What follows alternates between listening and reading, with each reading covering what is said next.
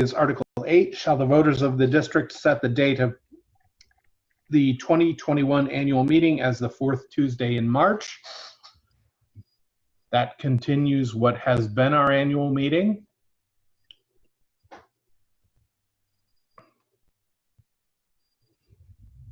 No comments, questions? I don't see any hands. I've got a question, Joe.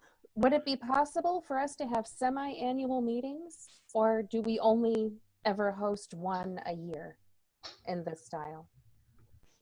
We just only have the one annual meeting. To take care of these specific things, it's a statutory piece.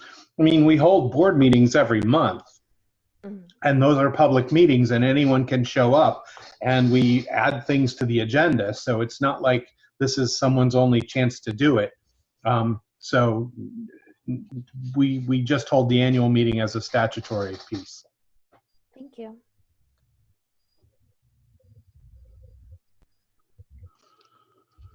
Okay, the next article is the elementary, or the pre-K 6 portion of the budget. Shall the voters of the West River Modified Union Education District approve the school board to expend $5,791,710 for grades pre-K 6, which is the amount the school board has determined to be necessary for the ensuing fiscal year. It is estimated that this proposed budget, if approved, will result in education spending of $20,465 per equalized pupil. This projected spending per equalized pupil is 10.38% higher than spending for the current year. Leanne, you have a question?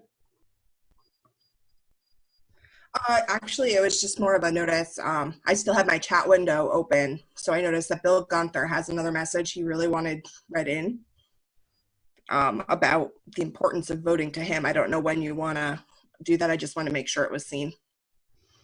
Sure. He says the multiple websites are very confusing to try to follow. I, unlike many of my fellow citizens, try to stay plugged into what's going on. Ken, thank you for your comments of my attendance. I don't have kids, but voting is so important to me, and having been stationed for some of my military time in West Berlin during the Cold War, and seeing the absolute horrors of people being shot who simply wanted a right to vote. So voting is so important to me. I would very much like my above comment to be read so that folks understand what voting means to me. Thank you.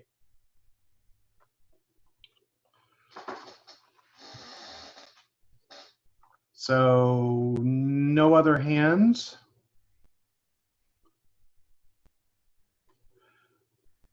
Okay. The next, Ken. Yeah, I'd just like to thank Mr. Gunther for his military service. And I feel the same way he does about voting. So thank you very much. Okay, Article 9. I'm just checking for hands again. Article 9 is the, I'm sorry, we just did Article 9. Article 10 is the 7 through 12 piece of the budget. Shall the voters of the West River Modified Union Education District approve the school board to expend $6,256,021 for grades 7 to 12, which is the amount the school board has determined to be necessary for the ensuing fiscal year. It is estimated that this proposed budget, if approved, will result in education spending of $24,752 per equalized pupil. This projected spending per equalized pupil is 8.4% higher than the spending for the current year. Keegan, you have a question. It's just a follow-up comment from the meeting that we had yesterday as a reminder, because it's a split budget, but it's one budget for the entire school system. I think Lori had mentioned the importance of recognizing that if you vote for one, you should really be voting for both. Because if you split your vote, it doesn't really help either pass or not pass the budget. Lori, is that an accurate retelling of what you had mentioned yesterday? I think Yes, Keegan, thank you for bringing that up. It's important. I think that in the annual report, there's a page that really talks about how it is split for Article 17, but it really needs to be either vote yes all the way through or no all the way through, because the board will come back and look at the budget as a pre-K through 12 budget. Thanks, Lori. That's page 16 in the annual report, and that that document is also available on the West River website. Someone's asking if there's a copy of the ballot that we will receive tomorrow with the nominees somewhere online. I do not know if the ballot is posted or not. Bill? There's No, the ballot is not posted. There's one election with 2 nominees and a write-in available. And you can pick up a copy of the ballot at your local town office. You just need to call ahead so that they know to expect you, or you can vote in person, at least in Jamaica, as long as you have a mask and you're 6 feet away from someone else.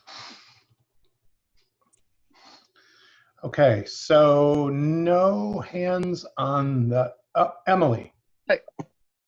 I was just going to say, I do believe some town clerks do post ballots. I'm not sure if one of the 5 do here, but there are some towns that post ballots themselves on their websites as well.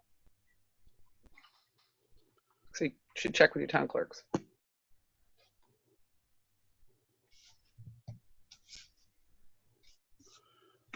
Thank you. Okay, I don't see any other hands on that article. Article 11, again, we've been talking a little bit about the ballot. There is an election for an at-large school director. There are 2 people who have their names on the ballot, and there is a write-in box. That'll be there. I guess we could entertain a procedural question.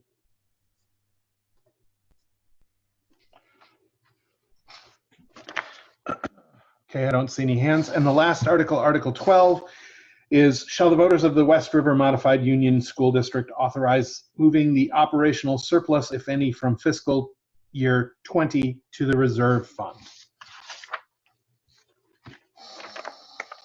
That would just allow us, if there is an operational, if there is money left in the 2020 budget, to put it into a capital reserve fund rather than put it onto the next year or return it. That's pretty standard language. We have in the past, rolled that money into the reserve fund, and we've also, used that reserve fund to take care of things that come up unexpectedly over the years. It's kind of a sound financial practice, wouldn't you say, Lori? I would say that, yes. I wasn't sure if I was muted. I'm sorry? I thought I was muted, but I would say that, yes. Any questions about that? Comments?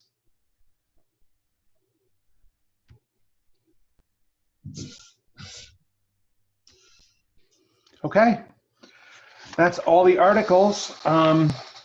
Does anyone, I can remind you, the polling places are the Brookline Town Hall, the Jamaica Town Office, the Newbrook Firehouse, the Townsend Town Hall, and the Wyndham Town Office.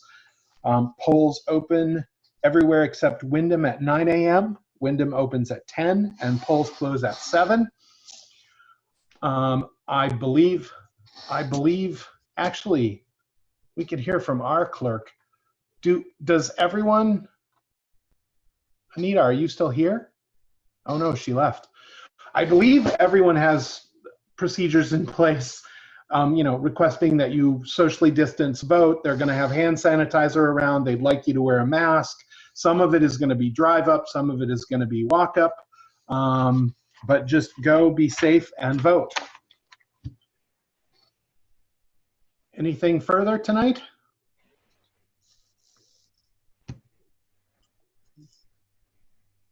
Okay.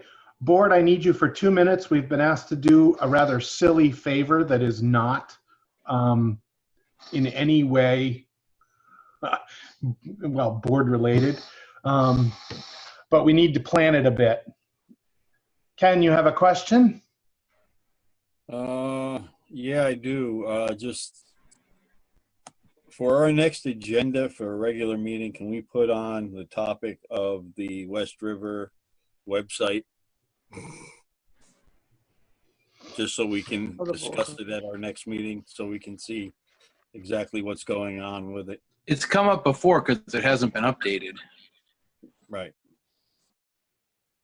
I'm just asking if we can put that on the next agenda. Sure. You being the board chair, I figured I'd ask you. Thank you.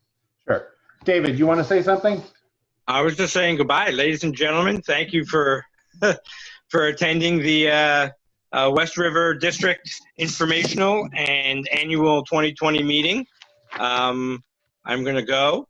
Thank you, Mr. Moderator. My pleasure. Everybody, please be safe, be smart, and vote tomorrow. Very important. Okay. Thanks, David. Thank you, pleasure. David. My pleasure. Next year, we will see each other in person.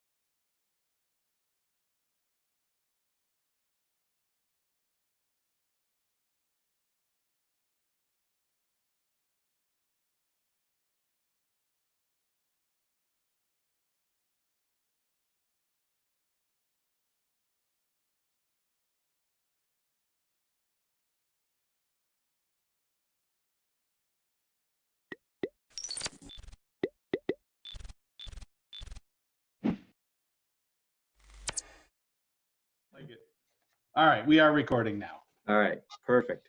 Thanks. Very good. Okay, so we've got that. And yeah, so we just talked about new business, talked about the review, purpose of budget committee meetings, scheduled long-term planning process. And now we're just going to jump right into the narrowing of the options and talk about the administration work after May 11th meeting. So let's see, the document that we probably want to pull up is, I'm trying to pull it up myself, is the reviewed and pursued options. Is that correct, Bill? Yeah, thumbs up. All right. Yeah, that Wow, one. you are a tyrant of a host. You have disabled participant screen sharing. What? What else can I do for you, Joe? No. I think, wow, I didn't know you could do that. Let's see. It's not video. Record, remove, report.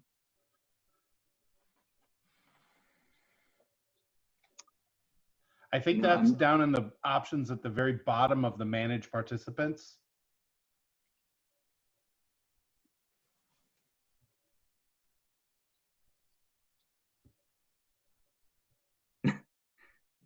Put you in a waiting room for dinner.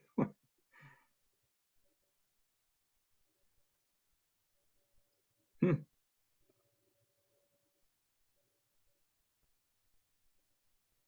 know, Joe, I'm at a loss. I don't know how, I can't see how to allow you to share. Hang on one sec. Didn't even know I could disallow you.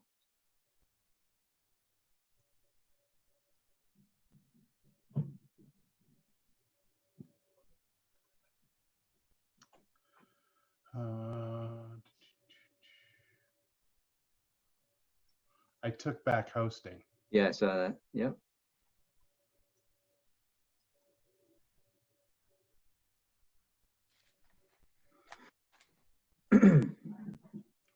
I have allowed participants to share screens. Thank you, Joe. And I think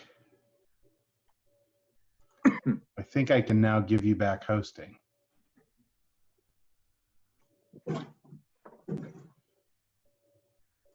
And I can share my screen. All right. So there you go. You can all see this is the pursued and reviewed option. You can see this? It's small.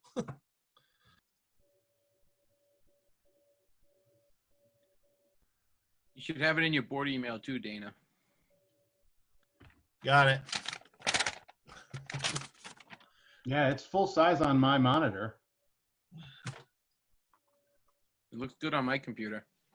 Yeah, I think it's small screen. Anyway. Okay. Does everybody have it up in sort of? All right, perfect. So as you can see, coming out of the meeting, there were certain options that Bill and team moved forward with. And those are in the top bucket. And so those would have been the current operations as presented, which came out to a unified tax rate of 206. Well, actually, current operations would be 212, option 1. Current tech heavy is 210, and the current in 3 locations had a range of 206 to 216. And then we had 2 new options, new building, which I think is just kind of a catch-all for the variety of different things that we could potentially do for building. There are many probably iterations of that. And then in option 11, we've got the K through 2 TES, 3 through 12 Leland and Gray. And the options that we did not, or Bill's team did not continue to pursue, were the essentially all the ones that involved closing Leland and Gray. Altogether, that would be 4 through 8. Bill, did I sum that up okay? Yeah, you did a great job. I mean, basically what we did is we met after the meeting, and this is what we heard. And so what we're hoping for is that the budget committee can reflect back to us if we heard what they heard as well. We don't want to do any extra work, but we don't want to miss any work. So we're really asking the budget committee to confirm, did we hear this correctly at the last meeting, that those are the ones, 1, 2, 3, 10, and 11, that we should be getting prepared to pursue, and that we should hold off on 4 through 8. So that's what we're kind of looking for, is confirmation of that. Al, I don't know if you can see my hand raised. I got it now. Thanks. Sorry, Ken. Go ahead. Okay. Now, I know we briefly discussed dropping these. Do you think it's too early in the game to drop the options that have the biggest savings? I personally think that actually to drop your best savings options right out the gate is kind of a waste of time.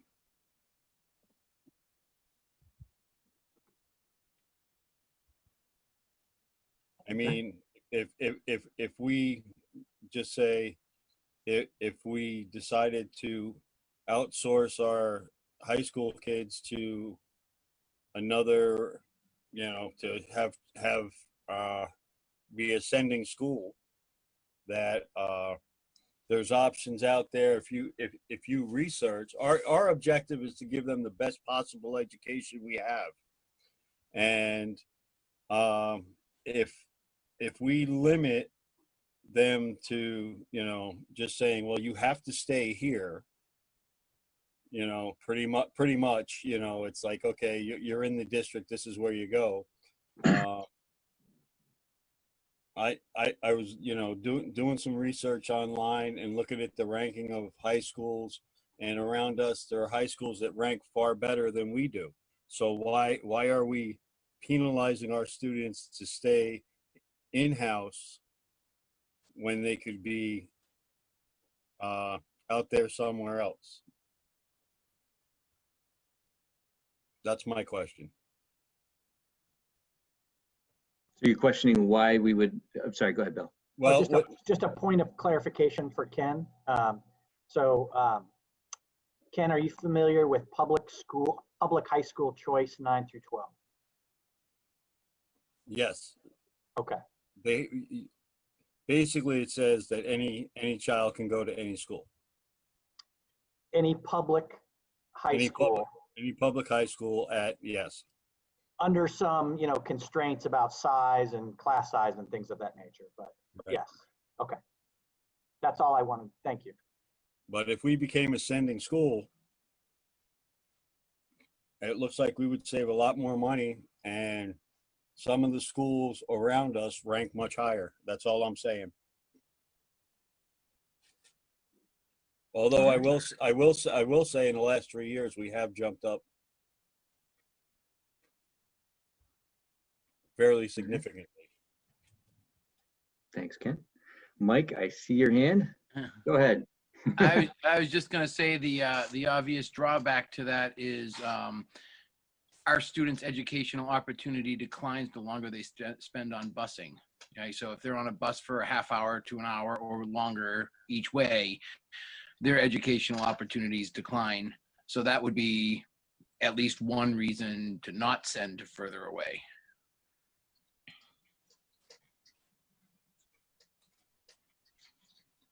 That's all. That would be a parental choice, though. True. Keegan, oh, thank you. All right, guys. I see your hand, Keegan. Go ahead. So thank you. I've got my chat window open and my hand isn't showing up as being an option. In speaking to what Ken had just brought up about those middle sections that would close Leland and Gray as going away, based on the notes I took, that was the decision or conversation anyway that we had the last time we were together. But I'm thinking more around the lens of closing the school entirely is going to be a wicked hard sell to our community members. So I'm curious, Ken, how do you think about the closing of Leland and Gray and the disbanding of the local high school when there has been such a strong community connection to not just the building, but the athletics, the co-curriculars and all of that piece? I have no idea how you would convince voters to say, yep, do that. And I might be totally off base in asking, but where I come from, if we don't understand, we ask. So. No, Keegan, that's a great point. And I think that is probably why Bill narrowed it down, because he did feel the overwhelming sentiment of that, and it just didn't seem logical to pursue those in the face of strong community support for keeping Leland and Gray intact. Maybe not the building itself, but a version of Leland and Gray in the community. Does that sound about right, Bill? Okay. Anybody else that we haven't heard from have any thoughts or opinions? I see your hand, Joe. I was like, did you see the blue one or did you just see me waving at you? No, I saw your blue one. Okay. I was just checking. Well, and I mean, it was not a huge sampling of public, but there was quite a bit of sentiment at the first meeting that Leland and Gray was extremely valuable to the community, and that we should work really hard to keep that. And choice, while some students may actually benefit from choice, there are also a lot of students who are really hurt by choice because they don't have the means or the parental support to get to the school that they want, to be able to stay at that school and participate in the extracurricular co-curricular activities. So, you know, there are some real negatives to choice as well. And I think, you know, we need to at least keep those in mind when we start talking about that. I also don't think, I mean, you know, you look at the options, and we're like 206 for a tax rate, and the absolute lowest tax rate we got was $1.89. So we're talking about 16 cents is the savings. And I don't think that's a significant enough savings to, you know, to start looking at what, you know, I would call a scorched earth, you know, close everything and send all our kids out of control. But that's a personal opinion. I completely agree with you, Joe.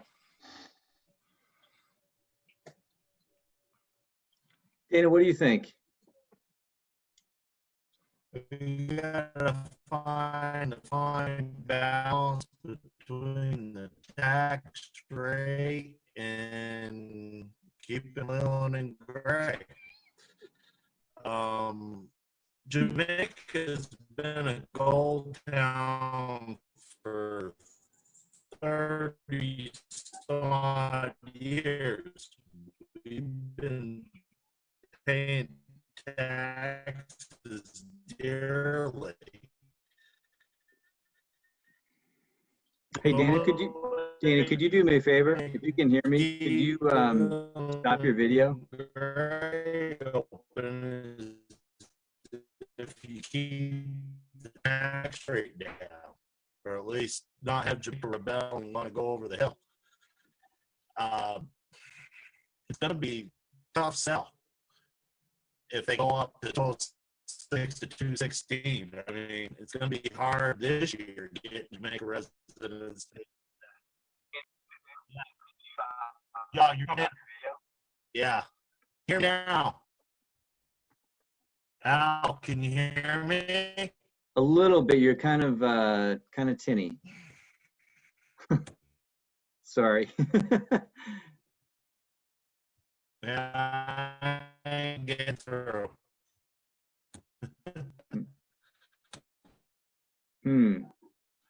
Dana, if you have a landline, you can call in on a phone number too. Don't worry about me. We do worry about you. I did catch that.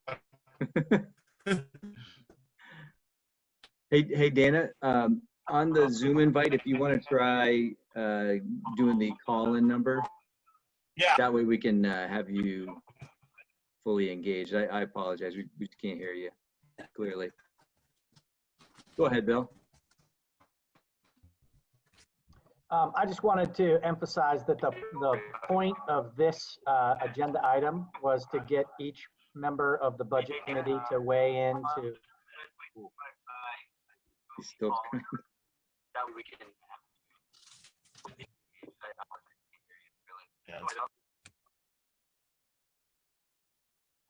Just a reminder that the point of this agenda item was to get each member of the budget committee, just like Ken did, just like Keegan did, just like Mike did, just like you did, just like Joe did, just like Dana tried to do, to see if we are on the right path of pursuing those options. And what I'm hoping is that you can come to, you know, if you have 5 people that agree that what we have here is correct, I'd like to bring that back. I'd like to hear what Leanne has to say. And then I'd like to bring that back to the full board and just say, you know, this we toggled over this with the budget committee, and the budget committee had this feeling. Now we want to check it with the whole board. We're not going to do anything on these options intensively between now and the next meeting, but I just wanted the opportunity to hear from the individual members of the budget committee if we heard the last meeting correctly. And so I think what you're doing right now is perfect. Great, great. Yeah, go ahead, Ken. All right, trying to unmute. Okay. I'm not saying which is a better idea. What I'm trying to say here is, first off, we have a responsibility to the taxpayers. We have a responsibility to the students, and we have a responsibility to our staff. So I'm saying that we should, if the whole board feels, oh, these would be better options,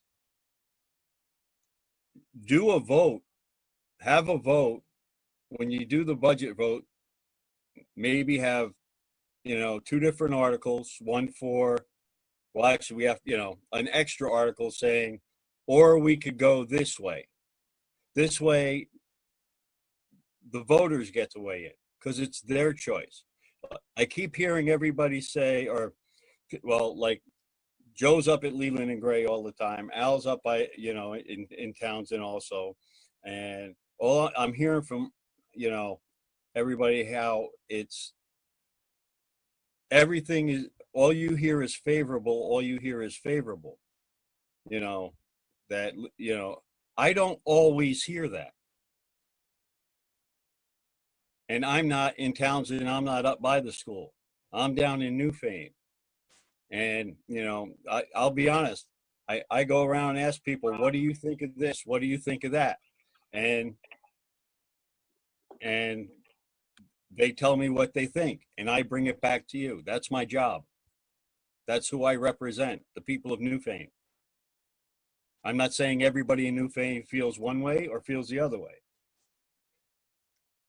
I'm just saying. Ken, I would kindly remind you, Ken, that you actually do now represent the West River.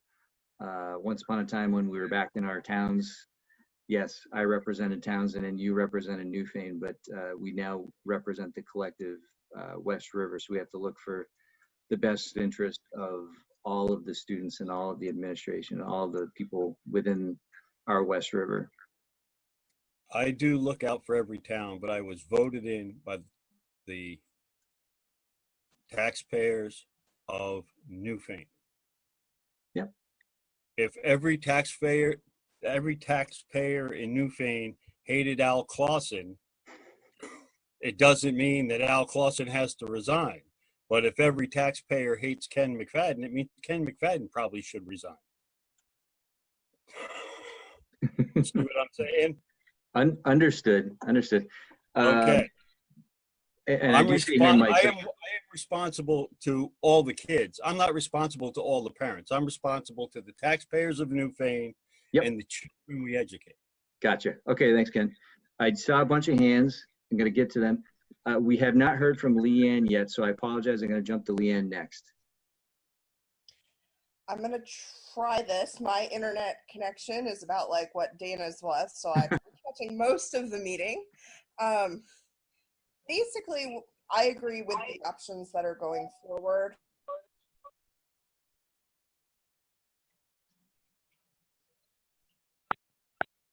Oh, did we lose you? Was that it? You got enough. Okay. All right. Mike and then Keegan. Yeah, I was just going to say that it was basically we wanted to cut down some of the options and whittle out the ones that we didn't think we were going to actively pursue at this go around, right? So I agree, you know, with these options that we're talking about. These, I think, are what the board was talking about at that meeting. And I think it's just we don't want to waste times on options that probably aren't going to happen this year, or even in, you know, like if we're not looking at them short term or long term, like we should just discard them. That's all. Thanks, Mike. Keegan? What Mike said is what I was going to say. Just for long-term thinking, long-term processes, we know that our costs for education have been on a steady increase over the last number of years. We know that we have a declining student population, but I don't think that I don't believe the answer, and I don't believe that my community's or our collective community response of just shutting down the doors and walking away, and then funding out transportation to any school in any public school is a good idea. So I was just going to basically say everything Mike said. So. Dana, I see your hand. You want to give it a shot again? Do you hear me now? Oh, you know what? You got echo though, so you just got to turn off the other. Mute your computer. I did. Okay, there we go. Okay. Go with the options that you've got presented. Okay. All right, Dana, thanks. Appreciate it. Does anybody else want to comment on this one way or the other, how they feel before we want to just take a straw poll, Bill? I mean, there's nothing official here, right? You'll take a number back to the full board, right? Okay. All right. Anybody else want to speak to it? I see Mike. Is that a fresh hand, Mike? Nope, that was from before. That was from before. Okay, sorry. Go ahead, Bill. Yeah, I mean, basically what I heard is that Ken wants to make sure that all options continue to be at least in the mix and be discussed. He feels a responsibility to make sure that we don't eliminate them at this point. And I heard from the other members of the budget committee that they're comfortable going down the path of not further pursuing 4 through 8. And so what I'd like to do is just have that in the minutes and then just bring that forth at our next long-term planning meeting so that the entire board gets to weigh in. But this is exactly what I had hoped would happen. So I appreciate it very much. No problem. To make it official, do we need a voice vote or are we fine? I think Aaron will capture it, and I've got my own notes, and Stephanie is phenomenal at taking notes. So I feel very good. Okay, excellent. All right, so moving on to the next assigned work on augmented or new options. Bill, where would you like us to go? So this is really about option 10 and option 11. Option 10, we're going to talk about in the 4th bullet. So we'll get just some context there. But option, looking at kind of a Townsend-centric, I would like to get the board's, the budget committee's will on should we wait and talk to the board about going deeper into that option, or is that something that the budget committee would like us to flesh out a little bit in the next 2 weeks and bring something back for the long-term planning meeting on June 8th? Go ahead, Keegan. So Bill, I just have a quick clarifying question. Yeah. Option 10 was new construction and option 11 was your Townsend centric. Your new construction option, does that include, like, is that a pre-K through 12 building structure, or is it new renovations to what would be just a standalone high school or a standalone middle high school experience? That's a great question, Keegan. It's all of those things. It's, what path of new construction do you guys want to go down? And so tonight we'll give you some context for bonds and just some comparables of other buildings that have been built. And you guys can weigh in whether you want us to continue to look at those narrowing options. But yeah, you're right, Keegan. It could be any of those things.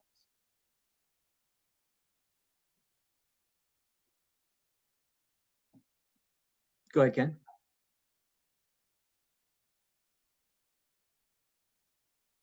You're muted, Ken. Okay, there we go. I see a price tag here for 40 million. Is what, right? Wait till we get to bullet 4. Wait till we get to bullet 4. Okay, but this is my question is, you're saying it's going to be all of these. If any building is done, you know what? I'll just wait. Go ahead. Yeah, so Bill, I think the question is, do we want you in this time period between now and July, getting ahead of myself, June 8th, to go down any of these paths to further flesh out? That's what we're trying to get at, correct? Yes, that is correct. And I just, my own opinion, I think it would be a waste of time if we didn't task with something between now and then to further flesh out some of these options. So that's just my thought on that. But we're going to get to that in the fourth bullet. Is that right? Yes. Number 11. So this is particular. I want to confirm again with the budget committee that was an option that was created at the last long-term planning meeting. And would the budget committee like us to do some work like we did on the other options, giving you an idea of what that could look like, existing structures. Not, going back to Keegan and Ken's point, not new structures, but existing structures, but in that K through 12 placement of students structure. Would the budget committee encourage us to flesh that out a little bit for the June 8th long-term planning meeting? That's the question. Okay. Keegan? I'm sorry, I apologize. Dana was next. Sorry, missed your hand, Dana. I kind of disagree with Al. I think you need to keep 11 on the options. Oh, I didn't hear Al disagree with number 11 on the options. I'm just asking for your opinion as a budget committee member. You want us to flesh that out like we did in options 4 through 8. Oh, I'm sorry, Dana. Yeah, if you heard that, no, I definitely not. 10 and 11. Yeah, keep plowing ahead. Yeah, I would like to see him flesh that out. Yep. Agreed. Sorry, Keegan.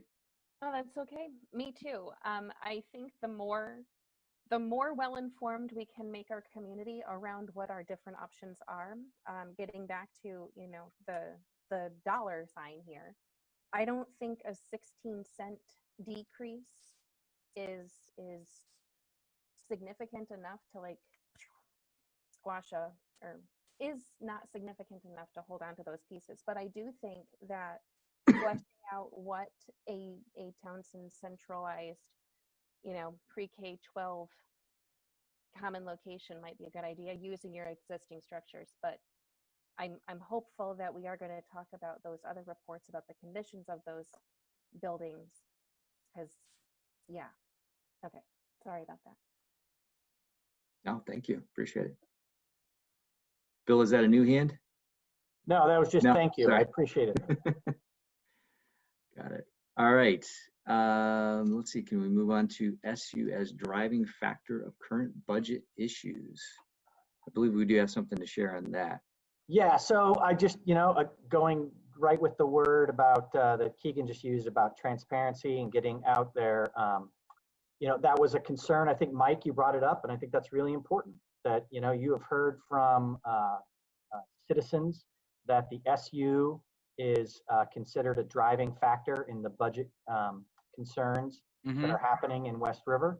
And I think that's a very valid question. So I wanted to make sure that we were being transparent.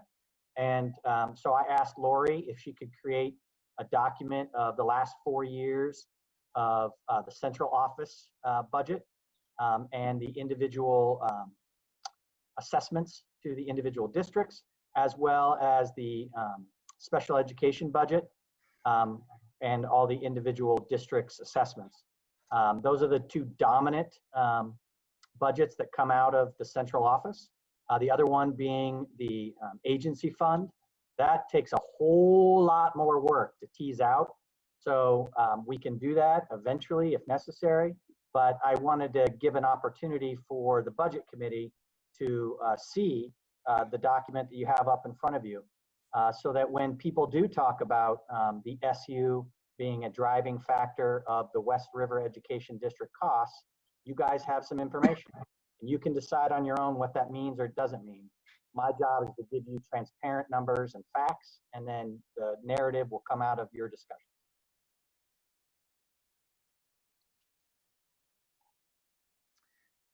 All right, can everybody see the document? Do you understand? Let me just take a swing at it. So, I'm sorry, I see your hand, Mike. Go ahead.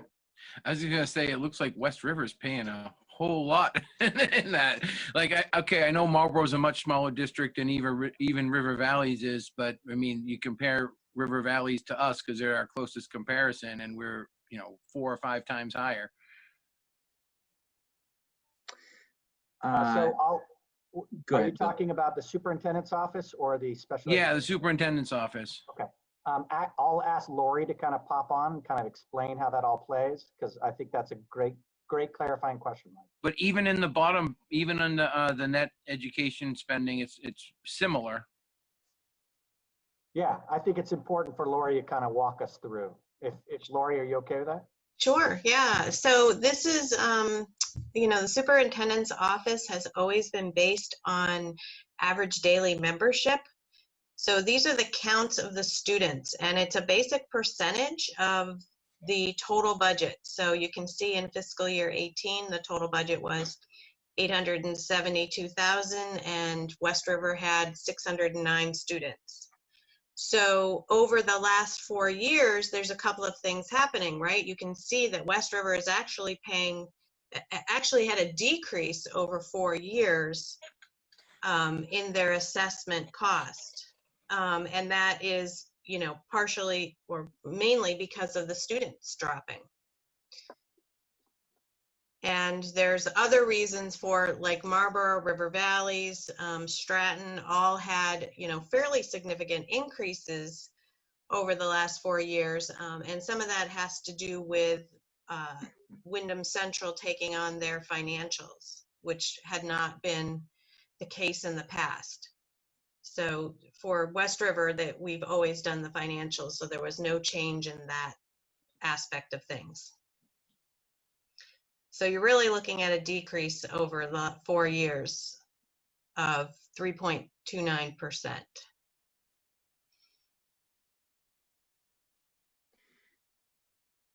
And then for special, does anybody have any questions about the super's office?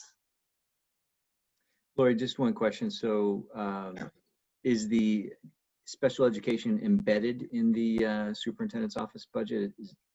So we break out our 2 budgets. Not all SUs do that, but we have actually four significant budgets. We have the superintendent's office, that's basically the business office and Bill's office, and that's it. And then we have the special education, which is all special education. This is everything comes through the SU. So it's a complete picture of special education. And then we have the agency fund, which is the bill back. It's an in and an out, basically. We're billing it to the districts, and the districts are paying it based on what their needs are for staffing, for nurse, for shared services. And then we have the grant budget. So we do them in separate budgets. The special education one here is net of revenues. So this is after it has gone through all the formula reimbursement, and this is what the school districts owe for special education in the end. So it's a net number. And as you can see, this has obviously gone up, as all special education costs have gone up from 1.7 million, or almost 1.8, to 2.7 over the course of 4 years.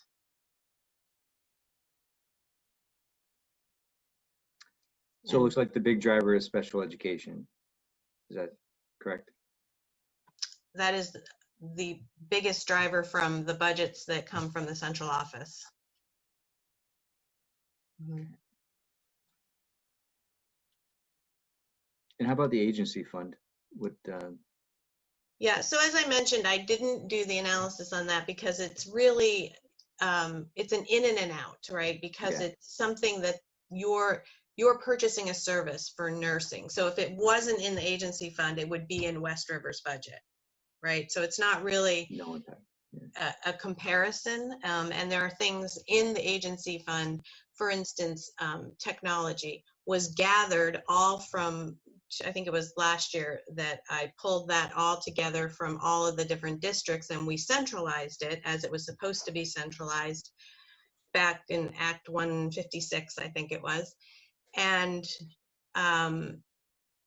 you know, that was pulled out of the local budgets. So that's where the comparison gets a little bit difficult with the agency fund, because you have to look at the big picture. You have to look at all the individual budgets and see where money was pulled out of, and then look at the agency fund. Does that make sense? It does. Yeah. Yeah. All right. I see a couple hands. So didn't see who was first. Let's go with Joe.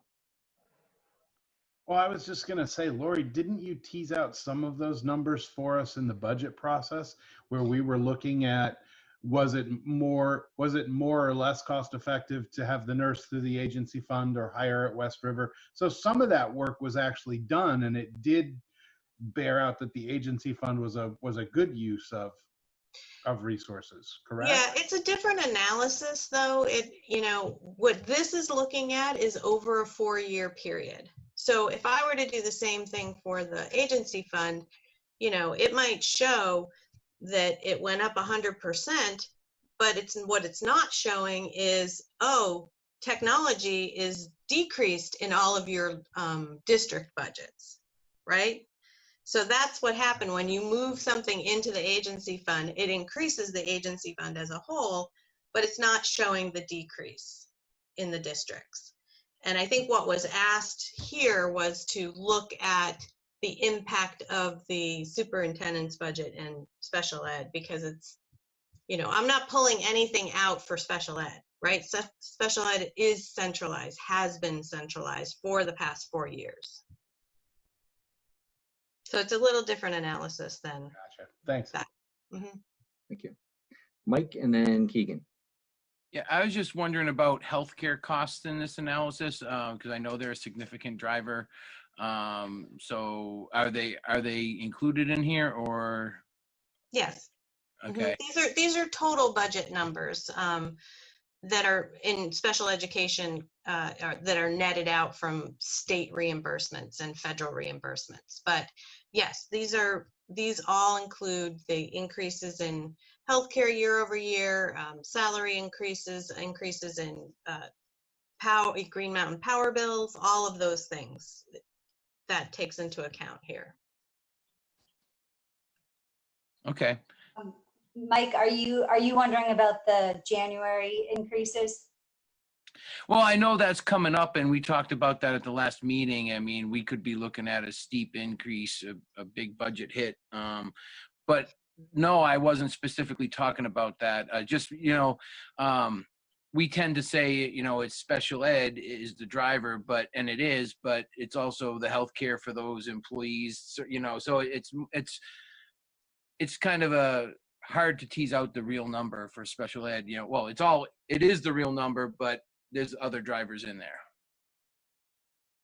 Absolutely, you're absolutely correct that in all of these budget numbers, including your own West River budget, you attribute some of the increases that we talk about. You know, we talked about this as far as a budget committee last year, is the controllables and the non-controllables, and yep. One of those non-controllables is healthcare. Mm-hmm. Keegan? Thank you. I'm going to go ahead and ask a really dumb question, but I'm secure enough in my identity that I don't mind asking. When we think about, and I also haven't taken my education finance course yet, that's offered in the fall. When it comes to understanding the school budget, I know that there's all kinds of things that a school district is responsible for paying for. And it's usually, you know, it's a substantial amount divided up into different things. Can you tell me what is the greatest cost that West River has? Like, of all of the types of things that the district needs funding for, what is what is the true driving thing that's like, all right, here's your $2 million budget, 1.8 million is for something. Salary and benefits. So it's positions. Yes. Okay, thank you. No problem, and no dumb questions. This is how we learn. Bill? Oh, sorry, your hand's raised. Got it. All right. So, I mean, just in looking at this 5.92% increase in total budget over 4 years, I think most corporations would dream about that. It seems to be a pretty fair, steady increase against a slight decrease in ADM over the same period. So that's my take on that. Go ahead, Bill.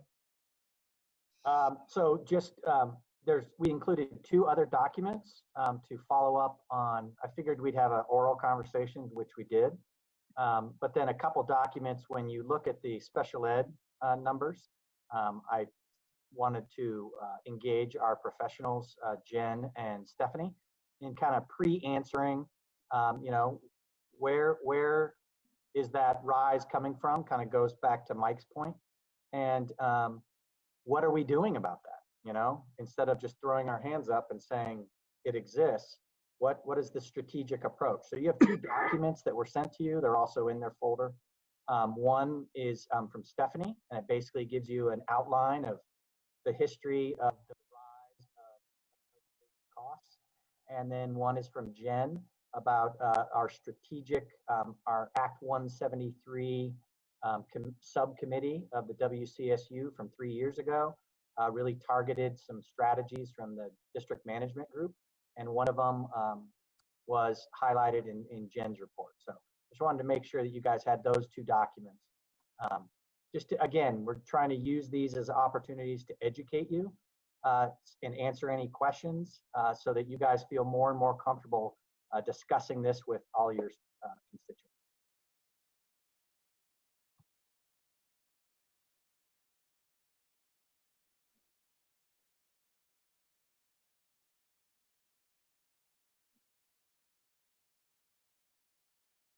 With that, did we want to have Jen and Stephanie speak to the documents?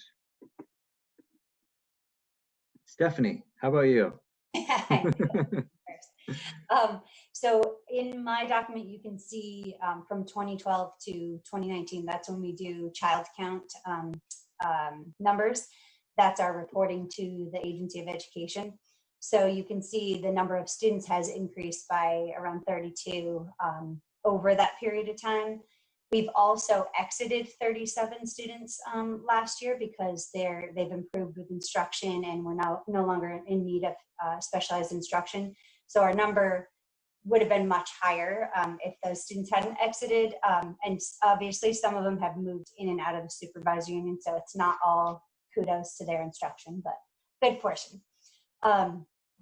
We have worked very hard to move towards the recommendations from district management group, and that is forward-thinking work that will help us for all kinds of future situations. It has also allowed us to attract more specialized people to do instruction because we're taking away some of those pieces that interfere with teaching.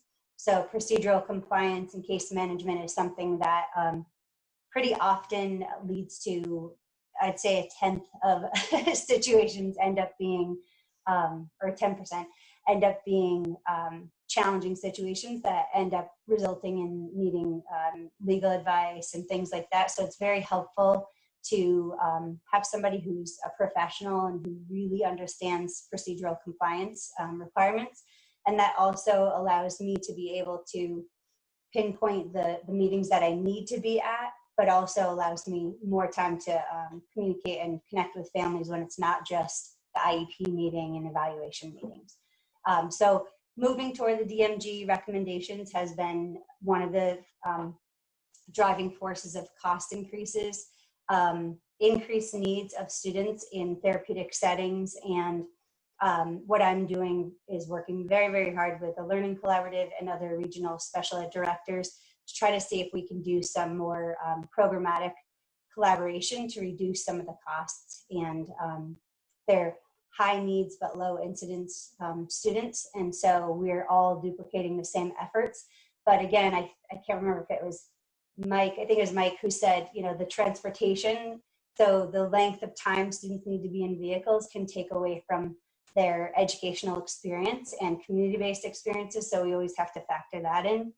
And if you remember a couple years ago, the big, maybe it was 3 years ago, the major issue around transportation and discovering that we had some legal issues that our drivers were not covered by the insurance and Visbit wouldn't pick them up because they were not technically our employees and all these kinds of crazy things. So, so with that, we had to go with a different option that ended up costing more. But we've been working very hard at central office trying to do some analysis. And kudos to Chris Medina for that too. He's helping us analyze what routes might be the best to start taking over and getting some situations where we have options so that when we go back to the transportation company, we can kind of push back a little bit.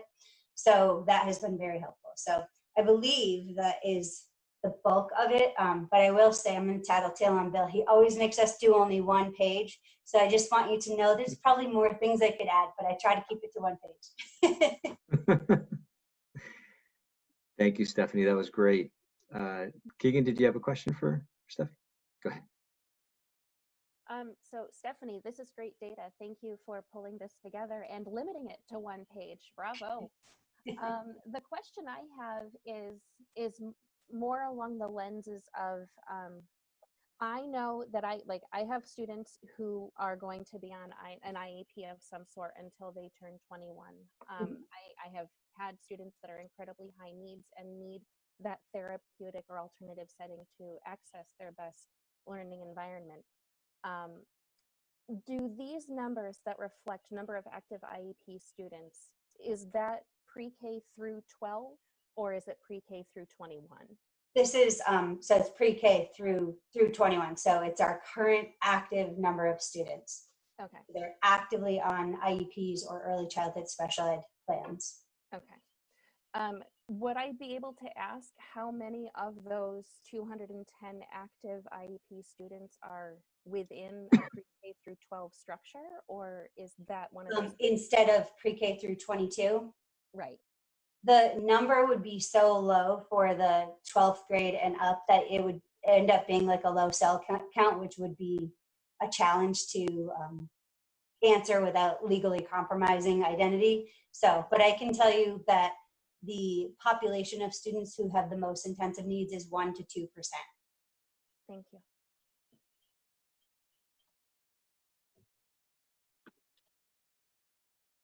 Any other questions for Stephanie?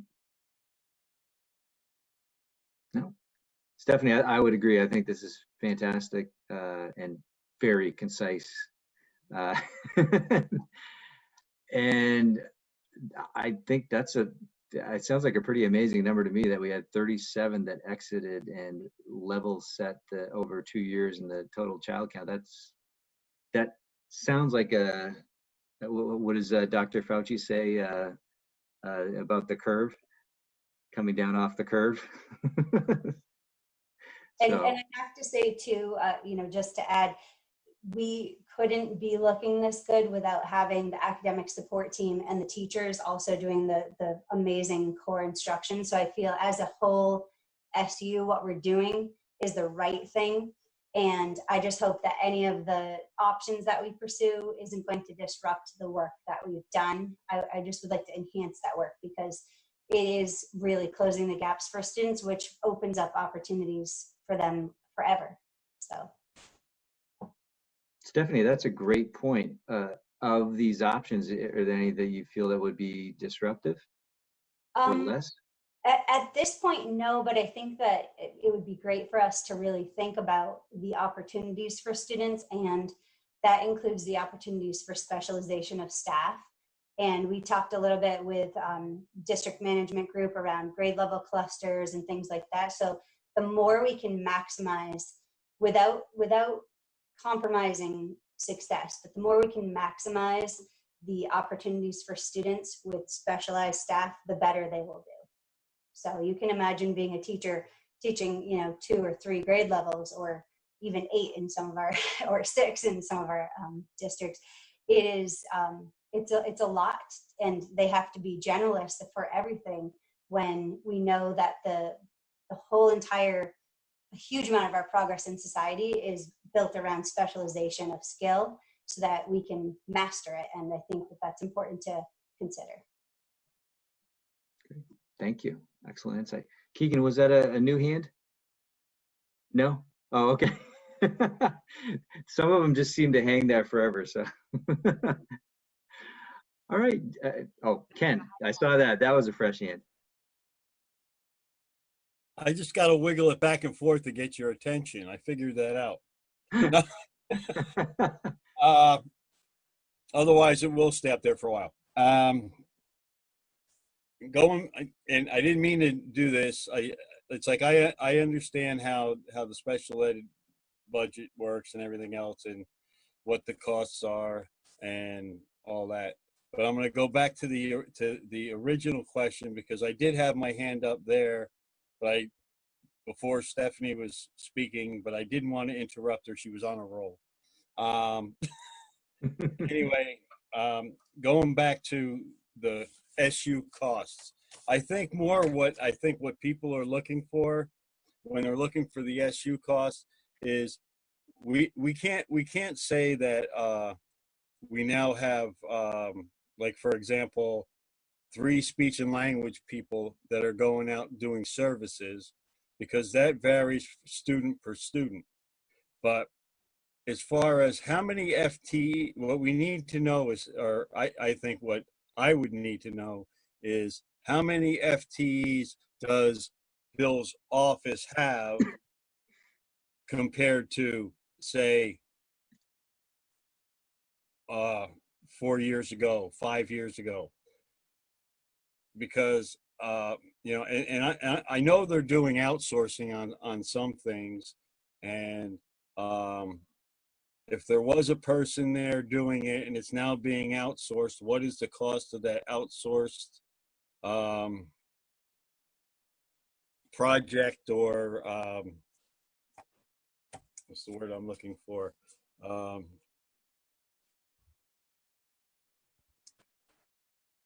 I can't think of the word, but it's like, for an example, if payroll is being outsourced, there's a cost involved with that. Right. I think there might no longer be an FTE doing it, but there's a cost for it. So my question is, how many FTEs are there in the office that don't deal with special education, that deal with finance, that deal with curriculum, that deal with administrative, clerical, that type of stuff? How many employees there that are not doing direct student contact? Okay, how many FTEs are there now compared to 4 years ago? Ken, I'll hand it over to Lori, but I'm just a little confused. Are you trying to separate between operations versus direct instruction? Operations, yeah, and then direct instruction, because you're always going to have, you're obviously going to have an increase in staff. If you have 5 times as many kids that need speech and language, you're going to have more speech and language people. You're going to have, if you have OT, PT, an increase, you're going to have more FTEs, but those are direct services. What day-to-day services, how many FTEs does the SU have compared to, say, 4 years ago? Do you need total number of FTEs or a breakout by department? Trying to understand what you're. Well, which would be easier for the whole committee to understand, for the whole board to understand. If we have the same amount of, let's just say in payroll, we have the same amount of people that we had 5 years ago, and we are now outsourcing 40% of the billing, or 30% of payroll, or whatever. Do we have the same amount of people in the office? Do we have less people in the office? How much is the outsourcing cost costing us? Is it saving us money, or is it additional money? Got it. Okay, I think we got it. Go ahead, Lori. I just am asking a clarifying question to Ken about what he means by outsourcing. Like you're talking about if we had a payroll company doing payroll. Is that what you're talking about? Right. Okay. Exactly. It's just like, for example, I know for a fact that staff now have to, instead of putting in timesheets at the school, they electronically put them in, so nobody really at the office really has to hand go over them until they're in the computer and all that stuff. So that's downsizing for your staff, but it's going to a different company who are dealing with the sick days, dealing with vacation days, and all that stuff. Can I just clarify? Can I set the record straight? We don't outsource any of our payroll, and we don't outsource any of our timesheets. Are still handwritten. So that's one thing I would like to change for the future for efficiencies. But we don't. At our office, we don't, and we did look into it though, as Al can attest to, actually. And many payroll places, and it's why you won't find it pretty much throughout the whole state in at SUs or SDs, because it's so complicated with master agreements and with negotiations and that type of thing. You will find most payroll throughout the state is done in-house because of that factor. So I'm just trying to clarify what you mean by outsourcing, because we don't outsource anything right now. Basically. How do teachers put in their time now?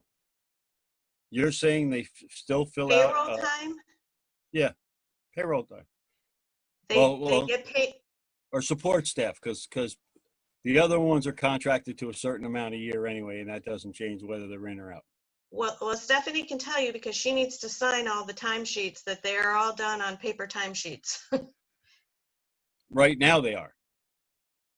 Mm-hmm. When somebody puts in for a sick day, they used to have to fill out a piece of paper and bring it in, the support staff. Now they just do it online. Correct?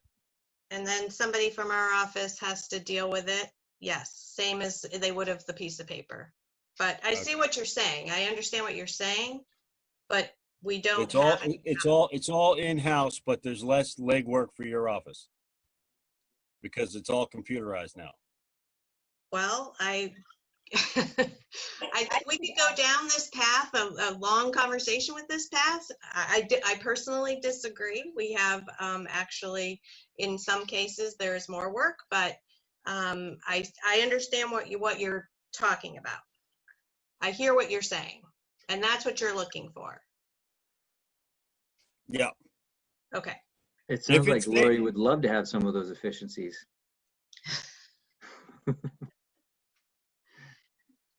For every efficiency, there's always a drawback.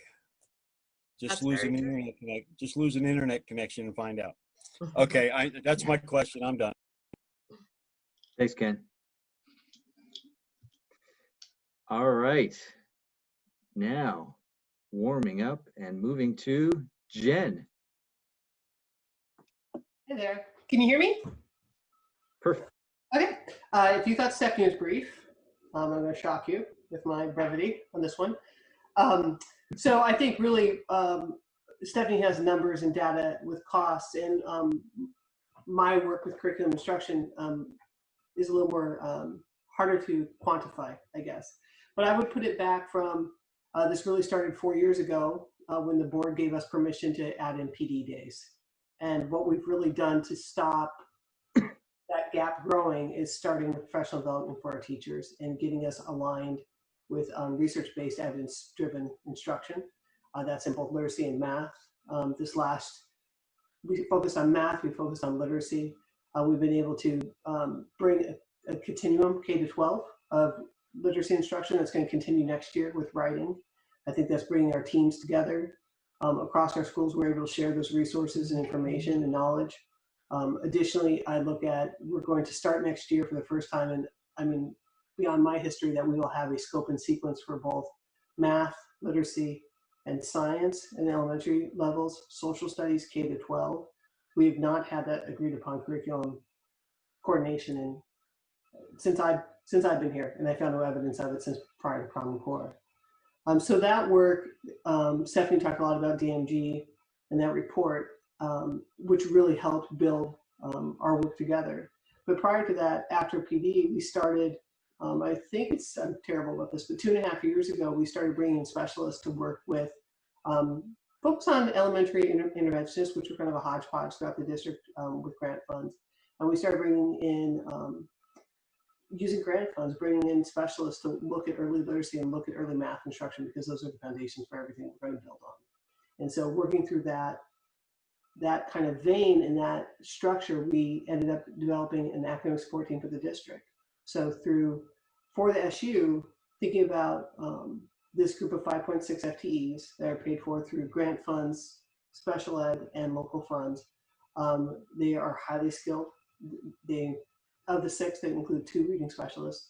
They're highly skilled. They're using evidence-based programs. They're leading teachers in the core curriculum and in data analysis. So we're looking at not just some of the data like the SBAC and kind of wondering what we did, but taking these 3 times a year, these pieces of assessment and really targeting instruction for these students. And I am seeing one of the many sadnesses of going on remote learning is that we don't get to see the end result of a year of this work. But I laid it out here for you of what is happening with the academic support team. But it's been a great collaboration. Stephanie and I have been able to bring our people together to share resources to stop that divide between core general education and special education and blend those worlds a little bit to really bring us together. We've done joint trainings together. Our students now I'm seeing targeted mostly at the elementary. We're moving into middle school next year, but thinking about how a student who at one point was receiving IEP services, special education services, there's a bit of a chasm between what was happening in the core classroom and what was happening in special ed. And we're just blending that and making it stronger for our students that they're getting those tiers of support. I'm incredibly proud of the work of this team, and more so the work of the teachers and what they're doing to, they all care so passionately and are desperately wanting this to be better for students. And I think this is a big part of the work. So I would hate to see any structure that would take that away.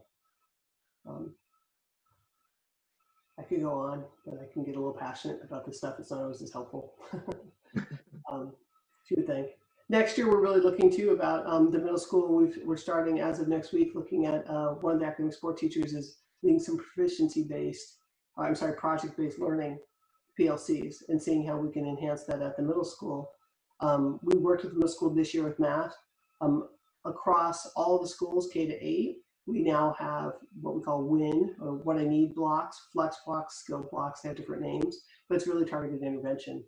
And a big part of this team is skilling up the general education core classroom instruction, because like Stephanie said, some of them have multiple grades, multiple grades if you're a window, but lots of different needs within a classroom. And our work is supporting that and figuring out how to make that better for students. Not to mention classroom teachers and 22 pairs of snow boots, so it's a lot. So that's it. I'll mute. If you have any questions, I'm glad to answer. But I would like points for how brief I was. That's all. Thank you. Yeah, that's amazing. Keegan, I think you have a question?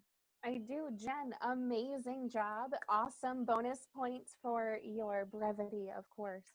I've got it's actually a question around the systems that you guys are using. Mm-hmm. This is all about your academic support team.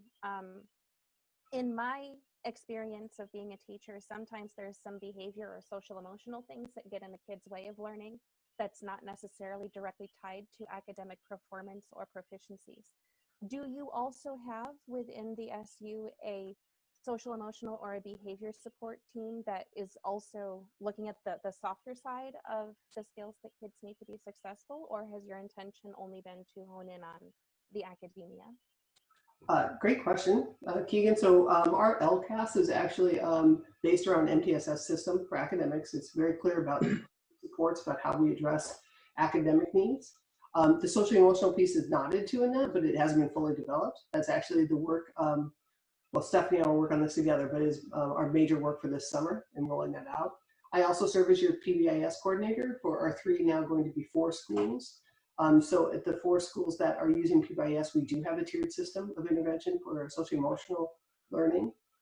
Additionally, I am helping the district with a reentry plan, which is Sarah Kiefer is really leading the work with a group of teachers to look at how we are going to help our kids re-enter school next year based from a social and emotional learning perspective. But that really ties around our work with the Trauma Catalyst group and how that's going to be helping our students, not just in the reentry, but all the pieces. So that's a long-winded answer to your question that the LCAS is really developed around academics, but it talks about emotional learning, and that is a piece that we are now taking that next piece. 3 years ago, we didn't have an LCAS.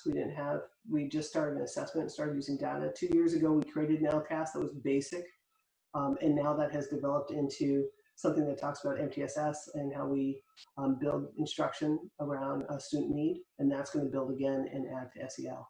I think we're on. Stephanie, feel free to weigh in. I can't see you, but I'm sure you're here. I was going to just add in that we did hire for special education a behavior specialist, because when we were looking at our outside contracted people, it was well over $60,000 that we were spending on, say, a handful of students for functional behavior assessments and behavior support plans and things like that. And they would, fly in, do their gig, send us the paperwork, and then they'd be out again. But really, there's a holistic approach that needs to happen. It's like a pedagogical shift that has to happen. So in hiring someone in-house, what that allowed was that person her name is Beth Merrill this year. She is very knowledgeable about each school's cultures and the communities and the students' needs, and is able to adjust according to that and make suggestions for me for staffing at times, like if it seems like there's a temporary need for support or executive functioning skill that needs to be taught. She makes recommendations and gives me good evidence for it, but is also able to do all of those, the $60,000 worth of services that we had been sending out. So that has been super helpful, and she and the paraeducators who work under us in the behavior support rooms and thinking feeling rooms and things like that have been able to address behaviors prior to them becoming what we would call fires. They'll see patterns of behavior, they'll identify, oh, it's happening often at recess, let's target recess with a plan for the whole school. Or let's target the cafeteria, let's have teachers eat with the kids. Those kinds of things that don't always cost extra money, but really do make a huge difference. So we have built that in, and the leadership team has been working on, as Jen said, multi-tiered system of supports with academics and social, emotional, and behavioral challenges. That's amazing. Bravo. Way to go. Great. Thanks. Any other questions for our experts here? No? All right. Well, let's move on to one last thing, Al. I'm really sorry. Oh, sorry. I promise I'll be quiet after this. I also just want to say that equity is another thing to really consider. So when you think about, sometimes you can think centralizing situations are, taking away the local power, but what it is incorporating the local power to be able to provide an equitable education for students. And in our supervisory union, it seems like it doesn't matter where you're born or where you live, you're getting a quality education that's comparable to your peers. And I appreciate that and feel that the systems this board and other boards have put in place is wonderful. So. Great, thank you. All right, we are moving on to Leland and Gray building update and considerations. What sheet should we look at first? I'm going to pass this over to Mr. Medina, and I will ask him to ask whatever document he would like. Sure, so we can look at the new construction cost analysis. That'll give us a good overview.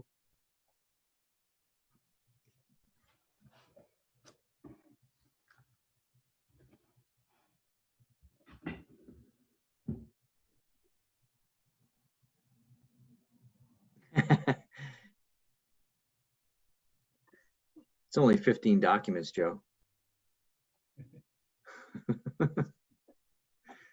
It's just how slow my Excel wants to open.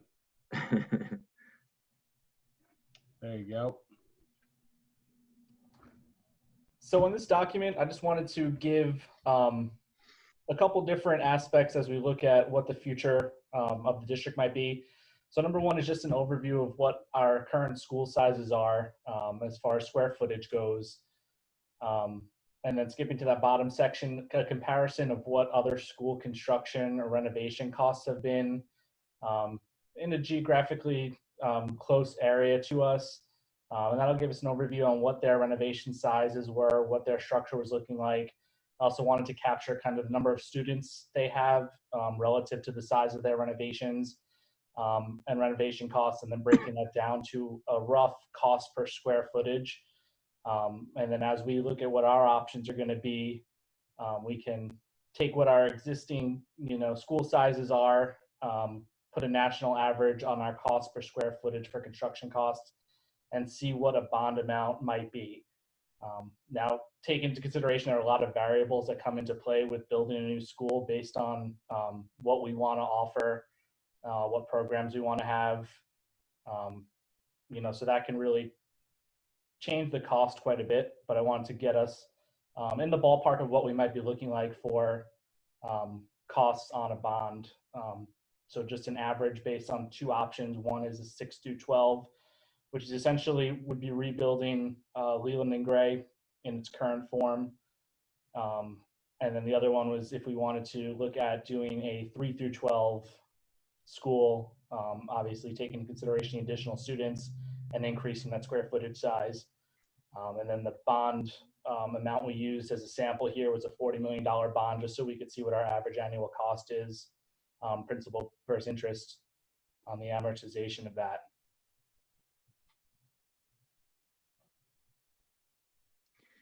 So Chris, in your new construction assumptions, none of them include a pre-K through 12.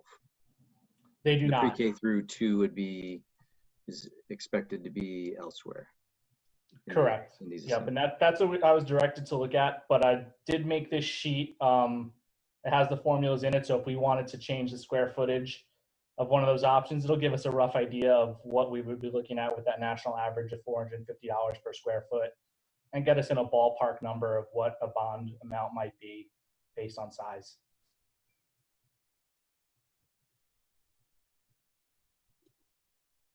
Great. Oh, I see Mike. Go ahead. Yeah, I just want to say I think this might almost be a bridge too far for this year. We don't know what's going to happen with the fallout from COVID-19. Also, to stimulate the economy, there could be state and federal incentives that get rolled out later, to aid in school construction, that if we run ahead, we don't have access to those. And there could also be new requirements for, HVAC systems or things like that. Like if we built something now, we could find out we have to modify it right after we build it because it's not sized right. And $50 million scares the hell out of me. So, I went through the reports that Chris sent over today. And if we look up, all of those say that, most of our buildings are in average conditions. They all need some maintenance. Some of them are in fair to average condition. But just the total of what was recommended in those reports was about $2.5 million. And that's a whole lot less than 50. So, Mike, good. I'm sorry, go ahead. No, that's it. I was going to say good points, but I'm sure that Lori could kind of explain. Yeah, it is, you're right. It's a big, scary number. But with how it would play out in terms of taxes, perhaps Lori, if you could speak to that a little bit in terms of the offsetting revenues and what would it mean for the overall tax rate. So I haven't done any of those calculations yet, just waiting to kind of see which way we're headed. But, you know, obviously you're going to drop $2 million on your $12 million budget by adding this. I mean, there might be some savings in some building costs, you know, along the way, but not a significant amount. But I think, Al, what you're getting at is what this does to the penalty. And that's where when you have a bond, it has to be an approved, state-approved project, which I'm sure this would be. You can count your principal and interest to lower. It's part of those exclusions that I talk about when I'm talking about the tax rate. So it would become an exclusion and it would basically wipe out the penalty. It would not lower it, you know, it only lowers it to the threshold. It doesn't continue to lower your cost per student, but it would definitely wipe out the penalty. So there would be some savings there. You know, in our next round, I can look at, you know, what that savings would be. The cost of $2 million on top of your budget as is right now, there would not be enough savings to offset that in getting rid of the penalty. But it does play into that. And certainly if there were construction loans, I mean, construction aid, the state, I think at one time there was aid of 50% or something like that. You know, that would definitely be a different conversation than this one. Because even 50% of a bond would get rid of your penalty. So. Keegan, and then back to you, Mike, unless somebody else wants to jump in. Lori, this is just a numbers question. I'm a history kind of person, so numbers are, you know, the larger the more intimidating. But what I think I heard you say is to just do the recommended maintenance and upkeep on the buildings that were described as being average or with normal wear and tear, they need this much money. That would actually cost us, in reality, we're paying more for a $2 million fix than what a $50 million bond would cost us with a brand new building that's likely more efficient. Is that right? Like $2 million to repair existing really costs more because of the threshold and the cost to educate over, you know, the cost allotted for each student. That's still more than if we had a $50 million brand new building that would cost less. Is that right? No. What I was talking about, the $2 million that you would just drop onto your $12 million is the, if you look at column G on this, that's the $2 million, the annual cost of what a $40 million bond would cost the district. So that's 30 years of $2 million a year. Okay, that's what a brand new building would cost. And correct me if I'm wrong, Chris, but that would be a pre-K through 12 building, we'll say. Is that true or not? That would depend on the size of the building and what we wanted to offer based on that size. For those two options, one, you know, from a 6 through 12 was around 36 million just based on square footage. A 3 through 12 was 49.5. Again, I just wanted to put something sort of in the middle just to get us a ballpark of what we would be in the range for. But again, it could all depend on what we wanted to offer in a new building. Right, thanks. So the $2 million to repair all of the different buildings would be a $2 million bond. It would probably be, you know, a couple $100,000 a year for the next 20, 30 years. Does that make more sense?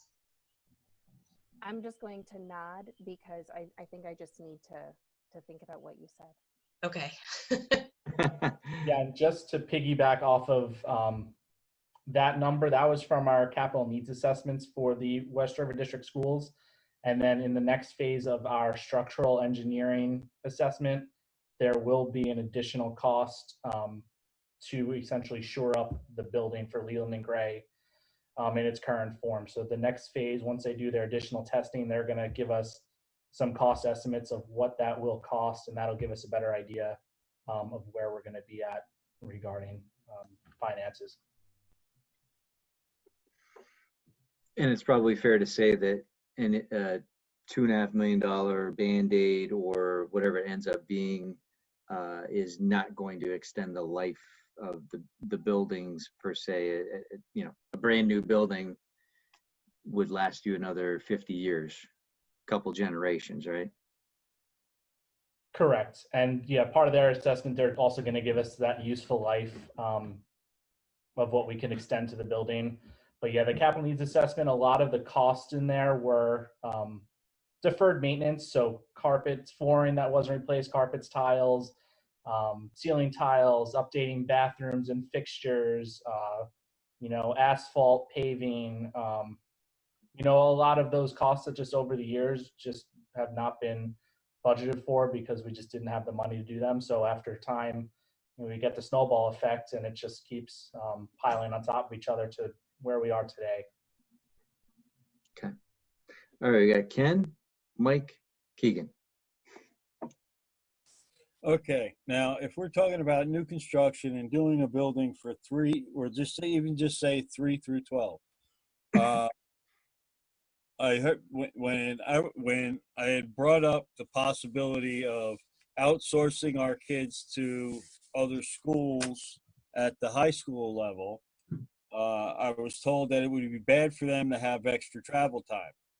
Now we're going to take, and these are the core buildings of each of our districts, our towns. We're talking about Jamaica Elementary, Townsend Elementary, and Newbrook Elementary. And we're going to take all the younger students and give them more travel time. Because obviously we're going to have to pick a spot in the middle, because we're not going to pick something out in Williamsville or over in Brookline. We're going to want it centralized, right?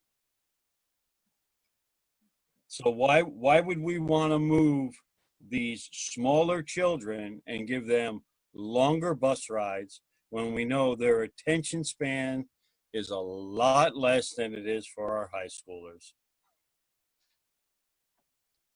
Why would we want to put them in all one centralized building? Why would we want to get rid of the buildings that are local to these children, that have been part of the community, that will hopefully still be part of the community as gathering places, to centralize them in one building where they have to double up on their transportation time? Good point, Ken. I think that's why there are options for 6 through 12 and 3 through 12. So then why are we even, this should be an option we shouldn't even be discussing. If we're not discussing the other options because they add more travel time, which will make our students less productive at the high school level, if it's going to make our students less productive at the elementary school level, we definitely don't want that because they have a longer road. Ken, 6 through 12 would be the same as it is right now. Yeah, I know, but I'm talking, you also have down here 3 through 12. Right, it's just an extra option. He's kind of showing us a couple different paths. So, good point. And I forget what I said, but I think I said Mike and then Keegan. Yeah, so Lori touched on part of it, and I was going to point out that the renovations would be a bond as well, so it would have the same effect. counting against our equalized pupil spending. But also, I just have to say, I've heard this several times on the board that, Leland and Gray is 50, 60 years old and we need to replace it. But, my understanding is large institutional buildings, you might have to renovate them every 50 years and bring them up to new standards, but it doesn't mean they necessarily have to be replaced. I mean, how old is Townsend Elementary? It's over 200 years old, right? Still seems like a perfectly fine building to me, and we have to factor in our declining enrollment problem, right? I mean, I have a feeling that we could get tarred and feathered if we propose a $49 million school building project. I don't think our taxpayers are going to go for that at all. So those are the points I wanted to make. Good point, Mike. I would agree with you. I think if it negatively impacts the property tax rate by a substantial amount, then yeah, I think you're probably right. But I'm very curious to see what Lori comes up with for property tax rate impact. I think we have an assignment for them for the next meeting. And let's see, I think Keegan, and then I see Dana. So it sounds to me like the discussions that are happening are couched in a couple of different ways. On the one hand, we are concerned about our property taxes going up. Another thing that we're worried about is the amount of time that kids spend on a school bus and a $2 million Band-Aid to go onto a building. The report about Leland and Gray has a lot of concerns for me. It sounds like the building is old, and as much as I enjoy old things, it reads as though it's a decaying building that is not going to be safe or structurally sound for a while without massive fixing. So is our central, is the goal of this conversation just to look at all the different ways we can spend money that we don't want to spend, or is it to identify what are like the things that we're not willing to bend on? Is it the property tax that scares most people, like the fear of it being too much? Is it the amount of time that our children are going to spend on school buses to go to a centralized location? Or is it just a generalized, because we have declining enrollment, let's not invest too much money into a school structure because they aren't going to have that many kids in them? If we are anticipating a large number of kids moving up from the city to live here, which I would never count on, the building itself, it doesn't read as though it has strong enough supports to maintain a weight load. If it's talking about how the roof is going to collapse because of a snow pile, I would be more concerned about a whole bunch of more bodies of kids inside of a structure that's not adequate. Those are the things that I'm thinking about, and I would love some clarity if someone wants to point me in the right direction, or if I'm completely missing the point, redirect me, please. Keegan, I think that's a great summation of the concerns and things that have to be weighed for our decision. I think I see Dana, and then back to Mike. Go ahead, Dana. Sorry, you're on mute if you're talking. Can you hear me now? Gotcha. Can you hear me now? Gotcha. Okay. The new building idea, is that something we really should be looking at a long term? Because first you have to come up with a property, and then construction of a new building of that magnitude would probably take a year or two. What do we do in the meantime with our students?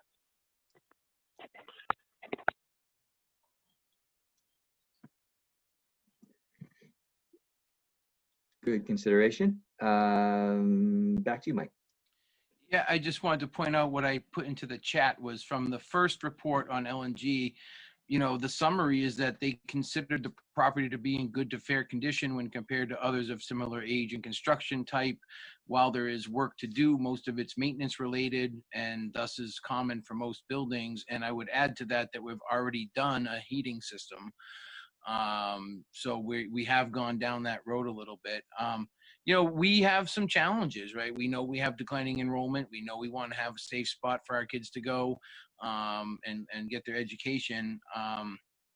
So I just, and with also with the potential for significant revenue shortfalls due to COVID-19, I mean, I'm skeptical that we'd be coming up with anything that the voters would approve in short order. And it's a more like Dana said, it's a longer term proposition.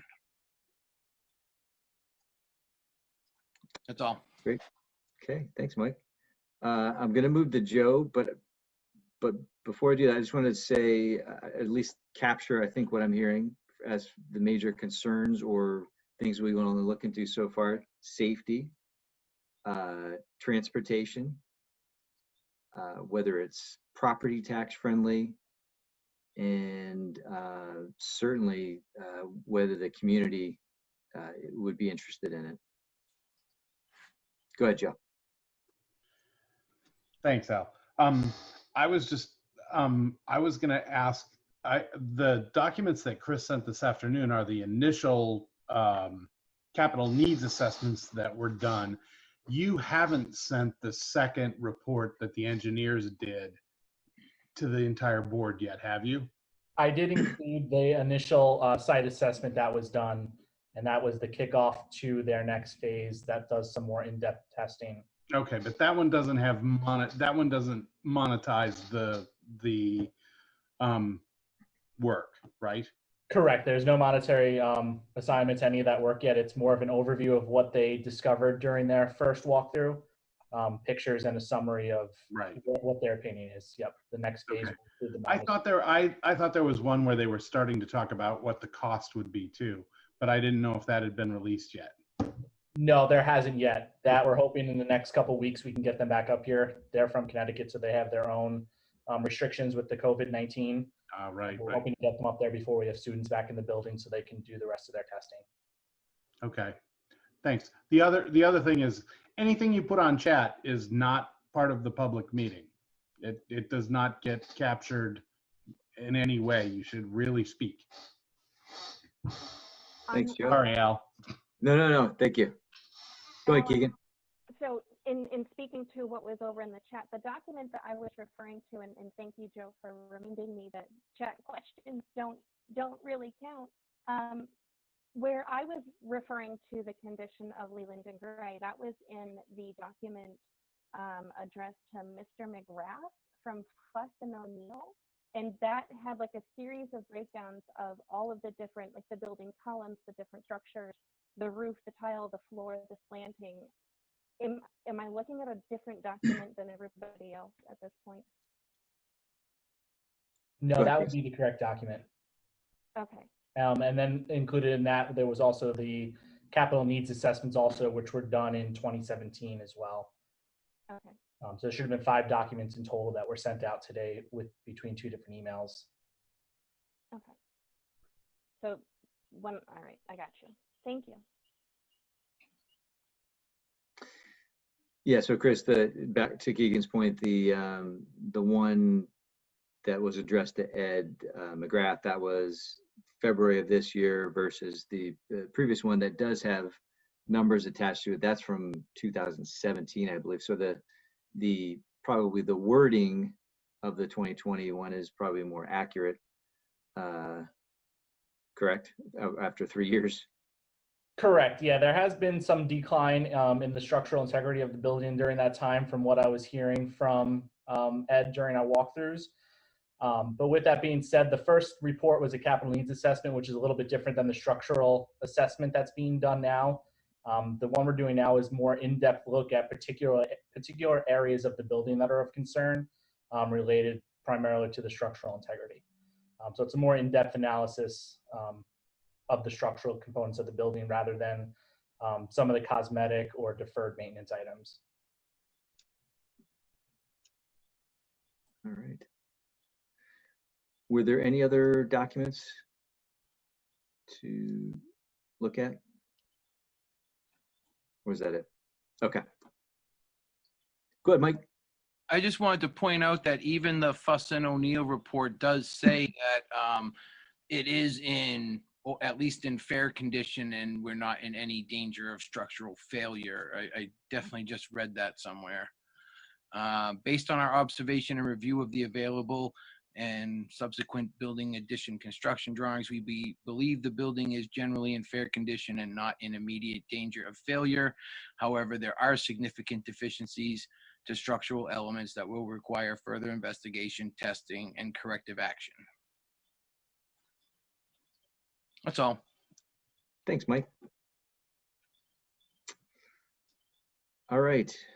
Bill, is there anything that we need to agree upon or some direction that we need to give to the full board on this? No, basically you guys have filtered back that we are going to package basically the information we gave you here, plus the stuff Chris sent in email. And we're gonna keep that agenda item for discussion at the big group so that everybody gets to hear the same information. We just wanted to make sure with you guys that we were on the right path, and we wanted to hear your questions so that we could prepare for when we have the long-term planning meeting with the full board, and we expect, 20, 30, 40 people in the public, that we're prepared for that. So no, you guys asked the questions we needed to hear, and we know what documents we're going to need to prepare for our next meeting with the full board. Great. I guess I have one question. So if this is one of the areas that we want to focus on, that we kind of decided earlier on, or will there be any investigation into land that is available? I'm just going to say that I've been doing a little searching around, and just past Riverbend, on the left, there's the Onion Flats, and then also there is another huge field beyond that. If you go a little further down Ellen Ware, that is huge. I don't know the actual square footage, but it seemed to be about a half-mile long. Don't know if it's for sale, but anyway, wasn't sure if that was on Chris's radar. I have not directed Chris to do that work. If the budget committee would like us to do that prior to June 8th, we could take a shot at that. That's what these meetings are for. I don't know what anybody else thinks, but I can't hurt to at least see what's out there, what's available. Go, Joe. No, I agree, Al. I mean, it doesn't hurt to look at this kind of stuff. I also think that, most of what we've been talking about is new construction, the bond amounts are really large. Does that change, and have we looked at, does that change if we start talking about a remodel job? I mean, what if we just take the existing structure in the place it is, where it's pretty central and we already have 6 to 12 there, and we, gut it and redo it and make it, more efficient and structurally sound? And is that, I mean, I don't even know if that's a realistic possibility. Can it happen? Does it make sense to happen? Is it more expensive to do that than to just knock it flat and build something new? I mean, all of that. But that's, most of this seemed to be focused on new construction and the cost per square foot, and is renovation an option, and is it a more cost-effective option? And at that point we can bring in the Townsend Elementary building as well. It's across the street, and then we have two buildings. It's kind of like a campus separated by the common. And again, we can do some remodeling there maybe too, and that might give us all the capacity we need. Just curious. So that work, I don't think we can do before June 8th. No. But, why not? But again, that is what these small group meetings are about, is to get those ideas. So I just wrote it down. I'm sure Chris has it as something we can bring up to the full board about whether we want to invest the resources to find out that information. I'm happy to bring that back up at the June 8th meeting. Thanks. Go ahead, Ken. And then Dana. Okay, with all this talk about even looking for properties, are there going to be any school closures with all this new construction going on, or are you just going to look for a piece of property that is just 6 through 12 for a 6 through 12 structure, or are you looking for property that will handle 3 through 6, which if you have a 3 or a 3 through 12 structure, if you look for something like that, you're looking at somewhere down the line you're going to have to close a school. So if you're going to close a school, this is my question, which we've gone over this before, is we have to get authorization from the town to close that school. And as far as Leland and Gray goes,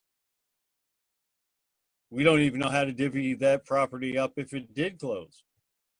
So back to square one, don't you think those answers should be found out first before you start looking for property? If Leland and Gray's property was to be dissolved, how would it be distributed? It's a great question. Because why look for another property when you have another property that you're going to have to maintain if you can't get rid of it? All right. That's it for me. Thanks, Ken. Go ahead, Dana. So I've got sorry, that go ahead, down, Ken. I think that's a really good question. I don't know the answer, but it's on the list. Go ahead, Dana. Yeah, committee. Why is the time frame rushed? I mean, are we in dire need to have everything done by June 8th? I'm just curious. No, we are not in a super rush. Absolutely not. We're just trying to respond to your questions and continue to be transparent. But all these questions that are brought up are things that the board's going to wrestle with the next 4 months. So nothing is off the table till you guys tell us to stop, and nothing is on the table until you guys tell us to investigate. I'm just trying to piece together what kind of information can we give back to the board on June 8th. It's going to look very similar to the stuff that you guys have in front of you now, plus some extra things that you have pointed out that you think would be valuable for the entire board to discuss. Okay, I'm like with Ken. I agree. There's a lot of questions. A lot of things and questions we don't know about, and we need to ask. I just don't want to rush things and we miss something. So we're good. Totally agree, Dana. I think this has been great, and I think Bill would agree. Ken, keep asking the hard questions. Dana, Mike, Keegan, everybody. And there are no dumb questions. So just keep them coming. It would be much better if we are able to at least think about these in this setting than to be in front of a group of community members and fleshing or presenting something and have not thought of something or answered something thoroughly. This is a better setting for that. Go ahead, Keegan, and then Dana, did you have your hand up again? No, I'm good. Okay, go ahead, Keegan. So if the end goal is to use this committee time to talk about ideas and to hash things out and to come to like a common understanding of what we're discussing, and also being mindful of our community members and our voters and trying to pass a budget and all this other stuff, would it be possible to not do like a study committee or something, but at least survey the voters before they vote on a budget? Like what is the community's non-negotiables? Would that be a thing that we could do? Like, what's important to you? Low taxes, updated buildings, or short transportation for your kids? And kind of have like a ranking order, because I know what my values are, and I know what the values are of the people that are the 13 folks that are here. But how would we gauge that, or is that something that we're just supposed to inherently know that I don't know yet? It's a great question. I see Bill writing it down.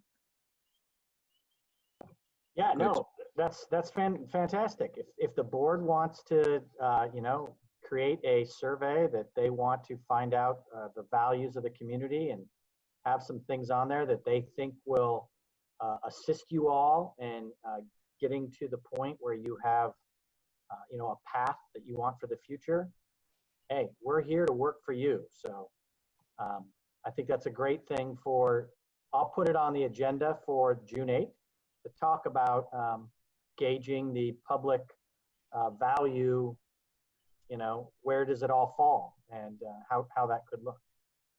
I'd appreciate that. Thank you. Thanks, Keegan. Go ahead, Joe. I just wanted to say that that's, you know, getting the answers to those questions is why this process is taking 4 months, and then has another month, another 2 months of, you know, the board going out into the communities to say, we've studied this for 3 or 4 months with your input. You've been invited to all these meetings. We've held extra meetings, all of this, and we've tried to come up with what we think, based on all the input we've had, is the best option. And here it is. And this is what we think, and this is what it would entail. And then we're still going to get more feedback.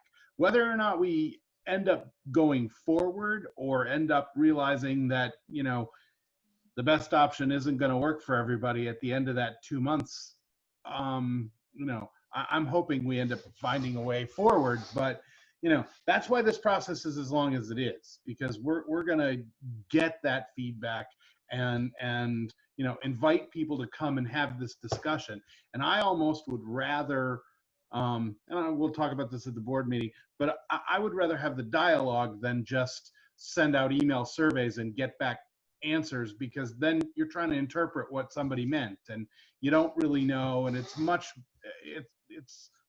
it feels more productive to me to get the community to come into this conversation rather than to, you know, send out email surveys. But we can talk about that at the board meeting. But I think we're trying to do what you're asking about. Thanks, Joe. Yeah, this has all been very, very thoughtful discussion. Really appreciate it. And did anybody have anything else? Speaking of surveys, I was going to move on to surveys, but if there's anything else, go ahead. Let's get it on the table. Nope. All right, moving on. Draft surveys for parents and students to review. So I'll tee up Stephanie on this. I asked Stephanie to create a draft survey based on your meeting on May 11th. You guys had some strong suggestions from the public that the board seemed interested in, of asking current students, former students, parents and guardians. This is all particular to Leland and Gray. So Stephanie, in her comprehensive professional manner, really did a bang up job of what it could look like. And so we just wanted to run it by you guys. And of course, we'll run it by the board on June 8th as well. Were we reading the tea leaves correctly when we heard from the community that they encouraged the board to ask students and parents these types of questions? Is this a path you want to go down? So Stephanie did an outstanding job to get you there, and that's really what we're asking you. You know, did you hear the same thing at the last meeting from the community about surveying parents and students and past students? Or are we off? And if we are on, are these the types of questions you would like asked? Stephanie, I'll start. I thought it was amazing. I mean, incredibly detailed. Maybe should have kept it to 1 page, but no, I'm just kidding. No, My it was awesome. what I envisioned was as soon as you select what type of user you are, so what type of participant, there were questions that would relate to you or not, and based on your answers, it would keep filtering through. So that was my husband's a computer programmer kind of idea. So Very nice. That was great. Anybody else?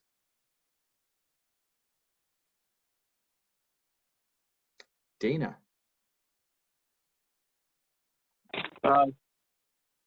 Stephanie, I love the survey idea and some of the questions. I was just curious, is this something we could redirect to the elementary schools too? yeah, I think it's possible to tailor it. This was not meant to be fully comprehensive, but I was trying to read what you guys felt were important pieces, and I did some research on choice towns and different public and private schools, questions that they asked for entrance and exit. So I think we could certainly turn this into a survey that goes out to elementary as well. As with any survey and any time you're asking somebody to spend on a task, the more relevant to them, the more honed in the questions are, the more information you get that provides you a pathway. So I would just want to make sure you guys kind of consider that in how you develop the survey questions and all of that. And again, this is not all of the things that I pulled up from the internet and did research on, but it was what I felt was a nice umbrella offering. Yeah, I thought it was very good. Some of the questions didn't really pertain to me. Like if I was receiving this survey for me and my family, some of them didn't really pertain to me. But others did, and I thought it was a good way of getting feedback from the public and the people we serve, just another form of feedback, and I thought it was very good, so kudos.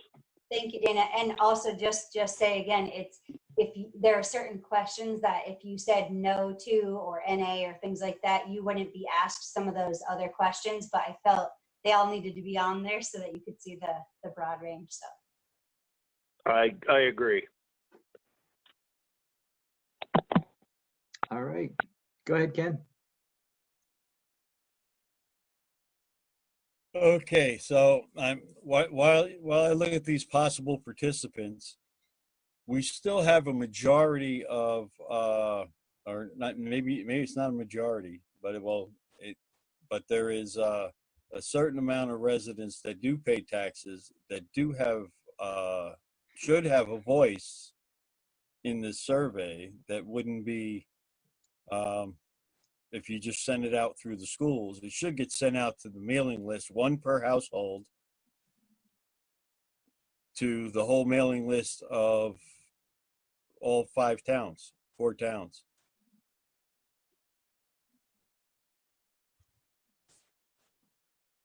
I've got it down, Ken, for the 8th meeting. Does that make sense? I don't know, does that make more sense? Would you want 1 per household, 2 per household? It depends on, you can't just say it's, if you do parents, do both parents fill out the survey? Does one parent fill out the survey? Because it seems to me like you have a captive audience here when you should have one, send one out to every household on the voter registration.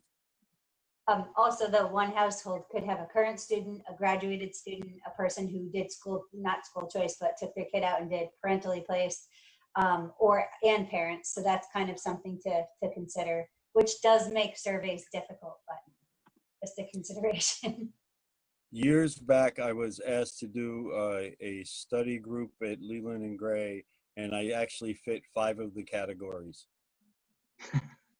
Okay, I was a parent, a grandparent, a kid with special needs, guardian, a school board member, and there was something else. So it was like crazy. So, but I only got 1 vote, so.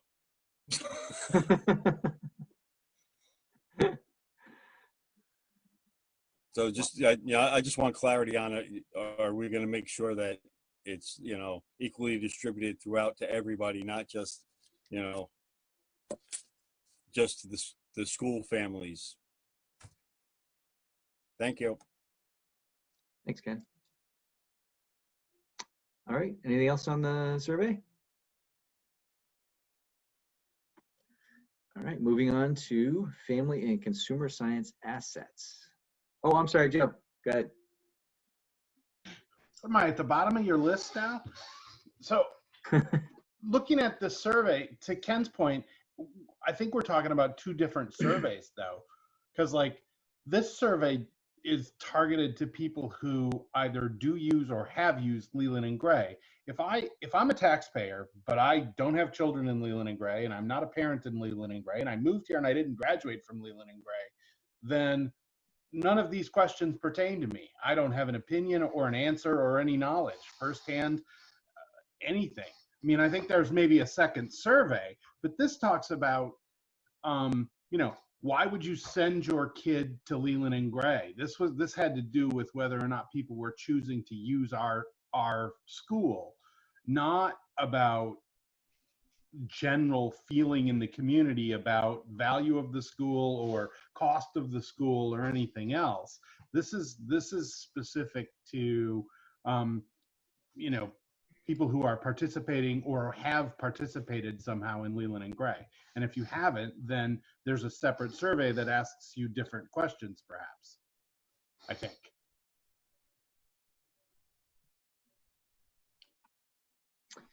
So students and parents of students.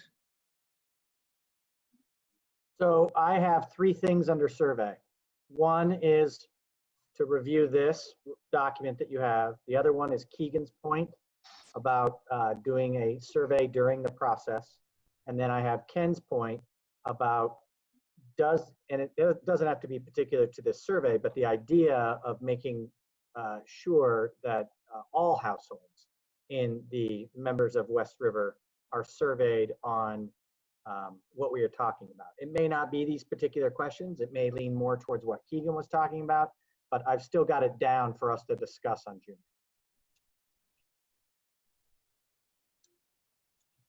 All right. Great, thank you. Did I miss any hands? Nope, okay. All right, family and consumer science assets.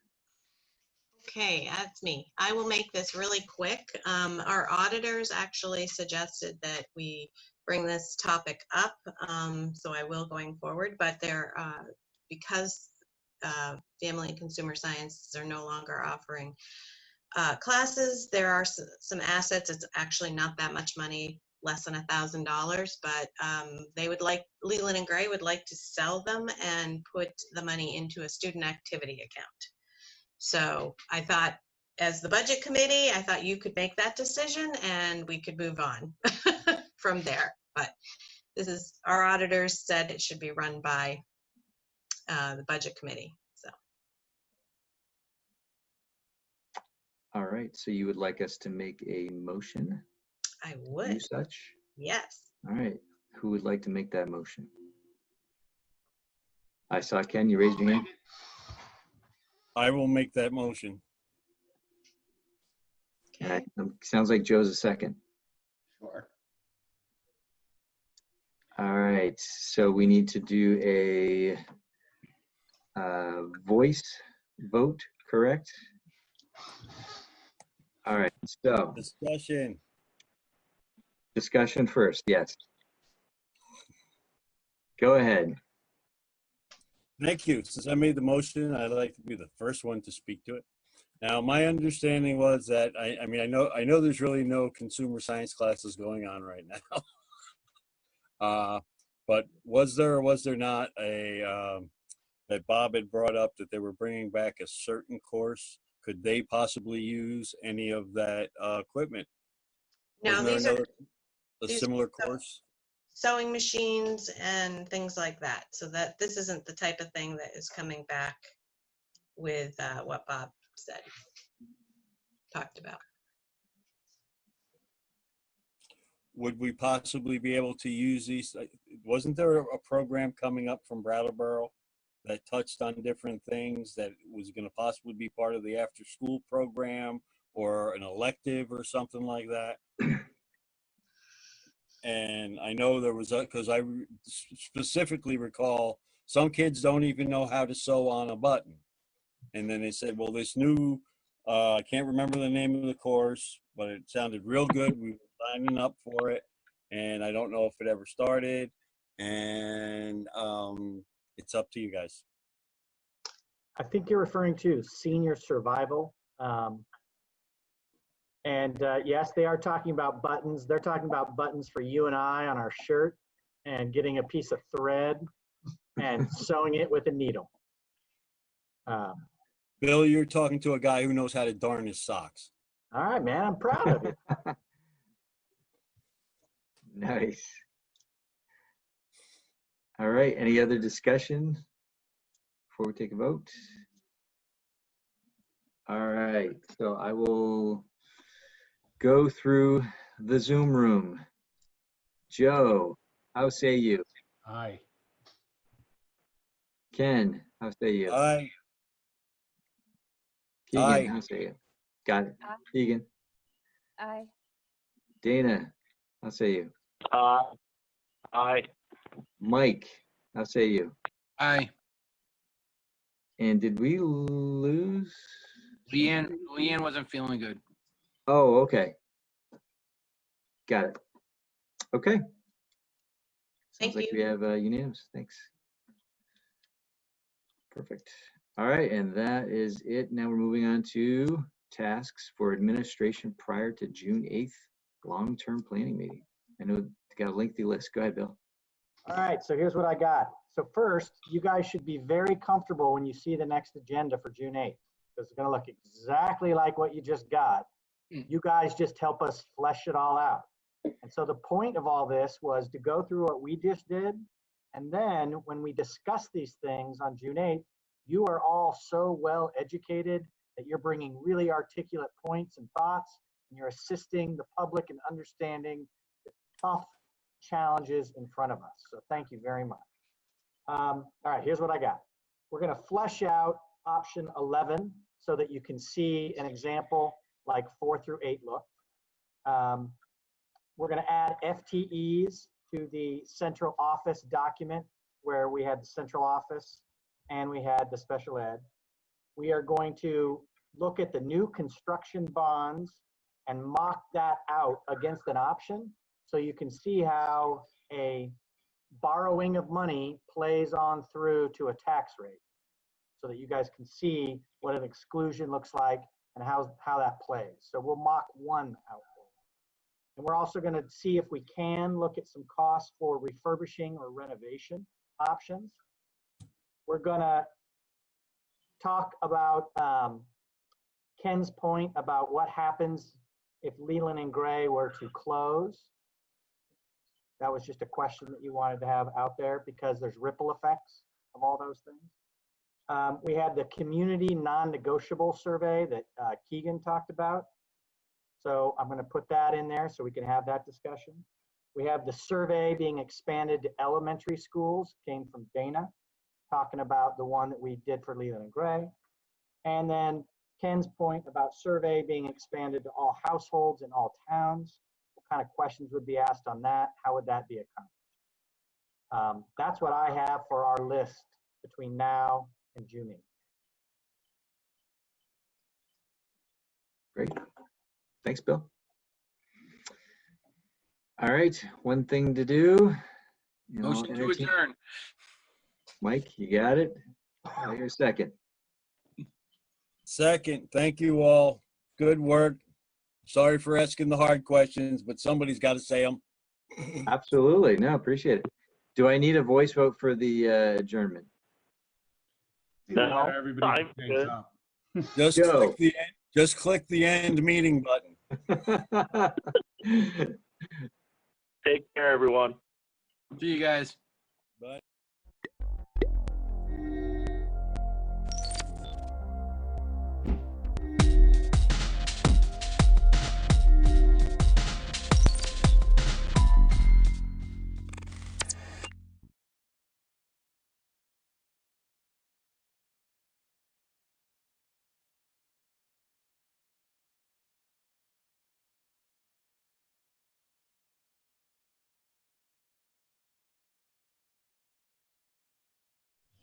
So I'm going to call the meeting to order.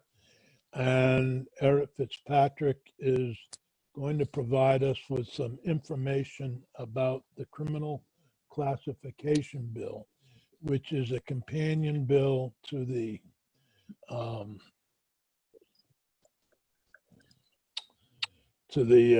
expungement bill that we did earlier this session. It's still in the, I can't think of the name of the committee. Appropriations, my other committee. So Eric, if you want to do that, please. It's H580. Oh, thank you. Eric, you need to unmute yourself. Thank you, Senator Benning. So good morning, everybody. Eric Fitzpatrick with the Office of Legislative Counsel here, as Senator Sears mentioned, to talk about H580, which is an act relating to establishing a classification system for criminal offenses. I'm sure the topic is familiar to everyone. It's been through the Judiciary Committee a couple of times already over the years. I think probably back in 2013 was when the Judiciary Committee and the legislature first created a criminal code reclassification working group. And it was basically, I think it was at the time, John Treadwell was still with the Attorney General's office, Matt Valerio, Dave Cahill, Robin Weber from the Crime Victim Research Group, and Judge Morris were the 5 members of that group. And they, with the entire idea of a classification system, just to refresh your recollection on that for a second, I'd say not all, but the majority of states in the country classify their criminal offenses according to, for example, say 5 different levels, usually denominated by a letter. So it could be, for example, a Class A felony, a Class B felony, Class C felony, similar Class A misdemeanor, Class B misdemeanor, etc. And then there's something in the statutes that will say, here's what the penalty is for a Class A felony. Here's what the penalty is for a Class A misdemeanor. In Vermont, by contrast, as I'm sure you well know, each criminal statute has its own particular penalty embedded in the statute itself. For example, it might say, a person who commits manslaughter shall be imprisoned not more than 15 years and fined not more than $10,000. Now, each one has its own individual penalty, and it's been developed over the years. Each time you add a new offense, we look at what the appropriate penalty is, but there isn't this overarching classification system that organizes everything into these different categories that many states have. And that's what the judiciary committees have been thinking about doing for several years now. As I say, the working group first started in 2013. That working group recommended a 5-tier classification system, but it didn't yet decide which offenses should go in which category. And the legislature realized that that was a substantially work-intensive project. So it tasked in 2018 the Sentencing Commission, which already existed, although it had been dormant. I think there was a small appropriation given in 2018 to the Sentencing Commission to get restarted and to look at the classification idea and think about which offenses should be categorized into which category. So that's what the Sentencing Commission has not completed that task yet, but they've started on it. And that's what you have in H580 is the beginnings of their recommendations as to how to put this classification system into place. And the House Judiciary Committee made a couple of changes to what the Sentencing Commission recommended, but for the most part, what H580 reflects is what the Sentencing Commission has recommended as the system to put in place to get started. The easiest way, and sort of the obvious question is, all right, what are these classifications that are proposed to exist? And I had Peggy put up a document that I think might be the easiest way to look at that. It's a chart, and it's called the comparison between the House bill and the Sentencing Commission recommendations. It's under my name, called Differences Between House Bill and Sentencing Commission Recommendations is the chart. And that's the easiest way to see what the categories are. I don't know if that's available to everybody, or is it something you can Yeah, pull it's up? on the legislative, it's on our committee website. I don't know if Peggy can put it up or not on the screen. But I've got it. It's from the committee webpage. You can see it, Senator Sears? Yes. Oh, great. So either people that have that available, or Peggy could put it up on the screen if she's here. Okay. So I'll review those real quick. So you can see there are 5 categories each for, oh, thank you, Peggy. You can see there are 5 categories each for both felonies and misdemeanors. So A, B, C, D, and E, both for felonies and misdemeanors. And so the felony category starts with Class A. That's the most severe penalty, and that's the maximum penalty, any offense with a maximum penalty of life imprisonment or a $500,000 fine. So those would be your Class A felonies. And you'll see also there's a comparison that shows you if there's any differences between what's in H580 and what the Sentencing Commission had recommended. Eric, yeah. Before we go any further, just I acknowledge this is an ignorant question, but a $500,000 fine or $1 million fine, what is the utility of that? I mean, if I imagine that no one ever pays off said fine, what is the function of $1 million fine? I think it's viewed as both, there is some degree of, I think you're right, that the vast majority of defendants simply don't have the resources to pay those kind of fines. But occasionally some do have the resources to pay some. And I think it's sort of, in some sense, there's a history to it in that criminal offenses both have a period of incarceration and a fine attached to them. It's just, in many ways, that's historically always been the case. But also there's, I think, a view of deterrence potentially involved, retribution. You sort of talk about the general policies behind criminal penalties, and there have been many studies as to whether any of these functionally work that way, but certainly a retribution sense, which basically means punishment, right? Yep. Deterrence, or any sort of effect of deterrence upon the penalty on the potential criminal defendant's conduct. I think those are sort of viewed as.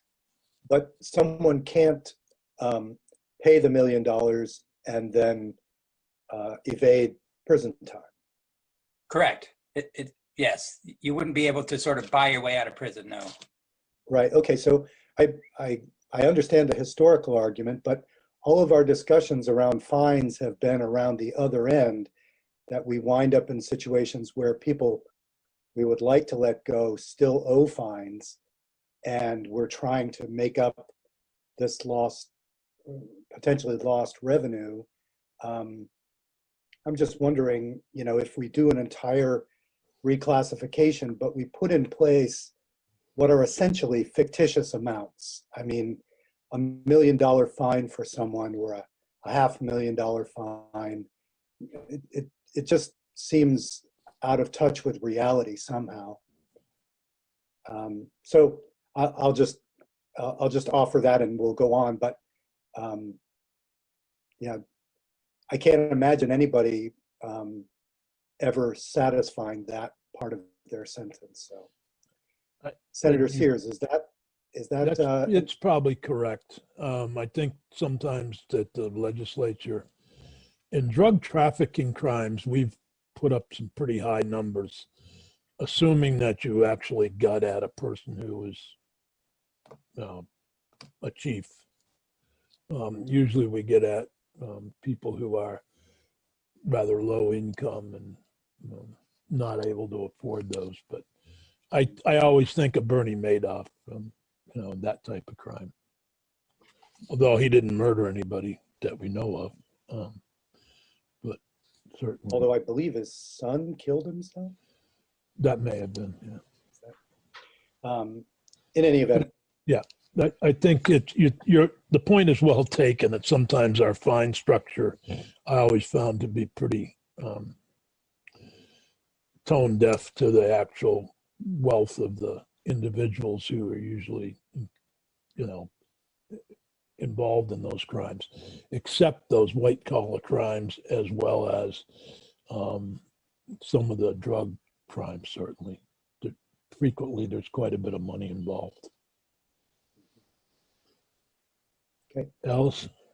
I'm just wondering, so, I mean, maybe you're going to get into this, Eric, but does this mean, so say this is adopted in Vermont, does this lock the judge in on exactly what these things are? They can't do something creative? No, it just sets a maximum for any given offense. Right. In a sense, it's in that conceptually, it's no different than what we have now. I think Every offense has a maximum. It's just correct. that there's no uniform organization to what those maximums are. So it's just, sorry. Correct me if I'm wrong. This is sort of an attempt. We currently have things like listed crimes, the Big 12, et cetera, that we often rely on. Is this an attempt to move us where we have various classes of felonies where people who are convicted of those certain felonies may or may not have different? Is that what we're trying to do? I think, although this bill doesn't I'm not get sure there, what it tries to, what is it trying to get to? And I think that's the question that Senator Nick is, and I have as well. What's the goal? I think that's a question you really need better asked to the sponsor. But I think, you know, from a legal perspective, the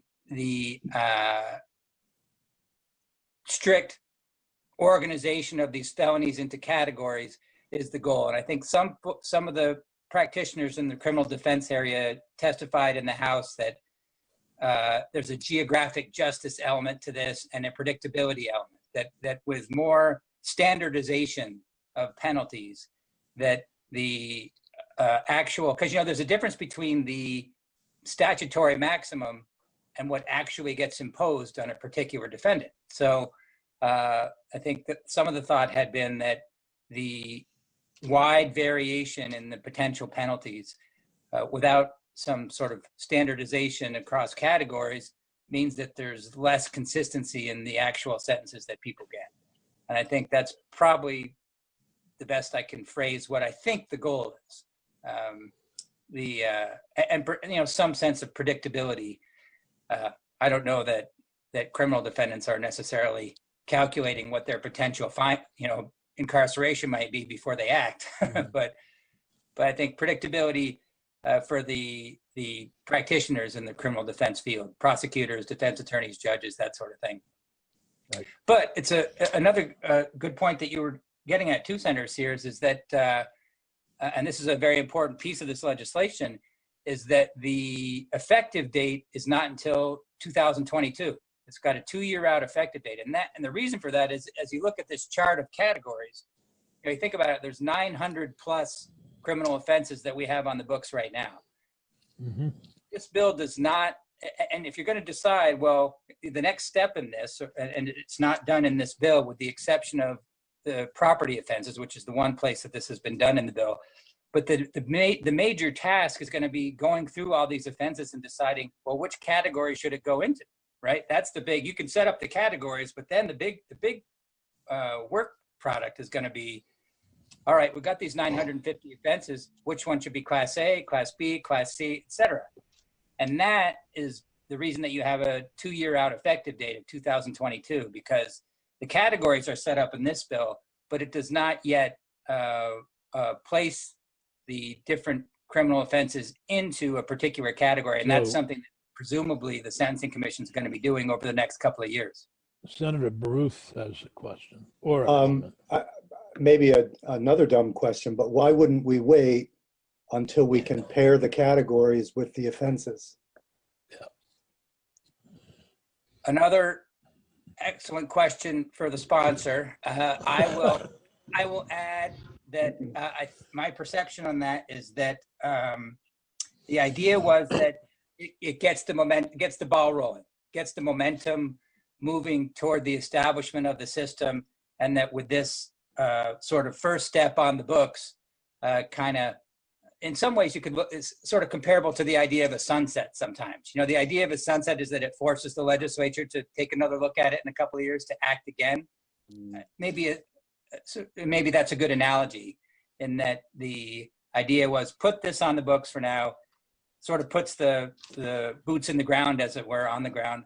And that way it's almost like you've got the skeleton in place and then you hang the rest on it when it comes out over the course of the next year. I think if we can save, and now I have another question which you raised with this, Eric, and so our list of questions for the sponsor, Representative Lamont, will grow, but if somebody can keep track of them so he's aware of that when we invite him to join us.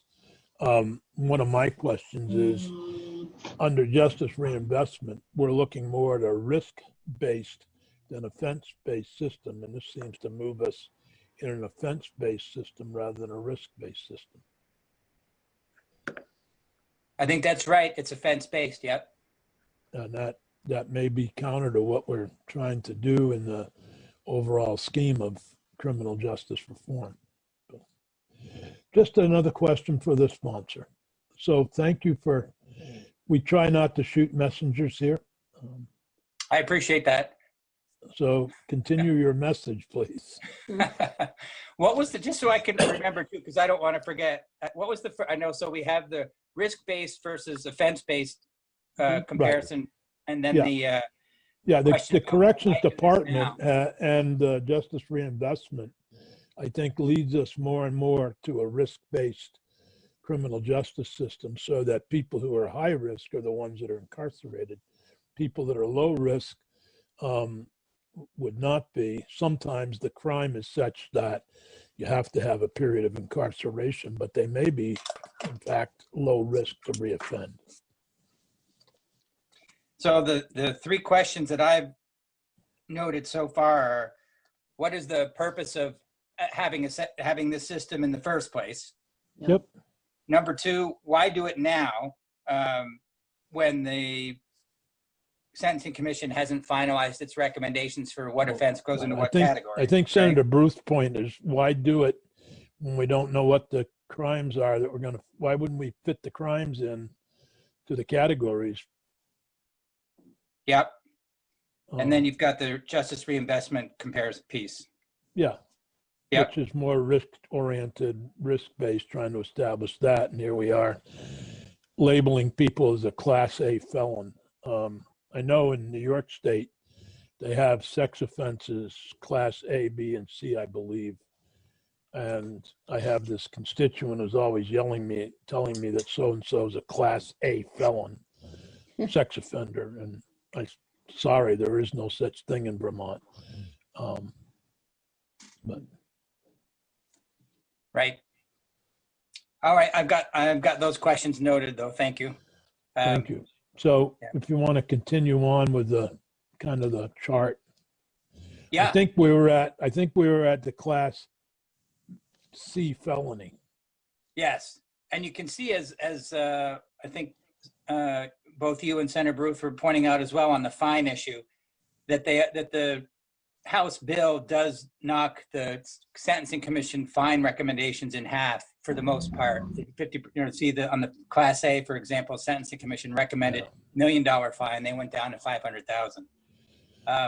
The categories for felonies are life for Class A, 20 years for Class B, 10 years for Class C, 5 for Class D, and 3 for a Class C felony. Well, maybe the question number 4 for the sponsor would be, why have fines at all determining? Shouldn't it be the maximum term of imprisonment? Because the fine for drug trafficking, the drug trafficking statutes have rather high fines, but may not meet the life imprisonment. Part of the answer to that, Dick, though, might be where do these fines end up? If they're supporting the victims' advocates in any way, shape, or form, that might be a whole other part of the equation. I guess why bother with fines as part of our classification system? Because they're not paid very much, that sort of thing. Yeah. Yeah. Right. Right. Clearly, you know, a guy with a $25 bank account's not going to be able to make a $500,000 payment of a fine. Right. Yeah, I noted that one too. Thank you, Senator Sears. You'll see as you move into the misdemeanor categorization that the line between a misdemeanor and a felony is preserved. It's a 2-year, exactly the same as it is in existing law. So if it's a 2-year maximum imprisonment, then that's going to be a Class A misdemeanor. And then it goes down there from 2 years to 1 year for Class B, 6 months for Class C, 30 days for a Class D, and no imprisonment. Because we have a bunch of offenses on the books that are fine only, and they would fit into your Class C misdemeanor category. The idea for attempts, right now attempts are punished in the same manner as the underlying crime. In other words, whatever the penalty is for the underlying crime, an attempt is generally punished the same way. The proposal here is to make each one a Class C felony, which in the category for that is a 10-year imprisonment. Sorry, but it could be, it either would be that or the punishment for the underlying offense, whichever is less. So. Wait a minute. I want to make sure we're talking about attempted murder being a Class C felony. No, only if the yes, I think that's right. Whichever one would be less. Well, given So, all the, and I want to get the right term regarding Jack Sawyer, all the angst, community angst about charging him with an attempt and our attempt statutes. But the one thing that people relied on was an attempt is the same as an actual, in terms of a possible sentence. Are you saying that if we change this to a Class C felony, the punishment would be 10 years, no more than 10 years for an attempted murder? Not you, as the sponsor saying. well, the House, yeah, yes, but yes, that's right, Senator Sears.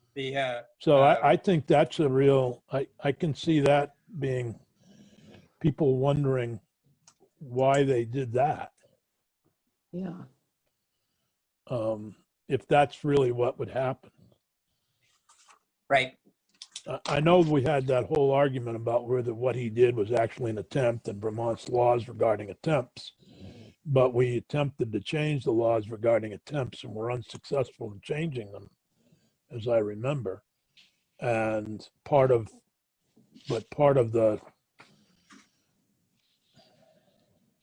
the comfort level was at least it was the same as if you had actually completed the crime.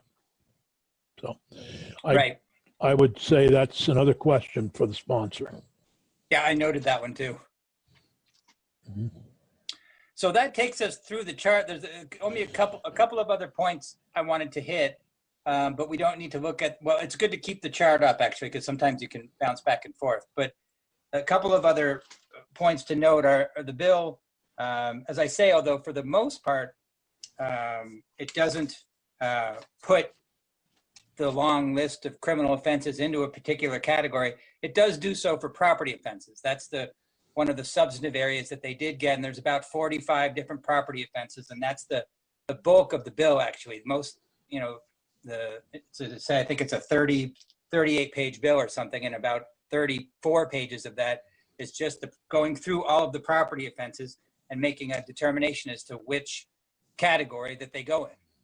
So in that section of the criminal law, the property offense section, the work of deciding which category to place each offense was done. And that's, rather than go through each one of those here, I think it's just helpful to note that that's what they were done. They were categorized. Another point I wanted to make is that because of the fact that it says a 2-year, it's not effective immediately, but goes into effect on July 1st, 2022.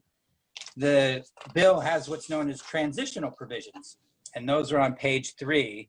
And that's because it may be that since it's unclear at this point when the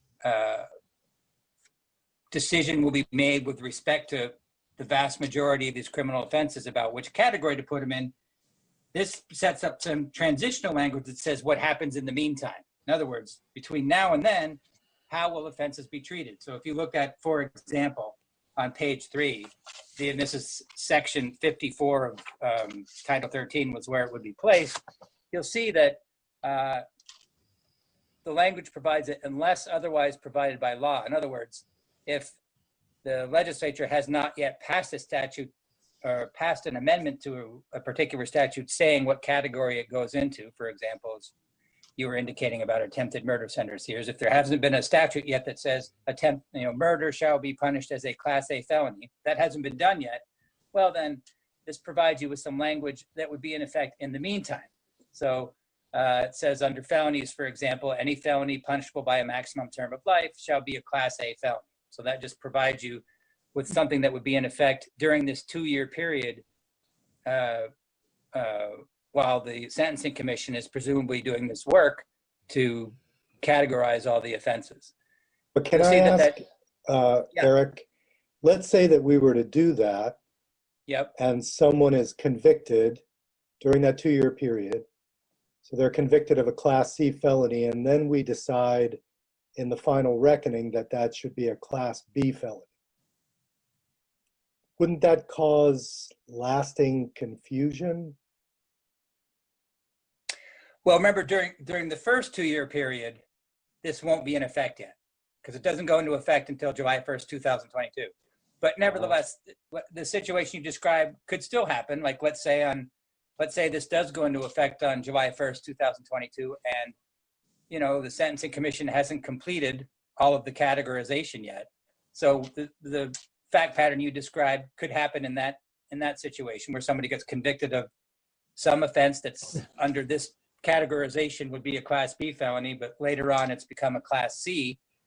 I think that the courts could work with that because it's not unusual for that to happen even now. Sometimes the legislature changes the penalties for offenses, and that has resulted in litigation sometimes to determine which penalty applies. But generally speaking, the penalty that's in effect on the day when the offense was committed is the one that applies. I guess now I go back to the simplicity principle. What the sponsor is asking us to do is, quote unquote, get the ball rolling. So to put these into place, put transitional language into place so that we can do something now. But as far as I can tell, there's no harm to be incurred if we don't put this into place and just wait until we have the entire scheme. That way we don't need transitional provisions. We keep what we have in statute, and then we make a systematic overhaul at a later time without the possibility of the fact pattern we were just discussing. Yeah, that may be our amendment. Okay.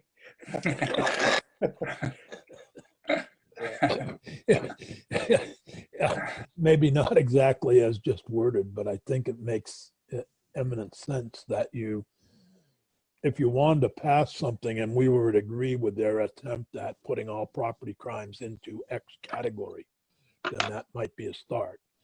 But to try to attempt to say in 2 years we're going to know what Class B felonies are and what Class C felonies are might be difficult.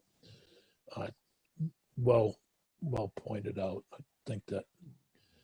I think I don't necessarily oppose the idea of a criminal classification system, but I worry that that the way this is laid out without knowing what the crimes are yet could have unintended consequences.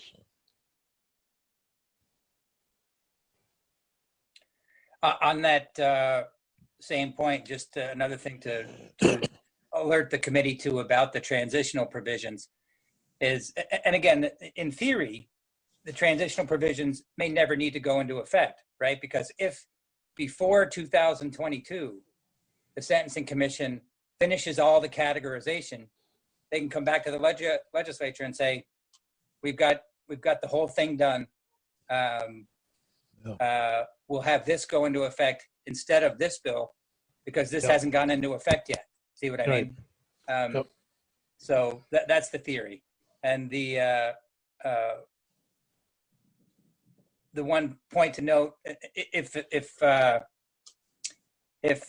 all the offenses aren't categorized by that time, and this does go into effect, another, you'll have to be, if you look at the transitional provisions, for example, subdivision B, 1B under the felonies, says all felonies punishable by a maximum term of 20 years or more, but less than life, shall be Class B felonies. I mean, a Class B felony is a 20-year term. But, you know, not every existing offense fits neatly into these categories until the final classification is made. So let's say you had an offense that was a maximum term of 25 years, and someone gets convicted of that before the final classification statutes have been enacted. Well, then the way A and B work, if someone's got a maximum term of 20 years but less than life, so that would be 25 years, right? 25 is more than 20 but less than life. Yep. That would be rounded down. That would be a Class B felony, and that would be a 20-year max, which should be a 5-year reduction in what the statutory maximum is. Everybody follow that? Yep. So anything that doesn't neatly fit into one of those categories, because the net for C, it's a 10-year. So in other words, a 15-year one, for example, doesn't fit in. The sort of the default is to round them down during this transitional period. Again, that may not happen because ideally the Sentencing Commission gets all this done before July 1st, 2022, and you can put that into place and this never goes into effect, but just something to be aware of. Thank you, Eric. Yeah. I think we're going to transition over. I know you've got to go somewhere else. Right. Well, actually, you're not physically going somewhere else. You're electronically Right. going somewhere else. That's we're right. not allowed to. I know. I feel like I was saying I have to go upstairs, but I'm not really going upstairs now. No. This brave new world of Zoom and other stuff, it really is overwhelming, and I'm still trying to respond to the diaper request. Oh, God. What is Have you the diaper responded to the request? diaper? I guess it's just for those of us on appropriations. A certain group wants to get funding for diapers. Oh. And I'm overwhelmed and hadn't gotten back to them, and now I'm getting these emails that I must have missed their email. I had no idea where the diaper request was going. It's a certain group actually in the Champlain Valley that is providing diapers to families. It's not a bad thing. Don't get me wrong. It just There's a whole lot more about this particular bill that is going to require a lot of discussion. I was reading through some of the provisions, and in one instance, they've created a organized retail theft bill that if you create an act of theft with someone else within a given time period, I don't know why the time period's in there, but the way they get classified depends on how much they actually stole in retail value. And I don't know how they came up with that concept. If I break into Littleton Coin thinking I'm going to get $1 million, but I'm only successful in breaking into the glass case that has quarters in it, I'm classified differently for the amount that I'm removing, even though the overall act was my breaking into the place with somebody else within 180 days. Wow. It's little things like that that are going to leave people like me confused on how you approach this, dealing with clients and with state's attorneys trying to resolve cases. So I'm only floating that one example out there, that there's a lot more to this bill than just the classification itself. Well, I can't wait to hear from Representative Lamond. Well, on that point, that's actually, Senator Benning, that was the one last point that I wanted to make before I left, because you're right that is the one in the entirety of the bill is all about reorganization, except it creates one new offense, and it's the one you just named, organized retail theft. And the idea behind that is that evidently there was testimony that for shoplifting offenses, that defendants were intentionally shoplifting up until an amount of goods that would only go right up into the amount that crosses over into a misdemeanor, which is $900 currently. And remember that when we went through the property offense distinction years back, the legislature settled on $900 as the threshold between a misdemeanor and a felony. So there's been evidence that defendants are shoplifting, $850 worth of items in order to only be prosecuted as a misdemeanor. And the idea behind the organized retail theft is if you can show that it's part of a sort of a joint enterprise, it's all part of the same action, that it can be prosecuted as a felony. That's the theory. You know where that's going to end up, Eric? That will end up as an essay question on the bar exam. Some poor slob to explain. Right, that's true. I can't wait to talk about organized retail theft. I'm just thinking about where I live. So you go to Williamstown, Mass, and you steal $850 worth, depending upon what the limit is in Williamstown. Then you go over to Hoosick Falls and you steal $850. Then you come to Bennington, steal $850. It's 3 different crimes, but it's not organized because they're in 3 different states, and you've only traveled about 26 miles. Right. I think if you do it by yourself, it's not organized. Is that? No, right? I think it is organized. No, I mean under this bill. I don't know. I haven't read. I didn't read that part, Joe. You're way ahead of us. Now, the real question is, can people be charged with conspiracy if they didn't actually pull off the retail theft, but they did one intentional act? Possibility. You might want to have Martin Lamond on for quite a while for testimony purposes. This is going to be fun. I'm sure he'll be looking forward to it after he sees this YouTube. All right. Let's thank you, Eric. Head upstairs, wherever it is you go to move from one meeting to another. Yes, they're taking up S-183. Now Michelle's coming downstairs to be here. Right. All right. Well, I'll move on upstairs then. Thanks, everybody. All right. Say hi to everybody upstairs. I will.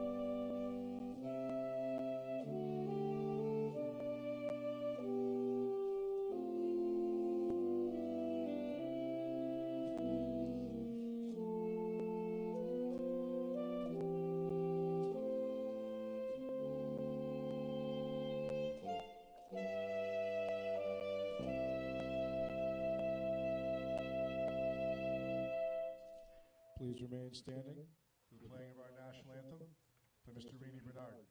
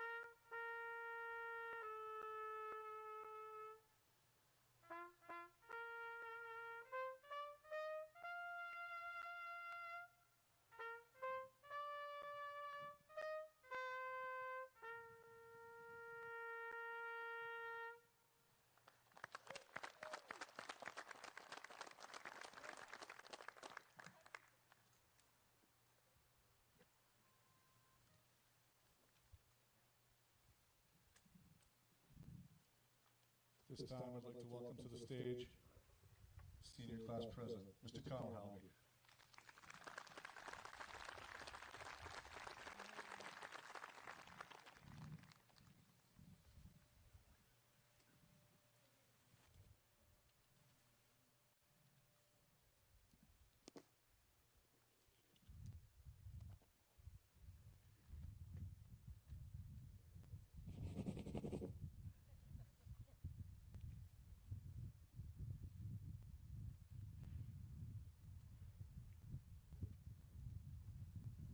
Hello and good morning to all. I'm Connell Halby, the president of the senior class at our chapter's National Honor Society. Teachers, administrators, parents, guardians, and families, and members of the faculty, staff, and community, welcome to the graduation ceremony for William and Grace class of 2020. I'm truly honored to speak on behalf of this amazing class.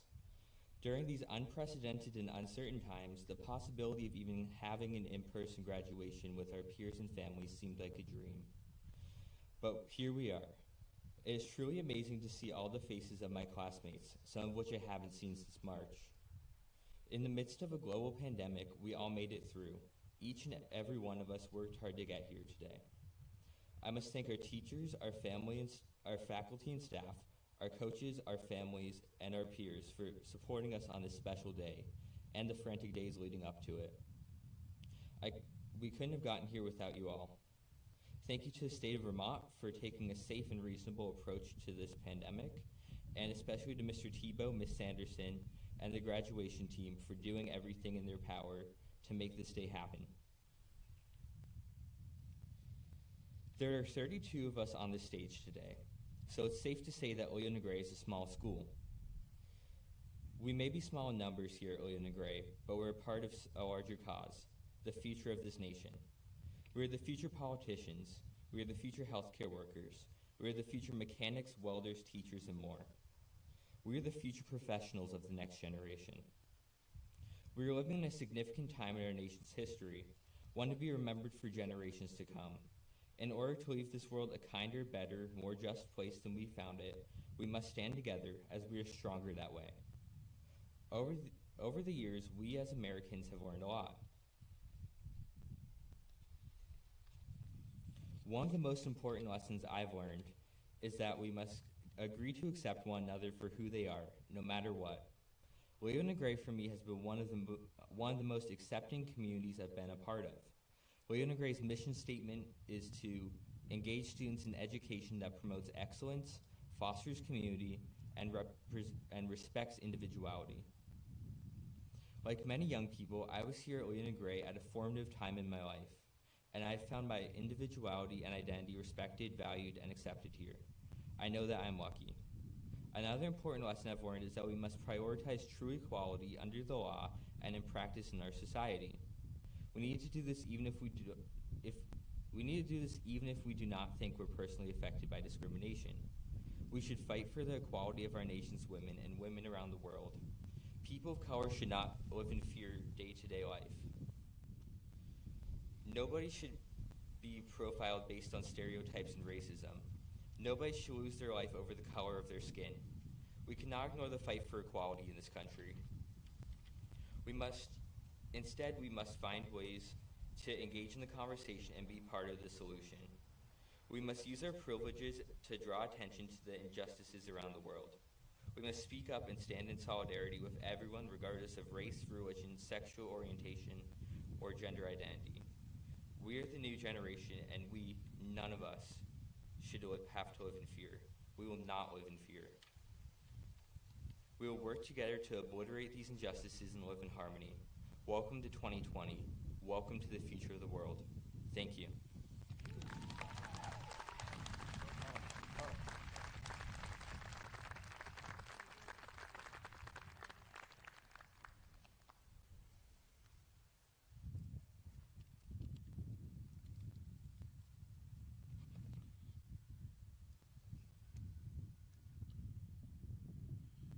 Traditionally, at Leland and Gray graduations, the principal doesn't say much. It's probably best that way normally. But as we know, this year has been anything but traditional. So here I am, a former social studies teacher, a principal, community member, and a dad. I want to take this opportunity to reflect for a moment on the events of this spring.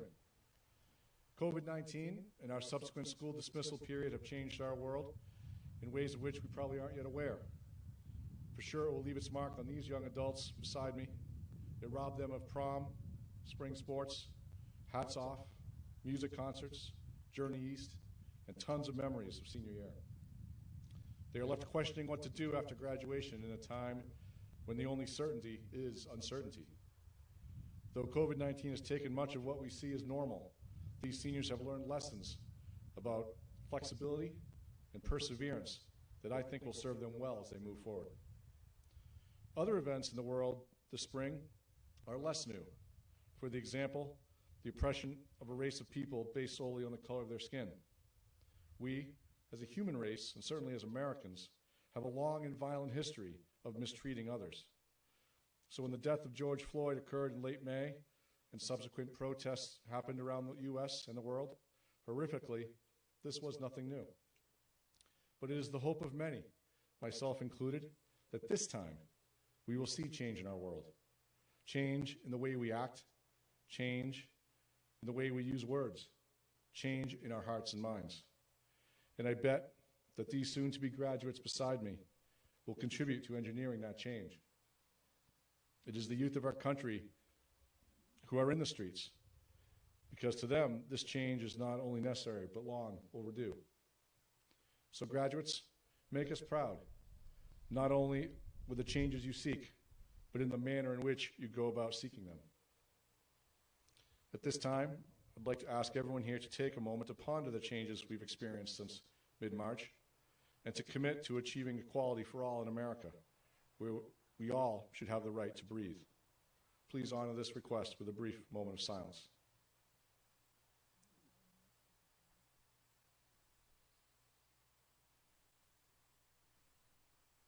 Thank you very much.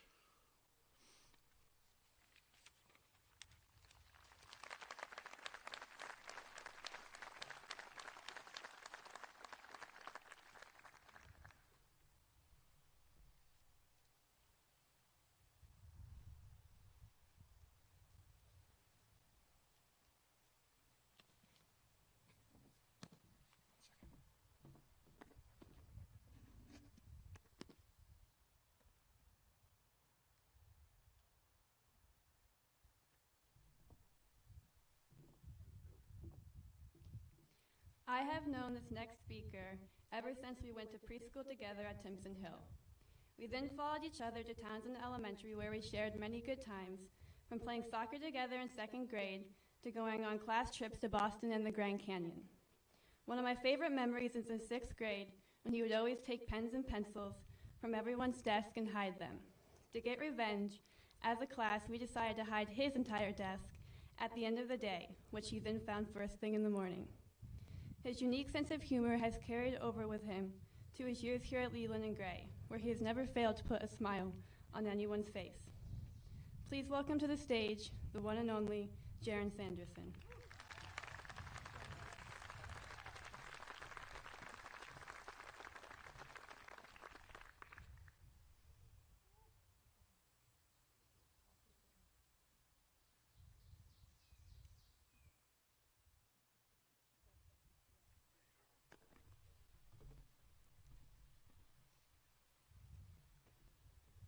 Thank you, Avery. Hello, everyone. As Avery said, my name is Jaron Sanderson, and I will be speaking on behalf of the class of 2020 today. Over the last couple of months, my classmates and I have heard over and over how terrible it is that we are unable to close out our senior year together, and how unfortunate this situation is, as well as how awful it is that it happened to us. Because what is usually supposed to be the greatest portion of our time here at Leland and Gray didn't turn out so great. Sure, most of us have had a little extra free time since March that we would have not normally have had. But in the end, we had to miss out on the last few months we would have otherwise spent together as a group, and miss out on what would have been, for many, our final spring seasons, shows, and concerts. But truth be told, it does not surprise me at all that if this unique situation were to happen to us, it would happen to one of the most unique classes to pass through Leland and Gray in recent years. There are 32 of us graduating here today, and with the exception of maybe one or two, I know you all very well. That is why I can assure the audience here today that if there was ever a class that could handle the conditions thrown at them in the last few months, it would be the class of 2020. And not only have we handled it, we have also persevered, succeeded, and triumphed in these uncertain times. And they're now ready to head out into the world with all the skills we learned during our time here. I think that is evident by us being here today at all.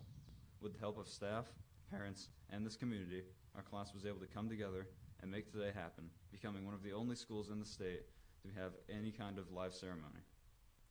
We knew what we wanted as a group. We wanted as much of a normal graduation and conclusion to our time here as we could get, and we all came together to make it happen, which honestly is pretty impressive for a class that typically has a hard time finding more than 2 people to participate in spirit games.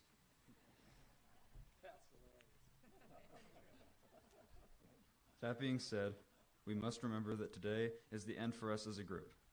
After today, most of us will be seeing much less of each other, and it is likely that some of us will never cross paths again. I'm not telling you this to make you sad or feel bad on this special day. I'm telling you this because today, more than anything, is a day to look back on our memories at the school with this group and make a meaningful conclusion about our time here together. Think about your time in the classroom, the band room, the library, on the field, on the court, or with the players, and remember the lessons that you have learned as you move beyond Leland and Gray. Because like it or not, the last 6 years, this has been like a home, and for everyone here, has been like a family to each other. As with our real families, we haven't always gotten along, and like our real homes, we sometimes wish we did not have to be here. But it has been good here, very good. And in the end, we have formed more memories here than almost anywhere else, and have shared more experiences together than we will with many other people in our lifetime. Never again will you create a disastrous Spirit Week float and come in last place. Never again will you spend hours of your time putting together various skits for the Hats Off show in Dutton, knowing that at some point something completely unplanned will happen and make the show that much better. Never again will you spend hours on a bus driving to South Royalton, Virgins, Middlebury, or Fairfax with your sports teams, stopping on the way home to get a sandwich at Subway, or be timed by your coach as you dash to find a meal in Hannaford in less than 5 minutes. Never again will you spend hours at home and in the band room rehearsing for a tricky song to get accepted into that special band or choir. So if there's one piece of advice I can give you, it is to take the time to reflect on your memories and the times you have spent here, and always be open to making new memories and growing from your experiences. Don't forget the time here spent at Leland and Gray or the people you met here, but remember to push forward, find a new place to call home, and find new people to add to your family. Thank you.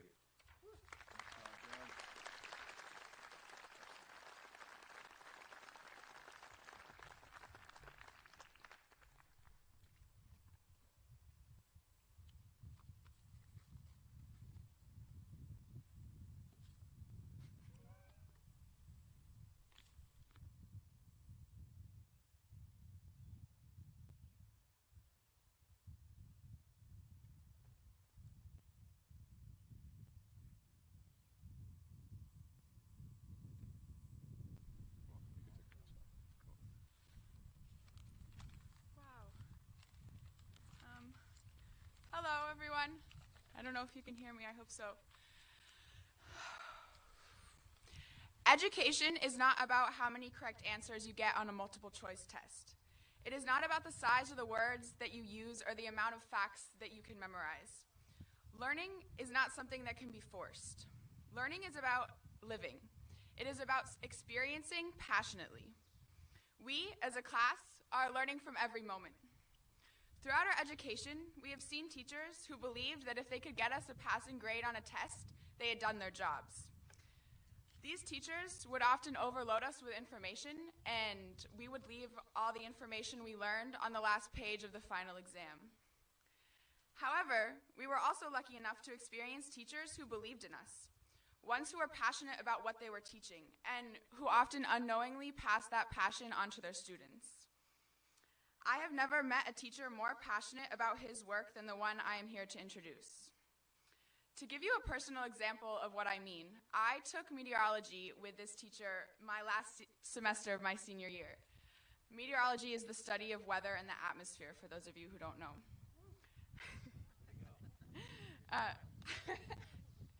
To this day, and I think until the day I die, I check the sky regularly. And if I see there's going to be a storm, I will get in contact with old classmates from meteorology saying, hey, did you notice the storm coming in? And do you think there'll be lightning? And I get all excited about it. And then I stand outside and I smell the earth and I watch the clouds form. And I notice the clouds differently now, the way they swirl and grow. I know what's going on inside of them. It's so cool. I wait until I feel the first raindrops, and then I begin to dance, hoping my pounding feet will blend in with the noise of the raindrops pounding on the roof. I yell to compete with the thunder and stare in awe at the bright flashes of lightning. Do you know how lightning is created? The pure energy that it is? I will never forget, and this love for weather will burn inside me as hot as a lightning strike, which may never have happened if this teacher had not lit the match. Education is about experience. Learning is about passion. A huge thanks to the teacher who knows this and who continues to educate passionately. Now, without further ado, the storm chaser himself, Mr. Whitman.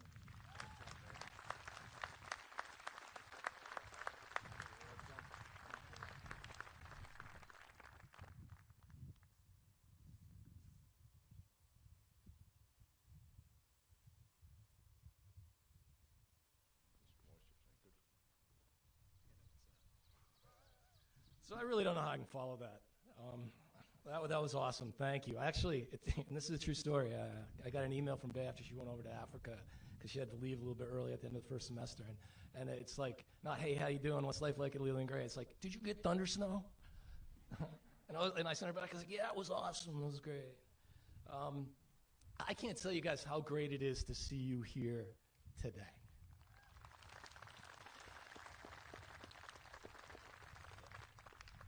It's been way too long, and I don't mind talking in front of an audience, so I could be up here for quite a while.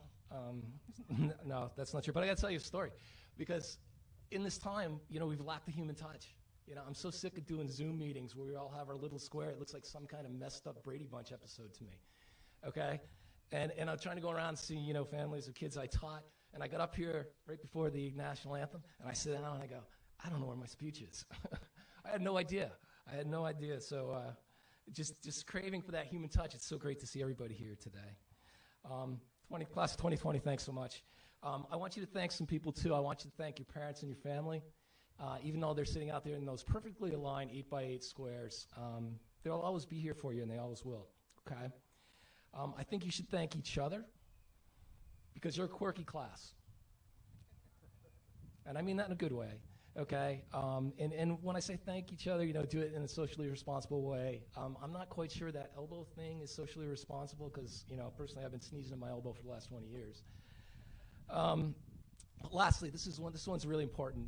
You really need to thank your class advisor, Carly Sanderson.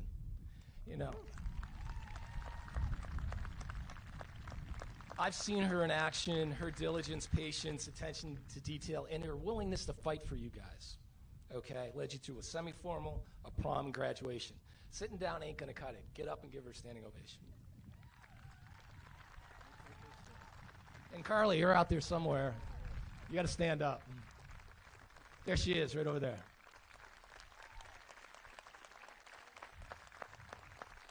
in her first year of teaching as well, okay? So why tie-dye? I got that a lot today. There's a reason. And why did I bring up this shirt?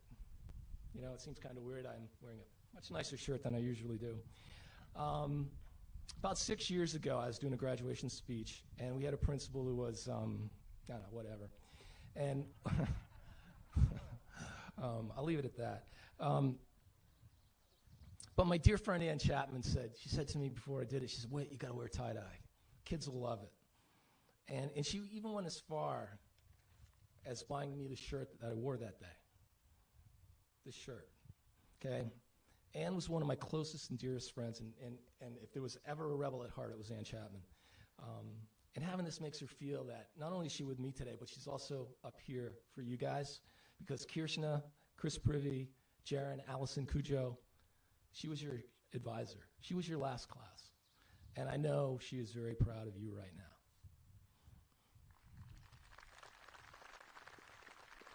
So how ironic is this? For a class as vocal, independent, headstrong as you are, I look out and I see you wearing identical gowns. Okay, and not only that, you're wearing face masks. Now, guys, for me, this is like a teacher fantasy, okay? Because I've been with these guys, me and Chris Barton, and Chris is not here, but I've been with these guys for 6 years, and we've had class meetings in my room for 6 years. These guys have never, ever been quiet. You know, looking at you guys with these things on, it's like you got muzzles. It's like, wow, that's cool. Awesome. All right. So actually, it was during the class meetings that I really developed a sense of respect for your class.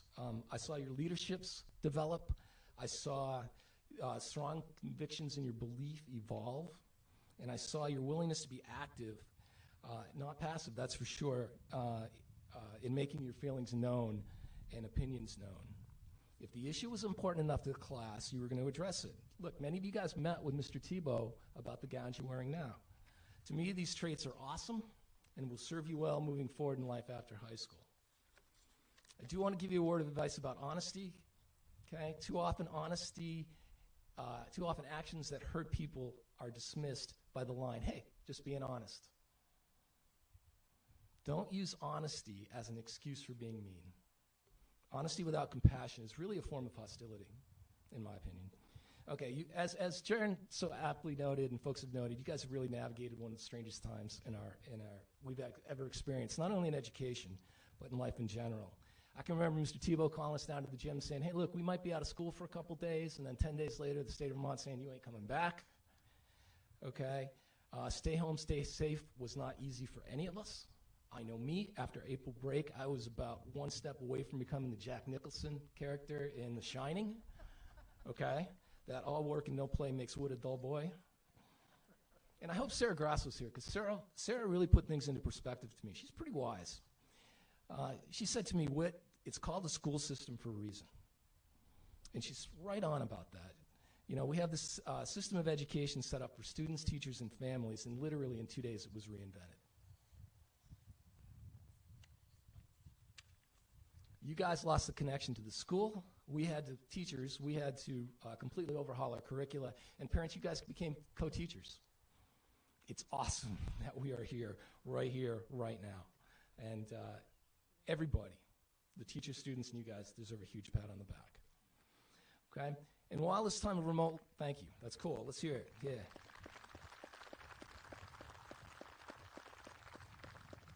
And while the time of remote learning was difficult, you're leaving school better equipped, in my opinion, to deal with life after high school than I think most of the graduates we've had over the last 20 years. You acquired a skill called time management. And yeah, granted, there's all kinds of varying degrees of time management skills that you learned. You still picked up something for your toolbox. And that applies across the board. College, work, the service, anything. Good time management skills will serve you very well, and you were forced to learn that. So now, this is where things get weird in graduation speeches. What can you expect moving forward? I have no idea. I really don't, okay? But that's not unique to your class. The same could be said for the class of 2020, the class of 1920. And I know Sky Richardson's out there saying you probably spoke at that graduation too. Not quite, Sky, okay? I shamelessly admit that I did look at graduation speeches done this year by some A-list celebrities. President Obama, Tom Hanks, and others. And I was surprised at how cliche-ridden they seemed to me. I heard every cloud has a silver lining, make the best of things, adapt to the new normal. I will tell you, if I ever hear that term new normal again, I might lose it right here, right now, okay? New normal could be the cliche of all cliches. It's hollow. It means nothing. Nothing is normal, no one is normal. People are typical, things are typical. Second, the phrase simply means that things are going to be different. New normal makes it sound so much more important than it really is. And when you think about it, new normals happen all the time. In science, we have a word for that, and that word is evolution. Okay? It wasn't the new normal when the internet came in. It wasn't the new normal when the smartphones came in. And it won't be the new normal for you. It'll just be a new paradigm. Earth plus COVID-19. I have to use AP English words just to keep the English department happy every once in a while. This is a true story. I actually heard a report on NPR a couple of weeks ago that said this year's graduates will be faced with the greatest challenges ever in the wake of this new normal. I was with my dogs. If you read the program, you know my dogs kind of helped me write my speech. And my dogs did that thing when they heard that on the radio, you know, where they kind of tilt their heads like, what? They have no idea what you're saying? You know, this planet has been around for a long time. Homo sapiens have walked the earth for the last 120,000 years. I dare say that it would have been a pretty big challenge to survive the last ice age. Do you think two of our ancestors actually said, hey, Fred, it's a little cold out here today. Don't worry, Barney, we'll just look for the silver lining, make the best of things, and we'll adapt to that new normal. Okay? I guess I'm poking fun at Obama and Hanks and others, but I'm sure they have some pretty high-paid speechwriters. Me, I have 2 golden retrievers in the 2015 Toyota Tacoma. It's true. Be careful and think critically before buying into the hype. Yes, things will be different for you, but guess what? Things are going to be okay. As I said earlier, you got the skills. You got determination, activism, and passion. 3 good things to have, and you'll do just fine. I will concede, however, that we're living in paradoxical times. Think about this. We have all kinds of medical breakthroughs, but we have less wellness in this country. We have thousands of experts, but we have thousands of more problems. People keep adding more and more educational degrees, yet we have less and less common sense. We pollute at an ever-increasing rate the one thing that keeps 99.9% of the species on this planet alive, and that's our atmosphere. I understand that you can't go out and change the world overnight, but I do think your generation will be the catalyst for change, particularly with the environment. The Clean Air Act and the Clean Water Act of the 1970s certainly changed things for the better, but that was 50 years ago. It's been too long. Most revolutions start with a single idea, and I challenge you to begin to end that paradox. What do I want for you moving forward? To be happy, and to be happy with what you choose to do and with whom you choose to do it. Biggest rush for me is when I see kids come back and they are over the moon happy with what they decided to do. Most of you, some of you, will be leaving home shortly and will have more power than you've ever had before. And that's the power of choice, so I urge you to make good choices. And I don't mean like not having a cookie for breakfast, okay? Supreme Court Justice Anthony Scalia wrote, your ideals are the right ones, not merely in their ends, but in their means. That is perhaps the hardest part of being a good human being. Good intentions are not enough. Being a good person begins with being a wise person. And then follow your conscience and you will be headed in the right direction. Justice Scalia. Now, hearing me quote a Supreme Court justice is not part of the new normal, guys, okay? All right? So I'm going to quote somebody who is near and dear to my heart, who I think is one of the wisest guys I ever knew. I didn't know him personally, but and philosopher, and that's George Carlin. George Carlin said, we've learned to make a living but not a life. We have multiplied our possessions but reduced our values. We talk too much, we love too seldom, and we hate too often. And finally, be a kind person. The biggest regrets of my life have been failures of kindness. How come? Because inevitably, I made a choice not to be kind. I need to remind myself often that I can only choose how I act and how I react to things. So I'm asking you to please choose to act with kindness. Now, before I end, and I will end in a second, I got to give a shout out to my advisory. Okay? 6 years ago, I became their advisor. And the first day of their middle school, they are getting overwhelmed with everything, how to open a locker, where to go, and all this stuff. And they gave us 30 minutes together. Now, I'm a high school teacher, okay? I never taught middle school. And here I am in front of a group of 7th graders, okay? And I'm looking at them, and I'm thinking, what am I supposed to do? And those guys were looking at me going, you're the one in charge. You should know what to do. Austin, I won't forget the stories you shared with me about tractor pulls with your dad and your grandfather and how much that meant to you. And Aaron, watching you develop into one of the top soccer players in the state and getting to play for your dad. Abby, becoming a role model at Leland and Gray and a leader for your class. And Avery, I'll never forget the day that you came down and told me you were accepted to Ithaca College. I think I was more excited than you were. And finally, Chris Bovat. I wonder how I remember Chris Bovat.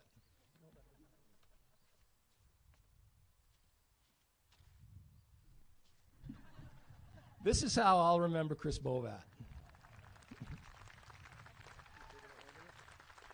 I'm putting it in my room. And I know somewhere down the road in my classroom, this is going to be up there, somebody's going to walk in and go, what's that? And I'm going to go, that's a Bovat.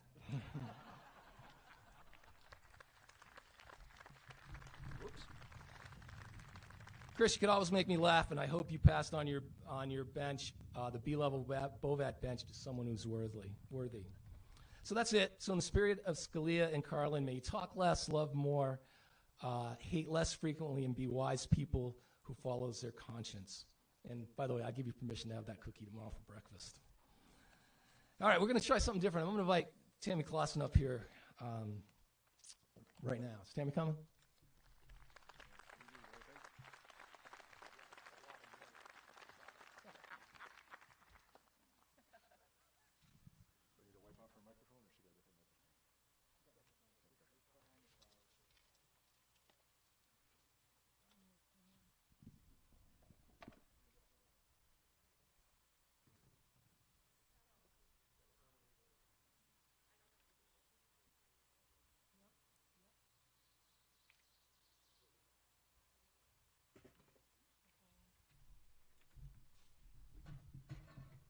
All right.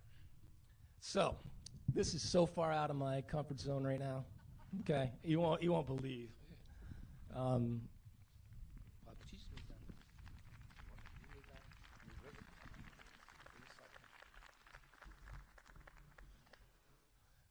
Okay, and I'm pretty nervous right now. Okay. Yeah, I got it. Oh, I'm still nervous. Okay. Oops. See that? I'll be here all week.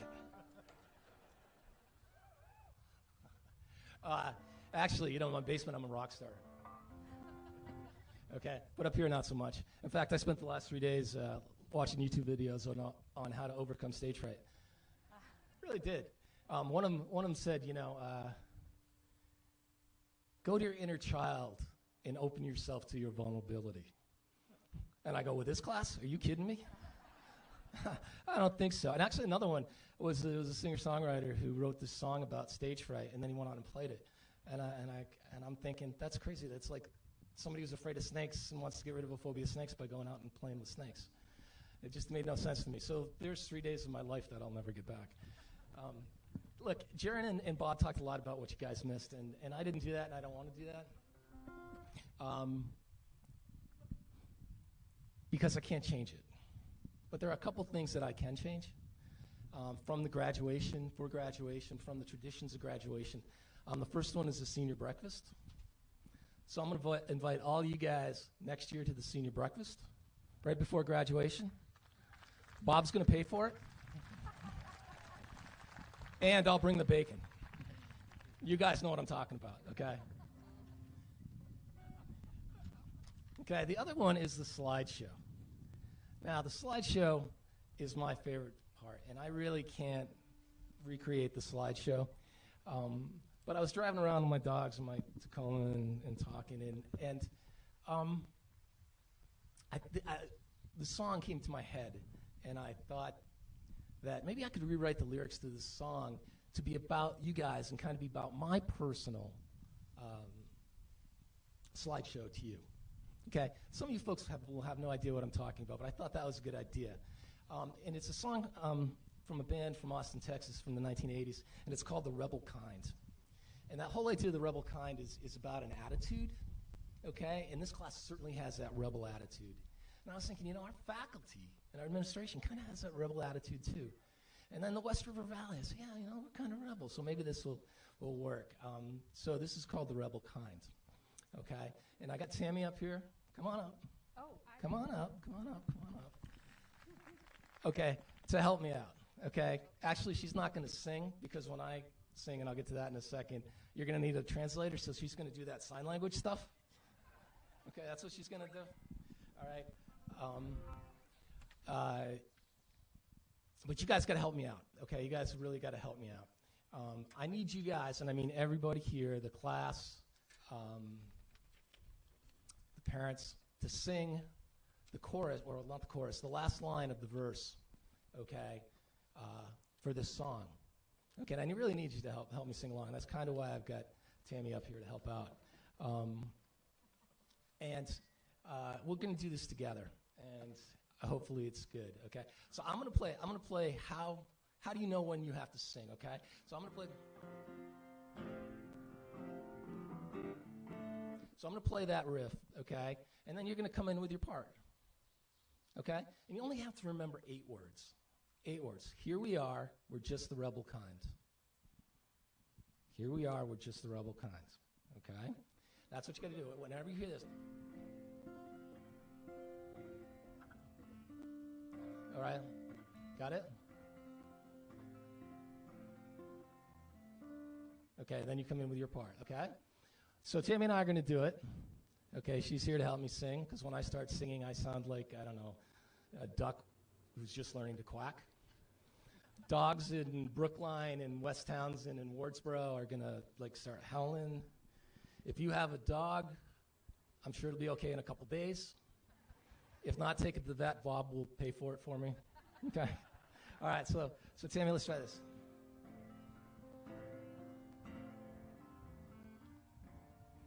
Ready?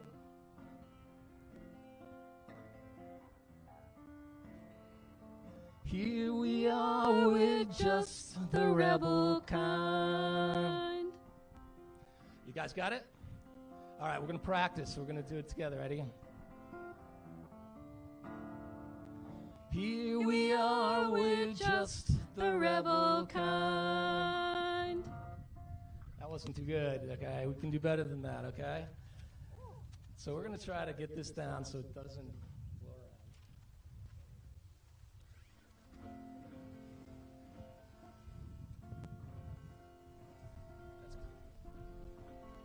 All right, so here we go. I apologize for how it comes out, but if you don't like it, in 2 minutes and 30 seconds, it'll be over.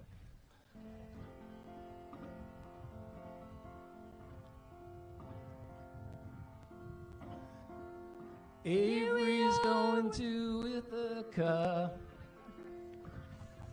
You're supposed to do this. Here we go. We're starting again. I didn't go. It's like a Smothers Brothers act or something. Now when you come in, here.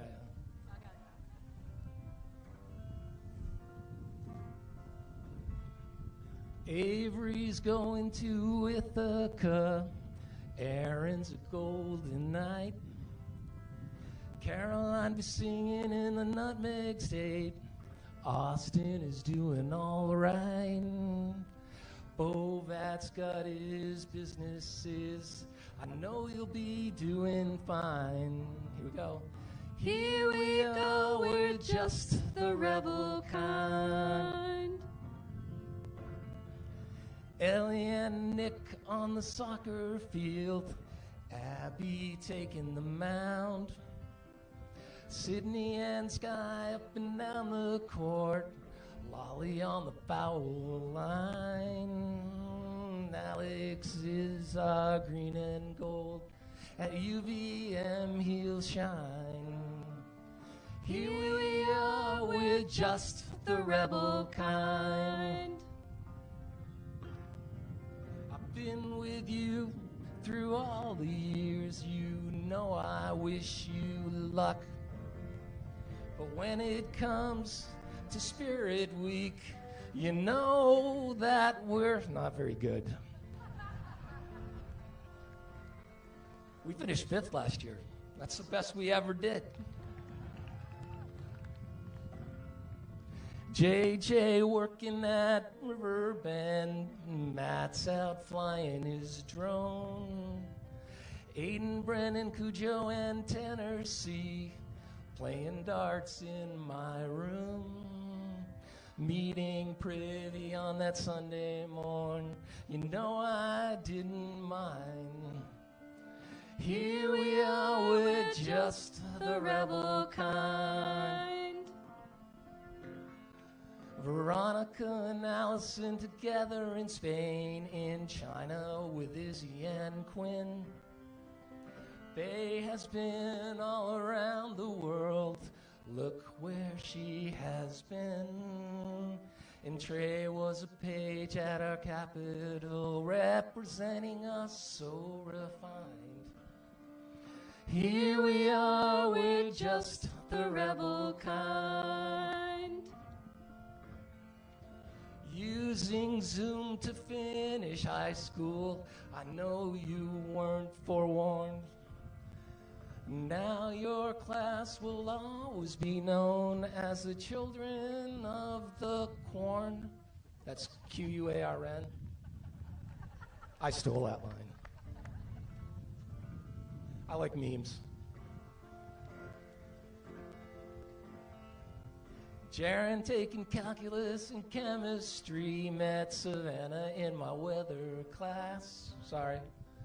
Gabby doing laps all around the school, Jeremiah in my popsicle stash. Ocean and Rory doing history, they're a duo that's one of a kind.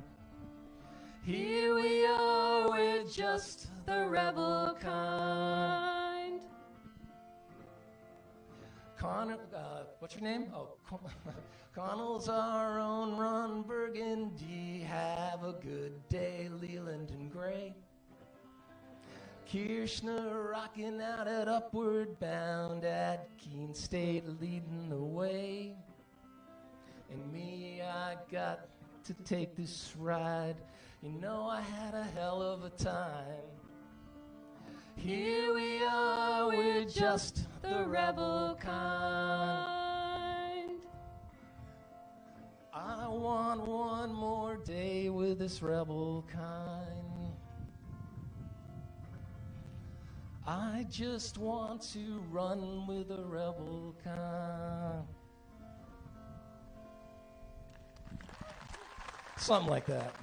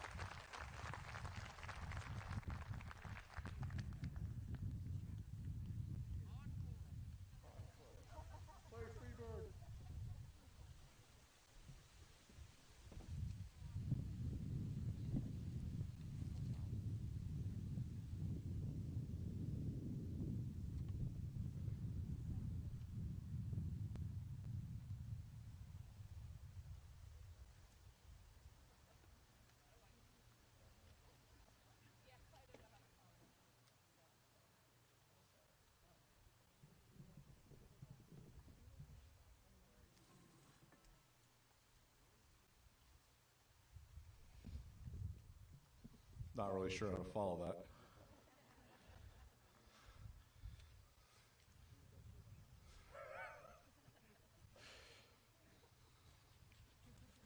Mr. Whitman always keeps us on our toes, that's for sure. All right, that was awesome. I would like to take this next opportunity to recognize some more awesome. At this time, I have, let's see.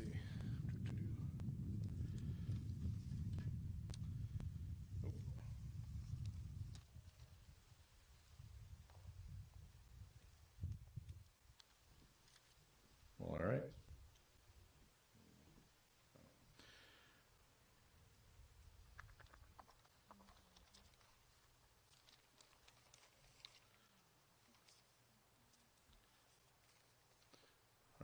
wing this one.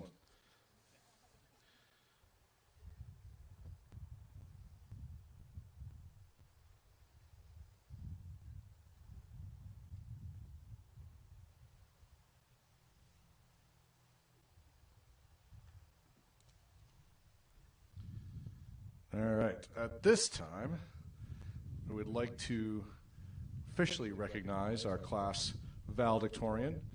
He is also, as you just heard in that famous ditty there, our green and gold scholar. I'd like to bring to the stage Mr. Alex Krabaska.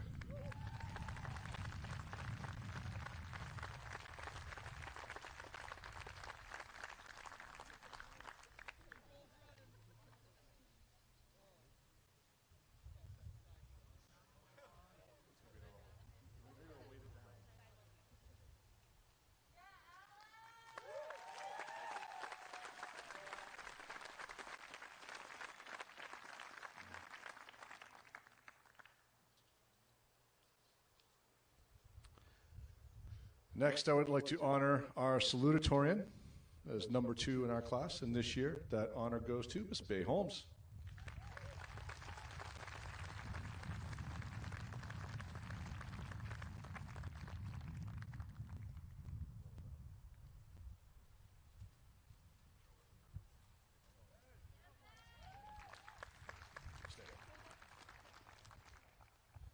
While she's up here,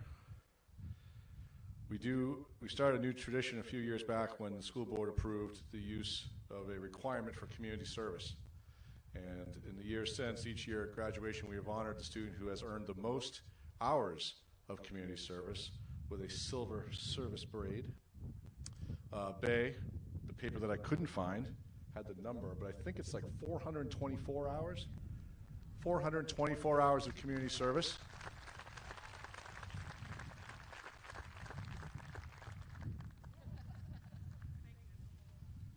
And as she departs, it's one thing about this class. Their community service requirement has been met, obviously, by everyone who's graduating. The total number of hours that the class of 2020 has earned, ready for this, is 2,020. 2,020 hours.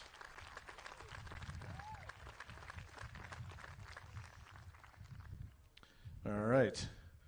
At this time, we're going to have some more singing. It will not be me, but it will be senior Miss Caroline Maynor.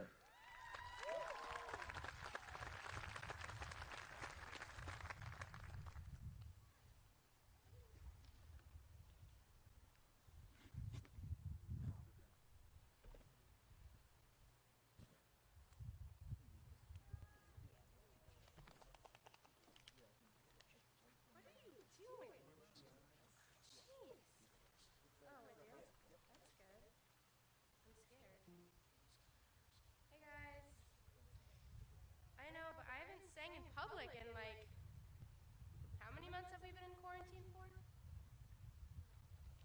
Like 4? Yeah. I'm not tall. Okay.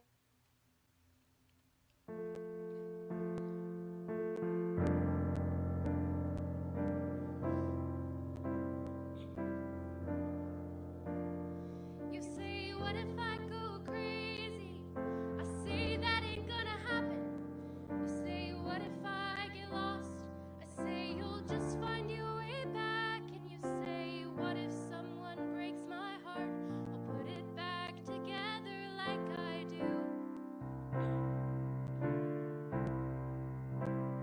You say, what if I don't catch the dreams that I've been out there chasing? What if when my fears show up, I'm too afraid to face them? Well, I can't fight your battles, but I sure can hold your hand and promise you that the sky will still be up there and the sun will always shine. The stars will keep on falling for the ones who wish at night. The mountains won't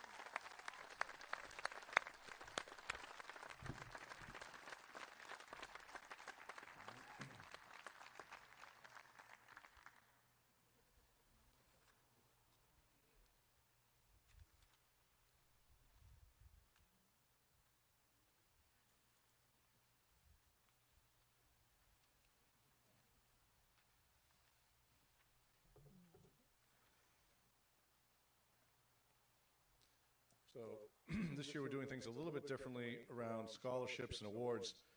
We're trying to combine all the awards from class night and graduation together.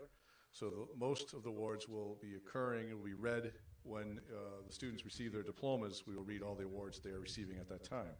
There are a few awards, however, that we wanted to do separately because these are our awards that traditionally we view as our most esteemed.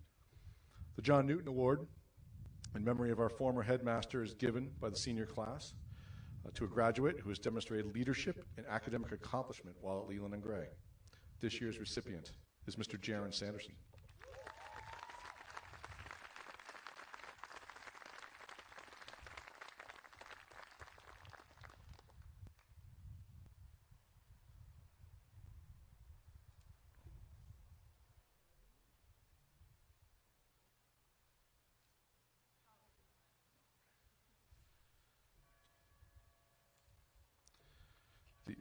The Arlo Monroe Award is given by the faculty for scholarship, loyalty, and achievement.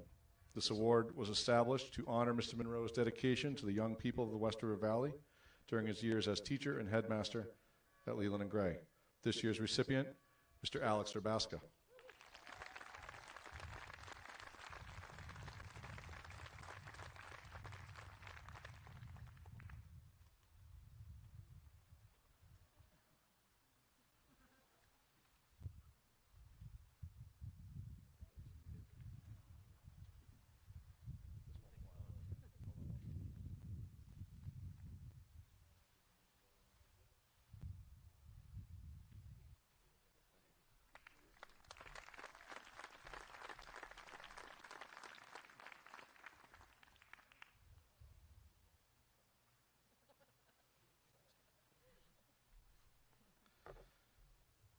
The Honorable John Barrett Awards are given annually to students who have made significant contributions, not necessarily academic, to the school community. Here are this year's winners. I believe we have 5. You want to read one of these? Yeah, right now. The John Barrett Award. This Leland and Gray Rebel has been a steady force for the school community. As a multi-sport athlete, she is a no-nonsense player who holds her teammates and coaches accountable for getting the work done.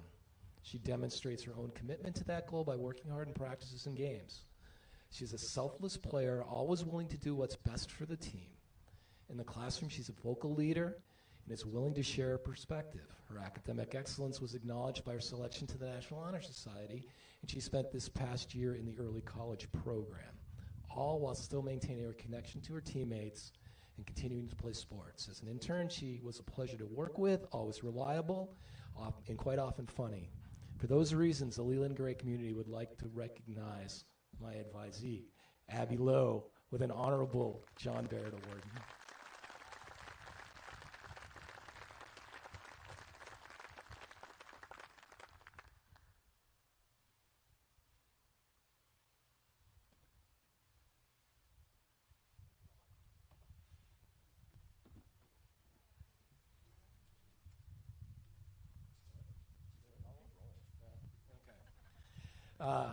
Kirshna, alias Carrot, knows all about the rebel spirit, about pushing boundaries, about staying true to self, about style, about trying it on and taking it off if it doesn't fit, about being a true friend, about overcoming challenges, and about the use of a moral compass for guidance.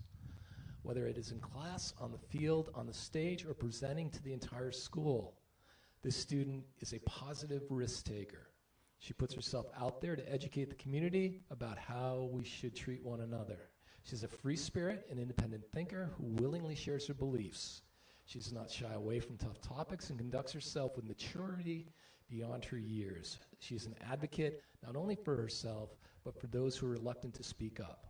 Kirshna has made and will continue to make a positive difference, as true rebels do.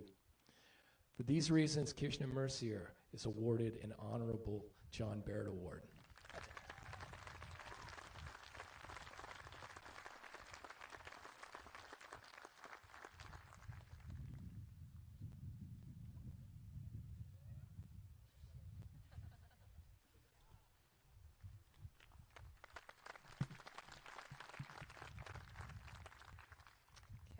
step. This young man exemplifies the values we hold dear at Leland and Gray: intellectual curiosity, social awareness, empathy, and resilience. Described as an all-around good guy, he is polite, respectful, funny, and always ready with a smile. He is a quiet leader. Instinctively, he knows how to bring people together. His kind and empathetic nature compels him to connect with others, even at the risk of being vulnerable.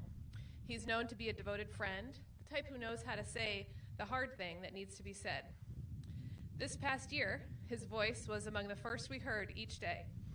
Over the intercom came, "Good morning, Leland and Gray. Connell Helvey, senior class president, here with the morning announcements." On this morning, your last at Leland and Gray, we have an announcement for you. Good morning, Connell Helvey. Faculty and staff here with a morning announcement. For your true heart, courage, school spirit, and commitment to Leland and Gray, we are pleased to present you with an Honorable John Barrett Award.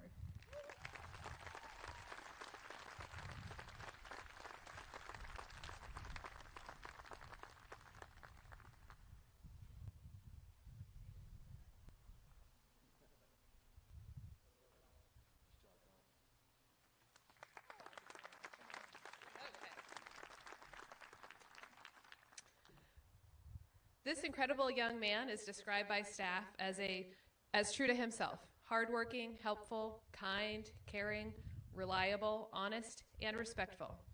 He is a team player who is an excellent Leland and Gray High School ambassador. His determination on the soccer field is also evident in ultimate disc, leaf, and with the players. He showed great dedication as an intern with the Experiential Learning Center, as well as with Mary Meyer, Wyndham Central Supervisory Union, and the Townsend Elementary School. As a member of both the National Honor Society and the WRMUD School Board, he has demonstrated impressive leadership qualities.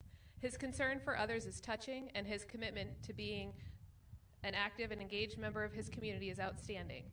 Not surprisingly, he has recently been accepted to serve as an AmeriCorps member with the FEMA Corps. He's always looking for ways to challenge himself and broaden his knowledge and understanding of the people in the world around him. He gives of himself and his time because he feels compelled to do something to make the world a better place. For this and many other reasons, the Leland and Gray community would like to recognize Trey Krigo with an Honorable John Barrett Award.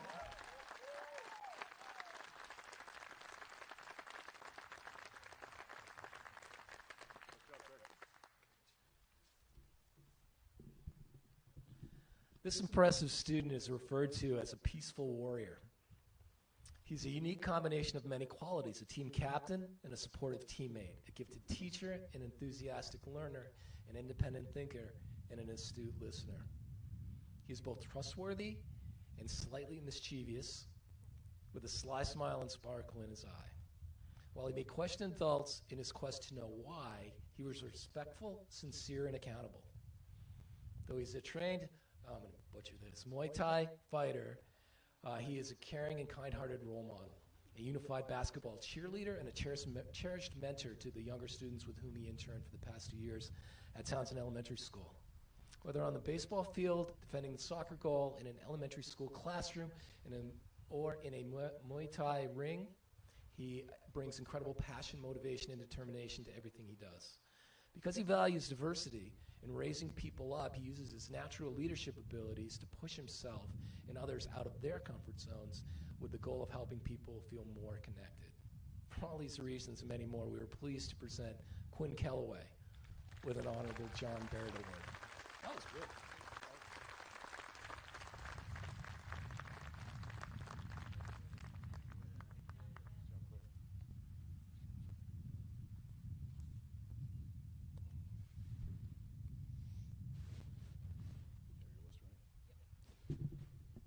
All right. Class of 2020. This is what you've been waiting for.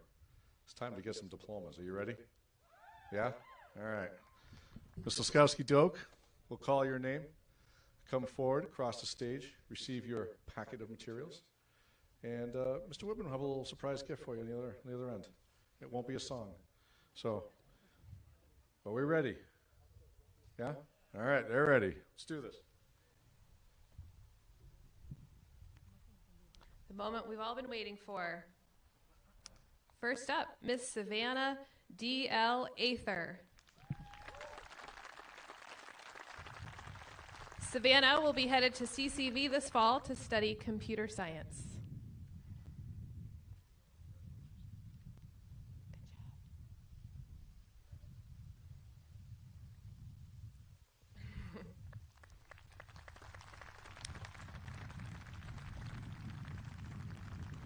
Erin Catherine Bates. Erin is the recipient of the Mount Lebanon Order of Eastern Star Scholarship, a Leland and Gray Alumni Association Award, and the Vermont Principals Scholar Activity Award. Erin is going to Clarkson University this fall to study physical therapy.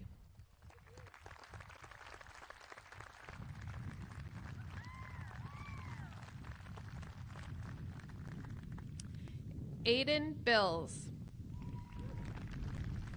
Aiden is the recipient of the Robert Hescock Memorial Scholarship, and he'll be working and apprenticing at Lane Plumbing in Wilmington this fall.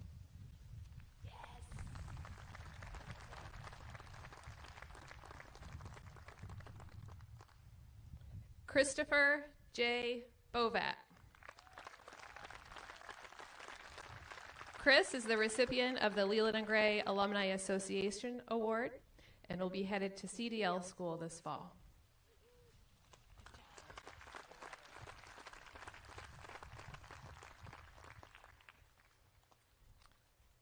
Matthew J. Boyle. Matthew is the recipient of the Jamaica Community Church Arts Scholarship. Matthew will be starting his own drone photography business and is training to become a diesel and auto body paint mechanic.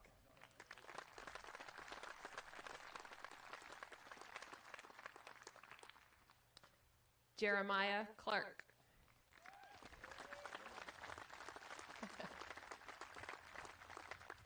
Jeremiah will be working at Pepsi Cola this fall. Good job.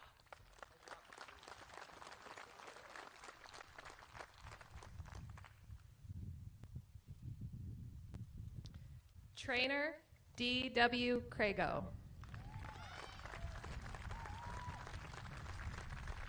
Trey is receiving recognition for his school board membership and as well as receiving a LEAF award. Trey is volunteering for the FEMA branch of AmeriCorps this fall and is then headed to the University of Southern Maine.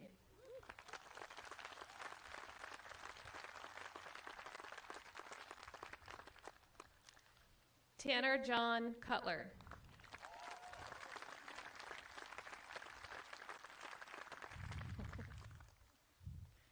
Tanner will be training to become a plumber this fall. Congratulations.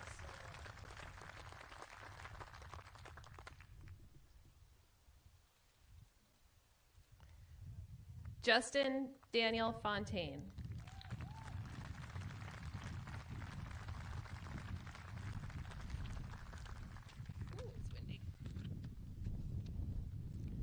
Justin is the recipient of the Arthur E. Monet Memorial Award.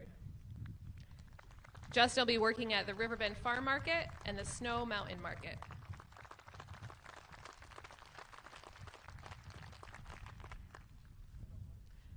Brennan Nicholas Gary.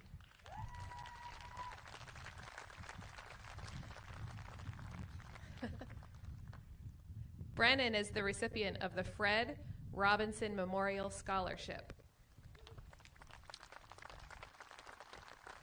Brennan's headed to the Universal Technical Institute for welding this fall. Good job, Brennan.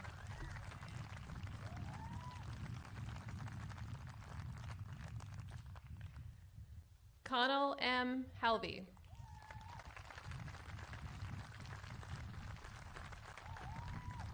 Connell is being recognized for being the Student Council Class President and is the recipient of a LEAF Award.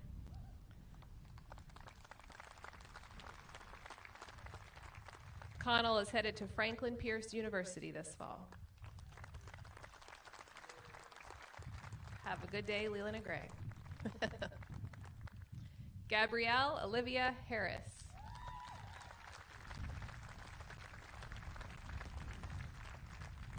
Gabby is taking a gap year and will be working at Allard Lumber and then off to college.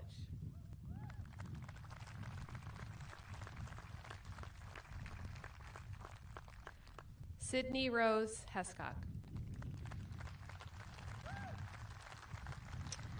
Sydney is the recipient of the AS&H Parent Darden Award, the Mount Lebanon Lodge of Masons Scholarship, the Wyndham Central Education Association Scholarship, the Francis Lucier Memorial Scholarship, the Karen Doshi Art Award, Lisa's Love Scholarship Award, the Vermont Principals Association Award of Excellence, and the Vermont Principals Association Scholar Activity Award. You go, girl. She is going to the College of St. Rose to study elementary education and special ed this fall. Bay Lee Brewster Holmes. Bay is the recipient of the Jeffrey Mantell Award, the Community Service Award, the American Association of University Women Scholarship, the Mount Lebanon Order of Eastern Star Scholarship, the Newfane Garden Club Scholarship, a Leaf Award, and a Spanish Award. Bay is going to SUNY's College of Environmental Science and Forestry this fall.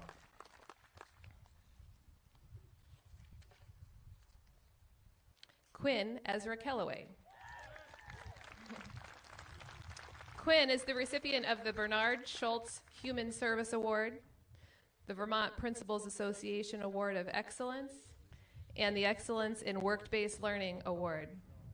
Quinn is going to Thailand to be a professional Muay Thai fighter and will then be going to college.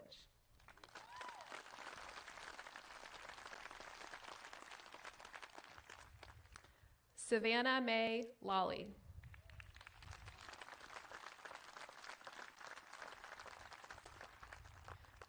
Savannah will be working this fall, and she is interested in working in the culinary field in the future.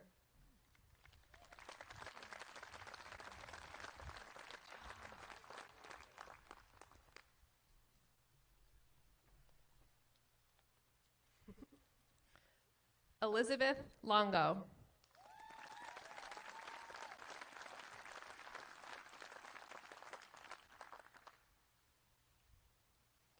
Ellie will be going to Quinnipiac University this fall to study criminal justice and social work. You gotta be even. Thank you. Good job, Ellie.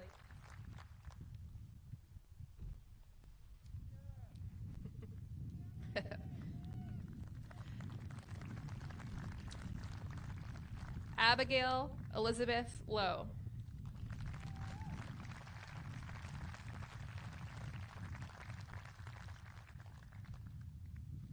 Abby is the recipient of the Vermont Principals Association Scholar Activity Award. Abby will be working in real estate this fall. Good job. Take your mask off.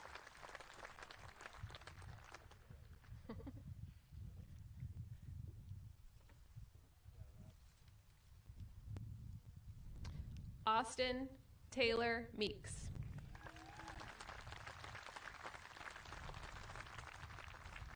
Austin is the recipient of the BDCC Scholarship Award. Good job, Austin. Austin has started his own business. It's called Meeks Maintenance.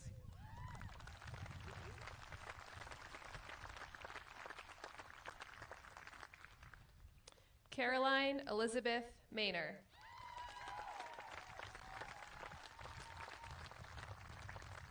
Caroline is the recipient of the Esther Lamoria Scholarship, the Music Department Scholarship, the Jean Gott Music Award, the Eleanor and Arlo Monroe Arts Award, the Ann C. Landenberger Scholarship, the Student Council Scholarship, a Leaf Award. She was the Student Council Vice President, and she received the National School Choral Award. Caroline will be attending the University of Hartford to study psychology and music. Kirshna Mercier.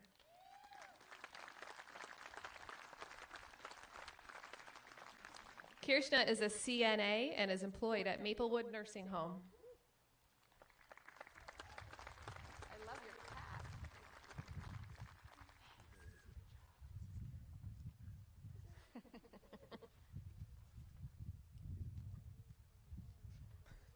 We're getting an explanation for the carrot nickname. Ocean Marley Mulligan.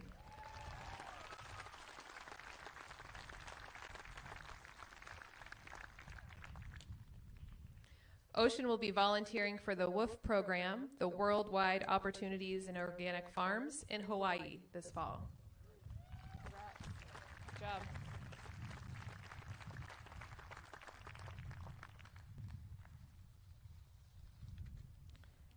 Christopher Allen Privy.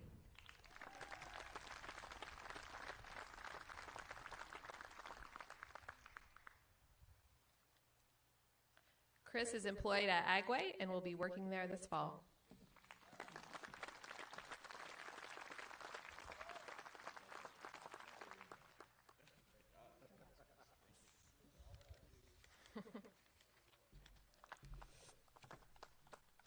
Sky Magnolia Richardson.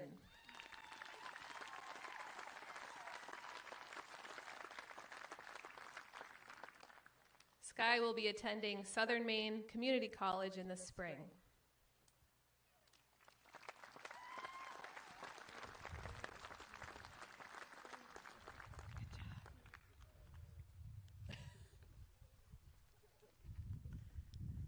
Jaron Sanderson.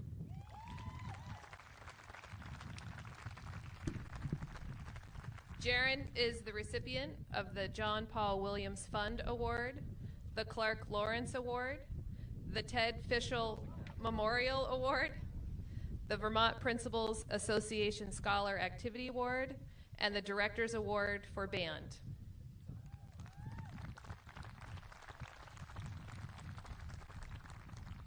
Jaron is going to UVM this fall to study the sciences and teaching.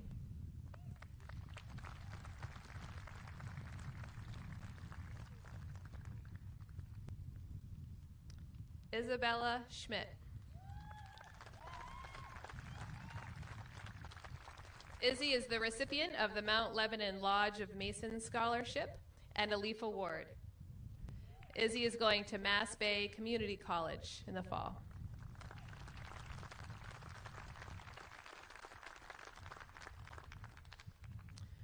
Veronica Stevens, in absentia.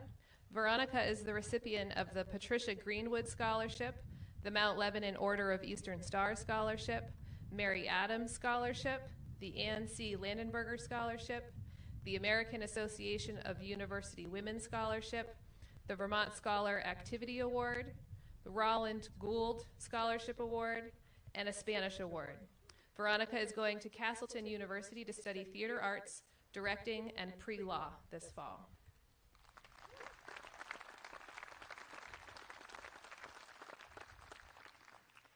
Allison Lorna Stockwell.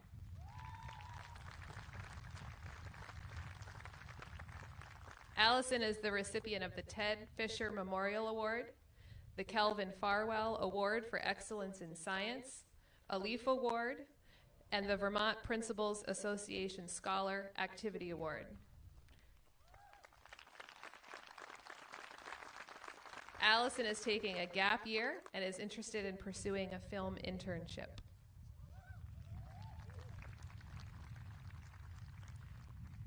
Curtis Thorpe.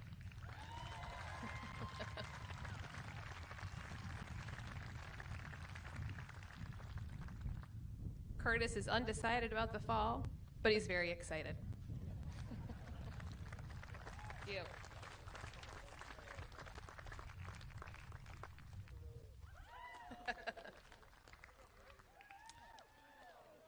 Nicholas Anthony Tolbert.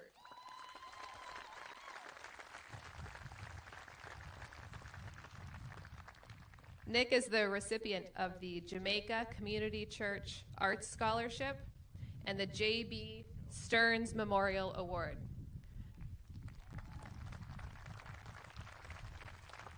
Nick is headed to Franklin Pierce University. Alexander Urbaska.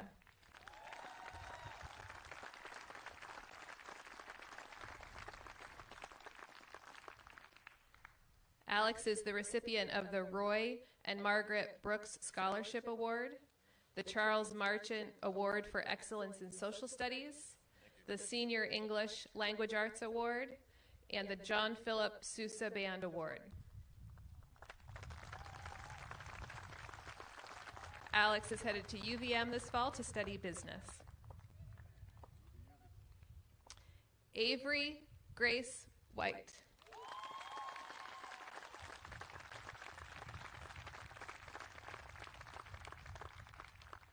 Avery is the recipient of the Anne Elizabeth Chapman Memorial Scholarship, the Lexi Giolella Scholarship, the Grace Cottage Memorial Award, the Jack Lambert Science Award, the American Association of University Women Scholarship, a Leaf Award, the Gateway Foundation Rotary Club Scholarship, and the Leland and Gray Educational Foundation Scholarship. Avery is headed to Ithaca College to study physical therapy.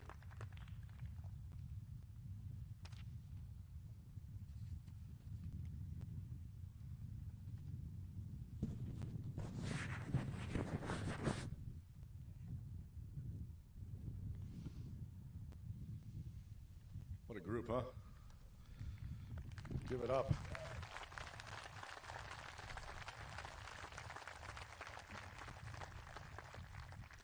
Before we make it official and present them as the class of 2020 graduates, I'd like to take this opportunity to say a few words about some other folks who are leaving Leland and Gray with this year's class of 2020.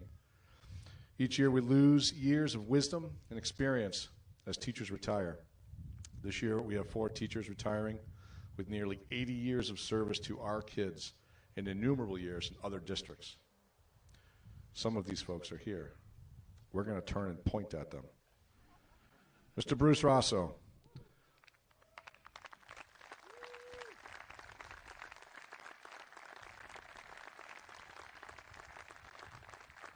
Mr. Rosso is a lifelong teacher. He's been with us for 6 years, has helped numerous students greatly improve their reading and writing. Amazing job, and thank you for your time, Mr. Rosso.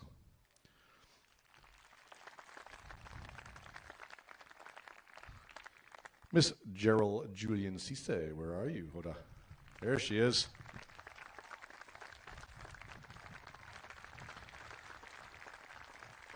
Also a lifelong educator, has been with us for the past 13 years, teaching Spanish and generally caring for each and every person in the building.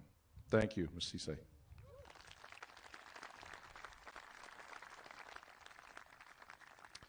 Miss Susan Jones.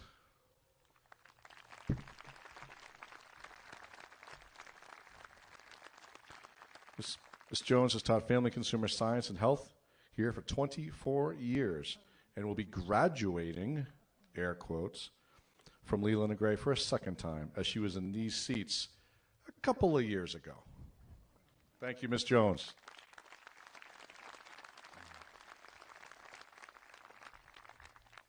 And I don't believe our last person is here, but Ms. Patricia Hines has served the children of Wyndham Central through her work at Wardsboro School, Jamaica, Newfane, Townsend, Wyndham, and then here at Leland and Gray for a total of 35 years of service to our children.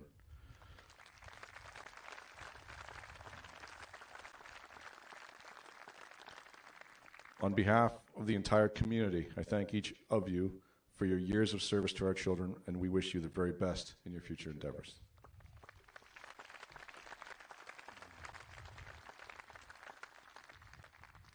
And now, I would like to call the lady who was mentioned earlier for the work that she's done with this crew, the class advisor, Miss Carly Sanderson.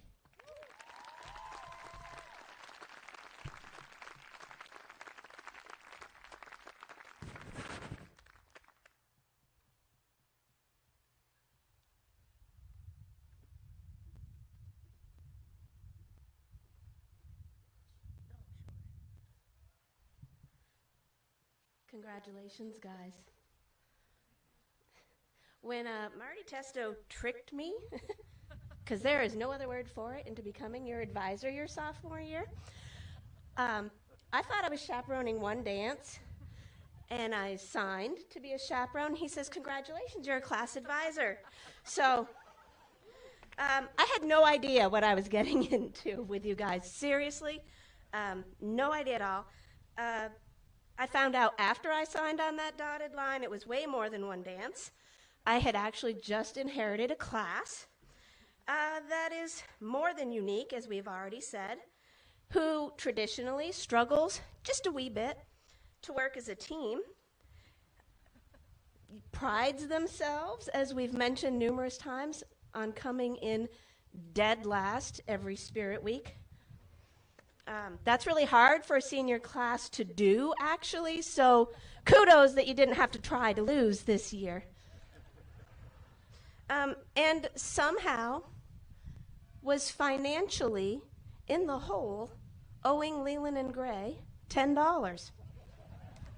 I didn't know that was something that could happen, but you guys managed it. Over the last 3 years that I've spent with you, while I begged you, pleaded, cajoled, Mr. Tebow, close your ears, perhaps even threatened a time or two, you guys have found a way to incorporate your individuality into a group who put on an amazing, iridescent, bubble-themed prom. Almost won Spirit Week. I think Whit's wrong. I think you were much higher than 5th place. I don't know what happened there. You almost blew it, but you didn't. You survived the Bacon Wars,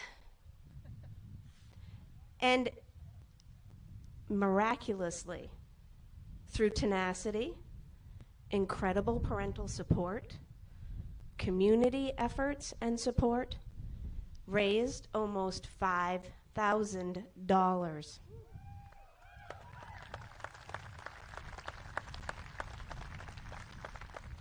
I still don't know how they did that. You are not getting the opportunity to spend your hard-earned money in the ways that we had anticipated for you. But, as with everything with this class, their unique sense of what is right and wrong and their uniqueness as rebels has led to some very interesting conversations over the last few months as to what they should do with that money. As a class, they decided to be extra generous to the scholarship recipient that gets the Newton Award, which is chosen and financially supported by the class. They have decided to give back to the teaching community here for all of their support, especially to the senior teachers in this most difficult time. So they have some gifts that they are working for to provide to the staff to show their appreciation. And most finally, through lots of discussion and debate, there are 32 of you. We started with 32 different ideas, but they have chosen as a class to contribute significantly to the reconstruction of a more permanent concession stand so that their gift can keep on giving to the Leland and Gray community when the Booster Club sells at events here. And they will continue from the use of that building to raise money for this school long after they leave today. So thank you all very much for your generosity of spirit.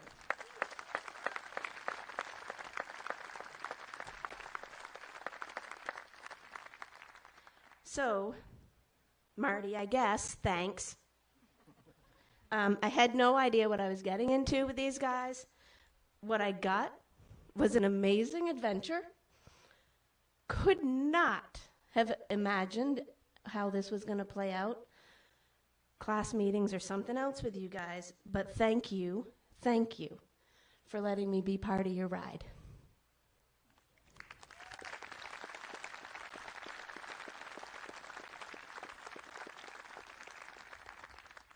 In keeping with tradition, as your class advisor, I would like to ask all of the graduates now to symbolically switch their tassels to the other side of their cap to signify their change in status.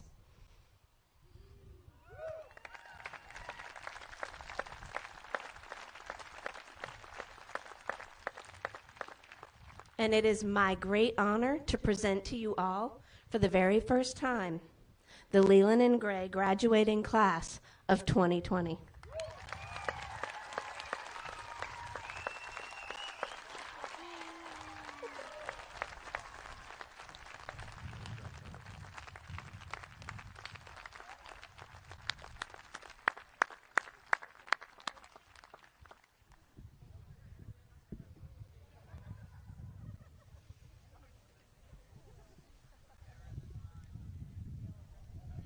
As they search for their caps,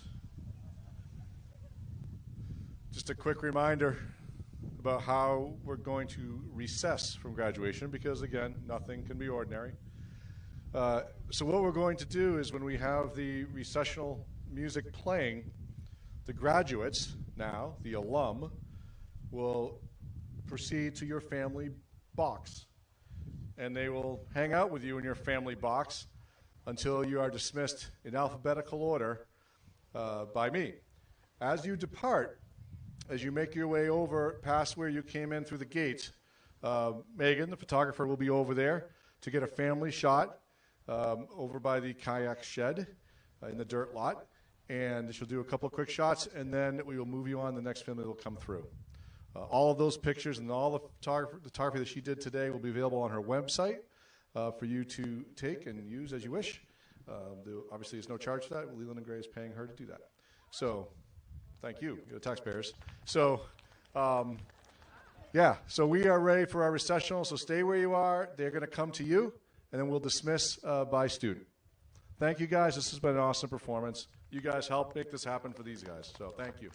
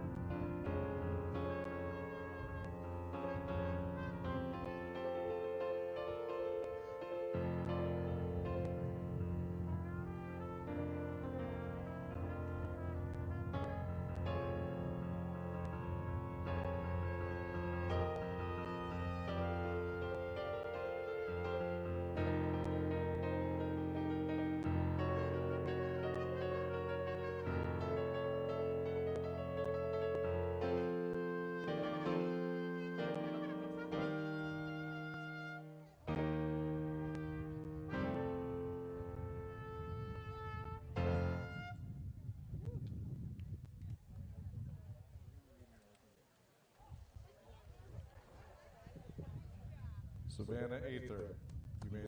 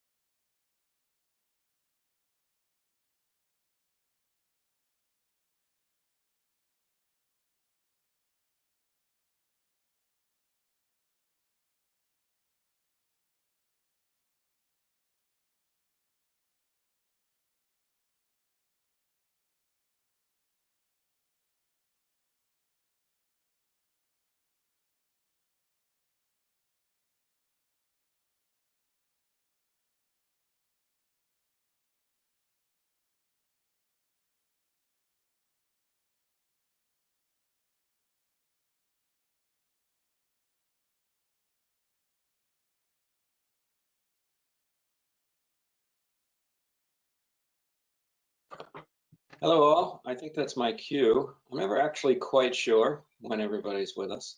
But welcome, I have 6:15 on Apple time anyway, or maybe 6:16. So I'd like to call the meeting to order of the Brattleboro Select Board for June 2nd, 2020, let's say. And our first official business, which is traditional, is to approve the minutes of May 19th. Excuse me for interrupting, Tim, just to say that the meeting has been officially warned. Oh, thank you. Sure. As you know, I always remember to do that, except right now. Thanks for that, Peter. Having everyone has, of course, studied the minutes of May 19th, do I have a motion to approve the minutes? I move to approve the minutes of May 19th, 2020. Thank you. Ian has made a motion to approve May 19th minutes. All those in favor, say aye. Raise your hand as well. Aye. Yeah, thank Aye. you. 5-0. And I just want to, let's see, I'm going to try to sneak in our administrative stuff a little bit here and there so that everybody knows the deal.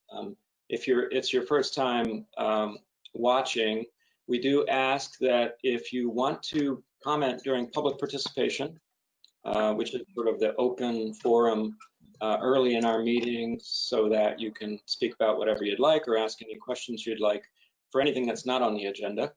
Or pretty much after every item, I'll be opening it up for public comment. Feel free to raise your hand, so to speak, in the chat window just by typing in, I'd like to say something, or I have a question and your name. That helps your chair out in sort of lining you up and figuring out what kind of interest we have for people to speak. Otherwise, when we get to the public participation part, I'm kind of like just waiting. And it's great to know in advance that some folks want to talk. Thank you. And yes, I think that's all I'll say there. And so chair's remarks is usually first. I really don't have too many remarks. We have a very full meeting. I did want to just say that, gosh, on the national basis, we are all experiencing quite a bit of emotion. There is so much going on. And I want to just bring it down to the local level and say that I continue to be incredibly impressed with the community here in Brattleboro. We've had 2 major protests now featuring a lot of people who are justifiably upset by some things happening on the national level. And I just want to say that our town staff, everybody I've been encountering in our community, our police, everyone, our fire department, everyone has been coming together in support of free speech and the justice that everybody is seeking in these increasingly crazy times. And we're dealing with so much on top of our normal crazy, which is COVID-19. And now we have all kinds of unrest in our country. So anyway, that's my remarks. I'll pass it over to manager's comments, please. I didn't have any prepared for this evening. I'd like to just add one thing to what you just said, Tim, which is in both cases, the organizers of the event coordinated directly with our police department. And we really appreciate that partnership. We're seeing many examples across the country of even some of the larger cities and lots of smaller towns where police departments and people in the community are working in partnership around these issues. And we're fortunate to have that be true here, that there has been communication that has enabled everyone to be able to have these major events and have them remain safe for the whole community, for the participants and for the rest of the community. So we're hopeful that people who may organize additional events would continue to view our police department as a partner and as folks that they can work together with around these kinds of major gatherings. Thank you. Thank you, Peter. Absolutely. And I'll just remind people once again that if you're interested in the upcoming public participation part, which is to speak to anything that's not on our agenda currently, it's a busy meeting. We are going to be holding it to 2 minutes or so, if we can. because we're so much to do tonight. And thank you. And the next order of business is just to hear from my 4 fellow board members, any kind of committee reports or comments that you might have. And I have almost split-second raising of hands. Daniel first, if you'd like. I just wanted to publicly state my gratitude for Chief Fitzgerald's op-ed in the Reformer the other day. You know, I appreciated its honesty. And I also think that at a moment like this, you know, we can't stay silent, even when what we have to say is complicated. And, you know, as white people in a 99 or whatever it is % white state, our role as allies is sometimes hard to navigate, and it's not always clear what the best path is. But I think that honest public reflection, especially those of us that have positions of you know, public trust and public power, is really, really important. And I just want to commend Chief Fitzgerald on that. And I think that, you know, continuing to have an open, honest dialogue in the community is the way that, you know, is the way I've seen us do business, and I hope it's the way that we continue to do business. Thank you. Brandy? I just wanted to say thank you to Brattleboro Solidarity for being one of the organizers of Saturday's rally. I was unable to attend that one. I did attend the one today that was organized by students from our high school, and it was passionate and it was well attended. And I'm very grateful for the amount of people that showed up to protest the murder of George Floyd. Yeah. And yeah, good job on both fronts. I have to say I was really, really proud of the high school students today, because it's a big undertaking and there was a lot of people there. I have no idea what the final count was, but it was huge. Thanks, Brandy. Ian, I saw your hand. Yeah, I just wanted to also show some gratitude towards the organizers and also the town for Sunday's demonstration or protest. My partner and I participated, and you know, it just reminded me again why I'm so happy I live in Brattleboro, and I want to just encourage that kind of discourse and respect to continue as we move forward and show solidarity and support for people across this country during this really trying time. Thank you, Ian. And Liz, I think you're the only one left if you have anything to say. No pressure. I was at Sundays, and I thought it was really very well organized, and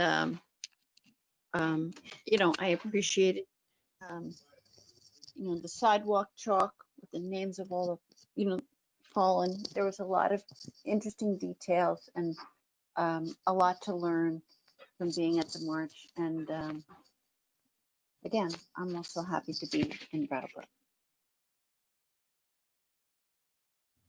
Thank you. Next, we have public participation. I don't see anybody who's contacted us via chat. I'm not hearing you.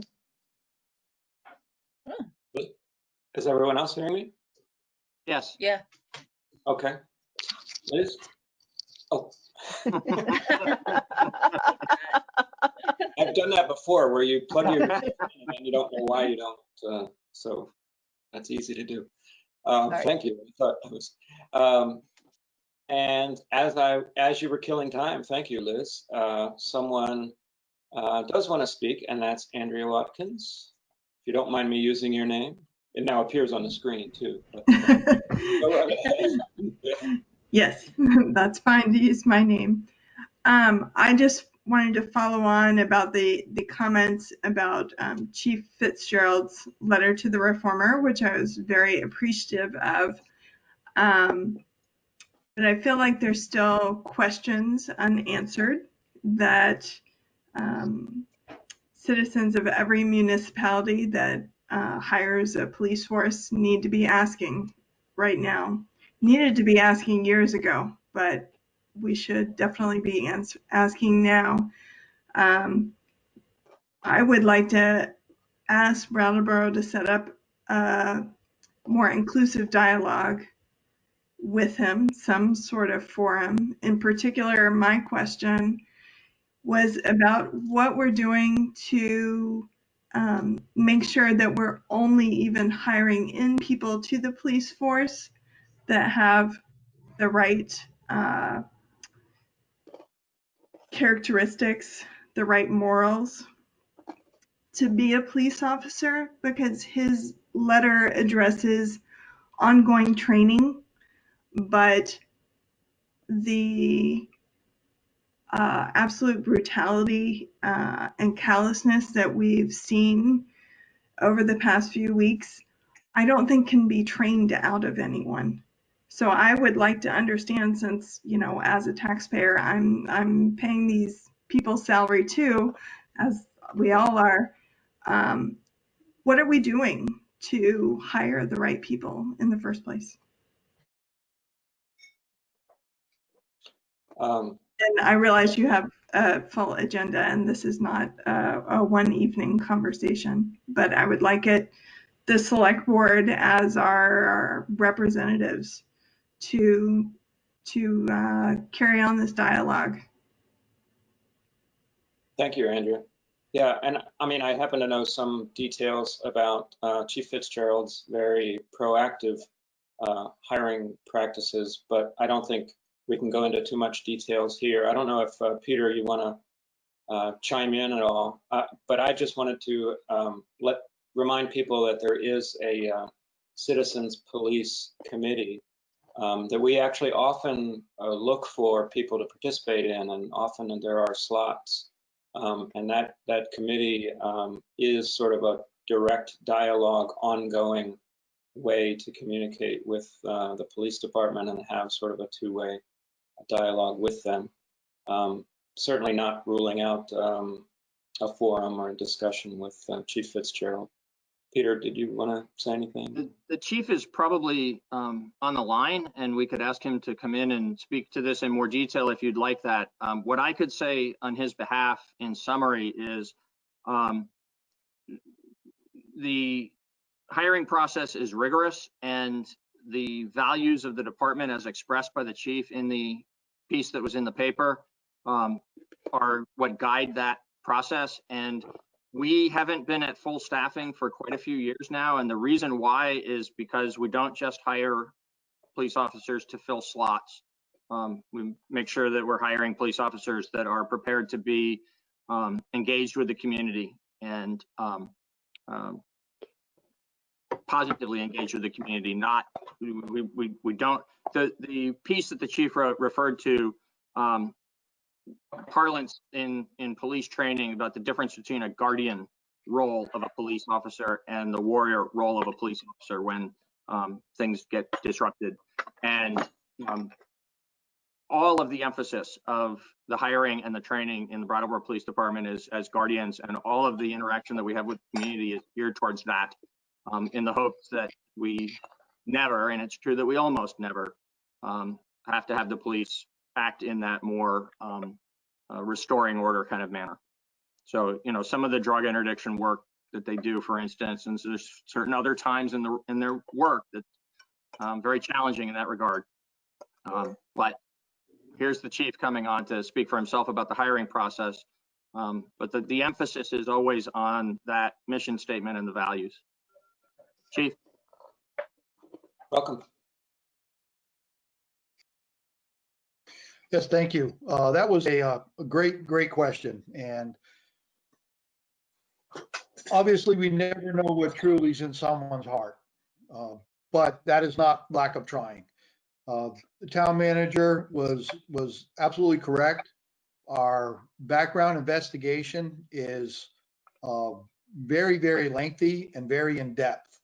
And some of the questions we ask, like at our boards, are, what have you done for your community without asking for anything in return? And you can tell what a person thinks about their community if they start rattling off all these volunteer programs that they took part in and things of that nature. And if you get stunned silence, then you know you have someone that hopefully is not just telling you what you want to hear to get a job. And that's what we try to weed out. And it is absolutely correct. We're short-staffed, not because of lack of applicants, but because of lack of applicants that we want on our team and the police, the town of Brattleboro. And I understand your time is really short and you do have a very full agenda, but I'd be more than happy to sit down with the community and a forum and just basically talk about what we look for in the moral character and values of our officers, how we ensure that they maintain the standards we are looking for, and how we work with the community to keep that dialogue and partnership going strong. Thank you very much, Chief. Oh, sorry. Andrew, I don't think we can hear you at the moment.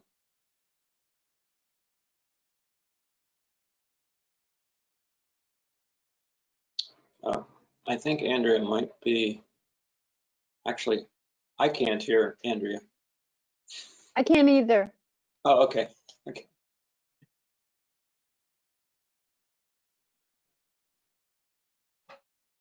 Yeah, we still can't hear you. I'm not sure. It looks like your microphone is on from what I can tell, but unfortunately we can't hear you. But at least from your facial expressions, I can kind of tell you were trying to communicate a positive response. I don't know if that's something that Patrick can help us with, but I do see your microphone is green. In the meantime, if you're working on that, let me just ask if there is a phone caller, I think, on the line. And oh, Andrea says, thank you, and I will follow up with the chief directly. Thanks. I like to repeat those and it's in chat because it doesn't reach the record if not. And I was just told the caller is off, so I don't have to be concerned about the caller. So thanks, Andrea and everybody. I think since I don't have anybody else raising their hand, we will move on because we do have a pretty packed agenda. One thing I neglected to do is sort of give a agenda adjustment announcement. Our next in line is to become liquor commissioners to address a second-class liquor license request from Retreat Farm. That request, at least for the moment, has been withdrawn. So we don't have to become liquor commissioners, folks. And we will see what happens with them in the future. And next on the agenda is water and sewer commissioners. We have some business to attend to here. So do I have a motion to become water and sewer commissioners? From anyone? So moved. Thank you. We got stuff to do. Come on, let's get to it. Daniel has made a motion to become water and sewer commissioners. All those in favor say aye. Aye. Aye. Thank you, 5-0. Peter, do you want to tee us up here? Sure, thank you.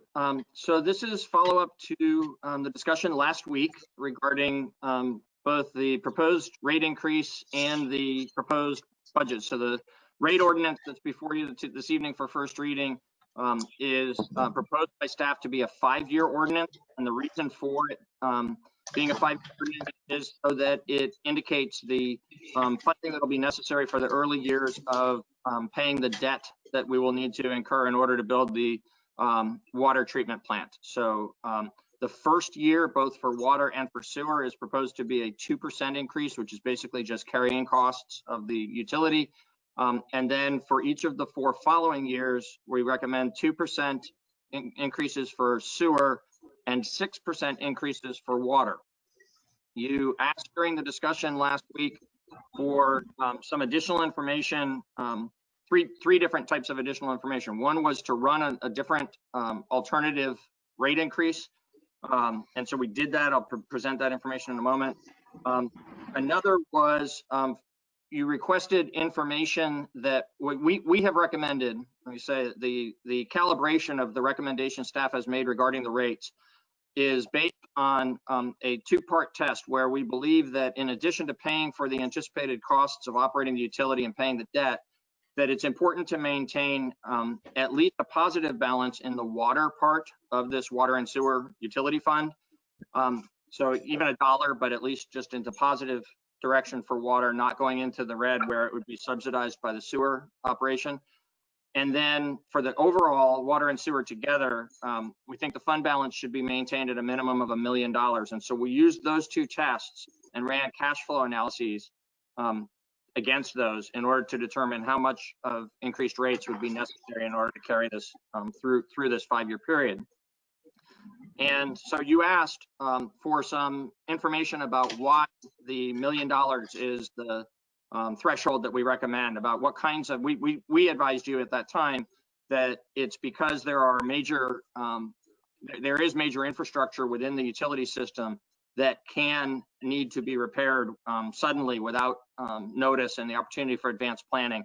And when that happens, it's often either some very expensive pumping or filtration function, or pipes in the ground, which are expensive construction to do. And so either way, it tends to be more expensive than just say a roadway repair that might suddenly need to be done or something like that in other parts of town infrastructure. The utilities work is expensive.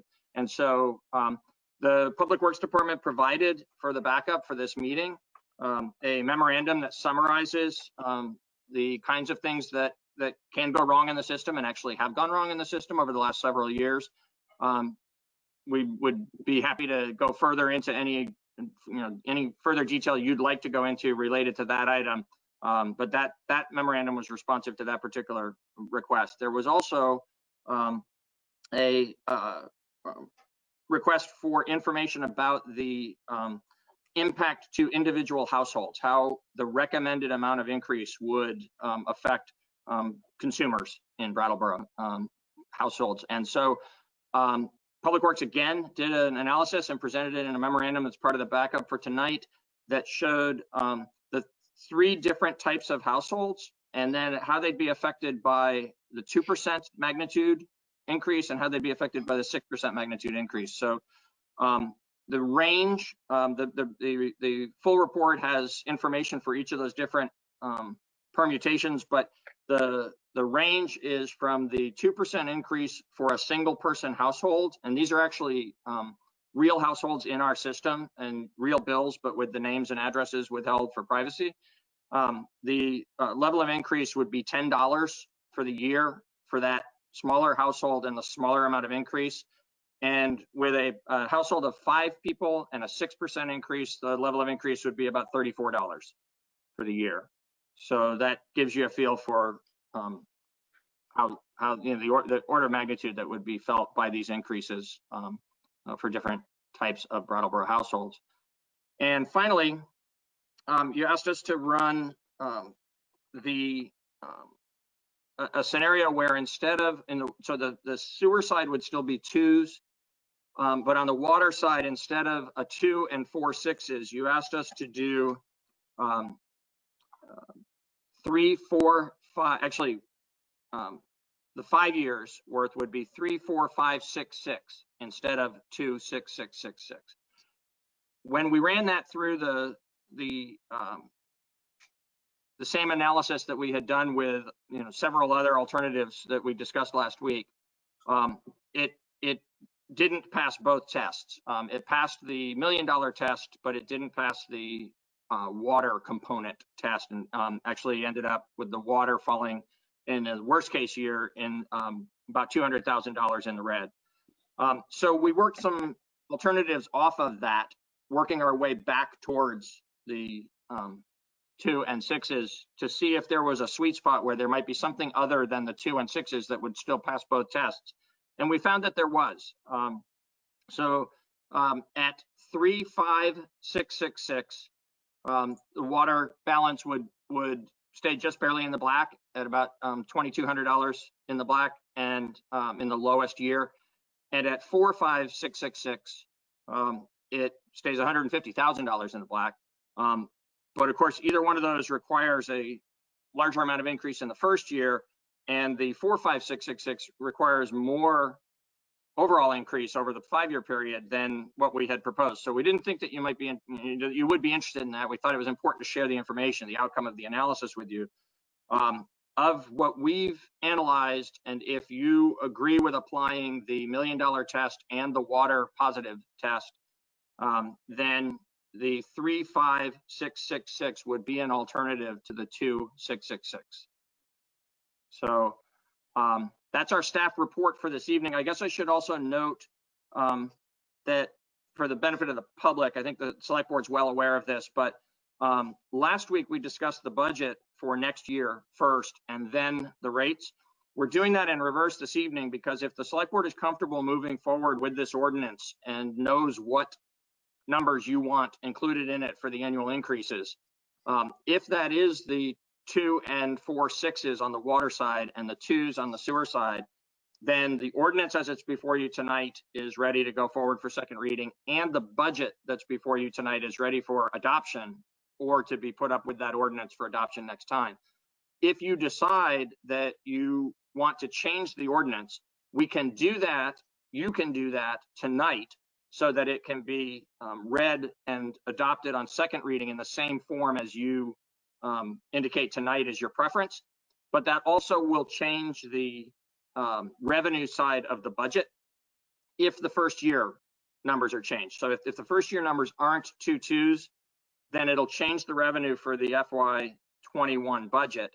And so we would make the necessary adjustments in that and bring that budget back to you next time for approval. And that's why we're asking you tonight to talk about rates first and the budget second.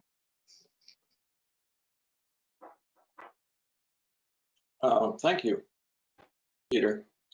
It makes perfect sense, I think, to speak to rates again. But we did talk it out pretty good. I'm wondering if I should just kick it over to Daniel, because I think you were the one who requested to see some direct rate information. So how are you feeling? Do you want to make a comment on that? Or? I did actually want to say something, but it wasn't about that. It was helpful to get the information on previous large unplanned expenses, and it was helpful to see how it would look on a household's bills. In the memo dated May 13th, on the bottom of page 3 and the top of page 4, there is an alternative rate proposal where it's 6s for water, but 1 for sewer, and that leads to a slightly lower than $1 million fund balance, but not so low that it's reckless. And I noticed that that's not really kind of highlighted in the most recent memo, but I was wondering if we would like to kick that around a little bit. I like the the kind of 3, 4, 5, 6 just seems like a bit all over the place. I like the it's this for this amount of time. So 6 and 1 seems okay to me. Daniel, just for me and probably others, you said that was on a different backup materials, right? So it's in the packet, but it's not the most recent memo. It's the one that we looked at last time. And what were the numbers? Can you give me the numbers again? Because I was. Yeah. So if you're looking at it, it's like page 24 of 4E, and then it's the. I meant the year number. Sorry, the increased numbers. Gotcha. Let me just get it right in front of me.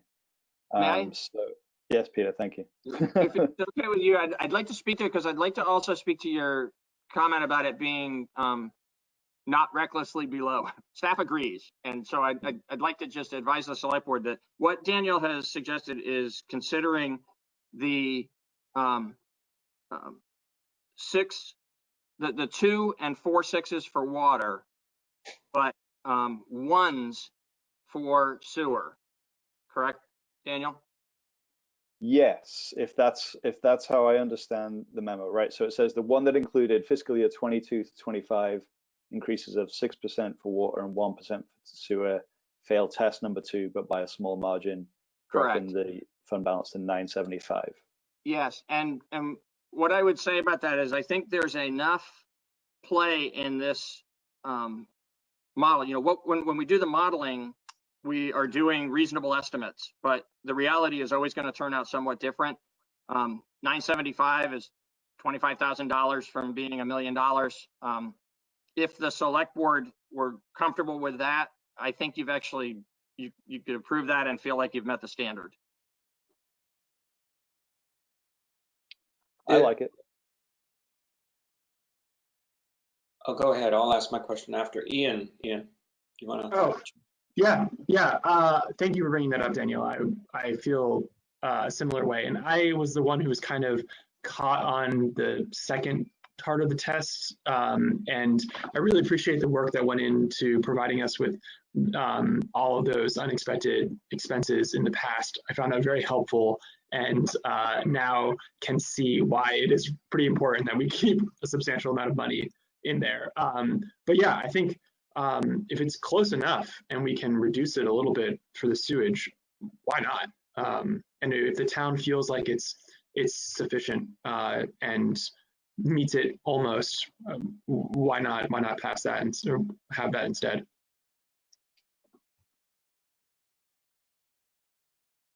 Does anyone else have a comment? Liz or Brandy? I have a question. I've been nodding. I'm nodding. It sounds reasonable. Well, I just, for clarification, I thought that the purpose of the 2s was to kind of maintain a basic level of increase required to keep the system running efficiently. So does this fall into the the anti-recommendation of keeping parity between those 2 accounts? This variation flows out of the fact that the sewer fund is more solvent throughout this period than the water, because water is where the major expense is being borne. So those 2 roles were reversed when the town was looking at this same kind of a question 6 years ago. And there was a 5-year ordinance that was 2s for water and 6s for sewer because of all the work that was being done in the sewer system. Now we're into a period that's relatively more stable for sewer, and we're going to incur some significant costs for water, which is why that has reversed. Okay. Personally, my reason I threw out the 3, 4, 5 was to sort of ramp up the, to ease any ratepayer into the idea of getting up to 6s eventually, and it would be a little less painful, I thought. But I'm not sure, given that this is a 5-year plan that I think is very likely to be looked at before 5 years goes by, especially with, just as background, anybody tuning in now needs to know that we are preparing for what could be an $11 million water plant upgrade. I'm not sure Peter mentioned that this time, but it actually should be top of the fold, so to speak, as far as like, why are we considering these large upgrades? I mean, large increases. And these 6s we have done before on the other side when we were upgrading our sewer treatment plant. So there's a little bit of history there. Anyway, I just wanted to say that I'm very confident that this board or a future board would be happy to revisit, because a lot of this, and correct me if I'm wrong, Peter, is under the assumption, a sort of conservative assumption that we may have to have a debt service of 3% per year on the bond. And currently we are crossing our fingers and hoping that we're going to have a 0% bond. Right. So that's that's correct. So there's 3 different ways in which this could turn out better for the town than sort of the worst case scenario. So we anticipate that the price might come in, the overall cost of this project might come in as much as 25% under $11 million. Somewhere in between the $9 and $11 million is where we expect to land, because right now it is an engineer's estimate rather than a fully designed plan. We're moving into final design right now. So we could have some savings there. And then there's a possibility that through the very advantageous funding program that is administered by the state using federal money, that the state might grant to the town 25% of that final cost, whatever it may be. So let's hypothetically say it might be $10 million. Then there might be as much as $2.5 million then that would be a grant rather than a loan, and we'd only be borrowing 7.5. And then that money might be at below a 3% interest rate, perhaps as low as 0%. We've seen that at different times in this fund where the money's actually been interest-free. So there are several different ways in which this might turn out better. We thought it was important for projecting the cash flow of the system to be a little conservative. So what we did is we only took the benefit of one of those two 25%, discounted off of the 11 million by 25%, but not further, and then expected that the interest rate would be 3%, so as to come up with these numbers. And we totally agree that you and future select boards ought to look at these rates every single year, especially next year when we have good firm numbers for the water plant project. But even beyond that, in case things change going forward and you have an opportunity to reduce the out year, the amount of increase in the out years. All right, thank you for that explanation and further background. I did see Ian's hand first, and then Liz had a hand up. Liz, I've spoken after you. I was just going to bring up all those caveats that Peter just explained, and I think that they could be very real, and we should be prepared to be nimble.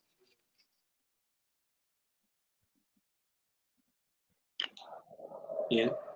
Yeah, I'm just, and maybe this is my first newbie question of the night. Why are we planning out 5 fiscal years of rates if the plan is to have the select board next year look at it again and maybe every year? Why are we torturing ourselves on it when maybe we should just be setting it for 1 year and then say, we're gonna have a lot more information next year to look at this, and whoever is on the board will look at it then? It's probably Peter's fault. Yeah, so we meant no torture. I know, I mean, it's all in good jest. A couple of things. So the intent is, because we know this major expense is coming, right? We don't know exactly the details of it, but we know it's coming.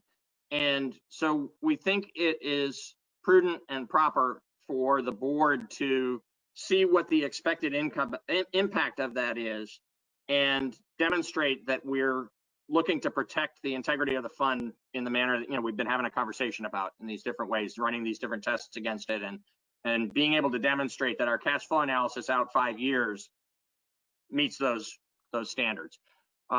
Having said that, we have demonstrated that there's a plan here that we know is subject to change.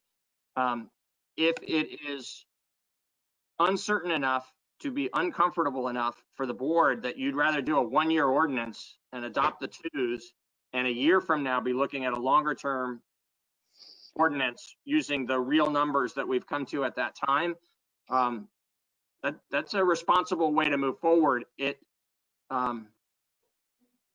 means that at the time that we'd be looking for town meeting approval to proceed with the project, there wouldn't be this sort of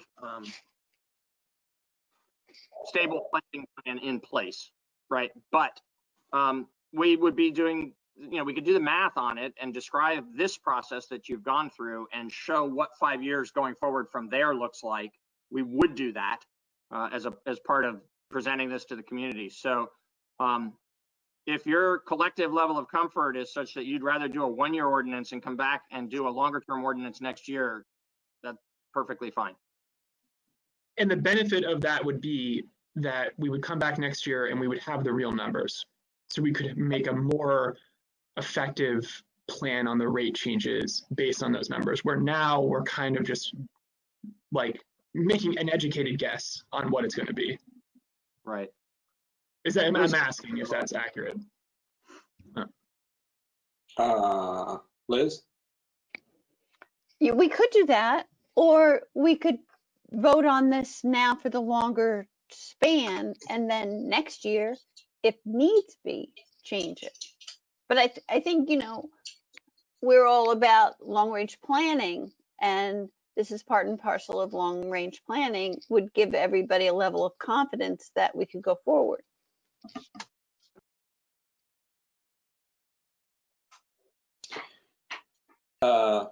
Agreed. So, so what does the board want to do? I'm feeling like I'm willing to, knowing that I'll be on the board next year and one of the main advocates for taking another look, at least, if not changing anything. I'm pretty confident that ratepayers can understand that we'll at least take a very good look at all of these numbers again. I'm willing to let go of my ramping up proposal and defer to Daniel's. But I guess the question is, do we want to adjust the number of years we're going out, or do we want to just go for it? Ian, how strongly do you feel about your 1 year? I think Liz brings a really good point up, that it's probably just more responsible to show that we're looking out that far. I think it was just, I want to just have the conversation about why we're doing that. If we're just planning on, I guess, you know, sometimes it just doesn't sit well with me to make a plan without the information that we know we're going to have in the future. So I guess I just wanted to talk a little bit about it. But no, I think we should just defer to Daniel on it.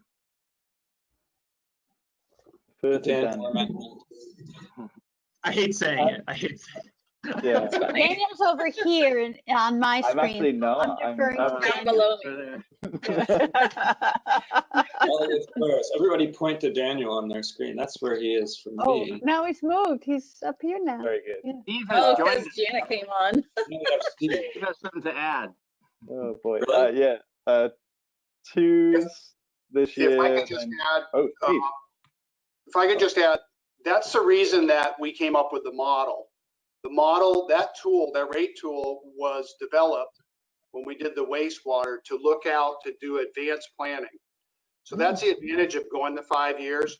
To let people understand these are the rates that we're going to be looking at. And that's what's the money is necessary for the project. Now, if it comes in less, then it will also help the project. The board will look at this budget every year as you do. We go through line item by line item. So I would recommend sticking to the 5 year. That's the reason that we we actually spent money to build this model and paid people to come up with this. And it proved to be quite nice as we did the rates before with the wastewater. And the projections were real close. And as Peter said, they're conservative. So that's beneficial to everybody, because that may also help in times of need and to level the rates off in the future. Thanks, Steve. I knew when you popped up, we were in trouble. Yeah, I gotta Now get on. Daniel's back to being over I here. didn't see your finger wag at all. I get on and straighten these people out. Yeah. That seems to make perfect sense to me. So, May I make it clear, one thing that might have gotten lost in the exchange when Daniel brought up about the ones is the first year in that particular example still is 2 for both parts of the utility. And then after that, it's 4 6s for water and 4 1s for sewer. I just want to make sure that that part was clear, because that's how that one's structured. If you do rally around that, if that's what you want to approve this evening, you could then move forward also and approve the budget, because it has those twos, the 2 2s in the first year. Oh, good. Sounds good.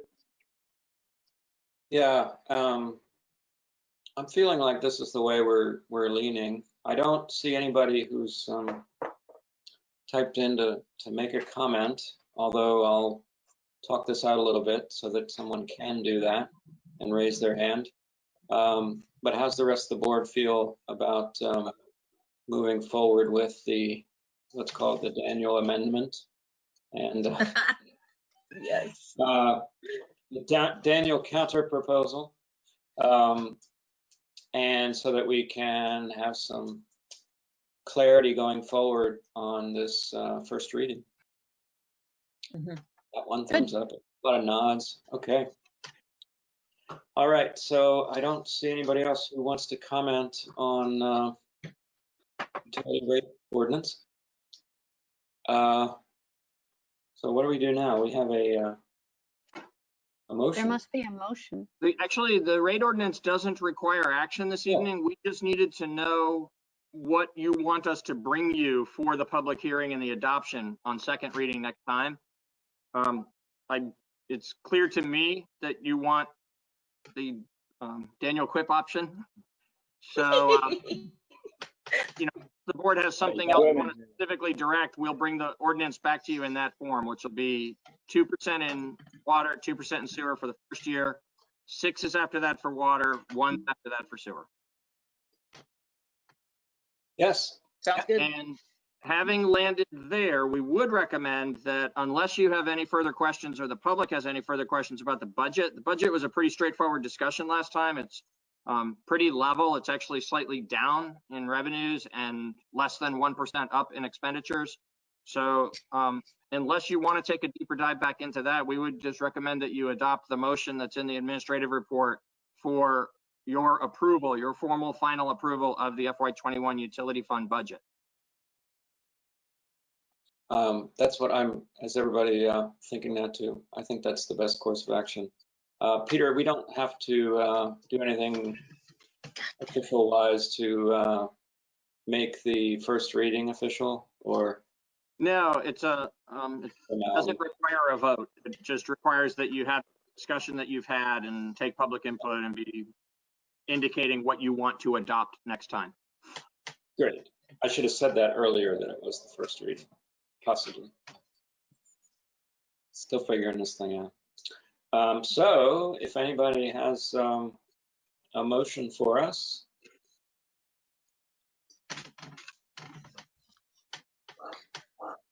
Traditionally, the chair does not make motions, just anyone watching is probably wondering what's going on. Liz. There. Yes. I move to approve the FY21 utility fund budget as presented or modified. Are we modifying it for Daniel now, or are we just approving No, it? it's as presented. Oh, as presented. Thank you very much. Not modifying the budget. Thanks, Liz. Liz has made a motion to approve the FY21 utility fund budget as presented. All those in favor, say aye. Raise your hand. Aye. Aye. Aye. Thank you. That's 5-0. All right. Thanks, everybody. Thanks to Steve for popping in and straightening us out a little bit. Thanks, Steve. We are moving on to unfinished business, and we're going to have our traditional COVID-19 update from Peter first off. Thank you. Do we need to adjourn as water and sewer commissioners? Yes, absolutely. Oh, Daniel, you're the whole package. Yeah. I did my homework today. Commissioners, so that we're not doing other business steeped in water and sewer. That would be uncomfortable. All those in favor, say aye.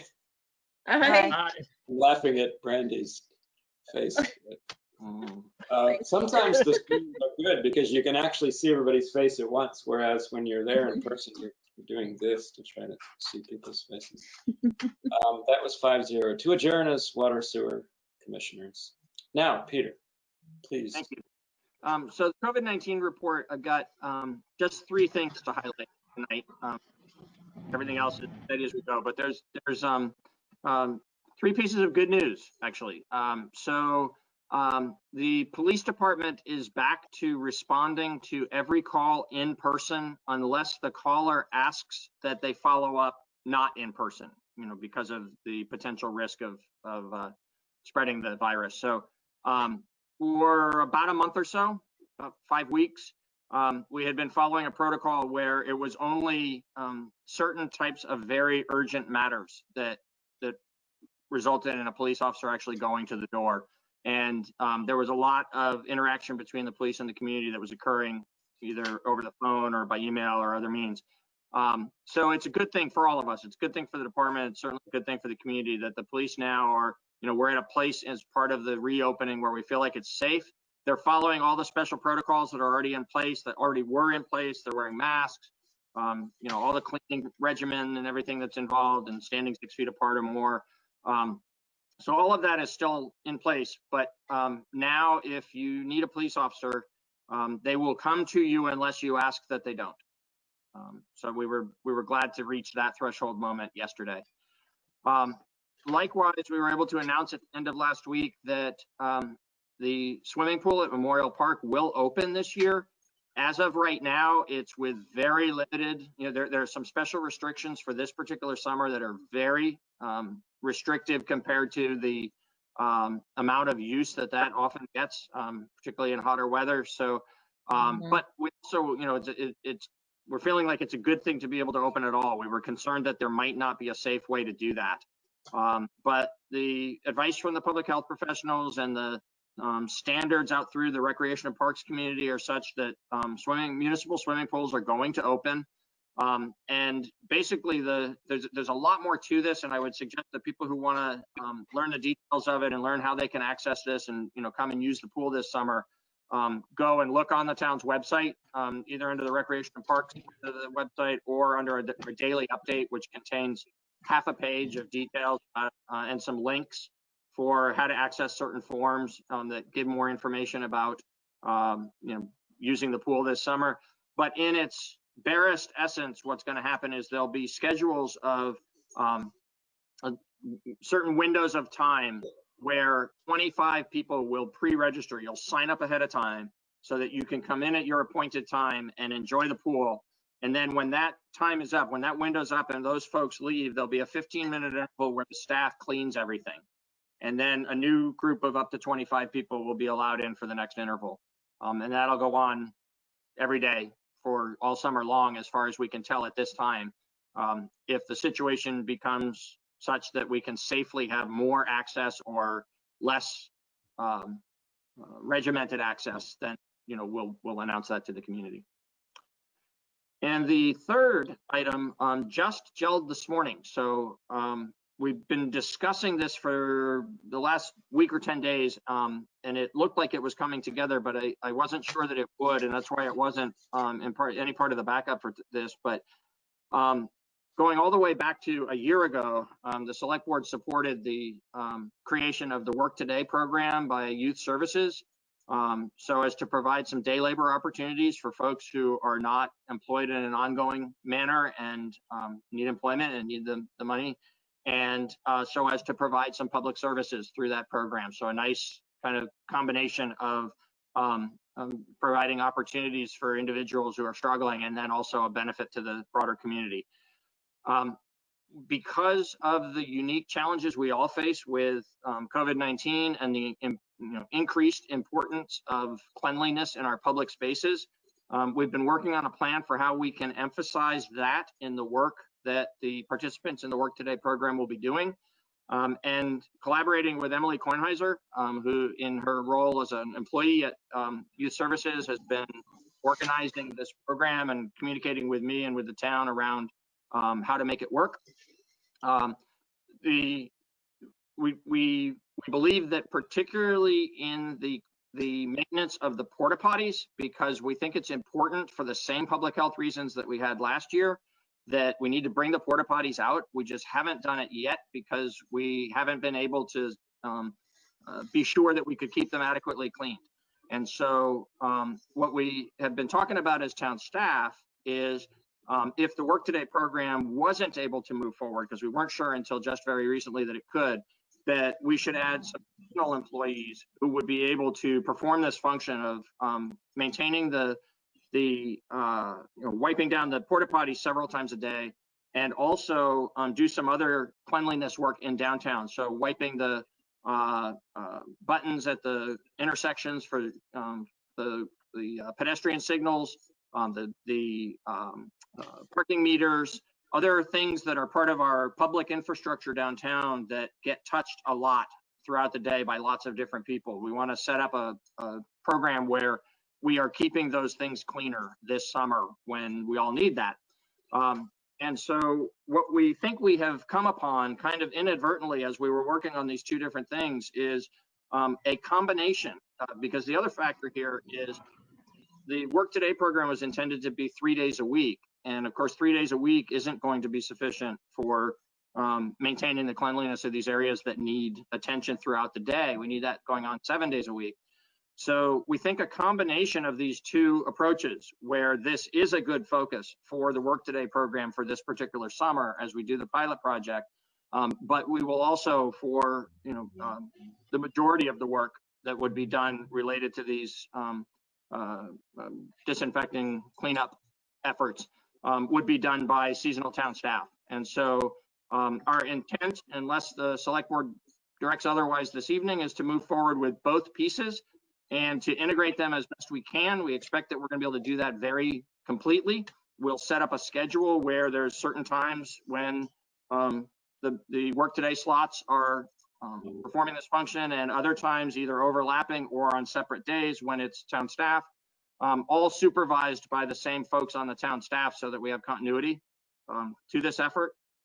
And the funding, I believe, is an issue because it's not going to be an expensive investment in this these temporary employees who would do the part for the town. So while it's an unbudgeted expense, we think it will be readily absorbed. I can't give you a number this evening because we're not sure exactly how the two pieces of this are going to fit together and how many people we'll have and how many hours they'll work. So, but it won't be a large expense, and it'll be able to be easily absorbed in the overall general fund budget.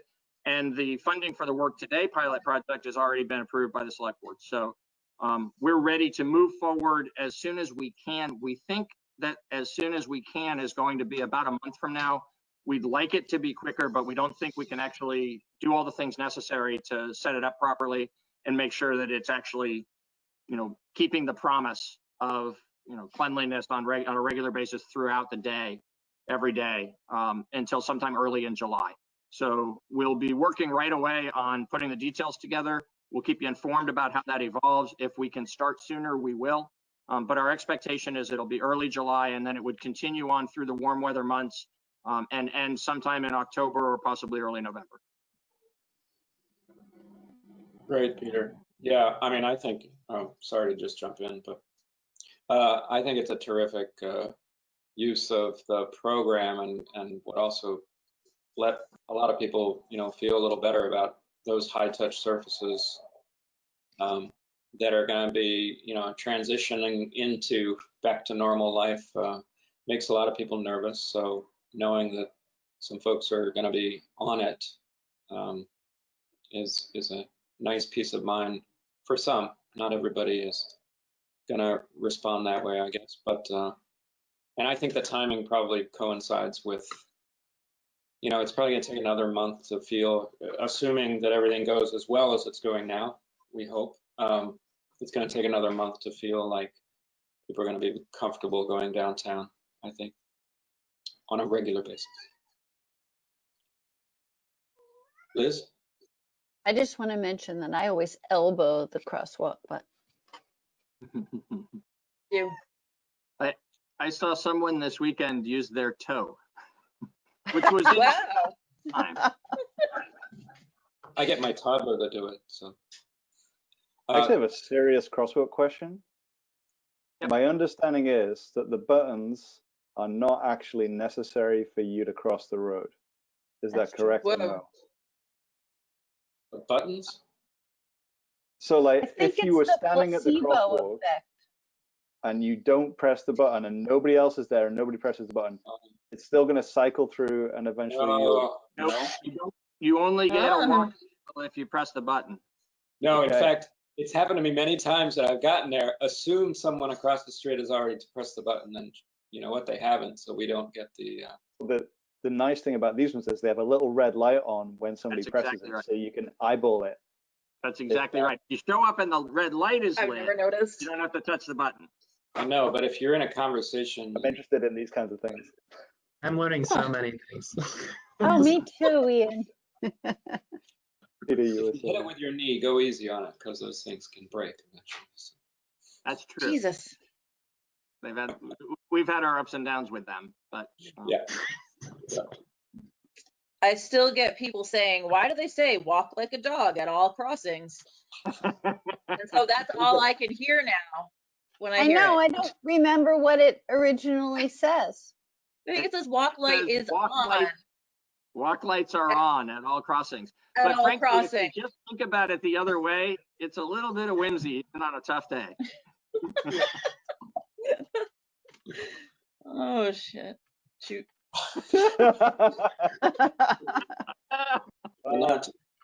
We're still at family hour here, Brandy. So sorry. We'll lose our rating. Yeah. So, does any other board members have a comment on that part of the update? Porta potties are going to be in the same places as last year. Oh, good question. That's our intent, yes. And those places are? And those places are in the Preston parking lot, at the High Grove parking lot, on the Grove Street side, and at the Brattleboro Common. Thank you. I'm curious, was there any feedback of like the next spot? Like if after those ones where the next spot would be? I didn't hear that. There was some discussion early in the summer about whether they were in the right locations. And as time went on, everybody kind of seemed to gel around, yeah, this seems to work, was our feedback. I don't know whether I missed something out there that maybe we need to pay attention to. I never actually heard people saying we ought to have a fourth and it ought to go here. No. Okay. I think some people wish the one on Preston was handicap accessible, but I think we did a good job of explaining why it can't be, even though that's really unfortunate, but the way that it's placed up on a curb. I remember that coming up, but. Thank you. Yeah. Okay. Thank you, Peter. And do you have a second? You don't have a second item under? So that's the general update, and then we have a substantive issue to address regarding the parklets. Right. I'm sorry. I thought you were going to flow right in. But, sorry, I can. Happy to. So the parklet plan is coming together. It also isn't quite final, but it's pretty close now. I want to thank Stephanie Bonin, who's been a good partner in this. So we've been working with each other sort of at the connecting point between what the town can do to make this successful and what the merchants need to do to be our partners in it. And so she's been working to gauge, which of the restaurants and in two cases, purveyors of alcohol that are, I'm stumbling because one of them is Hermit Thrush. So, I mean, I wouldn't call that a bar and I wouldn't call it a restaurant. But anyway, Hermit Thrush and Arkham are in this plan. And then there are others that are restaurants, full service restaurants. And so we've been working together to identify where they could safely be placed. What would be the maximum that would get placed if all the potentially participating businesses chose to be involved, and then working to determine, basically at the end of the day, we only want to put in a parklet where we only should put in a parklet where a particular business is going to operate its business in that parklet. The sort of shared coming and going doesn't work from a health and safety point of view. And it also doesn't work from an alcohol licensing point of view. So it's important that we only construct a parklet at a place where a restaurant wants it there and is going to take on the responsibility of operating it. And so as of right now, we have 7 that are confirmed. We had 6 as of the time of the backup last Friday. We have a 7th now that's signed on. There's a pretty good chance there'll probably be an 8th or a 9th. I don't think we're going to get all the way up to 12. I'm pretty confident we aren't. But there's still a few maybes that are just, things are being looked at both from a safety perspective and from a restaurant deciding whether or not they feel like they have the capacity to operate a parklet and have that additional tables and additional table service that would require. So what we're asking for this evening is that you authorize staff to go forward with the implementation of this plan, that you authorize the expenditure of up to $30,000 from the program income fund as an economic development investment to help keep these businesses alive through COVID. It may or may not be recoverable as a COVID-related expense. We don't think it will be, but as we pay attention to the ever-evolving rules around the state and federal funding for COVID, if there becomes an opportunity for the town to recover these monies, then we'll certainly seek that. But we're recommending that it come from program income rather than from the general fund, because we think as an economic development investment, it qualifies, and we shouldn't count on getting the money back. And then the $30,000 is calculated because the town will buy and install the Jersey barriers that will define the boundaries of each of these parklets. And we estimate that it's going to cost about 20, that each one will be 2 parking spaces in size. And the number of barriers necessary to do that 12 times around the downtown at $2,500 per parklet would be $30,000. So I believe we're going to spend less in the end, but we're asking for the authority to spend up to $30,000 for this project. There might also be some related incidental expenses that we'd like to be able to, you know, if we don't spend the $30,000 fully on the Jersey barriers, it would be helpful to be able to have, you know, a little bit of money that we could spend on things that would help the DBA to you know, get installed and get these businesses occupying in them. And those would be small expenses. I don't know exactly what they would be at this moment, but you know, we wouldn't fill the gap. If you know, if we ended up doing $25,000 worth of barriers, you know, we wouldn't be looking to spend $5,000 more on other things, but it would be helpful to be able to spend a little bit of incidental money if there's incidental money available. So with that understanding, we're hoping that you'll authorize the funding. We need you, if you're in favor of moving forward with this, to, in order for us to be able to move quickly and not have to come back to future select board meetings for action that it actually enables it to be successful, we would need for you to provide some additional authority to me and some additional authority to Hillary Francis, the town clerk. The additional authority you would provide to me, and we've provided, for those who are paying attention to the administrative report that was online, this came up over the last couple of days in discussions with town attorney Bob Fisher. So I have provided motion language to the board this afternoon that was not part of the backup for this meeting. But what those motions intend to accomplish is you authorizing me to implement this plan and to actually sign a document with each of the different participating restaurants where they obligate themselves to maintaining that space, and we permit them, the town permits them to occupy the parklet area that is otherwise public space. We allow them to have it as their private space just for this summer. We expect that these would be installed as soon as possible, perhaps within a week, perhaps a little longer, and then would stay there until, again, like with the prior conversation, you know, at least into October and possibly into the early part of November. We would make a decision about them based on the weather conditions in the fall and making sure that they're all removed in time before we get the first major snowstorm of the season. Which could happen in October. Hillary, I'm sorry? It could snow in October. It could, so we'll pay attention to that and govern ourselves accordingly. I didn't mention, I'm sorry, the details for Hillary. So there's the funding, there's the authority for me to actually implement the program, and then we'd ask that you delegate your authority. The select board, of course, as liquor commissioners, has authority over liquor licenses and outdoor consumption permits in town. There is a special program the state has initiated that is more nimble than the usual processes to try to get businesses that are going to go outside into areas that they don't normally provide outside service, but where they normally provide alcohol along with the meals indoors, for them to be able to get a quick provisional permit to provide full service outdoors. At the outdoor tables, they'd be able to provide whatever they're licensed to do. So it might be just beer or wine, or it might be beer, wine, and mixed drinks.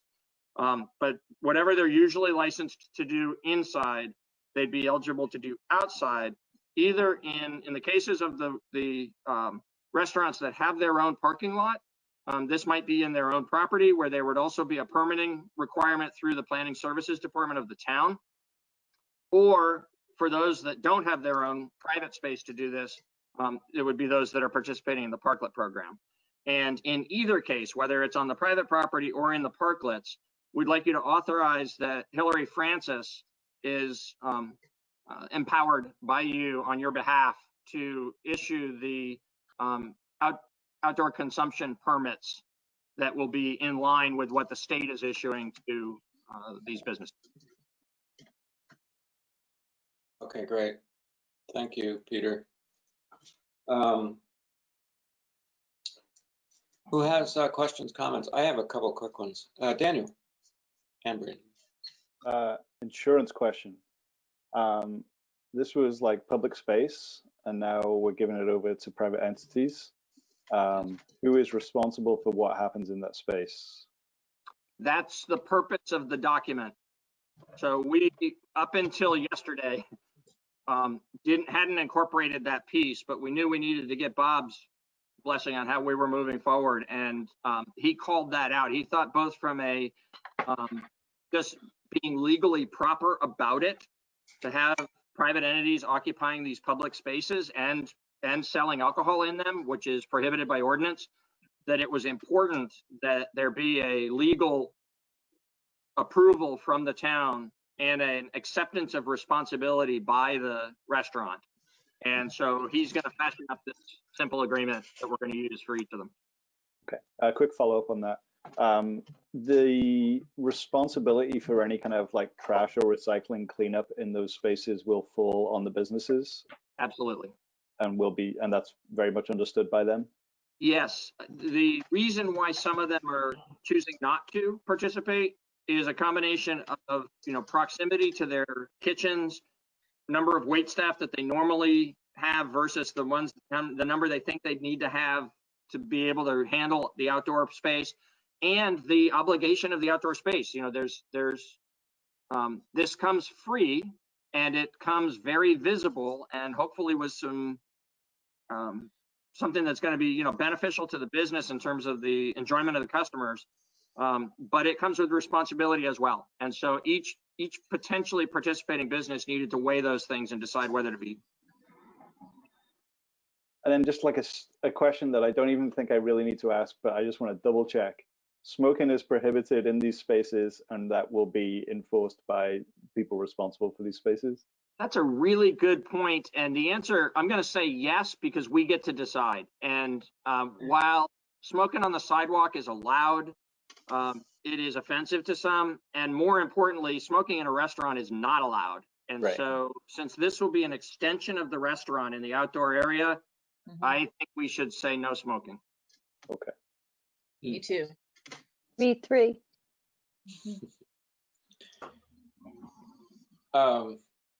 Brandy, you had your hand up. Go ahead. I have a question that may have been answered 100 times by either the governor or us, but I can't remember. So are these parklets only available if you are an establishment that serves food, but also serves alcohol, or are they available if you're an establishment that maybe serves kind of token food, but is mostly a bar? So they can be for either. Okay. They also can be for businesses that serve food and not alcohol. Sure. And they also can be for businesses that are not in the food business at all. Ooh. In our case, the way it has evolved, it looks as though all the participants are going to be food and beverage operators. Okay. But when I was first discussing this with Stephanie, and I believe when she was first discussing it with the business community, we weren't strictly limiting it just to restaurants and bars. Okay, thank you. Right. Daniel, thank you for the smoking question, because I hadn't even thought of that nuance. Yeah, we hadn't either. Thank you. My question is, when you were talking, you said that each parklet is going to take up 2 parking spaces. Is that correct? That's correct. I hadn't really absorbed that. For some reason, I was thinking 1 space per parklet. but that would be kind of small. Next question, though, is are they going to be together to any extent as far as they've been approved or not approved, but at least sort of fleshed out so far? Yep. I'm wondering how much parking we'll lose and how much pushback people will give us on that, because if there's a long stretch of parklets, that's a lot of parking. We'll find out about the pushback. I don't know what to expect with that. Our assessment of the situation is in the balancing act, particularly this summer, the economic need, the need to have people spaced and not tight in indoor spaces, and the fact that, we've got the Harmony lot is going to be almost completely available. There'll be just a very small parklet over in the one corner for Arkham. The transportation center will be completely available, and there'll still be a lot of on-street parking. We feel like a problem. If we find out that we've given over too much of the street to parklets, we hear about it from people, then, that'll be one of the lessons learned from this that we'll have to think about. But for implementing this in the time of COVID, relatively on the fly, we think it's calibrated appropriately. Okay, and just, of course, another question. Sorry, Liz, I'll just get done with mine. Of course, it's not going to be in any handicap spots, correct? That's correct. We would not put in a handicap spot. Thank you. And my last is a suggestion on, I'm feeling personally that it would be nice if we just limit it to calendar year 2020, because I don't want to kind of give anybody who does have a problem with this idea, the idea that we're not going to lift it at some point. I think we should revisit this for the next summertime season and not just have people assume that they're just going to be permanent structures. Obviously, they're going to go away in October or November, but I don't want to give any of the restaurants the idea that it's a done deal for the rest of time. What does everybody think about that? I don't know. It might be cool. But then again, I'm not going to, it could be cool. Well, no, I think it's good to limit it to this 1 year and see how it goes. That's all I'm saying. I'm not saying that it's impossible that we won't want to continue it, but I think out of fairness to the different interests downtown, we might just want to limit it to the experiment, the definite experiment, and then see how people feel about it. Sort of a bit like the 1 year ordinance versus the 5 year. And I mean, I would love to leave the door open, fully open for like a discussion next spring. I think like it'll take time for people to adjust, and habits take a while to change. And I don't know, I've always been excited about the idea of parklets, so it's nice that we get to have this little experiment, even though it's because of this terrible situation. So just for clarity, does that keeping the door open, does that mean don't limit it to this year or do limit it to this year? Well, I think we can say we'll revisit this in the spring, rather than this will end and we will have a conversation about it and, we'll revisit in the spring. We'll see how it goes. Well, the reason I put it that way is because a potential motion we were kicking around is that for the creation of up to 12 parklets in downtown Brattleboro, I was just suggesting, for 2020. But, May I offer clarification? Because I think it may help you. We omitted a limitation on it that way, so it was a good catch that it's not explicit. But I don't believe any of the folks participating, I don't believe that any of the restaurants who are signing up, I don't believe that Stephanie, and certainly not staff, we didn't expect that if you approve this tonight that the parklets would be permanent.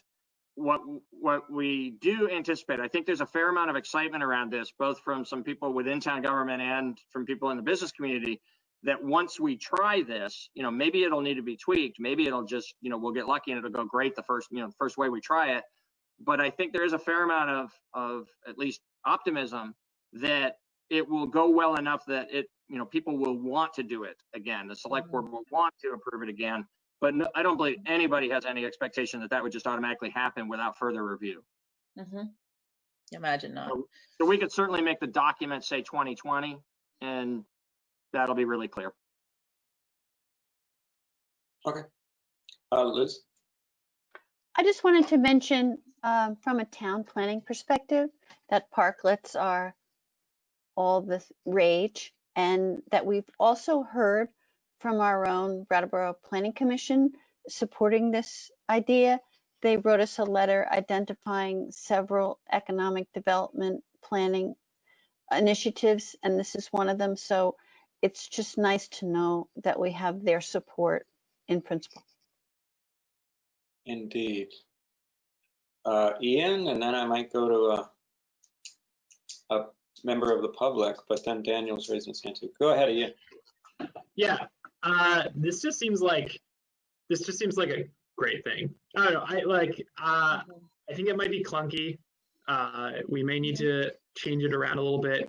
We may not be able to refund the 30K, but we're making strong, definitive action during a pandemic to support local businesses. And it's also might make downtown even cooler than it already is. And, you know, I ran on trying to make Brattleboro a place young people want to be.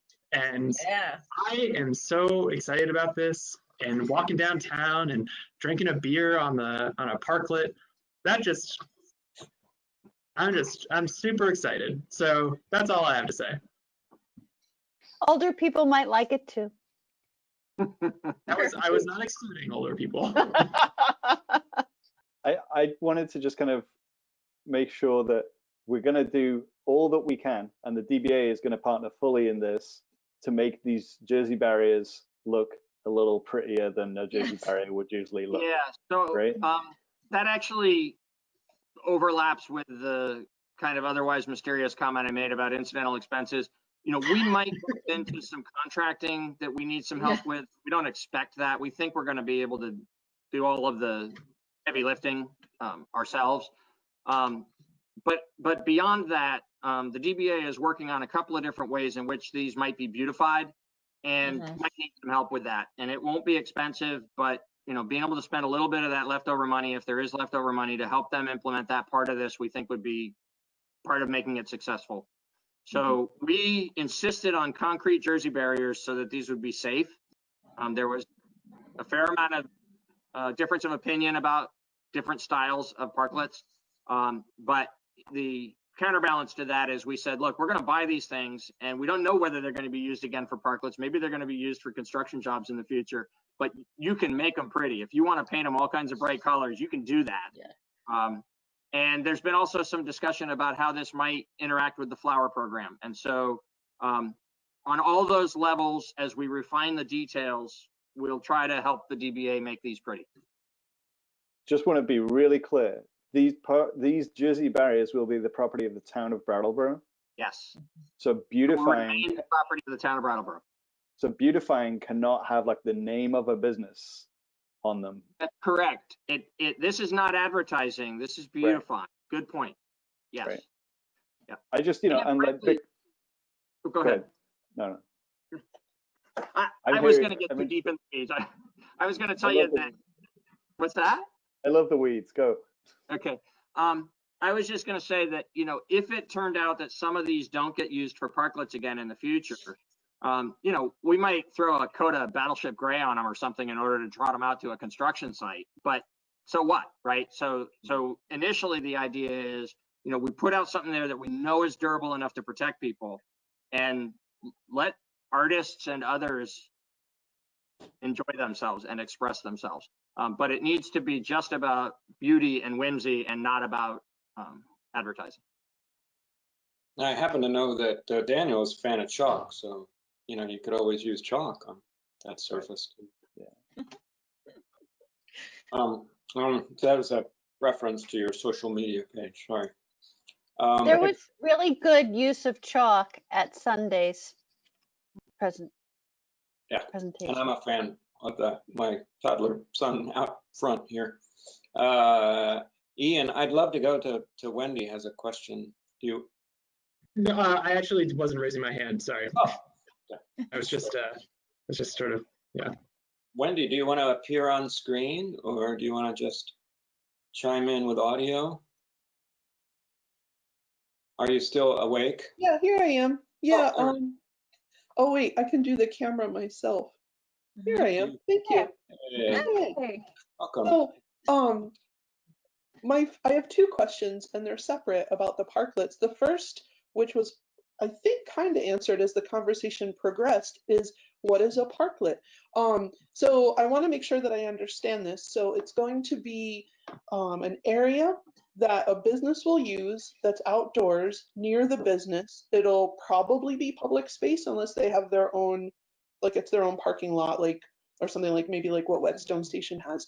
And it'll be there'll be some sort of deck on it, like a different surface, and then it'll be protected and it'll be for outdoor use of that business and their patrons, right? Maybe something like this. Oh, okay. And it's something that won't get taken down like at night or on days when No, it's going to stay there all summer long. Okay. There's only one thing, Wendy, you nailed it. I would say one thing differently than that, which is when you spread this all the way to a place like Whetstone or any other restaurant that has its own private property. We did mention that in the conversation, but those won't get parklets. Those will be doing their own sort of cordoning off of areas in their parking lot with the approval of the planning services department. So that's safe as well, but that's safe in their own private space to set up some outdoor tables. What the parklets are explicitly going to be on public property. They're going to be all but two of them in the street, picking up on-street parking spaces, and one will be in the High Grove lot and one will be in the Harmony lot. Otherwise, what you described is exactly right. And one detail that I didn't speak to, and you kind of did, but I think is worth just being a little more explicit about is the platform that'll be constructed within the parklet is an important part of this, both for safety and accessibility. And it is an understanding between us and the business community that the town will provide the perimeter with the Jersey barriers and otherwise, do all of the assisting and facilitating that we've been talking about. But the individual restaurant, one of the responsibilities of each individual business that sort of adopts one of these and signs on for the responsibility of it will be to put in a proper deck. That can be very simple, some framing and some plywood, but it needs to provide a flat, safe surface that's at the same level as the sidewalk. Oh, great. So that will make it so that folks who use wheelchairs, walkers, canes will have equal access to everybody else. Okay, that's great. So thank you for explaining. My second question is about the hours of operation of the parklets, because on one hand, well, actually on the one hand that I'm about to speak is the bigger hand. The other one is the smaller hand. So in the bigger hand, I'm really excited for this. I've lived in places that since I moved, well, Jersey City specifically had turned one of its busier streets in the downtown area near Grove Street, it's called Newark Avenue, into no cars at all. And it's made that area, since I've gone back to visit, so much nicer just to be in and walk around. And I know we can't close Main Street because it's a state highway, but promoting more outdoors and walkability and reasons to be out and not just be in cars, I think is wonderful. But the noise complaint, that's where the small hand is coming from. I know it's a really weird analogy to use, but my concern is about noise complaints, because especially with alcohol establishments and because those are in mixed use neighborhoods, where people live, what's what are the orders or ordinances or regulations, et cetera, going to be around that? We hadn't anticipated imposing anything that is particular to the parklet, but rather that whatever the business's normal operating hours are would be allowed out in the parklet. I would suggest that given the degree of uncertainty that we have about all the various details of this and how we're working our way through it very quickly to just get the stuff in place and give it a try, that we start there. And if that becomes a problem, then we can work together. The town possesses the authority to modify the liquor licenses, and also because it's our parklets to determine some behavioral boundaries in addition to the physical boundaries of it. So I would say, we all want it to succeed. The restaurants don't want to alienate the neighbors. But if we bump into some issues where that does emerge as a problem, I think we could just address it together as a community. Okay, thank you. Thanks, Wendy. Hi, Wendy. Actually, when you said noise, I thought you were going to say something about motorcycles and logging. Oh, trucks. God. That'll be That's a whole nother conversation. Exactly. There's someone else who wanted to ask a question concerning decorating the barriers, and that was Felicity. If you are up. Yep, I turned my microphone on. Liz, thanks for mentioning our Planning Commission letter. Glad you read it. And we've been, at least in another couple of groups I've been in, talking about public service announcements vis-a-vis safe behavior. I'm just wondering if you guys would consider using the barriers as artistic opportunities to inform the public about safe behaviors, demonstrating what 6 feet is, sort of things like that, or no, just pretty pictures on the barriers. I don't have strong feelings either way, I guess. Who does? Don't smoke. I mean, things being pretty and inspiring are very important. And, like there's that lovely mural that sort of just recently got finished on Elliott Street, right? And those things lift your spirits, and boy, do we need some lifting of spirits right now. And I think probably each business that knows they're getting one, I would imagine, has been having their excited wheels spinning about what they want represented outside of their business, and I'm excited to see those ideas. Liz? I have a question for Peter. Your negotiations with Stephanie on the beautification, are individual artists being contacted, or does each restaurant and business have free reign to do it themselves or contact artists or whatever? I don't know. I believe they plan some kind of a coordinated partnership between the DBA and the community of artists in some fashion, but exactly how they'll tie into that community, how the artists will be identified is something I don't know. My understanding with Stephanie has been that the town would allow them to be decorated, and the DBA and the businesses would make arrangements with artists. So that Felicity could give her a suggestion to Stephanie. Certainly, yeah. And I know that Amanda Whitman, who works with Stephanie, is Stephanie wasn't able to be on the meeting tonight, but Amanda is, so she's hearing all of this and can certainly take that idea back to Stephanie and to the businesses. Great. Thanks, Felicity. So we have a little bit of business to do if we want to move forward with the parklets. And should we start with the more boring legal motions there, or should we group everything together? Ooh, I'll do the boring legal one. No offense. Yeah. When you're ready for the Hillary Francis boring legal motion, I have one change I need to ask you to make, which I'll explain at the appropriate time. Do my fellow board members have that in front of them? Yes. Excellent. Shall I go ahead? Please. Oh, yeah, please. Okay. So the wording of the motion includes the word provisional. It says to authorize the town clerk to approve provisional outdoor consumption permits. I had a misunderstanding that Hillary corrected for me late this afternoon. The provisional permits are the ones that are being issued by the state just for this very short window of time to keep people, get them into business outdoors as quickly as possible. The follow-along permit will be a regular outdoor consumption permit issued both by the town and by the state.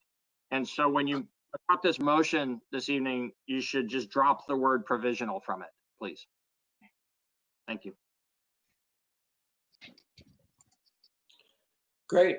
So would anybody like to make the, should we Wait. do that motion now? Yeah, I move to authorize the town clerk to approve outdoor consumption permits in conjunction with the outdoor restaurant use during COVID-19. Cool. Excellent, thank you. Ian has moved to authorize the town clerk to approve outdoor consumption permits in conjunction with outdoor restaurant uses during COVID-19. All those in favor, say aye. Raise your hand. Aye. Aye. 5-0. Thank you. There is another motion. Is it the parklet motion? There's a couple. Yes. Okay. Well, there's the authorizing the town manager to assign parklets. I'll do that one. Why do I have this? It's in your email. Oh, thank you. I'm like, look, all I see is one motion here, and I'm getting It came late confused. today. Okay, so I move to authorize the town manager to assign particular parklets to particular businesses and to take any other actions necessary to implement the parklet program. Thank you. Daniel has made a motion to authorize our town manager to assign particular parklets to particular businesses and to take any other actions necessary to implement the program. All those in favor, say aye. Aye. And that also passes 5-0, Jan. And there is one last very important motion to make. And have I been bullied out of my 2020 addition to this one? Or? That's fine. Yeah, bullied. I'm sure that's the correct Yeah, it's term. nodding. That's what I was looking for. A Jesus. democratic process Perfectly. has allowed us to get to the point where we don't need to put that in there. Bullied. Absolutely. Who wants to Okay. make that motion? I lost it. What's happening to me? Oh, no, sorry. Liz is raising her hand, so. Thank you. Yeah. Okay, I move to authorize the expenditure of an amount not to exceed $30,000 for the creation of up to 12 parklets in downtown Brattleboro. Thank you, Liz. Liz has made a motion to authorize the expenditure of an amount not to exceed $30,000 from program income. Yes. For the creation of up to 12 parklets in downtown Brattleboro. All those in favor, say aye. Aye. Aye. And that's 5-0. Thank you. I'm saying a lot. It's driving me crazy. I hope you're not driven as crazy as I am by it. Here I go again. So it's approaching 8 p.m. and I think maybe a break might be in order. Who agrees? Good, lots of nods. Aye. Would everyone be comfortable coming back fairly quickly at 8 p.m.? Yeah. Sure. Yeah. Okay. We'll take a break until 8 p.m. or 8:01, something like that.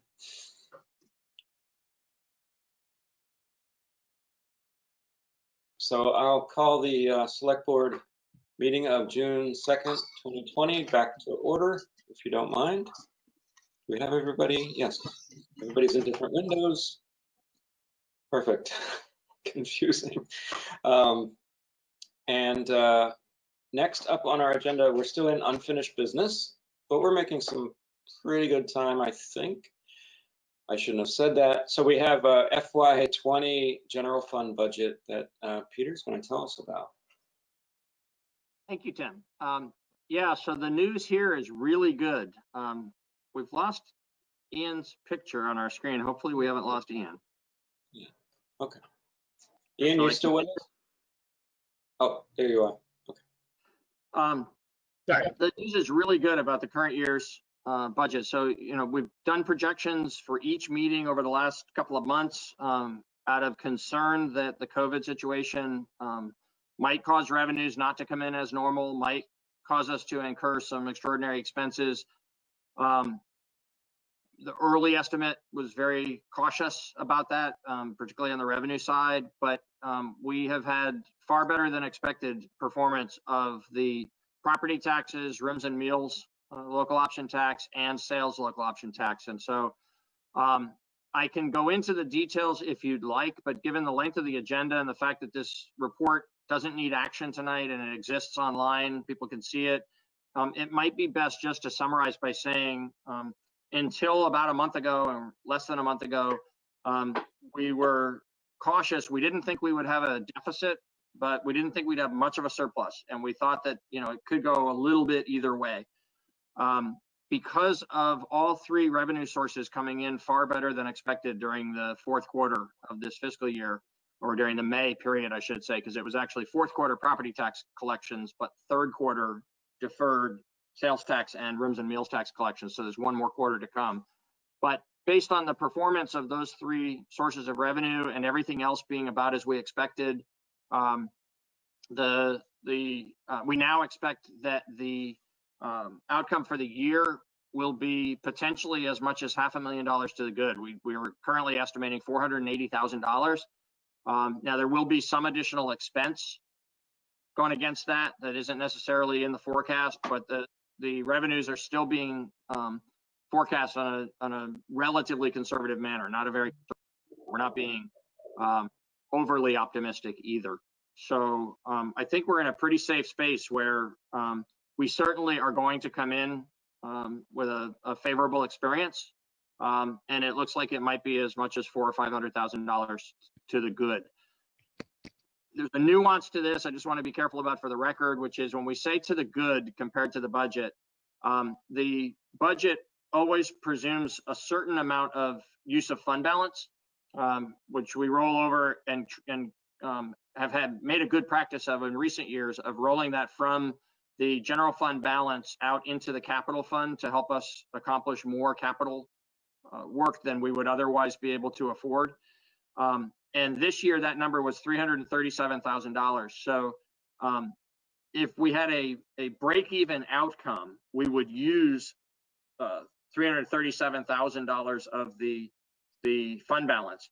The way we currently forecast how we think the year will end is that compared to budget, will be $400,000 to $500,000 to the good. What it means is we'll have a small surplus and not have to use any of that fund balance. We'll actually roll some new money into the fund balance.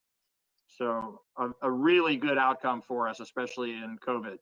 One of the reasons why, but not the only reason why, but it was a huge, unexpected, pleasant surprise, was the under statutes for how property taxes are collected for both municipal operations and schools.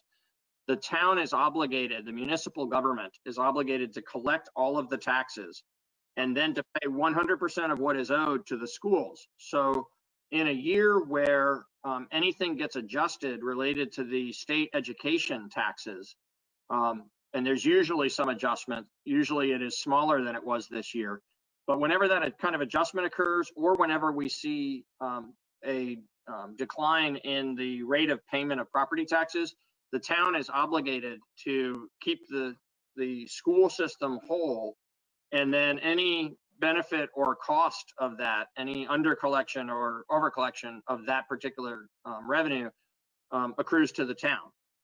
And so there have been years when we incurred a little bit of a loss, if you will, a little bit of an under collection in order to honor our obligation to the school system. There's been some years when we had a little bit of a benefit from that relationship and that structure under state law. This year, the adjustment for the fourth quarter was $234,000 to the benefit of the town. The amount of money that we were expecting to pay to the schools was reduced because of the state. I can't explain exactly what caused this, but it's a factor that's caused by the state's funding formula for education statewide.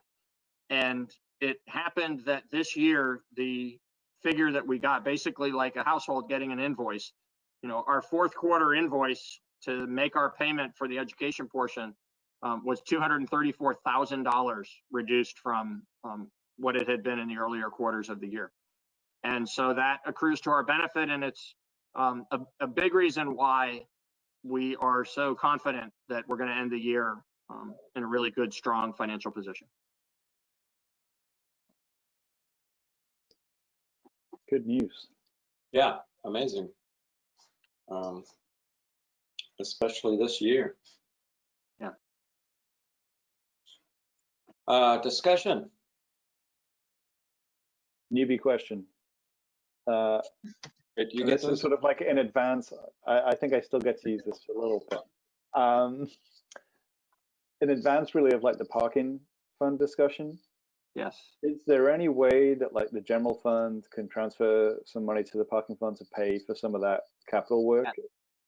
Yes, as a matter of fact. Thank you. Daniel and I have not discussed this matter, but when we got to parking, I was actually just going to mention that if you feel inclined to do that, that is something that would be within your authority. There's enough. We would still end the year to the good against the budget, and you could transfer some funds within the discretion of the 5 of you to the parking fund, which is your responsibility. That's one that the parking fund budget is one that is within your authority. You could do that in order to be able to proceed with some of that capital work that we otherwise won't be able to afford. Absolutely. That's my only question. You would need to do that before June 30th. After June 30th, that money will fall into fund balance and it'll become part of a future year's budget discussion. Okay. I would like to do that if we can. Yeah, if you indicate tonight as a group that you'd like to do that, we'll bring you an item for June 16th that would make that easy for you. Great. I'd like to give that indication. Yeah. Would you be looking for details of exactly what we're talking about? Because I think we should either talk about that now or maybe more appropriately under the parking. And then we can prepare an item for you for next time. Makes sense. Now, part of this being having this good news is about people paying their taxes, right?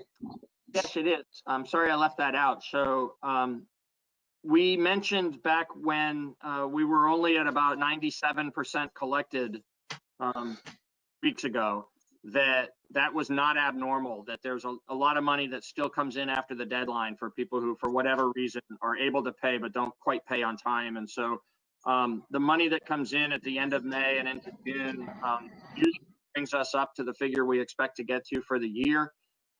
Sometimes it's later in the summer when people get tax sale notices that's sort of a motivating factor for folks who needed a little more time but realize now they're facing a deadline, they want to stay out of the tax sale.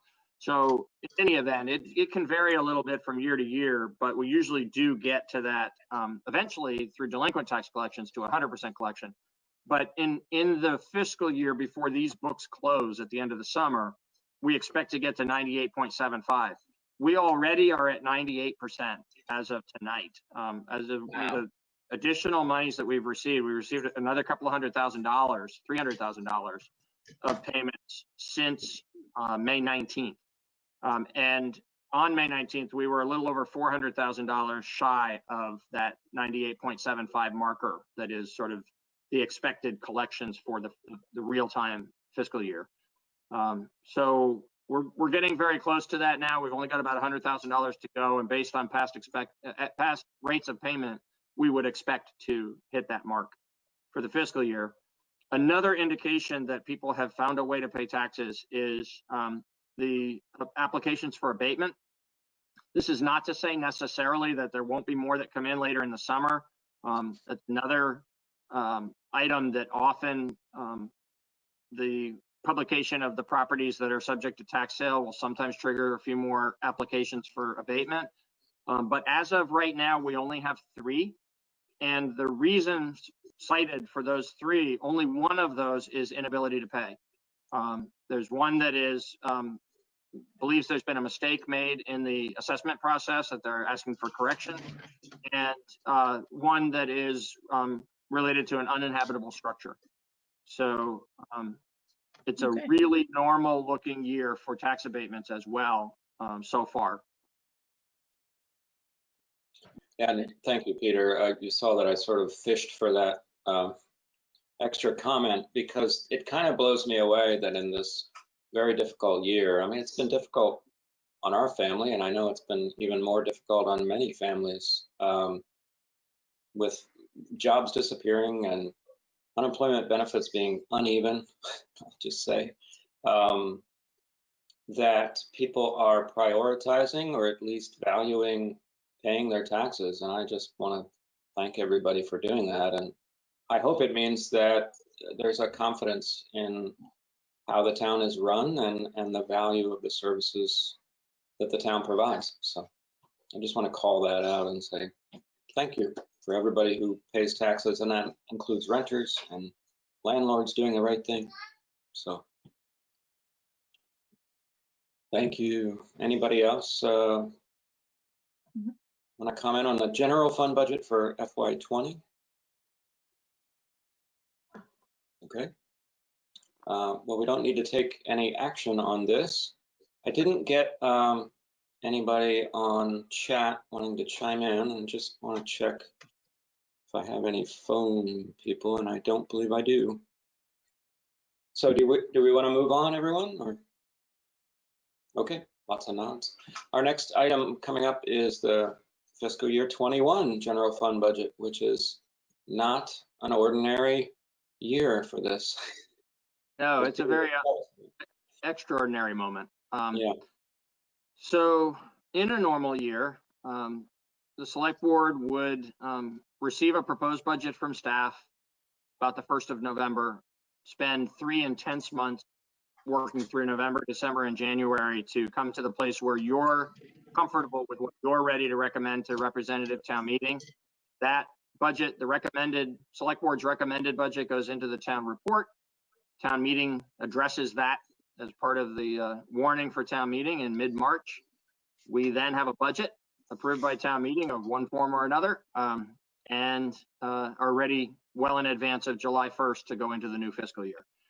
This year, of course, all those other things happened right up to the select board recommending a budget and it going into the town report. But you know, when we almost had a town meeting, and we'll be talking later this evening about alternatives to try to still do that under these difficult circumstances. You know, got up to having the information meeting 10 days before the town meeting, trying to squeeze in, you know, this business before the COVID restrictions became too strict to be able to have 180 people in a room. And we didn't quite make it by a few days. And so the March 21st representative town meeting was canceled. We don't yet have an adopted budget. As time went on and it became really clear that, you know, some of our early optimism that maybe the COVID curve would be a quicker experience, and you know, perhaps in June we could have a representative town meeting to adopt the budget and do the other business of representative town meeting. That early optimism faded quickly. We came to realize that we would need some special permission, and State Representative Emily Kornheiser and State Senator Jeanette White and the others locally, as well as, you know, good strong support across the state. I think it ended up being unanimous in the Senate and the House. I know it was at least unanimous in committees of government operations. So there was a really good recognition that in Brattleboro and in a handful of other communities that had not yet held an annual meeting, we needed another way to move forward and have a budget before July 1st so that we could continue to provide government services. And so the action of the legislature has made it possible in this 1 year, due to the COVID emergency, for the select board to adopt the budget. You do have a representative town meeting. You will publish a warning for that representative town meeting once we have figured out how to move forward towards that. And you know, you could place a ratification question before town meeting to follow something that is, you know, sort of consistent with the normal processes, but you're not obligated to do that. You are empowered by the state this year to adopt the budget, and we need you to do that. We need you to exercise that authority, at least in this first instance, so that on July 1st we can keep providing government services. And so the question for you tonight, staff is recommending to you that the budget that is before you, and we put it so that you and the public would have ready access to the entire document. So it is everything that appeared in the town report related to the budget. It's the budget message that describes the major major aspects of the budget. It's the entire line item budget. It's the summary document, and it's the pie charts that we were asked to prepare for this year to give a little bit more accessible visible impact of the different aspects of the budget. All of that is in your backup for tonight. And if you, having had a chance to take another look at that, feel as though you're ready to move forward and adopt the budget that you recommended to representative town meeting, you just need to tell us that. We think it's appropriate that you do that. You vetted this very thoroughly and you had a lot of public input back in the winter.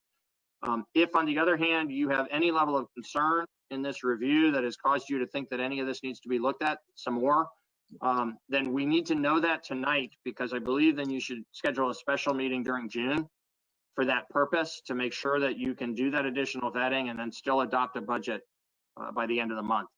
But if you're ready to move forward to adoption, then we will bring the budget back to you with a motion for adoption on June 16th. Thank you for that summary. It was excellent. Can't think of anything you left out there. My feeling, if no one else wants to jump in, is that we sure did go over this pretty well. The one exception, of course, is Ian. Does not have to feel like this is his budget. Oh, you go ahead. Yeah, well, no, I'll let you finish, please. Oh, I was just going to say it's a very unique circumstance, whereas we all feel like, wow, we know the ins and outs of everything, and you're playing catch up basically. So I don't know. I was just going to make a joke about if you vote against it, go ahead. Or whatever. Go ahead.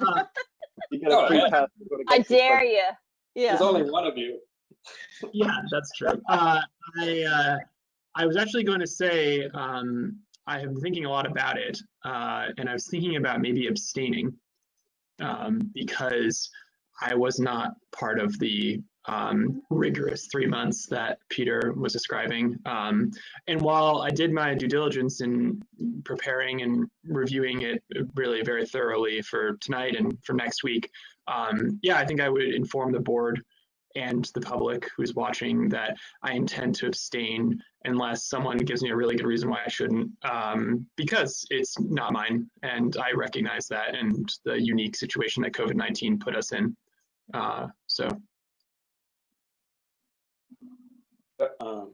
Oh, hands. Liz. Well, I would just suggest to Ian that he's a select board member and he's reviewed it and he can have his opinions and judgments and he can vote. He doesn't have to abstain.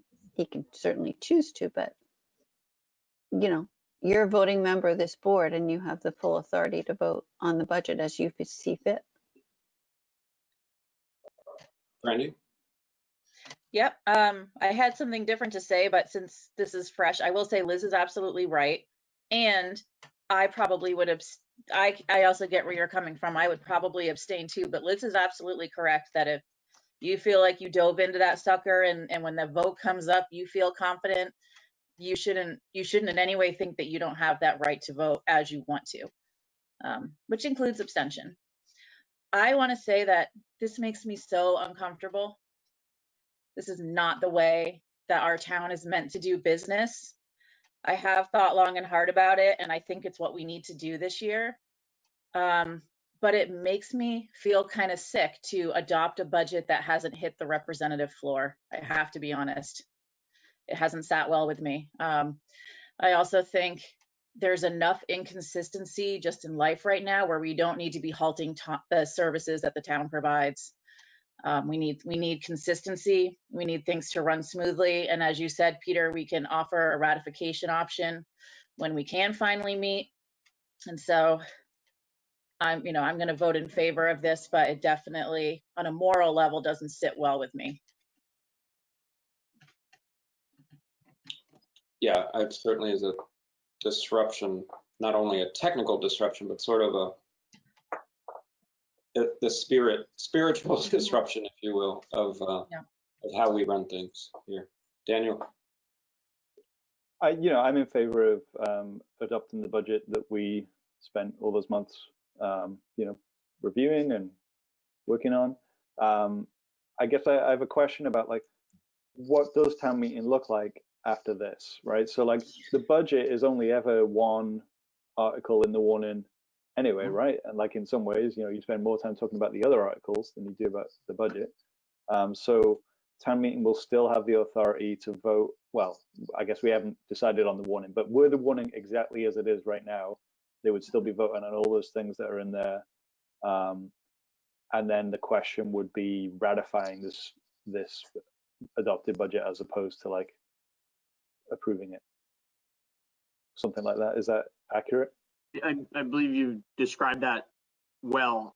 At the appropriate time, we need to go through the warning for town meeting that you previously issued carefully, because there will be some changes in addition to just the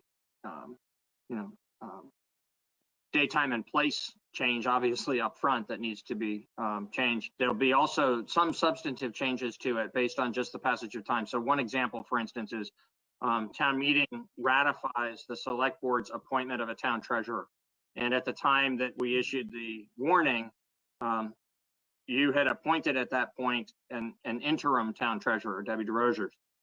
We now have Andre Yeager, so as the town's finance director and treasurer because of the passage of time. So it'll be appropriate to change that article so that we're asking town meeting, you are asking town meeting to ratify the appointment of Andre as the town treasurer. There'll be a few other things like that. We'll go through it with a fine-tooth comb, and you'll, in the end, decide what is the final warning to publish for the meeting. Great. Thank you. Here, Liz? There's one thing that I wanted to bring up about, I'm fully in favor of authorizing this budget. But there's one thing that I think we will miss in terms of town meeting.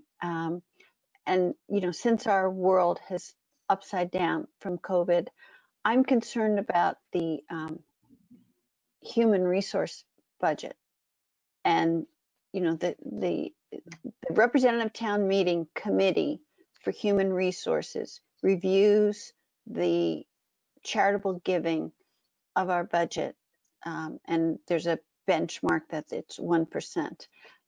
But I would think it would be a good idea for us to ask Lauren Crisp, the town moderator, to ask the Human Resource Committee to check in with those agencies to see if how they're doing under COVID, and have their responsibilities changed dramatically, and does there need to be some sort of a minor adjustments to those calculations. And I know that the Human Resource Committee does a tremendous amount of work, and this year they had this great matrix model that they used.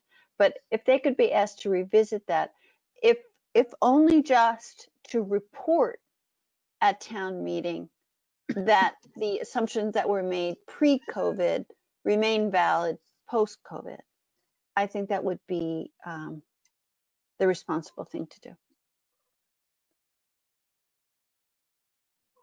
So a suggestion to representative town meeting committee, basically. Mm-hmm. Yeah, I agree. Great. Let me bring in Wendy from the Commons, who has a question or a comment, perhaps. Are you with us? Are you on the line? I am with you, but I'm not with the Commons. Oh, I'm sorry. Tim, you got to read the news. No, that was a brain, That's okay. I'm not opposed to being affiliated with the newspaper.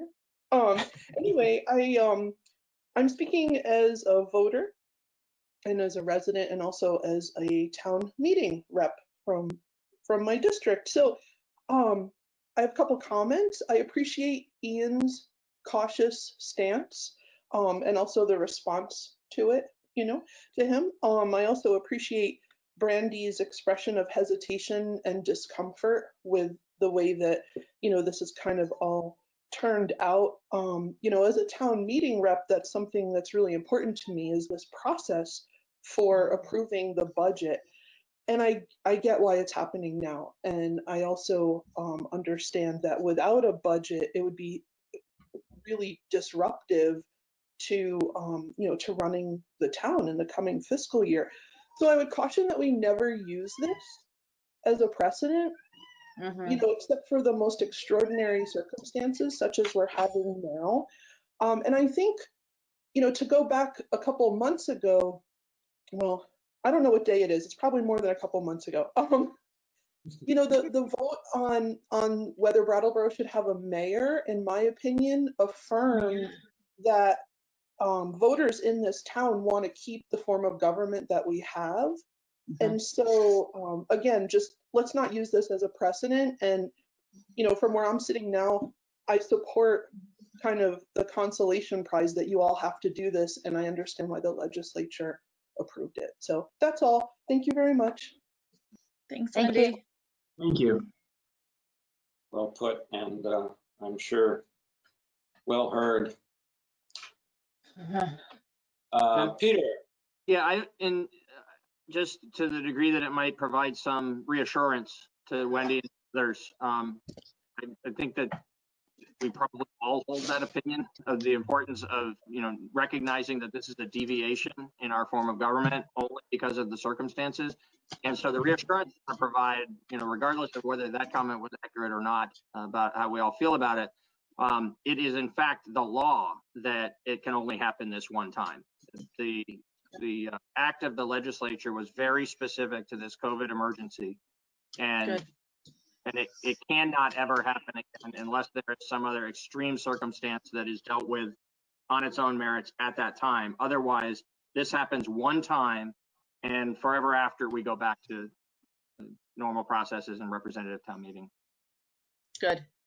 Well said. And I'll remind representatives out there that usually select board members start out as representatives, and often they go back to being representatives. So the last thing I would want to do is give more power to a select board that someday I'll be on the other side at representative town meeting trying to hold them to task. So that's my attitude too. So I think we don't really have an action unless anyone has any final comments, or if we have a caller. What was that, Peter? Oscar Heller has asked to be recognized. Oh, he must have just done that. I missed it. Oscar, yeah, chime in if you can, or if I'm trying to turn it on. Perfect. We hear you. Okay. Hello. So I have a comment and a question. My comment is regarding the idea of looking at the human services budget again, stuff like that. I feel like this all gets a lot weirder if anything happens besides passing the budget exactly as it sort of went around in the last couple of months. Obviously, I think the intention is good and I agree with it, but I think the sort of democratic town meeting concerns get weirder if it's not the exact same budget. That's just my thought. And then my question is, if the board wants to leave as much power in the hands of RTM as possible, this is probably a question for Peter, or what options does it have to approve the budget in a way that makes it clear that it's temporary and conditional on eventual approval? Is there any mechanism for that, or once the budget passes, does any meeting vote on it just become a formality because it's happening anyway, et cetera? Oh yeah, sorry, Peter. So this is my advice rather than a requirement of law. My advice would be that the board adopt the budget and not attach to it any conditions. And the reason why is there has been so much that has happened this year that we would have said that'll never happen. And then it did. And so, you know, we are all very committed to having a representative town meeting. We're going to have a conversation here shortly about how to make that possible. But I don't know how that's going to unfold. I don't know when and how we're going to be able to hold a representative town meeting. And so I think making the adoption of the budget contingent upon an expectation that it'll flow a certain way with representative town meeting is very risky.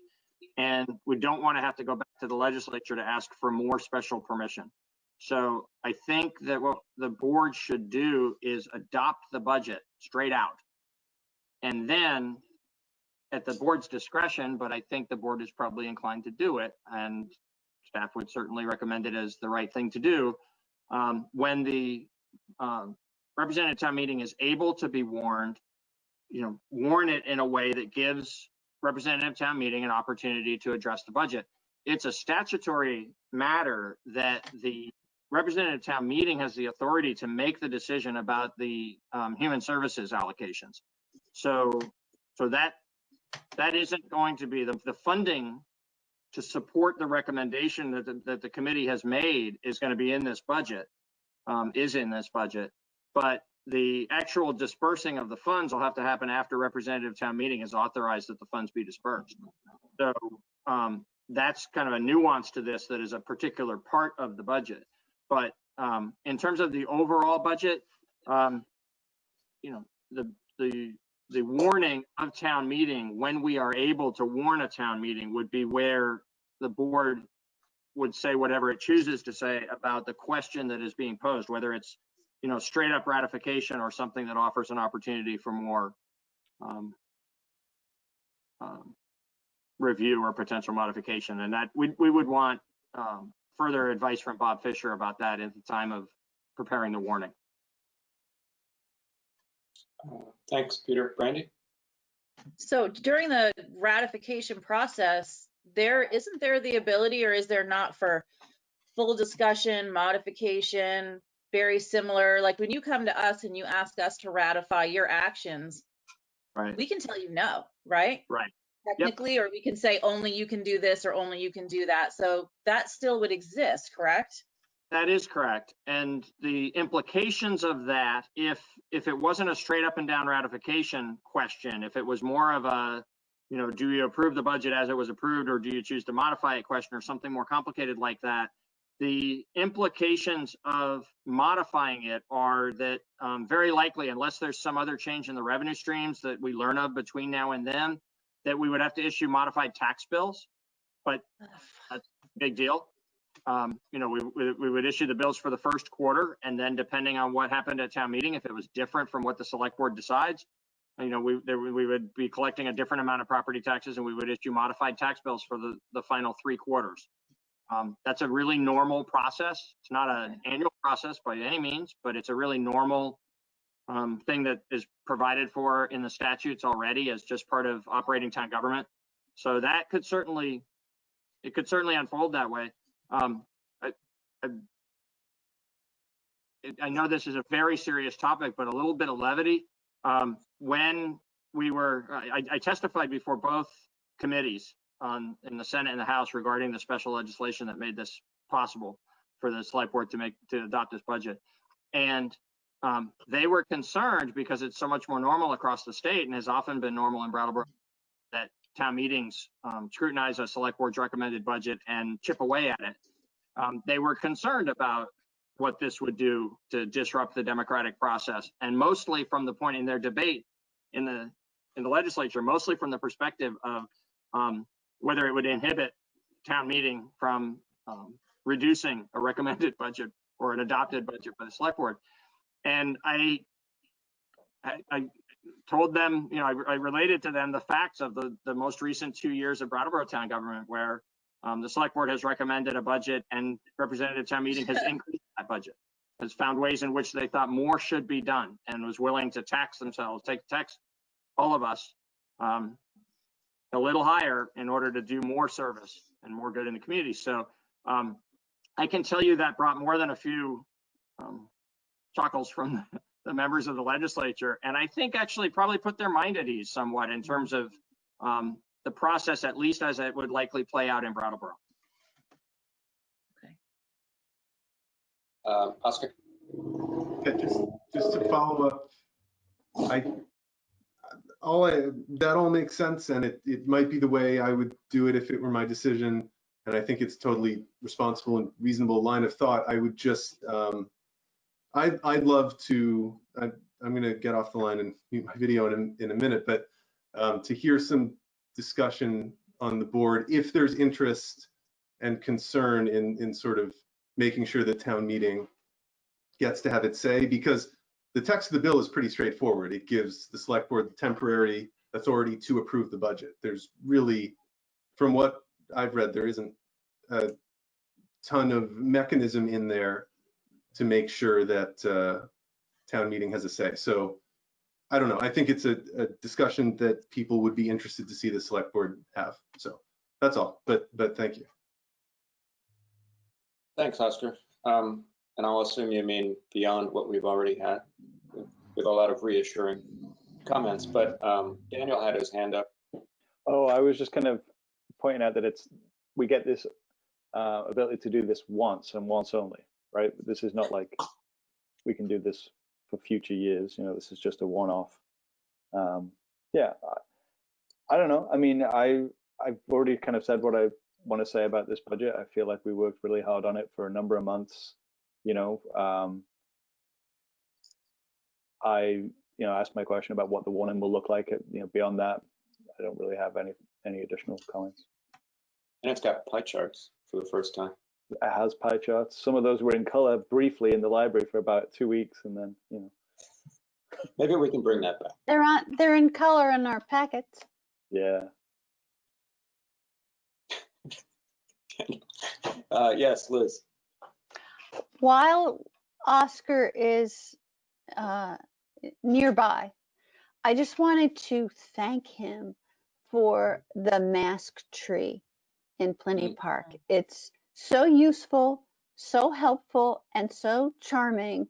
And I want to thank him and all the sewers who made all the masks. It just turned kind of an onerous thing into a really sweet thing. And I thank him for his creativity and his hard work. Thanks, Oscar. Yeah. Brandy. I just wanted to say that I definitely am going to be, as we're drafting the warning and making our plans and understanding how and if, which I don't even have a grasp on how we're going to do this, but we're a team and we'll figure it out. I'm definitely going to be making it clear that I want representative town meeting to have their say, to look at it, to scrutinize it, to talk it up and down. You know, we're doing this because we have to, but that doesn't mean I want to take away what we usually do. And so I'm definitely going to be vocal, and I think you're going to have support from this board, Oscar, and the reps are going to have support from this board to do what you do best. Thank you. And I'll just point out that this is why we're talking about it first meeting in June and not the second meeting in June. Want to be able to kick it around a little bit before actual adoption. Liz? In summarizing everyone's comments, I would just say this is a time for more democracy, not less. Absolutely. Always messy, but always the right way to go. So do folks want to move on to the next item? Yeah. Yes. So you'd like to have this warned for 2 weeks from tonight as adoption 21, as you had previously recommended it. Yes, please. Yes. Yeah, because we do have to move it in within June, correct? That's correct. Yeah, it's got to be done before the end of June. So it's in effect by July 1st. That is our unanimous consensus. Sorry, I'm losing my words. Must be getting a little late. Yep. So next, we have parking fund budget to discuss. Yes. That'll be our last bit of unfinished business, hopefully. So the parking fund budget is really straightforward. The main issue related to the parking fund is the fact that it has had no operating revenue for the last few months. We talked about that a good bit last time.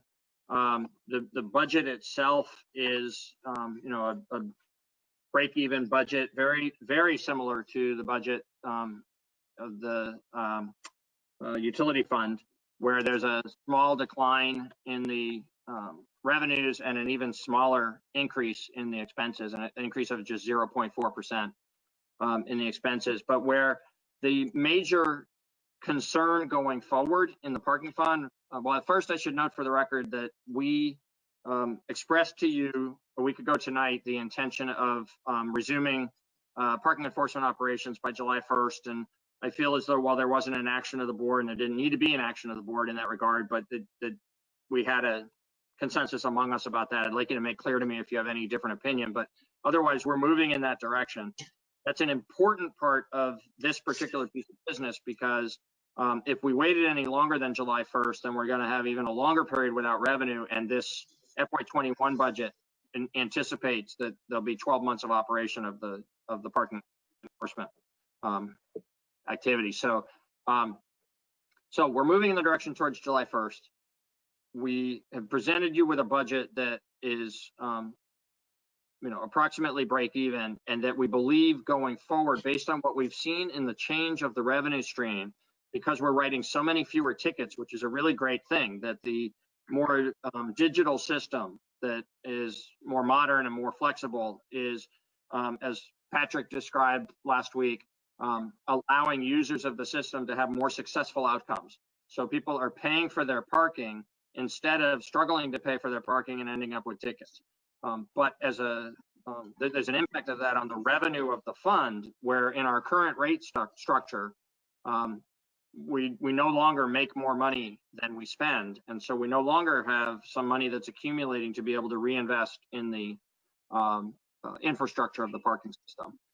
We certainly aren't recommending at this time a rate increase in parking, but it begs the question that Daniel brought up earlier, and some of the rest of you spoke to, of given that the general fund is coming in so much better off for the closure of FY20 than what we had expected, and given that we know there are some substantial capital needs, one in particular that has an impact not just on the parking facility, but on the rented retail area below, because of the leaking that happens from the transportation center down into the retail space.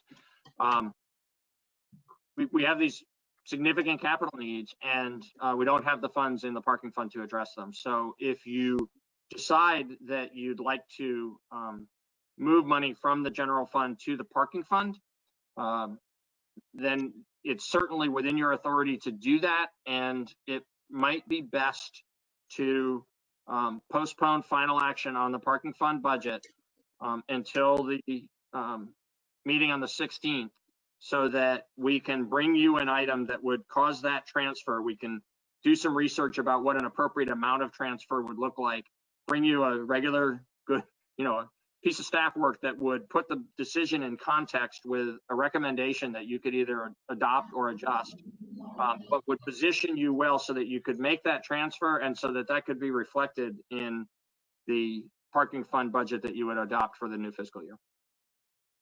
Okay. Absolutely. Liz. I agree with Daniel's suggestion and Peter's words, because one of the reasons is that we ask other landlords to be responsible landlords and repair things on a timely basis, and we should be modeling that behavior for ourselves. Absolutely. 100%. Yeah. Yeah. I have a question. Oh, sorry, my bad. Good. No, I was making a bad joke. Daniel, did you have something? Yeah, I had a question actually. Before we move out of parking, I was thinking about the parklets, and I was thinking about the upcoming fiscal year.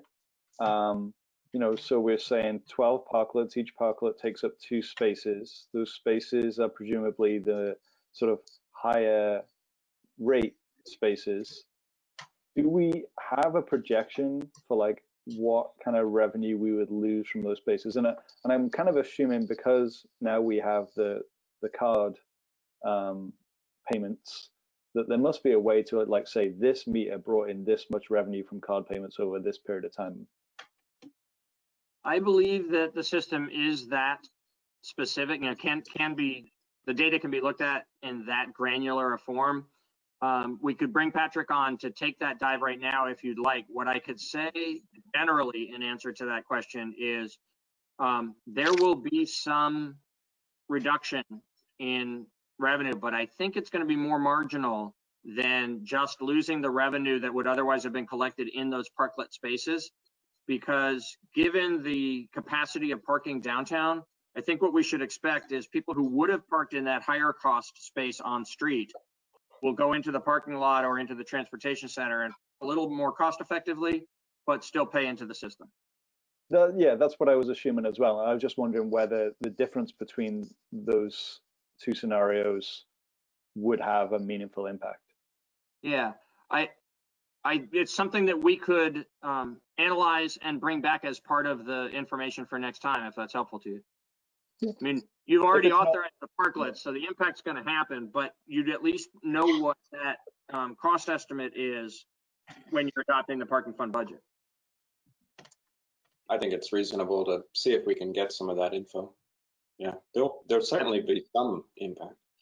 Liz? If that impact becomes significant, is that something that can be accounted for with program income to reimburse the parking fund?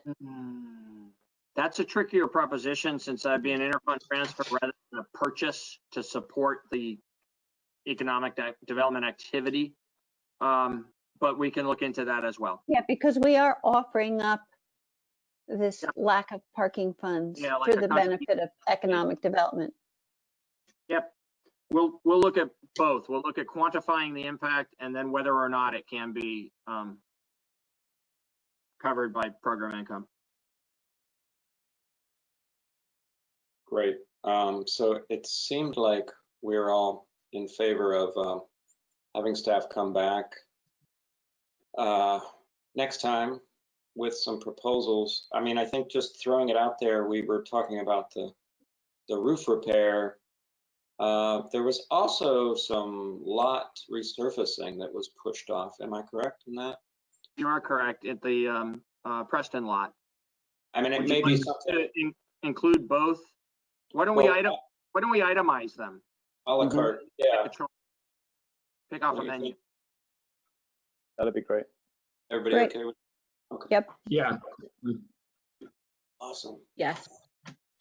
So trying to move us along a little bit here. I trust that someone would have chimed in, but I haven't reminded folks in a while. But I think it'd be appropriate to move on to new business, if that's okay with everyone. Yes. And so our next item is the fiscal year 21 solid waste budget. So that one you're seeing for the first time this evening, but it is both really straightforward and limited in scope and relatively fixed. There's not much in here that you can work with. We are asking that you consider adopting it this evening, even though it'll be on the first review of it.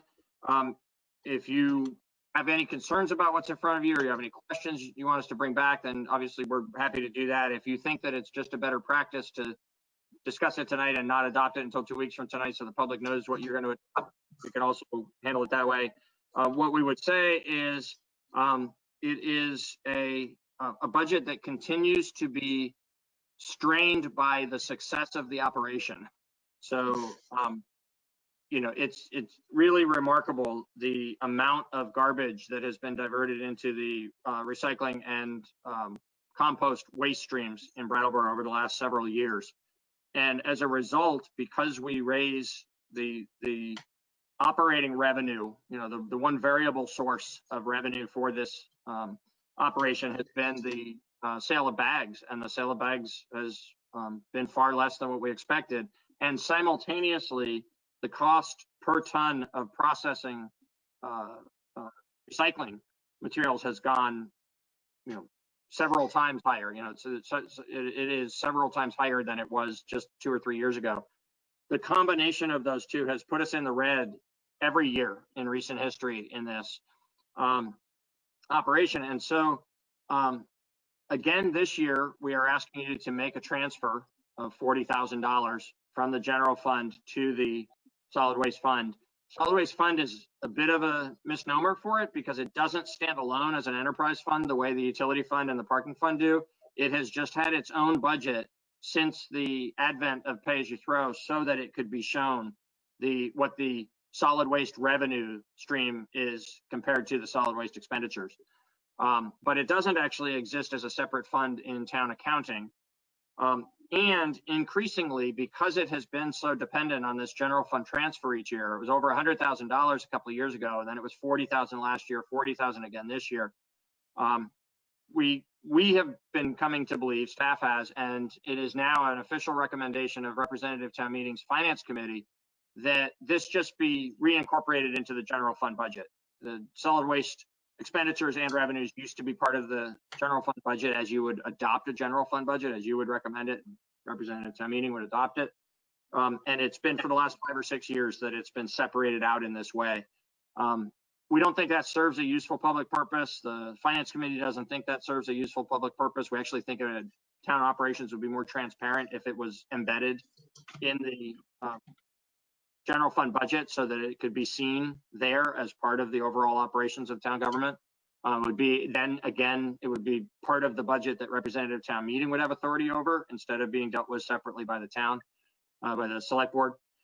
And so for all those reasons, we would recommend to you that you authorize the necessary $40,000 transfer for this year, that you approve the budget as it's presented tonight for FY21, and that you direct staff in accordance with our recommendation and the Finance Committee's recommendation to not separately do a solid waste budget next year, but rather when we bring you, the select board, a proposed FY22 budget in approximately the 1st of November, that it include these solid waste related revenues and expenditures.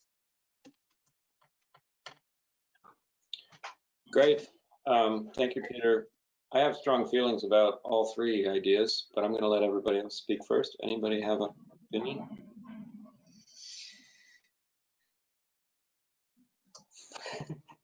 That was just a sigh, right, Brandy? Or... Yeah, I just always have just feelings about this budget. I'm not ready to talk about them yet.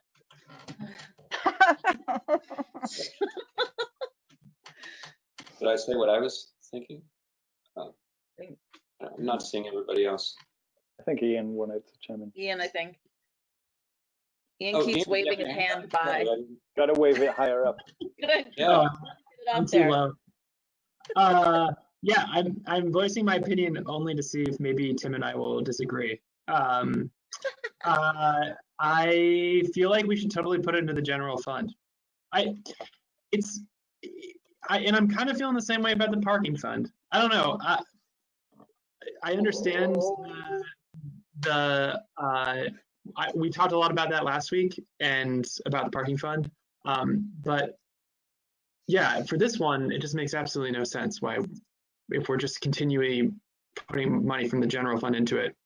But I would say because we're thinking about doing that, we should wait and do it next week. We should talk about it now, and then we should do it next week because there may be people who want to talk about it more. Mm-hmm.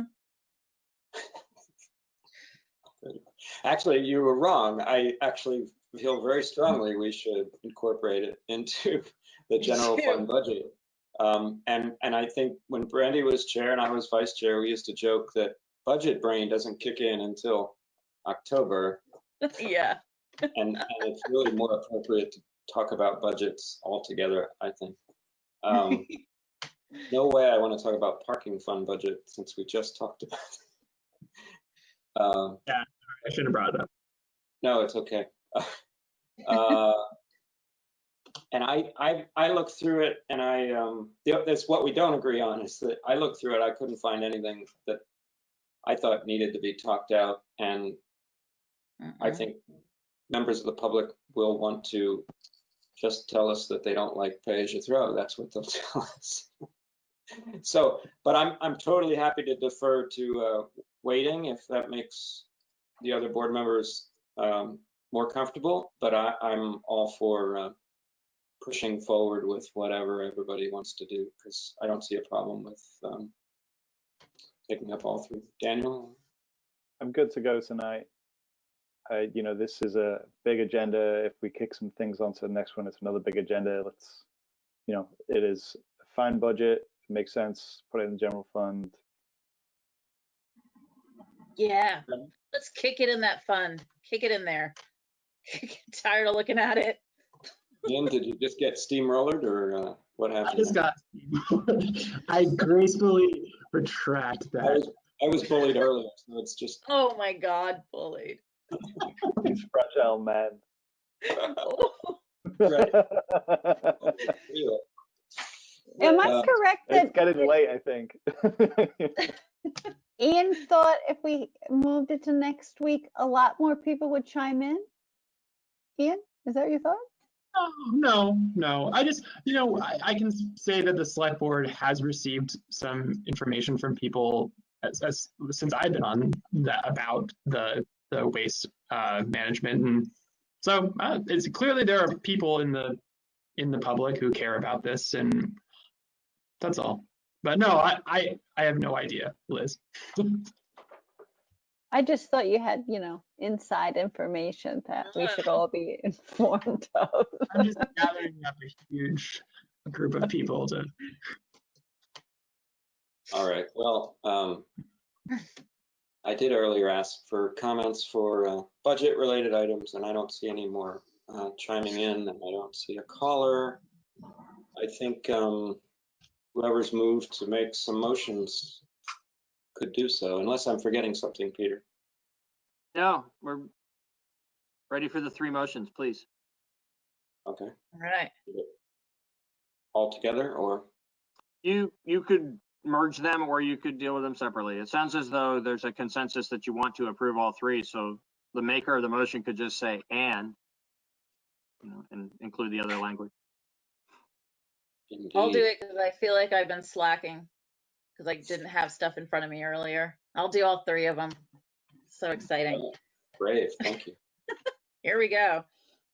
I move to authorize a transfer in the amount of $40,000 from the general fund to the solid waste fund, and I move to approve the FY21 solid waste budget as presented, and move to approve incorporating all solid waste revenues and expenditures into the annual general fund budget beginning in FY22. Hallelujah. Let's do it. Thank you, Brandy. Brandy has made a motion, a three-part motion to authorize a transfer in the amount of $40,000 from the general fund to the solid waste fund, to approve the fiscal year 21 solid waste budget as presented, and to approve incorporating all solid waste revenues and expenditures into the annual general fund budget beginning in fiscal year 22. All those in favor say aye, please. Aye. Aye. Aye. Wonderful. Thank you, Ian. Thank you, everybody. Can I make a quick request that there's nothing to do with the money side of things? Last year, we inquired with Casella, hey, what's up with recycling? And they gave us this really wonderful detailed response. I'm going to ask it again. What's up with recycling in COVID times? Like, I know people in the community are just really interested in it, and it would be nice if they can provide an update to get that. And they've been home throwing things out. I'm sorry, I didn't hear that, Liz. They've been home throwing things out. Yeah, lots of things. Yeah. So yeah, we'll ask for that information and circulate it when we get it. Certainly. That's a good idea. I still think that this whole recycling thing, the problem with it costing us so much, is going to come back. But I'm not sure I base that on any kind of evidence other than hopeless optimism at this point. So our next on our agenda is a Wyndham Solid Waste Management District payment in lieu of taxes. otherwise known as pilot. This one sounds easy and fun, Peter. I believe it is easy. We've received a pilot in the amount of 5.5% of the town's assessment. The actual value of this has gone down over the years because the amount of the assessment has gone down. That's actually a good thing in the overall operation of the solid waste program and the solid waste district. They have become more able to, and more sustainable on the revenues from the compost operation and the solar array that's up there and a few other ventures that they have there on the property. So they now collect less money from the members of the district. So that's a good thing in the big picture. The rebate that we get as a result of the fact that we are the host community for the solid waste district has gone down because it is a factor of the 5.5%. The way the pilot is determined is it's 5.5% of whatever we pay in the assessment.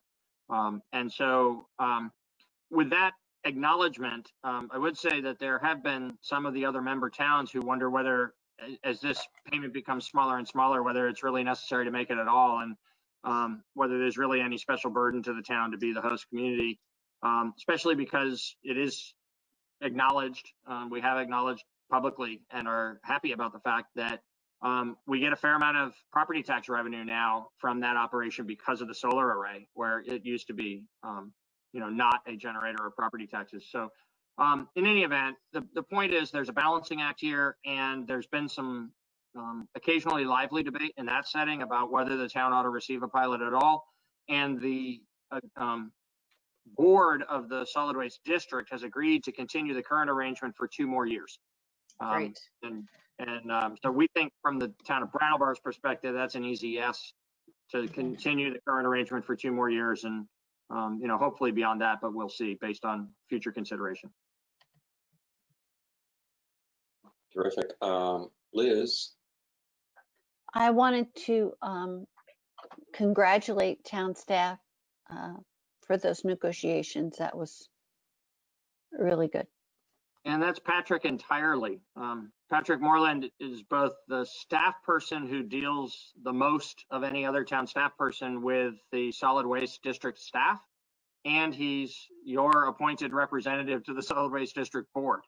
So in both capacities, he carried this ball really well. Yes, thank you, Patrick. And Ian, in case you don't know, or anyone watching, it was for a while a member of the board that was served in that capacity, and then we got lazy, I don't know, last year or something, and asked Patrick to take up some slack because he's so good at it, basically. I'd be happy to explain that to Ian offline. So it depends on how far down the rabbit hole you want to go on that one there.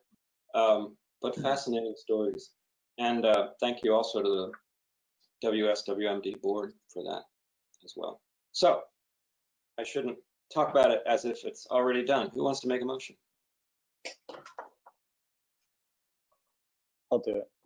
I move to approve a 2-year pilot agreement with the Wyndham Solid Waste Management District as presented. Thanks, Daniel. Daniel has moved to approve a 2-year pilot agreement with the Wyndham Solid Waste Management District as presented. All those in favor, please say aye. Raise your hand. Aye. Aye. That's 5-0. Thank you. Yeah, now we're moving. Okay. Here's one.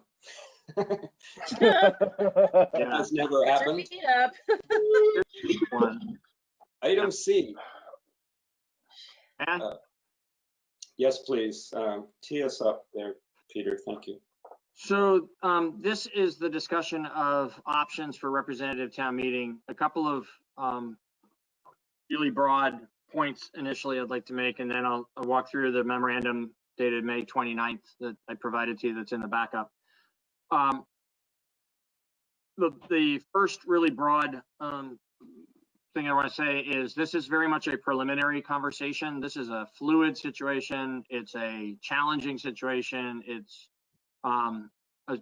we at this time, given the constraints of how many people are allowed to gather in a single location in the state of Vermont, we don't think it is safe or prudent to warn a representative town meeting yet. We think it's going to be some time yet before it's possible to do that. So the purpose of tonight's discussion is to have that first bite at, looking at some options staff has considered based on things we've thought of ourselves and based on things we've heard in some cases from some of you and in some cases from people in the community, where we've tried to look at, the best way that a representative town meeting can be held that will be most like the way it happens when we all are in one large room together.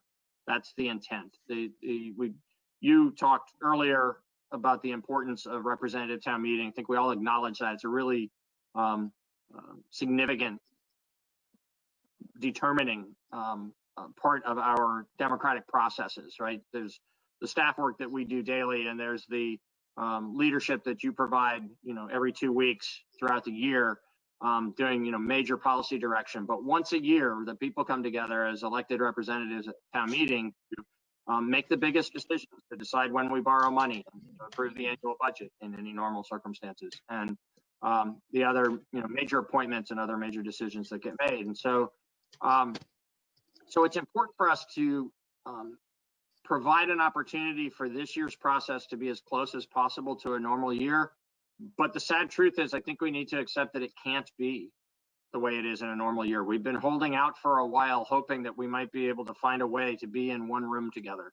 And unless somebody's got a really great idea, and I hope maybe that really great idea is out there somewhere, but we don't think there is a way forward to accomplish that. And so we think we have to look creatively at an array of alternatives and see which one feels like it's the most appropriate facsimile for this year of representative town meeting to accomplish the purposes for which representative town meeting exists. So there's that. It's a preliminary discussion. It's an assessment of sort of the broad array of options, and it's an invitation for people to throw things out that might add to this mix or might narrow it down as you have your discussion tonight. The other thing I would say about it is I have a sort of a caveat I need to, or an apology to reveal about the piece of backup. Our intention was to show the 6 different alternatives that we've presented to you for discussion in order. It was I should say, actually, my intention was in presenting this, that in my personal opinion, these are in descending order from most desirable to least desirable. And we'll talk about them substantively in a minute. But the most desirable being that we just do it like we normally do, but maybe in a different location, or maybe, just at a, if COVID had gone differently, maybe just by the benefit of a different time, that in July or August, perhaps we could go to the BUHS gym and hold our annual town meeting. So starting with that and going down to, for me, the bottom least desirable one on this list is where it's entirely in this format. I think that the likelihood is that there will be elected representatives who will be unable to participate in the meeting if we try to do 180 people participating in a GoToMeeting format or a Zoom format. I just think that's not possible. It's very possible to hold a webinar on a platform like this, where there's a few people presenting and a bunch of people watching and able to ask questions either in the chat box or otherwise. That works really well, but having evenly distributed opportunity to participate among just that sheer number of people, I think is going to be impossible.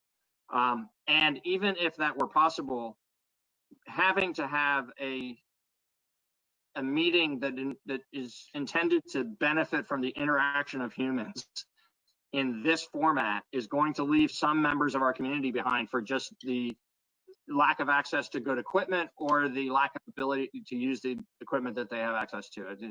There's just some people that are less comfortable with working with technology. So it is my opinion that we should not further pursue the idea of holding a representative town meeting entirely on this platform, which leaves 4 things in between. And in those four things, I intended to highlight one of them as being what staff believe and moderator Lauren Crisp believe is the preferred one of the four.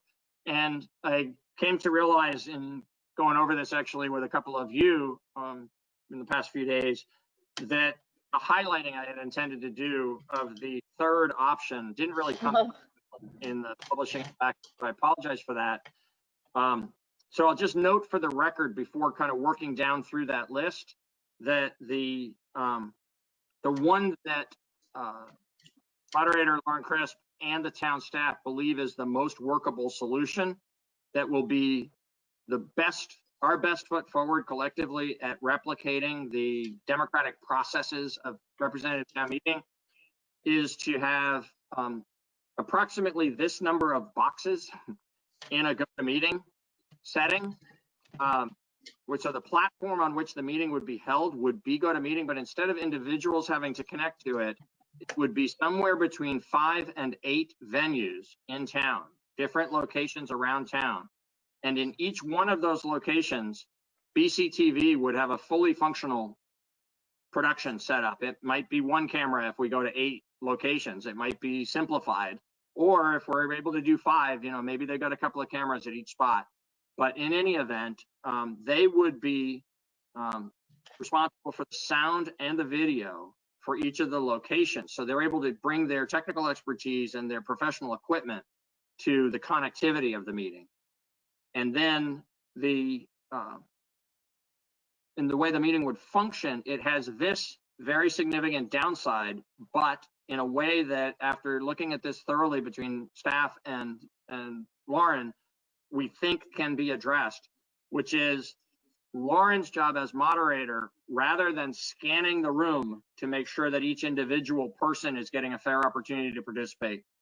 His job as moderator for this 1 year would shift to making sure that each of the different locations was having a fair opportunity to participate. And we would have a secondary system that we'd need to rely upon that hopefully, ideally, would involve each separate district being in its own location. That will require, based on the number of members in a district and then a couple of staff people and some BCTV people in each of these spots, it'll require that there be, that we be permitted to have up to 60 people, 60 people in a room. We're hopeful that maybe we're getting there. We're up to 25. And if it goes to 50 but never goes higher than that, maybe for this purpose, for this important, you know, public business, this democratic process, maybe we can get some special dispensation from the state to allow us to be 60 people but practicing social distancing together in each location. Because ideally, for this to work in a way that is optimizing the opportunity under these difficult circumstances, each district would be together in a room, and therefore the district chair would be able to be the person who is helping to keep the process fair and balanced and everybody having an equal opportunity to participate within that room, and be the person that Lauren would rely upon to connect him and his moderating responsibilities into that room. If we can't do that, if we can't have up to 60 people in a room and we have to have smaller numbers, then what we envision, and that's why we talk about it in terms of 5 to 8, then what we would envision is each district being in 2 separate locations, and we'd have to come up with some other way. You know, there might have to just be 2 co-chairs elected this year by the districts or something. We could figure out how to do that. But in any event, there'd have to be a secondary moderator in each of those 2 locations. But otherwise it would function about the same. So there'd be either 3 or 6 district locations, and then an additional one that would have the select board and Bob Fisher and myself, and an additional one that would have Lauren and Hillary as town clerk and possibly a couple of support folks. There'd be BCTV at every location. And likely, but we really hadn't decided once and for all about the public. That's just something we kind of need to talk through as one of the details that isn't resolved. We don't have an opinion at this point about, or a strong one at least, about whether the public is in the room with the select board and the town attorney and the town manager, or whether the public is in the room with Lauren and Hillary, I think that Lauren would tell you that he thinks that the public ought to be with us, because that preserves that sort of independence of the moderator in terms of him doing the best he can under these circumstances this year to keep it all fair, that only he and Hillary would be together with whatever support staff they need. But the acknowledgement of a member of the public getting the floor to speak, or a member of the select board or Bob or me, would be the same kinds of circumstances, presumably with Tim as the one who was in control of that room, that it'd be the same kind of circumstances as what the districts are experiencing. So that's what we see as the best way forward. There was also some consideration, we have given consideration to doing an outdoor location where it would be, sort of just like in the gym, but in some outdoor setting under a big tent or a few tents. We have come to think that's not workable for a number of different reasons. Accessibility and bathrooms are pretty significant challenges to that option. And even greater is we have no control over the weather, to state boldly the obvious. And at the time of year we're talking about holding this, we could have a very rainy day or we could have a beastly hot day. And either of those two outcomes would really interfere with holding an effective meeting. And so we don't think we should further pursue looking at an outdoor meeting. There's also an alternative presented here of doing a two-stage process, which is done in a lot of communities around Vermont, or at least in some other communities around Vermont, where they have a town meeting where the decisions are made on Australian balloting, but there's a discussion meeting that's held ahead of time. It's almost like our information meeting and then the town meeting, but it's not quite that, because the information meeting is meant more for questions, and the discussion meeting is intentionally an interactive process among the members. We don't think that that's nearly as good an option. The voting on Australian ballot, we think, diminishes the democratic process by not having the members of representative town meeting be able to amend the warned items, or I should say the motions that are made on the warned items, where they'd have to vote yes or no on each question that's on the warning. But at least it would have the advantage of a discussion that would happen in this kind of a format ahead of time. And then there's a fifth option here that is just going straight to Australian ballot. And frankly, personally, I think that's pretty well tied for last with the trying to do 180 people on GoToMeeting, because there's no interaction. We lose all that value of this being a group of people elected by the people of Brattleboro to discuss these things and work through them and find a way to reach as much consensus as possible. You lose all of that to just casting a ballot, vote on a piece of paper. So like I said, we're happy to explore other options that either you have a good idea about or a member of the public has a good idea about. We certainly need to refine the one that we're recommending, but for the fullness of, I've probably gone on too long, but of, what I've just described, we feel pretty strongly that the 5 to 8 venue GoToMeeting hybrid arrangement is the best way to go. Thank you for the summary. I'm sure everyone's thought about this a lot already. Liz? I just would hope, it sounds like it's the way to go. And of course, everyone is disappointed, but I would just hope that Lauren and Hillary have all the support they need, because it sounds complicated, yep, especially for them.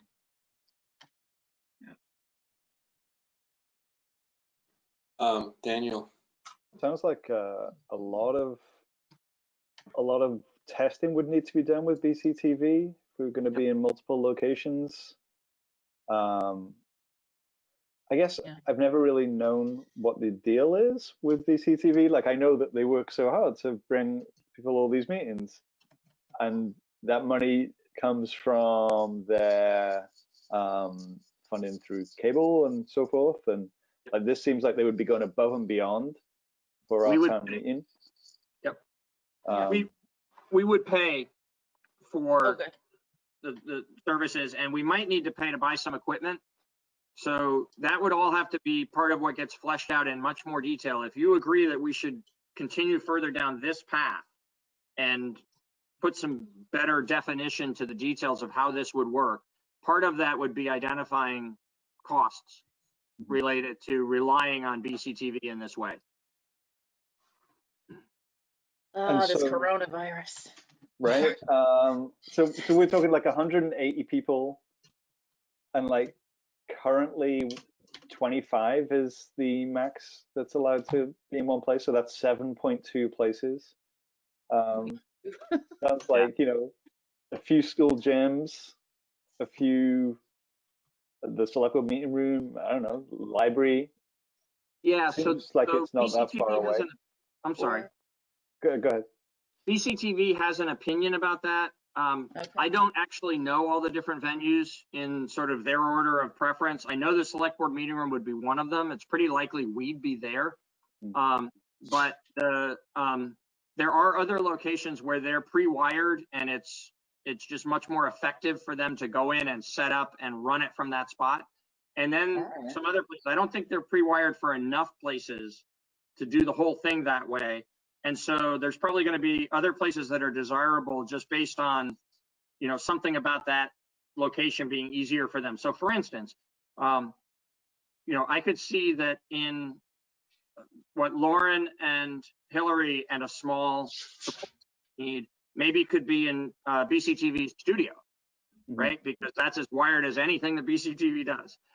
To do, you know, be very flexible for their needs. And then we're pre-wired down in the select board meeting room. So that certainly should be a location, and we're probably the next smallest group. So I think it would make sense for us to go there. Where the districts go is, you know, I think we need to really rely on BCTV to tell us what locations are going to make it the simplest,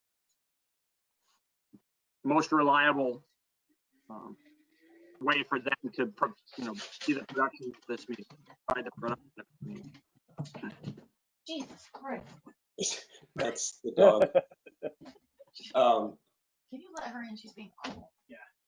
I'll just say that I do have some experience with BCTV. I served on the board for 11 years, and I have video experience. So it's definitely doable. It's going to take a little planning and testing, absolutely. And probably a couple extra cameras, but they're not huge expenses, maybe a switcher or two. So, I mean, I'm sort of simultaneously fearful and excited about the possibility. It is the one, in my opinion, that preserves the most democracy out of all of these. Well, not the most, because the top two were obviously the best choices, but just not sure that can happen at all. They're sort of in a separate category of wishful thinking, I think. I have something that occurred to me while you were outlining things, but I think I could just, it's a technical issue. Well, it's not just technical. Let me just throw it out because I don't think we have to solve it.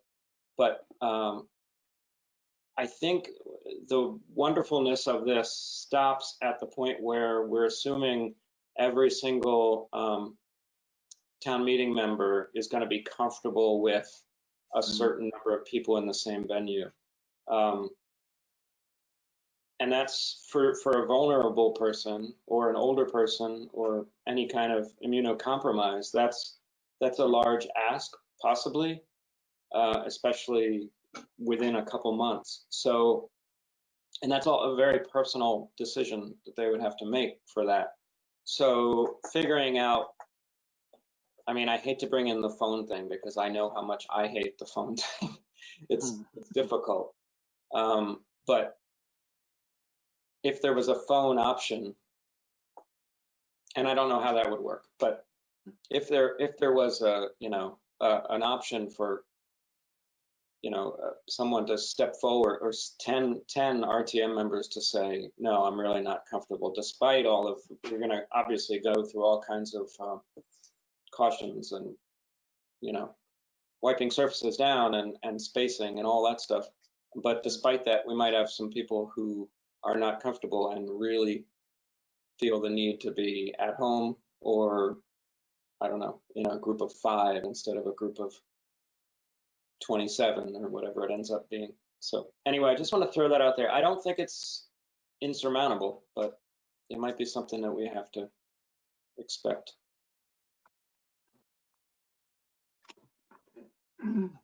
Ian? Yeah, I think sort of to echo that a little, it's kind of just this feeling of like, you know, we're gonna cram as many people into a space that we're allowed to have based on the governor's orders, and, you know, hopefully maintain the social distancing. If the whole point of why we're doing this is to be safe during COVID-19, that it doesn't really sit well with me either. I'm wondering would there be a way to do this same idea of multiple places, but do them outside? Because that has been something that's been shown to so greatly reduce the risk. Because I'm thinking like, so we put 60 people in a room, they all have to be wearing masks, they need to be all maintaining social distance if they can. It also starts to feel a little impractical. And if the whole idea is we're trying to stay safe, maybe that gets compromised. Liz? Instead of being outside, I would think that what we would want to look for in the venue for these larger number of people is sufficient air handling, you know, like windows that open and, you know, air circulation that's doesn't recirculate or whatever. Yeah. Just kind of keep the air moving with the benefits of if it were outside, but still the shelter and, you know, restrooms that are inside. Yeah. Brandy? The passing around of the microphone is creeping me out. I know we'll sanitize it. I just don't know if it'll get rid of my creeped out feeling. I was imagining stepping up to the mic just at regular town meeting. But yeah. That is what we're expecting too, although Yeah. it is still going to be a shared mic. There's no way to That's get what around. I meant to say, yeah. Mic. But yeah, we anticipate it being on a stand like the regular town meeting. No touching.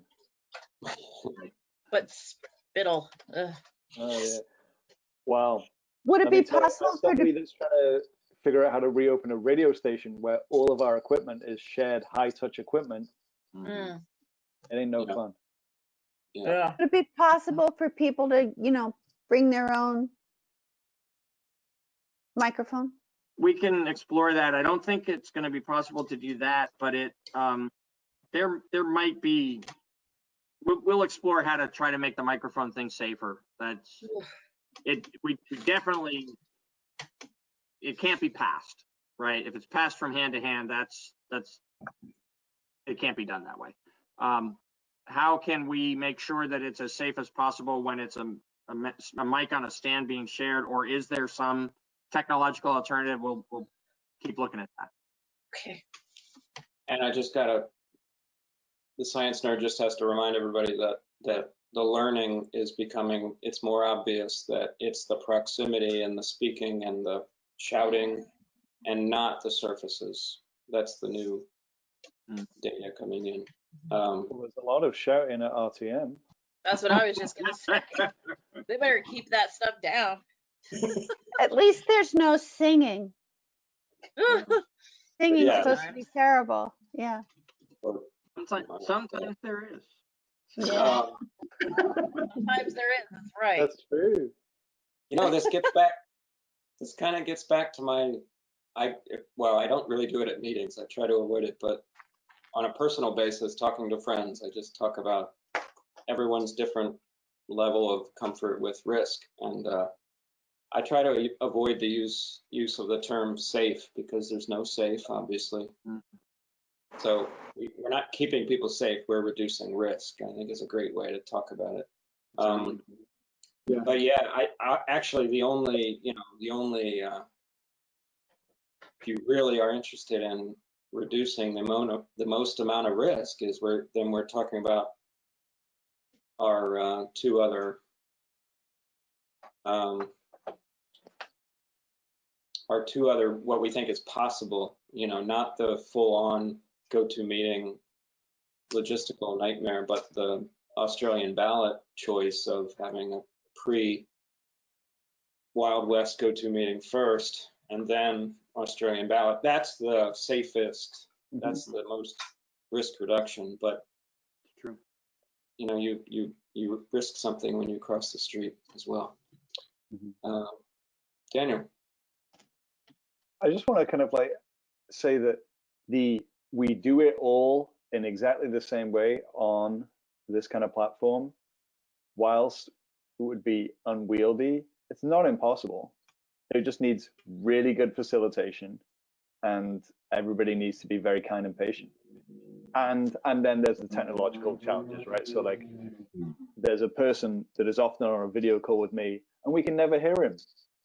But if we knew in advance that some people had limitations and needed certain equipment or, you know, practice or training or support, we could provide that, you know, given how much lead time we'd have. I don't want to like dismiss it out of hand. Like, I know it wouldn't be great, and I really hope we wouldn't have a 13-hour meeting if we were on that platform, you know, but it's not impossible. I think you make a good point, because if we have to go in that direction, we'd probably be making that decision in October, November, December, rather than, because we're hoping for this possible window of you know, everyone feeling a little more comfortable with being together, right? If that window closes and that becomes one of our only options, other than, I don't know what the other option would be. It's an interesting thought. Do you see Elizabeth's question? I just, I think we need to explore and be comfortable with the public attending with the select board, because we don't know how many people that would be interested in attending. And, you know, that's exposing the select board and the public to, that's, you know, the same as the town meeting reps. That's a bunch of people in a room, and we just have to all be comfortable with that. And if we do further explore that option and others, maybe we should be thinking of it as 5 to 9 instead of 5 to 8 for exactly that reason. That, you know, maybe there's a room where we are with Bob, and a separate room where the public is invited to come. The organization of that separate room would be trickier, because there's no sort of moderating person. Yeah, no given co-moderator for that room, right? So we'd probably just have to designate one. There'd probably be like a member of town staff. The town staff, the management team sits with the public at this meeting, and you know, maybe one of them is responsible for that room. Would be a way to do that. That would be helpful, I think. Okay, so,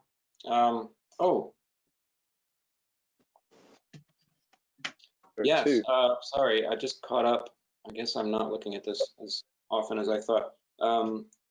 Elizabeth would like to comment on ASL interpretation first, and then Franz would like to comment. Thank you. I just, while you're having the discussion about all the considerations, and there are a lot of them, just one thing to remember too is ASL interpretation is typically provided for a representative town meeting. So far, this platform is working fantastic. Should it go to more than, let's say, 9 boxes, we get really minuscule, and so it kind of is moot to have us there. So if you want fully accessible meetings, it's possible. Just remember your limitations on how many boxes are shown on screen at once. So it might even be, if you're designating rooms, it might be not 5 to 8, but maybe 5 to 9, 10, if the interpreters had the separate room, so we still have our own camera like we have currently. So I just wanted to put that out there, and I'm always happy to talk to people about logistics and making sure that things are accessible. So tag me in. Thanks. It's great. Yeah. Thank you, Elizabeth. Thank you. Franz. Yes. Am I audible? Yeah. Yes. Then I will speak. So, for the benefit of all those other interested people out there, this is Franz Reichsman speaking. So a couple things. One is just to respond to Liz's idea about air circulation. Air circulation is bad in this setting. What you want is absolutely dead air so that any virus particles settle to the ground instead of being recirculated again and again, where they're much more likely to end up in somebody's body. So just a minor point, but you know, there's the importance of that is that there's a lot of details to think through here. The other thing is that I think as you're putting together any idea, you have to factor in that there's a significant lead time and that the conditions under which we're meeting could change at any time. If you talk to any epidemiologist anywhere, they'll tell you there's going to be a second peak of infection, and we don't know when that's going to be. So whatever plan you create, other than the 180 people on GoToMeeting or Australian ballot, anything else that you put in place may all of a sudden be completely upended again, depending on what's going on with the infection. So anyway, I would just really include that in your thinking, that something that may not be a desirable solution may turn out to be the only possible solution. Thank you, Franz. Yeah. Well, thank you. Thank you. Well, what do you want to do? It's getting a little late. Move on. Cancel representative town meeting.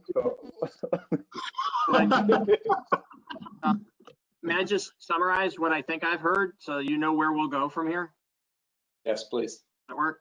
So I hear that we feel pretty fatalistic about the first two.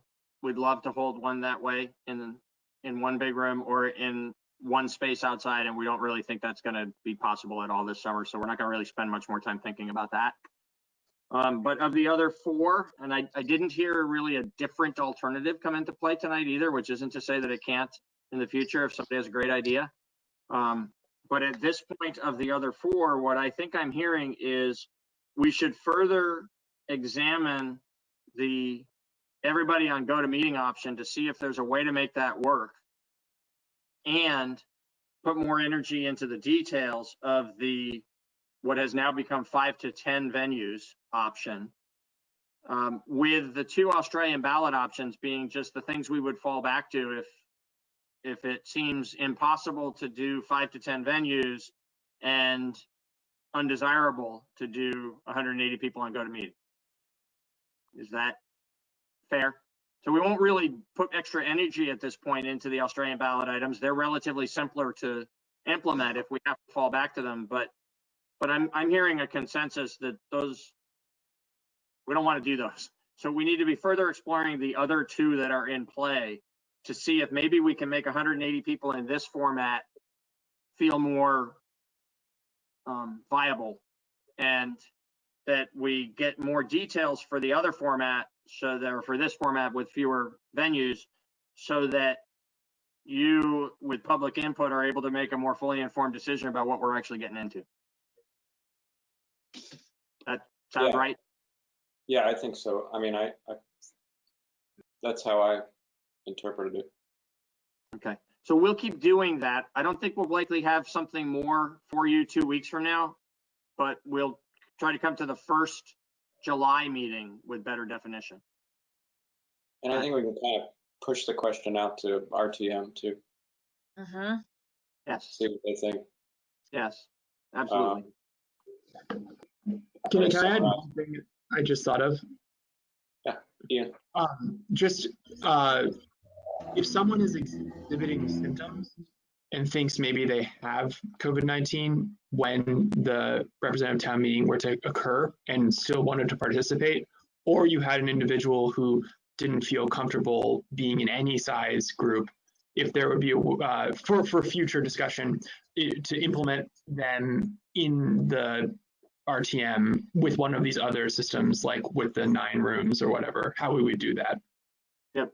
So Tim had addressed that earlier, and I had made a note. That was one of the things that we need to follow up on, is how do we accommodate people who don't feel safe coming into a room of any size, any number of people. Okay, my bad. No. No, I mean, you made reiterating the importance of the point. Yeah. The additional point of diagnosis is an important one. Okay. So I'm starting to lose it. I don't know. Me too. Who else? But we're going to move on for now to award a bid. This is great. Yeah. It was a big thing a while ago, and now it feels less of a big thing, but it's very important. It is. The upper roof of the two roof sections at the police facility did not get replaced as part of the renovation of that building because we wanted to make sure we ended up, we needed to know where we finished all of the essential parts of the job and how much money was left over at the end. A little over a year ago at representative town meeting, we were authorized to proceed with replacing this roof at an estimated cost of $100,000. And there were a few other final details that were authorized as part of that usage of the remaining funds from the bond for the police fire facilities projects. We have been out to bid for this work and received two bids. One was $120,500. The other was $98,860. And so we recommend that you award this project to Melanson of Keene, New Hampshire at $98,860. Great. Okay. Well, any comments, questions? Personally, saying Steve Horton's name helps me feel better about Good. Trusted Steve Horton. Steve. Would anybody like to make a motion?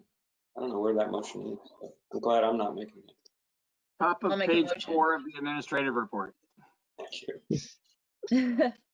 I will move to award a bid in the amount of $98,860 to the Melanson Company of Keene, New Hampshire for replacement of the high roof area at the Brattleboro Police Department. Thank you, Brandy. Brandy's made a motion to award a bid in the amount of $98,860 to the Melanson Company for the replacement of the high roof area at the Brattleboro Police Department. All those in favor, say aye. Raise your hand. Aye. Aye. 5-0. Thank you. And we have Brandy's favorite topic. Boo. Down. We need to do the annual dog warrant. Yes. Ugh, so petty. Which always causes confusion and consternation.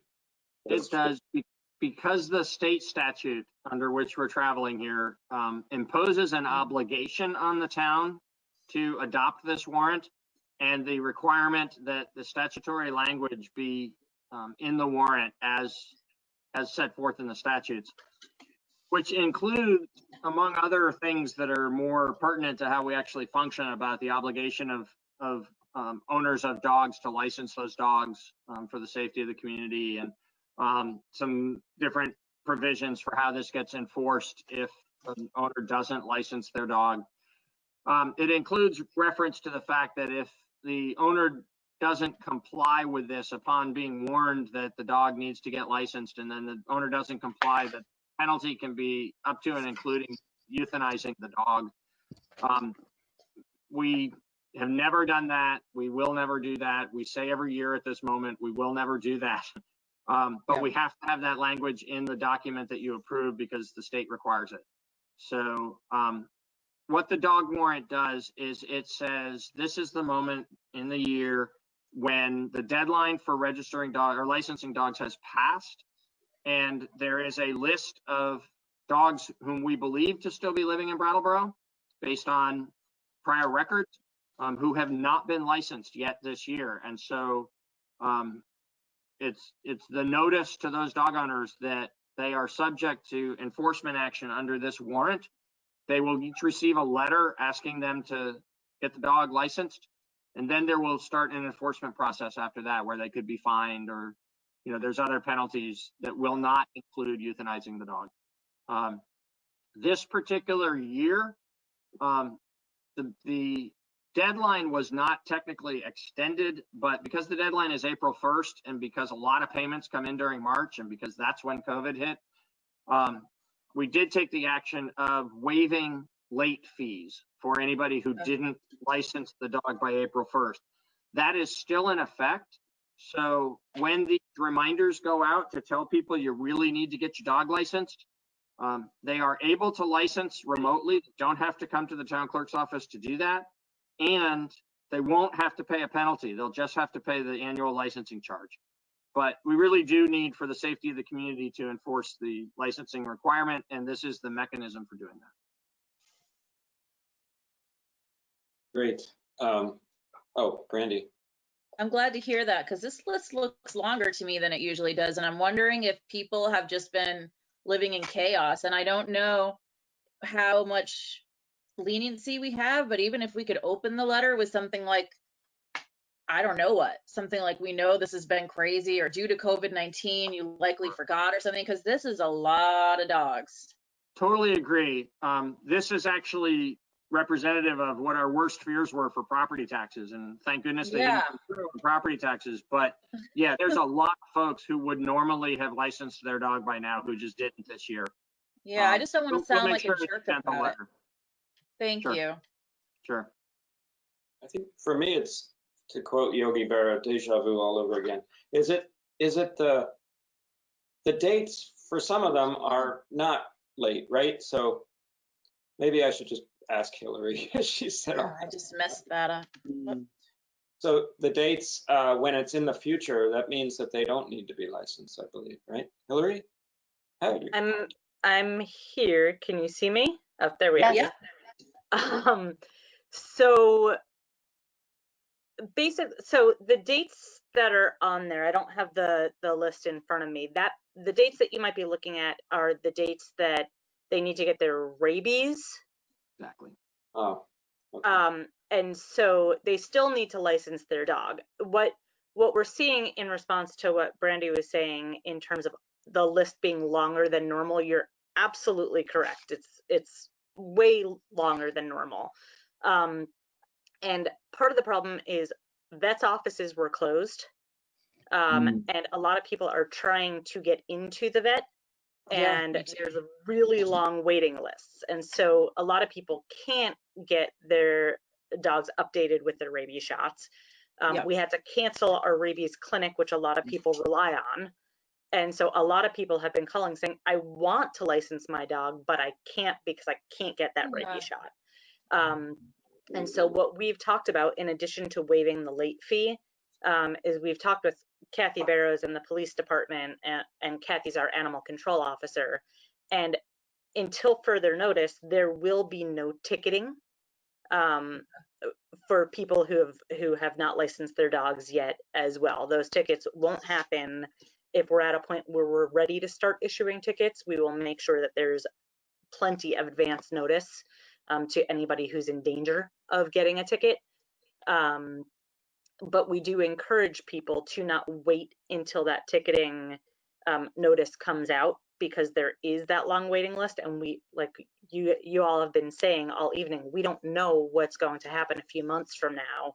You know, if vets have to start closing their doors again, it's going to be an issue. So get that appointment booked now, even if it's for a month or two out. Schedule that so that you can get in and get your dog licensed as soon as possible, because it is still required and it is still really important for the health and safety of the community. Thank you, Hillary. Absolutely. Peter. Thank you.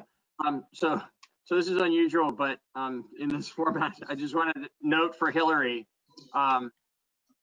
I know that you've been on and you've been listening, so the letter is going to be modified to be a little kinder and gentler than it might normally be.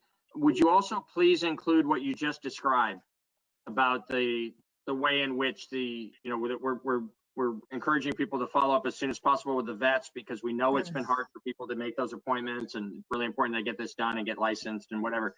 You know the words to use, but I think it would be helpful for us, in addition to just being a little bit softer in our tone, to be really explicit about what we need them to do. Absolutely. So just to clarify, we already sent out the second notices prior in May, saying, you know, this is coming up, and we had a lot of questions about it, and so we fielded a lot of questions. If the select board feels it's necessary and appropriate to send out a third notice, we certainly can. It might freak people out a little bit more if they're getting another notice. I'm inclined to recommend that we send out a notice prior to ticketing if and when we get to a point where we're ready to ticket, so that they're not then getting a fourth notice from us. But if the select board feels that a notice at this point is appropriate, I'm happy to do that. I take your word on it. Yep. I agree. Hillary's strategy. All right, Ian. Very quick question, newbie question. Where does this list come from? Like, like the dog cat. When you Santa. have to tell the town clerk that you have a dog, or is it only people who have previously registered? I was kind of amazed that we just have this knowledge. Yeah, so from previous years, if anybody has licensed their dog, we assume that they still have the dog and they still live in town. And when we send out those notices, we make it very clear if the dog has passed away, if you no longer live in town, if the dog is no longer yours, anything like that, let us know and we'll remove you from the records and you won't get any more notifications from us. There are people who have never licensed their dogs, and unless there's an issue, if there's a dog bite, if there's an issue and somebody calls the animal control officer and the dog's never been licensed, they're running that risk. But we have no way of knowing if somebody's never licensed their dog and there's never been an issue with their dog. Okay, thank you. That's really helpful. Thank you, Hillary. Oh no, Liz has a question. You never know what's going to cause all of the time. What about new people who have dogs? How do they get informed? Through their vet? I would imagine that their vets let them know. I personally don't have a dog, so I haven't experienced that. I believe that most vets let them know, or if they're adopting the dog, most places let them know that they need to license their dog in the town where they live. Brandy, you might have more information on that with your interaction with dogs. Yeah, I think it's hit or miss with the vets tell you or not. I think most people who've had dogs for a while just know, and I've had dogs for a long time, so I don't really remember how the conversation first came up. Probably my parents or something, I don't know. Sorry. Daniel, he said exasperated. I just wanted to annoy Tim. One of the good things about this list is that you get to see all of the different names of dogs. Oh, yeah. Yeah, it's fun. That is fun. Bagel. Bagel. Good name for a dog. There are also Bagel. 2 dogs named Brooklyn. I wonder if they know each other. Yeah, that's fun. I like this. And you also get to see who owns which dog, and you're like, oh, I know that person. But there's also colors I don't recognize, like Brindle. What? Oh, That's they're like pretty. a common pit bull boxer color with the striping. It's like marble. About to turn 52. Like a tortoiseshell? Yeah. No, well, it's more like a stripe, but yes, the same colors as tortoiseshell. Everybody raise their hand if they've heard the term Brindle. It's in like a rhyme. Oh, Ian, at least young Ian hasn't heard it. Wendy jumped on. On the board. Great. That's my pet name for Ian. Sorry. That'll make the paper tomorrow. Front page. Ian, I just like that. It's endearing. Okay. Okay. Can we go till 10 o'clock again next week? No. Yeah. No, Thank you, Hillary. cannot. Thank you very much, Hillary. Quick fingers bringing Hillary on. Okay, so we have one more thing. Wait, we need to do something. You do. I'm not doing it. Oh, no. I left. Somebody do something. I'll do it. I'll do it do in a it. second.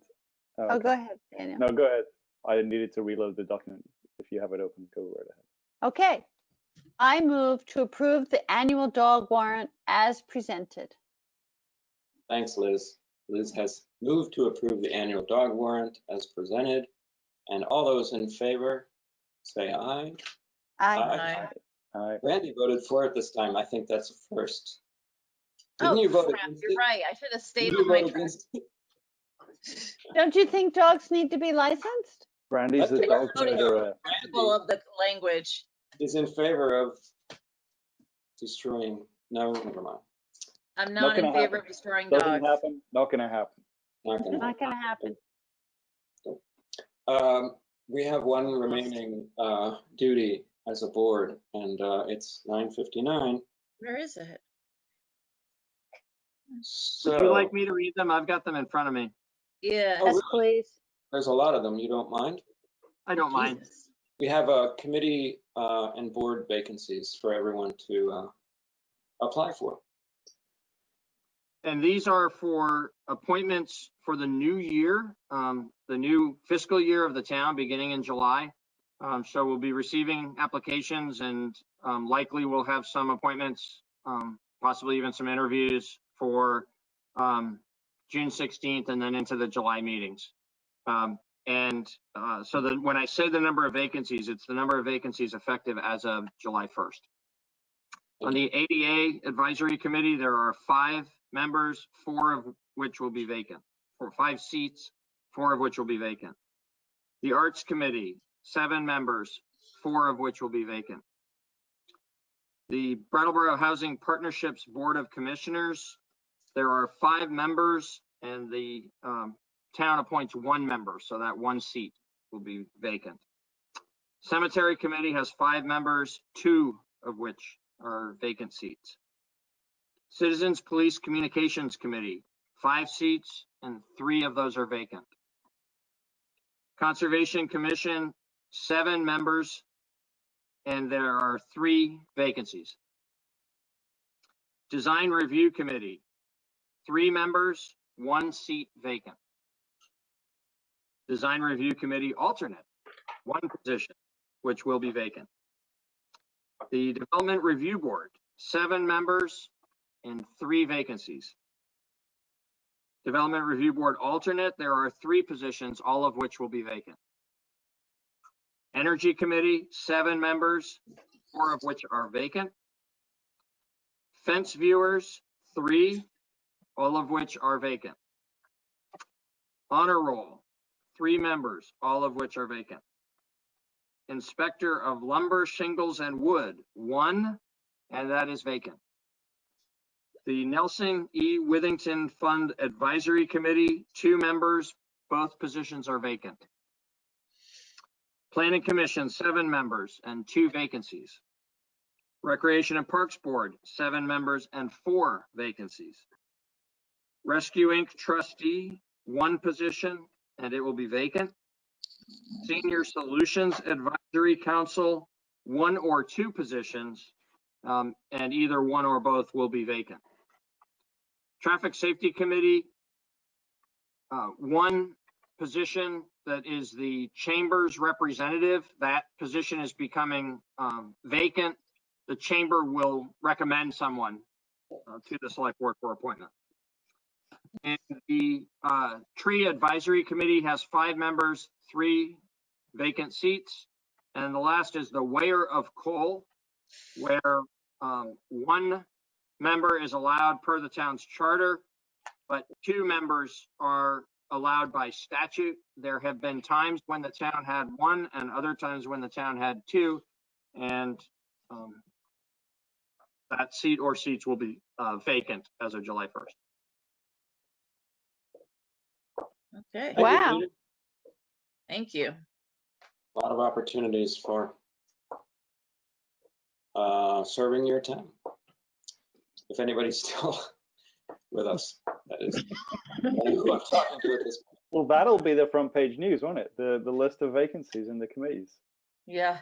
I challenge all of our press to make that the front page. We'll see. Absolutely. Well, good work, everyone. What do we have a motion to return us to our, well, we're in our homes, let's face it. Liz. I move to adjourn. Thanks, Liz. All those in favor of adjournment? Hi. Bye. It's like 5-0. Oh, hi, Wendy. Wendy. Hey, Wendy. Hi, Wendy. Wendy's staying on.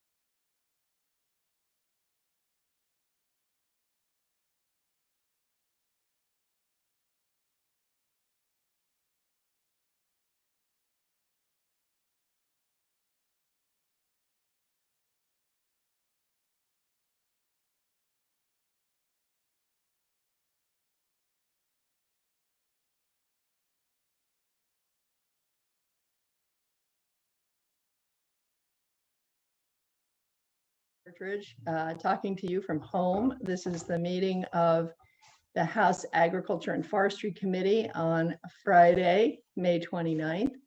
And we are going to be considering the governor's proposal for dairy and dairy processors. And as you recall at our last meeting, it was laid out to us by the Secretary of Ag, Food and Markets, Anson Tebbetts, and his assistants, Deputy Eastman and Steve Collier, the attorney for Ag. The program, which was going to be a total of $50 million, $40 million for dairy farmers, and $10 million for dairy processors, cheesemakers. So we have several guests with us, although not all have joined us yet. And we will start, I'm going to go in order, but may jump around a little bit. We have Dina Benjamin here from Riverview Farm in Franklin. And Dina, please feel free to introduce yourself and tell us a little bit about your farm. Hi, everybody. Again, I'm Dina Benjamin. We milk about 500 cows here in Franklin. We have an anaerobic digester. We farm with our 5 children, my husband and I, and we love it. That's You gotta love it. Yep, well, seriously, we gotta love it. Do I just proceed into what I'd like to say, or is this structured? Yes, please proceed with what you'd like to say. Okay. So, we're excited that this money's available, and just to give kind of a little bit more detail on our farm. I mean, we were just getting current with our vendors. I mean, as everybody knows, it's been a struggle for the last few years. And we were in a fairly decent place in January with a forecast that was pretty optimistic.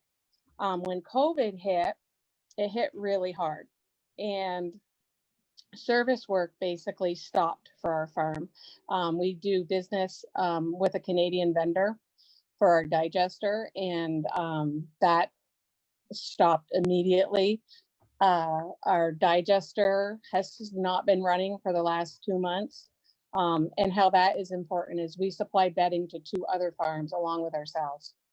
So our temperature right now in our digester is 68 degrees, and you need to meet a certain degree in order to kill the pathogens. So that's pretty much, our digester is pretty much dead in the water, which is making us and 2 other farms rely heavily on sawdust.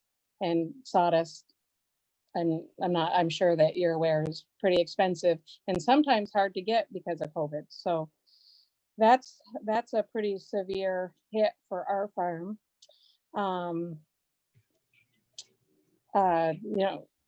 We have families and vendors that are needing us right now, and I have gone, within 2 months, I have gone from feeling confident to barely making payroll again.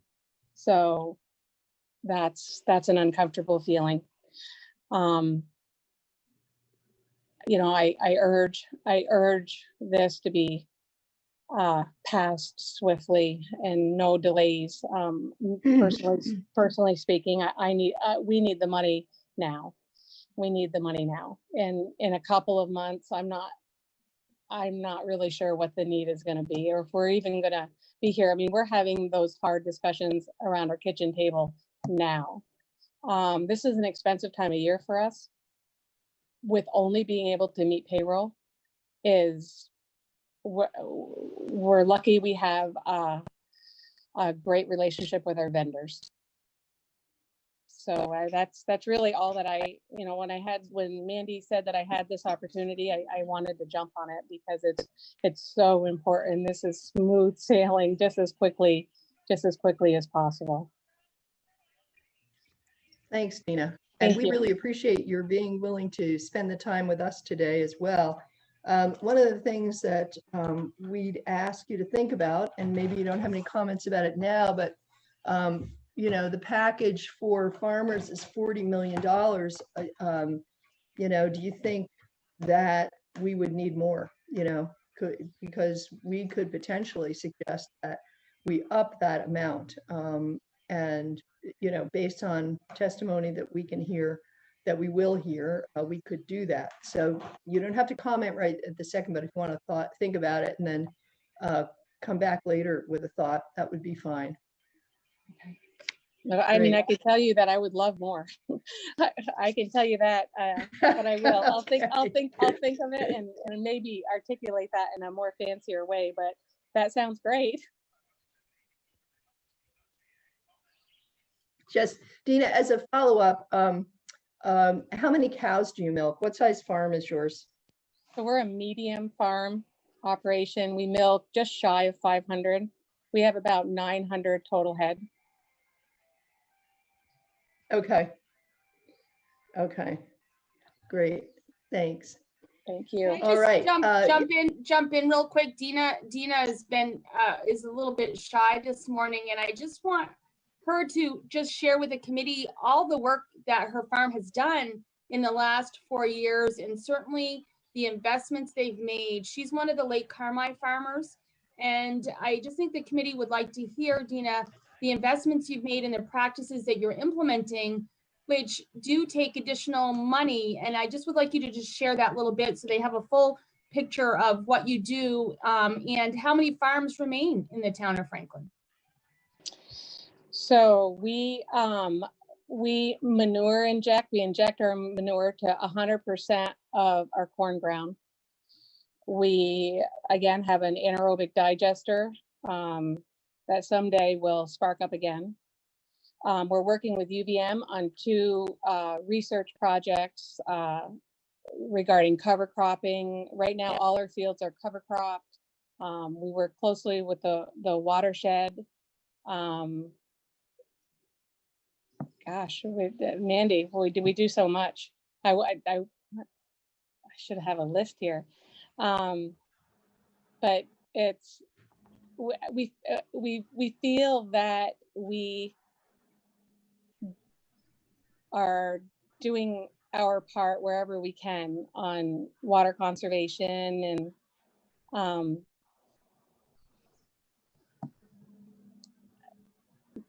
thanks, Mandy.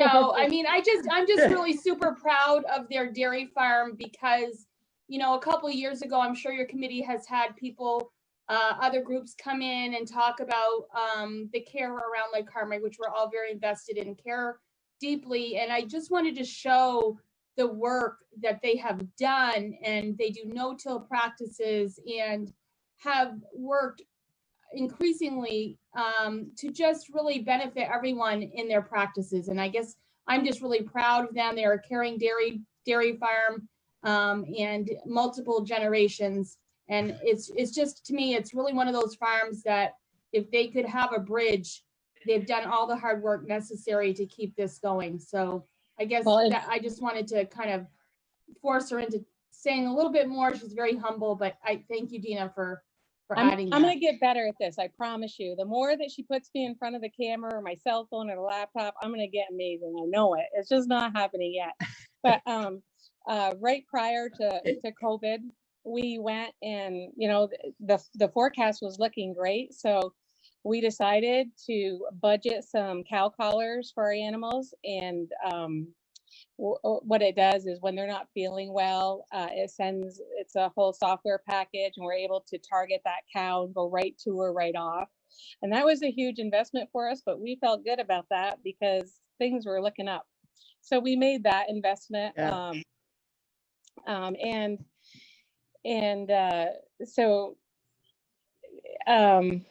Again, like I said, 100% of our crops are no-till. With a cover crop to help with the runoff, maintain a healthy, robust soil base.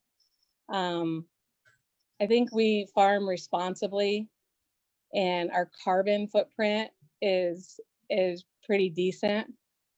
So thanks, Mandy, for helping me there. Dina, thanks so much. I have two questions. I have Vicki Strong has her hand up, and so does John O'Brien. Then I know that we need to go to Will Gladstone. He has a time crunch here, but Vicki, would you like to ask your question? I just wondered, Dina, I don't know a lot about anaerobic digesters. Why is it you can't be running that right now? What's different now with COVID than it was prior, so that you can't be using it? So the digester requires daily maintenance. So what happened is our screens totally went blank. So we're trying to figure out if it's a software issue with the PLCs or what it is. But what it does is it's not COVID shut us down. Like we couldn't get any help. Our vendor that fixes the digester is in Canada. So they closed the borders. His company, even though farms are listed as essential, his company had regulations that wouldn't let him come. So we're just waiting for the border to open up, for everything to kind of loosen up, and then we can get that running. And it just had a terrible trickle down effect. I mean, it rippled through 2 other farms. Sawdust is pretty expensive, and when you've used composted bedding, it's kind of a hard switch, and you definitely have to switch, because without that temperature at like, I think it's like 90 something degrees, the pathogens aren't killed and you can't use it. It'll be too much bacteria for the cows. So that's why there's just no service technicians that can work on it. Thanks, Dina. John O'Brien. There we go. Thanks for coming on, Dina. This is a question for you and the other dairy farmers. Steve Collier, the counsel for the agency, described to us that in order to get, like, you could potentially get up to $90,000 with this bill, but you're going to have to show expenses or lost revenue due specifically to COVID. Now, is that going to be a challenge for you and the other dairy farmers? Because a lot would depend on that diving milk per 100 price. But in your case, maybe like not running your digester, you clearly could show there was loss there. I don't know, just throwing that out as far as how hard that is going to be for each farm to set loss. Right. Speaking solely for my farm, it won't be hard at all. Our profit, dairy farms, our profit has always been in that last 15%. And that's gone, so speaking for our farm only, not a problem.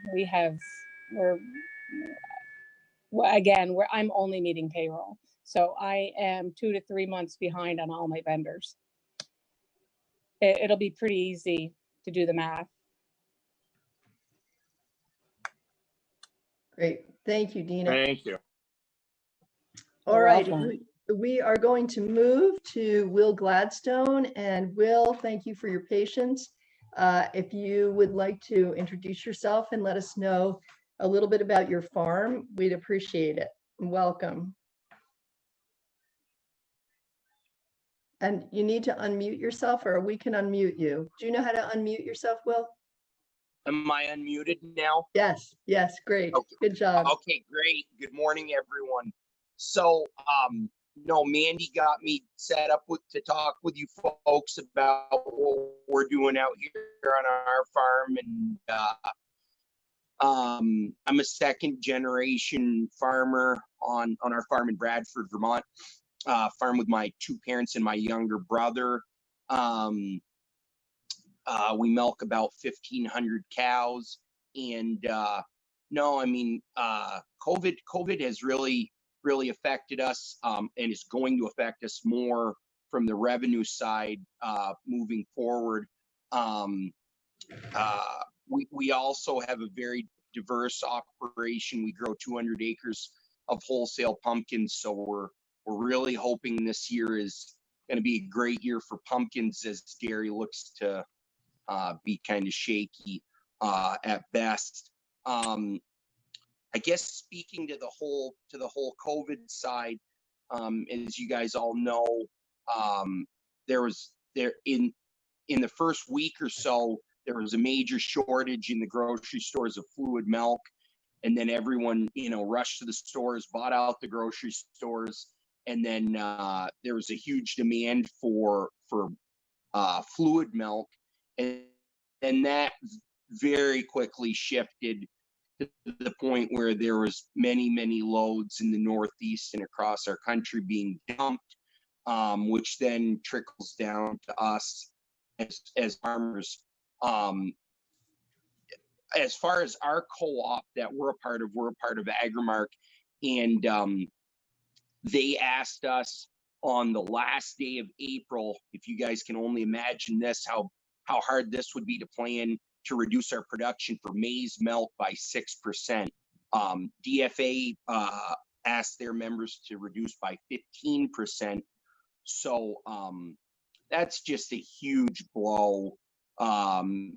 As we all know, like Dina said, we hopefully make a profit on those last handful percentage points, and now that's going to be a struggle. With Agrimark, they actually have on the last 6%, it's a $14 a hundredweight penalty. So for the month of May, I believe that they're actually going to charge their members to pick up the milk. So I know many producers here in the next day or so, large producers, small producers, medium producers, that are going to get here down to the wire and are going to be dumping a lot of milk. So it's pretty tough out here right now. I mean, it looks like things in the futures markets have rebounded, but for us as a farm, this next milk check's going to be extremely low, and we will not, just like Dina said, be able to pay our vendors as quickly, or we'll have to take out money on our operating line, or hopefully get this stimulus package that you folks are going to put forth, and then we can utilize that to actually pay our bills. This year looked like it was going to be a great year. We had a bunch of different projects that we were going to do.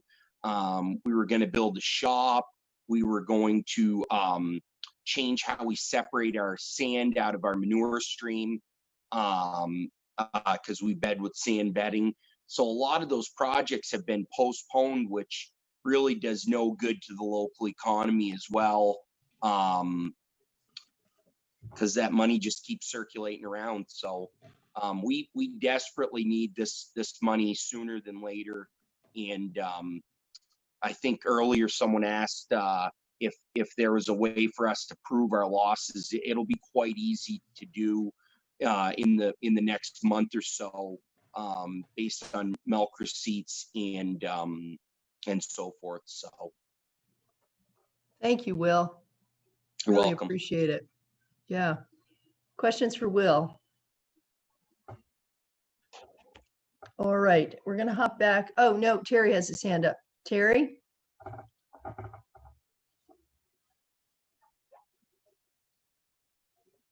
Hi, well, you said you had 1,500 cows? Yep, that's Yep. correct. What do you consider, because I just got an email from Diane Barfield yesterday, and it looks like maybe the milk prices might be, say, by September, she predicted, well, this is for class, what, 3?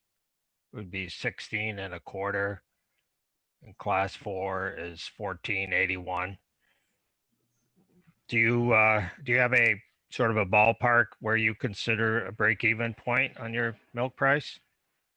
I mean, it used to be somewhere around 19, but I wondered if obviously you don't make any money at 14. No, definitely not. I would say our break even, and we know this pretty well from working with different business consultants, is to cash flow and not to deal with much depreciation, maybe a little bit, we're somewhere in that $18 a hundred ballpark. I can tell you that I hope and pray that we don't have a second wave of COVID, because the futures markets look good right now, but the last 2 weeks they have been limit up, which is very abnormal, 3 different days, and then prior to that limit down. So there's so much variability right now that actually some of these insurance programs that different producers have access to, the premiums are quite expensive now because of the amount of volatility. Is class 3 going to be $16.50 in September? I think your guess is as good as mine right now. But I can tell you for maize milk, we're going to be in that 12 to 12.50 a hundredweight for class 3, and that is way below anyone's cost of production in our state. Yeah.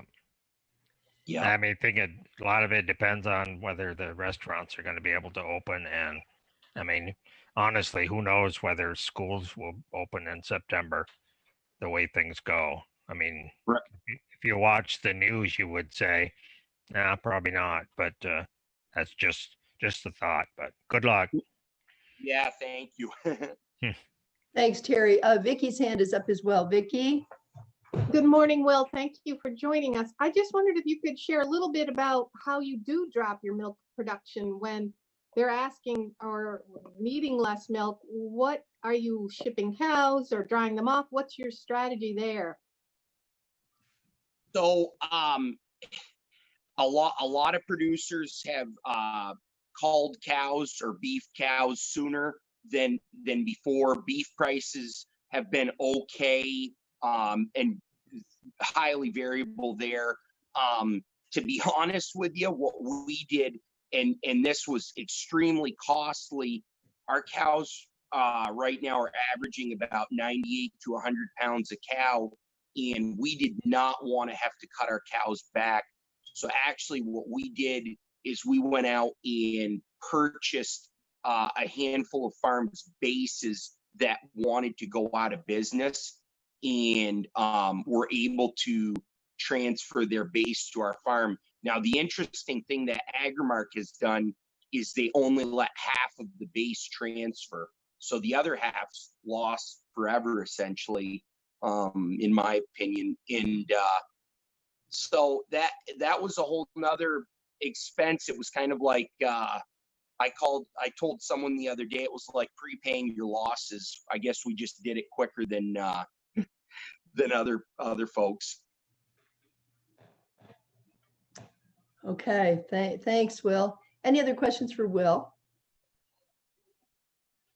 All right, thank you so much, Will, and you're welcome to stick around if you can. If you have to leave us, we really appreciate your time today. And we'll move back to the beginning of the agenda for this morning, and we'll go to Darlene Reynolds. And Darlene, thanks for being patient. Sorry, hit the wrong button. That's okay. We're all getting the hang of this. Nice to see you guys. Saw you guys last week. And Amanda and Bill asked me to speak again today, so I feel really fortunate. Super excited to hear the governor speak about the $40 million that they wanted to use to help dairy farmers right now. I can't reiterate enough of what Dina and Will say. I think all of our farms, know that we are going through some significant losses because of COVID and some trying times, and to get services, as Dina has spoken of, and Will, and trying to take and find unique ways as we're entrepreneurs to continue farming. One thing Dina, I think, forgot to mention is that she is one of the farmers who did the hemp program this year. So she also was daring enough to do some diversification too, which I'm super proud of. I kind of sat back and waited to see how that played out for everybody, but they are truly entrepreneurs in that, and really tried to take and pull that through. It was a really tough year, I know, for them to do that, and the amount of people purchasing the hemp at the end of the year wasn't quite there for most farmers, which we all know. I will say that two things that weren't spoken of is, one, class 3 and class 4 are trending through the CME. And that price that Terry had spoke of for September is pretty normal, actually, because we also put it in with class 1. And I think a lot of people forget about looking at that class 1 price. And for May, class 1 was $12.95, which is significantly lower than you could even imagine. And it's always, class 1 is always announced about 15 days before the beginning of the next month. And it already has come out for June, and class 1 for June has come out at $11.42. So I don't even understand how it could be that low with everybody jumping to the stores to buy gallons of fluid milk. I'm confused myself. Sometimes I feel like somebody needs to explain that to me personally, but that's where that's sitting right now. And I don't think there's any change in that because it always comes out, like I said, before the month even begins. So with that pushed forward, I want to say that I hope that you guys see that kind of urgency that's coming in, because like Dina says, we are strictly trying to pay the grain bill and payroll right now. Pretty much that's it. And when it comes to the vendors that we have throughout this state, they've been great for the past 5 years, but I don't know how much more pressure they can take. They are great people to work with, I'm not going to deny it, but they are under a tremendous amount of stress because they were just barely starting to get some extra monies from us in the past 6 months.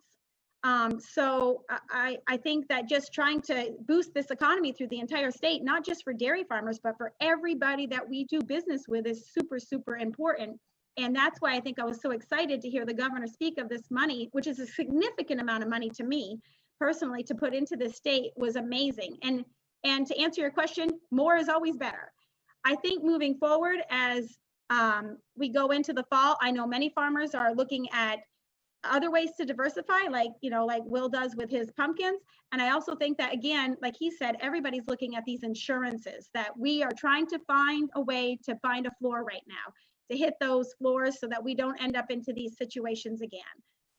So, I mean, I know I kind of told a lot of information all at once, and if anybody has any questions, that's great. I'm not going to go into too much about my farm because I spoke to you guys last week.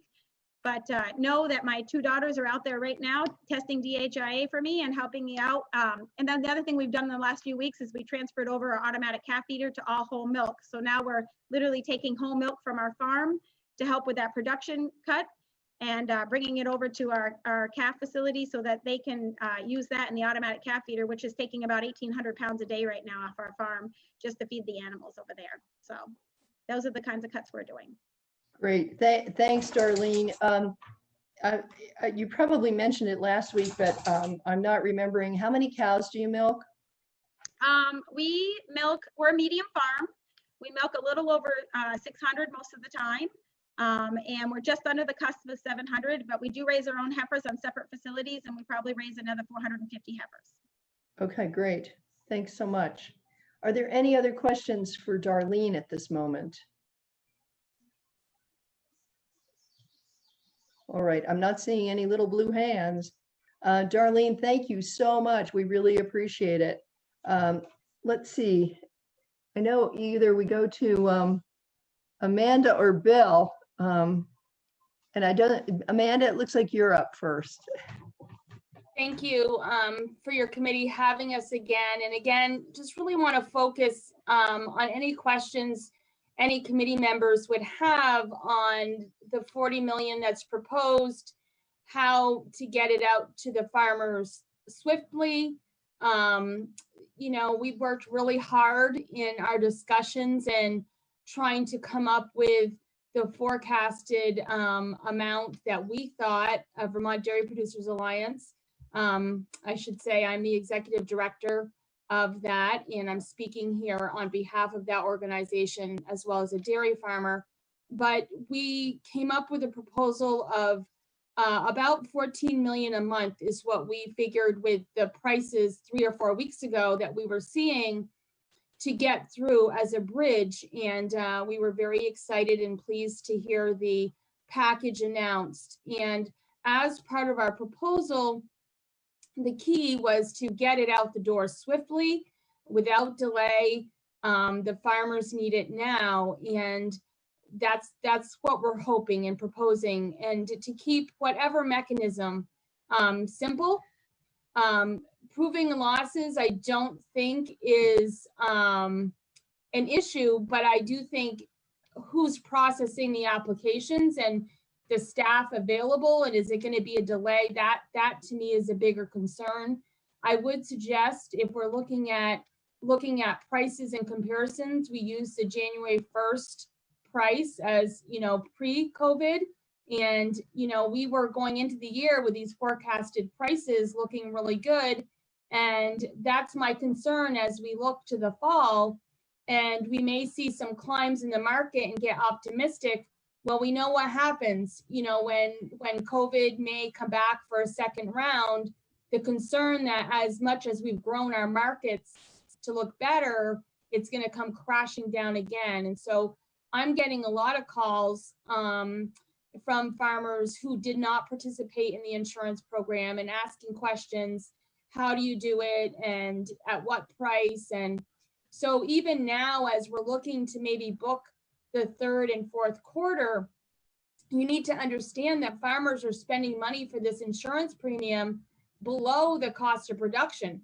So they're paying money to book a floor that they know is going to lose them money, but it would at least lose them less money, which doesn't make for a very good average for a year that was really one that we were all working hard for. And I can't stress, there have been some comments, made in other committees and in other testimonies that dairy is a failing industry. And I don't want to diverse too far off this funding package, but I think any food industry, for the security of our country, our state, and our Vermonters, should not be a failing industry. And I think Heather Darby from UVM really was very succinct in her testimony. In the Midwest, when they're killing hogs and burying them because they can't get them to market, when we have people going hungry, we have kids going hungry, we have people around the world going hungry. The biggest lesson that I've learned in this COVID is I live in a little town in the corner of Vermont on the Canadian border, but I am connected to that person in China in ways that I never thought I would be in a matter of weeks. And that is the reality of the world we're living in. And so for me, any type of food production in our country should be essential, and it should be protected for the safety and for the security. And so any questions that anyone has, I think that's what Bill and I are here for, is to help navigate maybe any questions on getting the money out to farmers, and any questions maybe in the other waves that perhaps funding would come. We did put in some medium and long-term goals as part of our proposal, which we would love to discuss maybe in informal discussions in the fall, prior to your next session next year, where we do look at some investments into our industry and some ideas that can help further diversify us, and also secure more work around carbon credits and water quality, while giving some compensation to dairy farms that do the work. Thank you. Thanks. Thank you for your time. Thanks, Amanda. I look forward to hearing some of those ideas. Terry has his hand up, but I have a quick question. I remember you mentioning the last time we spoke, kind of a total, and we were discussing a package that was $8.8 million. And I remember you bringing up a figure, and I think it's based on the 14 million per month. What was the total figure that you had mentioned at the time? So our proposal was really looking at a 3-month, period, and it was 14 million a month, based on 750 of losses in our milk price per hundredweight, which is across the board, whether you're an Agrimark producer or a DFA producer, any size farm. That's really the equal way, right? We're all paid for our price of milk, and it doesn't matter what size farm you are. So that's how we came up with that number. And we also factored in the reduction that we're all asked to make. Again, Dina said it, and Will as well, and Darlene, that, the last 15% is where we make our money, and now we're cutting in DFA 15% or as close as we can without hurting our cows. You don't want to, as Will touched upon, you don't want to hurt your cows that are really in their peak of lactation, because you want them to stay healthy and they're your superstars. So you look at other ways of cutting production without harming that cycle that those animals are in, because if you do too much, they're not going to come back in that manner. So, but yeah, it was 14 million a month was the price that we had come up with. Okay, and that was for 3 months. Yeah, that was looking at, because, forecasting prices, it's so hard. We thought a 3-month period we could kind of look. Of course, now we're another 6 to 8 weeks in, and we could look at the next couple months as well. But that was at the time we put the proposal together. Okay, so that would be 42 million, which is in the ballpark of the governor's suggestion. But we're also able to ask for more potentially if we want to as part of the process. So be thinking about that. Terry, do you have a question or a comment? Mandy, I don't know if you know this or whether I think I should know this, but we haven't really seen details of the governor's plan. At least I haven't. But a friend of mine was asking about the what kind of rules, restrictions the farmers had. Like, well, obviously we need to prove that this money was lost through the COVID, but is there other restrictions like water quality or things like that that you know of? So, I haven't seen the exact specifics. I've had, people look at it, and I've asked questions. And what I'm hearing is that they're trying to make this with the least amount of restrictions to get the money out the door as quickly as possible. I have heard there's potentially 3 farms that may not get the money due to some water quality issues. I have not been able to, I think it really depends on your committees and what you propose, in all honesty, but that's what I've heard as the only limitations. And my only urge is that this money is for losses. It's not state money for grant, it's not that type of money that would have come naturally in any kind of budget situation. So, it's this money is not going to stay at the farmer. And I think that's really the key point. I mean, this money is going to be paid to vendors, and it's going to keep that money in the community, and it circulates 7 or 8 times. So I would say less restrictions, the better. The more farmers you can get this money to, the better. And that's really all I've heard. I haven't seen the exact layout, and I hope to learn more maybe in the Senate Ag to see what details they have gotten as well. Yeah, I mean, I kind of look at it as a stimulus check, the same as the 1,200 that, well, I got 1,200, and they said, well, somebody was complaining to me that, well, I don't think people on Social Security should be getting this $1,200. And I said, this is not a gift. I say it's a stimulus check, and trust me, we spent it right away, and and the purpose was to stimulate the economy, and I think this is very similar to that, because there's so many vendors that deal with farmers that aren't going to get paid, and if you want to keep them in operation as well as the farmers, you better be able to pay them, because IBA and those people, they're not going to come around and keep giving you pails of chlorine just because you're a nice person. They just cannot do it. And grain companies can't hold $1 million in debt for every farm that they're dealing with and still stay in business. So I think I heard the number for the grain companies in Vermont. I think it was either Cubby Bordeaux or Josh Poulin, that they're holding around 200 to 210 million in unsecured debt. Yeah, I've heard that too, Amanda. Yeah, which is scary. Yep. Once that grain is eaten up, That's it. You can't go back and pick it back up. Right. Yeah. All right. Amanda, thank you so much for spending time with us. We really appreciate it. Can you say, I heard you say something about farms that were not in good standing with water quality were potentially not going to be able to apply. Is that correct? Well, that's what I've been hearing, and I've done several inquiries on that, and I was concerned at how many farmers that were, what the number of that would have affected. And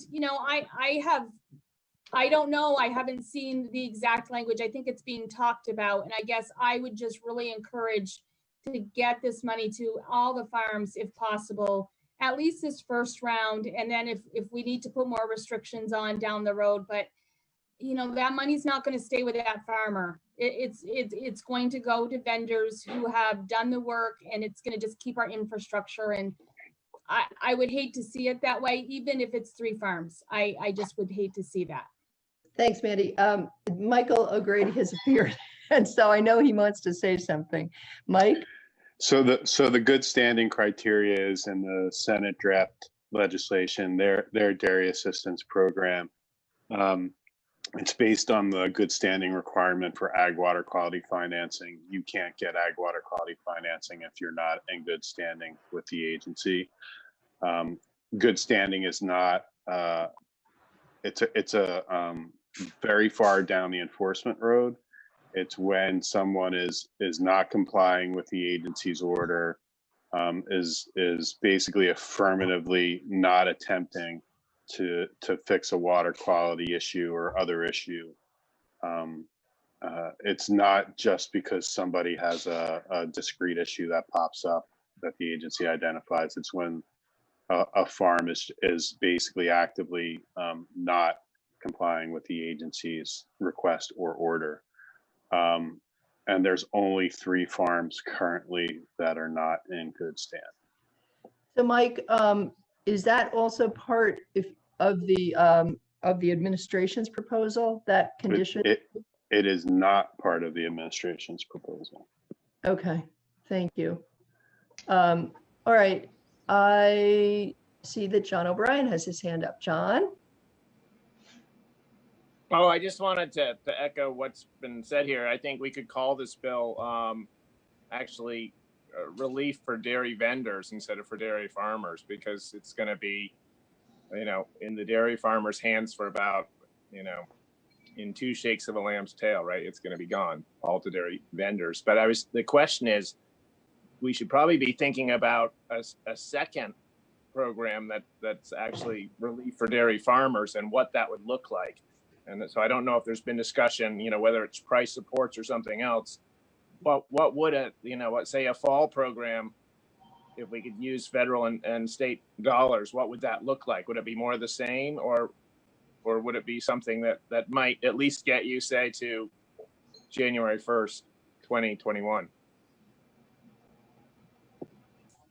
So, just my opinion on this, and we're certainly going to be doing more work and watching the markets and seeing, I think a lot of it really depends on how does the next round of COVID hit. If schools aren't opening, if restaurants can't serve, it's also the forms of what our product can get into our country's hands, right? Is it in bulk? Is it in little servings? How is the processing? Our processing plants dealing with employees who can't come in and process the product? So, it's just so unknown. And I think, my gut is telling me it's going to be necessary.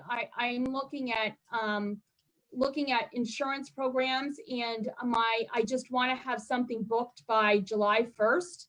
Because my gut is saying that even though markets may look to rebound a little bit, and keep in mind, we're still well below the cost of production. When you're looking at $11 or $12 milk, when you get to 14, you're feeling, hey, it went up $2, but you're still, $5 or $6, $7 below your cost of production. But my gut is telling me that, it's going to be a full year. Unfortunately, we were hopeful the fall was going to come back and average us out better. but I'm just not seeing it. And every week that goes by, I'm not seeing it. So I do think there's going to have to be probably a second or a third wave of some type of assistance. Thanks, Mandy. Sharon has her hand up. Sharon? Thank you.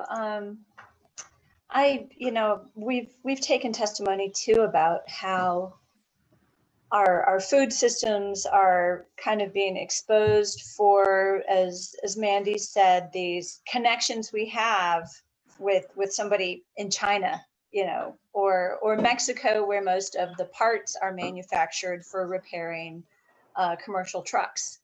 I keep trying to find, I feel like we're in an escape room.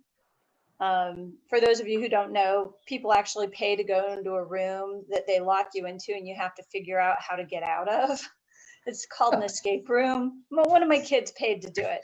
Anyway, and that, while Vermonters don't consume most of the milk that we're producing, it's in the Northeast. We're taking care of Boston and New York, and I'm trying to find a way, a way forward with, confirming that food security is regional security, is local security. If we don't have the food that we need when a system breaks down, we are incredibly vulnerable. And I'm just wondering, what the future of dairy looks like in that regard. Like growing pumpkins, great, or sugaring, like your boys do, Mandy, and trying to find other ways where dairy farmers aren't as vulnerable because they have something else. Or it just, obviously, if the solution was easy, it would have been found right now. I just want to express my profound frustration. I guess it's not a question, but if somebody has something useful to add to this. And if I can respond to Sharon, and you're right. And the thing that I think is being lost is in the last 10 years, in the last 4 years, farmers are doing just that. They are looking at ways of diversifying. I just don't know, as that story is being told. And what happens is when you diversify, you can't go 100% into it. So I'm going to use hemp as an example. A lot of farms took that and ran with it, and like Darlene and Dina, entrepreneur thinking, and it didn't work out so great, and so there were losses. But they're going to keep trying to find something that fits. But you can't offset your investment into one aspect of the industry and make it equal to. So in our situation, we're diversified, and guess where that money goes? It goes into the dairy, right? And we're looking for more balance over the next, my kids' lifetime as they take over the farm. But it's not, it's not a quick fix. Like, you have to diversify as a percentage, and then add a little more and add a little more. And it's really about, the investments that you had already made. But I want the community to really understand, farmers are hearing this and they're working really hard to do it. It's just still a smaller piece of their total investment into Vermont economy. So in another 5 years, you're going to see it more balanced, probably.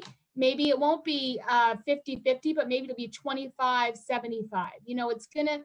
It's ramping up, and farmers are really looking at that. And I think if funds are spent in this way, and we need to do another wave, there may need to be more funding brought in. But I want everyone to know that the farmers I'm talking to and about and for are farmers that are really invested to being here in 10, 15 years, and to do the very thing, Sharon, that you're asking, and to look at different ways. But I do think dairy is going to remain, vital as an economic force, and it's just going to look a little bit of a different piece of a pie, Thanks, Amanda. I want to make sure we get to Bill Rowell, who is also here and has been incredibly patient. Bill, thanks for joining us this morning, and feel free to add to the conversation here. Well, I don't have a lot else to say that hasn't already been said. I will tell you that for the last month, or maybe a little better than a month. I'd been working on a plan at the national level, and I'd worked with a few different people. I was trying to figure out how we could do this ourselves as farmers. And the thing that our problem actually has to do with the fact that the markets aren't moving. How would you make the markets move? You'd make the markets move by doing something like maybe focusing on your export partners and maybe doing a feeding program with them to stimulate the markets to move. You do it through maybe the agriculture marketing service and use government vouchers to pay for it. If it was a feeding program, it wouldn't challenge the free market. Therefore, WTO, World Trade Organization, wouldn't be a problem. So I got down the road pretty good with this. I ran it by some folks at the national level, and everybody seemed to like it. But then I ran into one of the guys I talked with was Mike McCloskey at the Fair Oaks Dairy in Indiana, and he said, well, he's on the board of National Milk Producers Federation, and he said, you know, we've got something similar to what you're talking about that we're working on. And so anyway, I arranged a conference call through DFA with their lobbyist in DC and with a previous chair of the National Dairy Promotion Board, who's a good friend of mine, and somebody from Tom Vilsack's office, because he's head of, Tom Vilsack's now head of U.S. Dairy Export Council. And they were pretty quiet. And I thought, well, gee, that's funny. This was Monday, May 18th at 4:30 in the afternoon. These folks, there were 7 of us on the call. They were kind of quiet. And then they had some insight, and I said, well, what's going on here? They said, did you get the letter? And I said, well, I don't know what you're talking about, get the letter.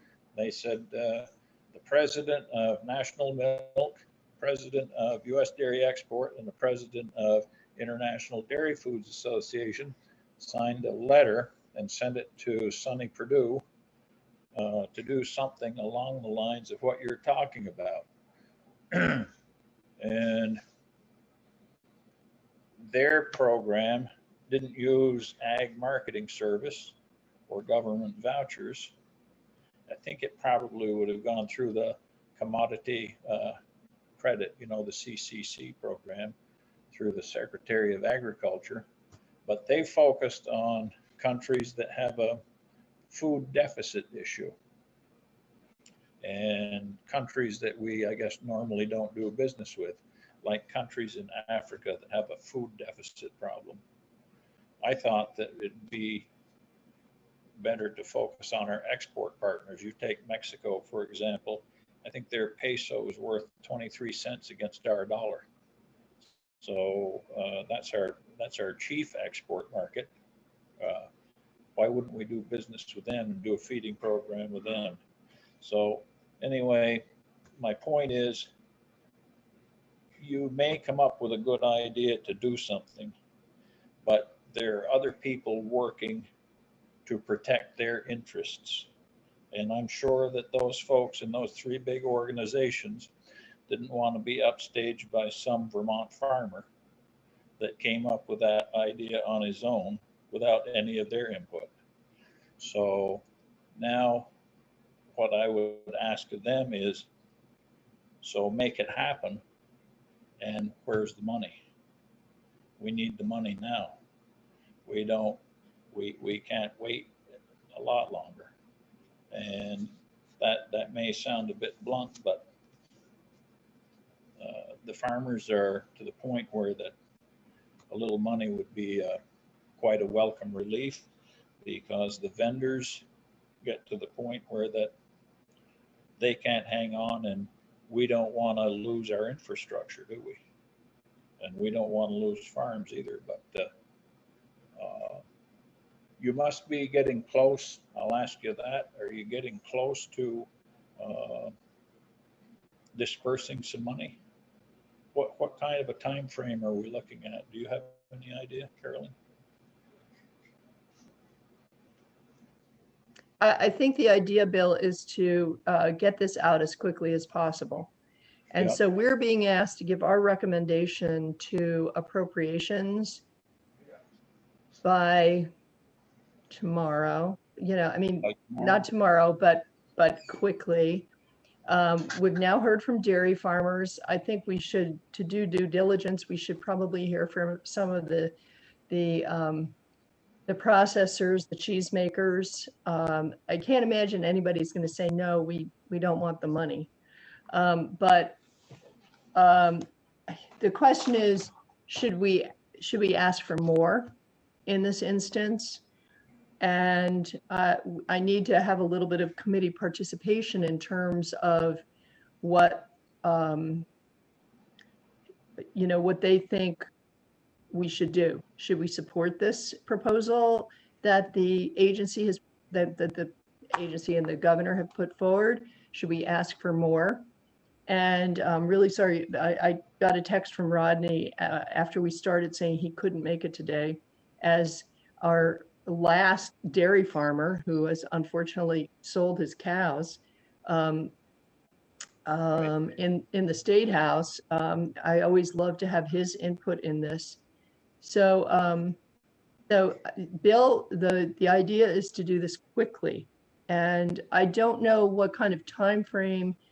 I think Amanda brought up a really good point about who's going to be processing these, I would say, applications, and is the staff there to do it, and what are the requirements? Are we going to ask that every farm be in good standing with the clean water regulations? These are things we need to move on, and we need to move on them quickly. So Sharon does have her hand up, and I want her to have an opportunity to either comment or ask a question. Thanks. Sharon. Thank you. Thank you. I've given the time frame. I'm wondering if, and anticipating what the Senate may do or not do. I'm wondering if there was a way to, for us to maybe meet one day this weekend. I don't know if that's possible. So just so that we could hear from the processors and be ready to move forward. Yeah, maybe Monday we could have a meeting. I just got an email from, I think it was Luke Martland, saying, our staff is really being taxed here, and they've got kids, and so I hate to ask anybody to do anything on the weekend, but maybe we could set something up for Monday. So Linda's here and we can have that discussion. But Linda's listening, but I think we need to hear from some of the processors quickly. But the other point that we need to discuss is, do we want to increase the amount that has been proposed? And so I'm looking forward to hearing from committee members about that. So I think committee members, you can unmute yourselves if you want to chime in here. If there's craziness going on, I'll start calling on people, but anybody want to say something? John O'Brien? What did we hear? It was on average, every farm's losing 270,000. So this something like that. Far from making even a break-even number.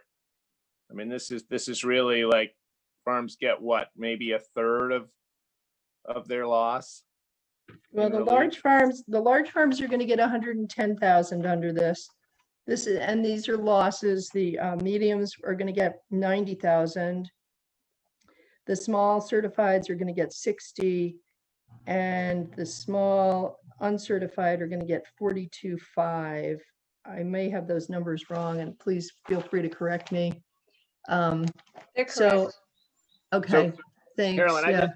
I just wondered if any number crunching, probably Allison and Diane have done this, but if what the price difference is, or the dollar figure, if we had somehow been able to pay 1,800 since the start of COVID, what sort of figure that would be, just to give us a comparison to how much has been lost. And even though this $40 million sounds like a lot of money, it's really, maybe something like 25% of what dairy farmers really need. Okay. Yeah, and maybe we could do those numbers. I just got a text from Linda saying that we've been asked not to meet on Mondays because that's the day that our lawyers kind of catch up. So I'm going to call on, so maybe we can do that math, John? Okay. Okay, and Mike O'Grady says he's going to send us a summary of the federal program that he drafted yesterday. That's fantastic. Tom Bach? Carolyn, I think we should use, I think it was Diane's numbers where she was talking about another 4 or 5 million added onto that. So if we added 10% onto that 40 million, appropriations are going to want to see numbers. And how are we going to justify that increase? And I think we could rely on her numbers. And Diane Botfeld's? Yeah.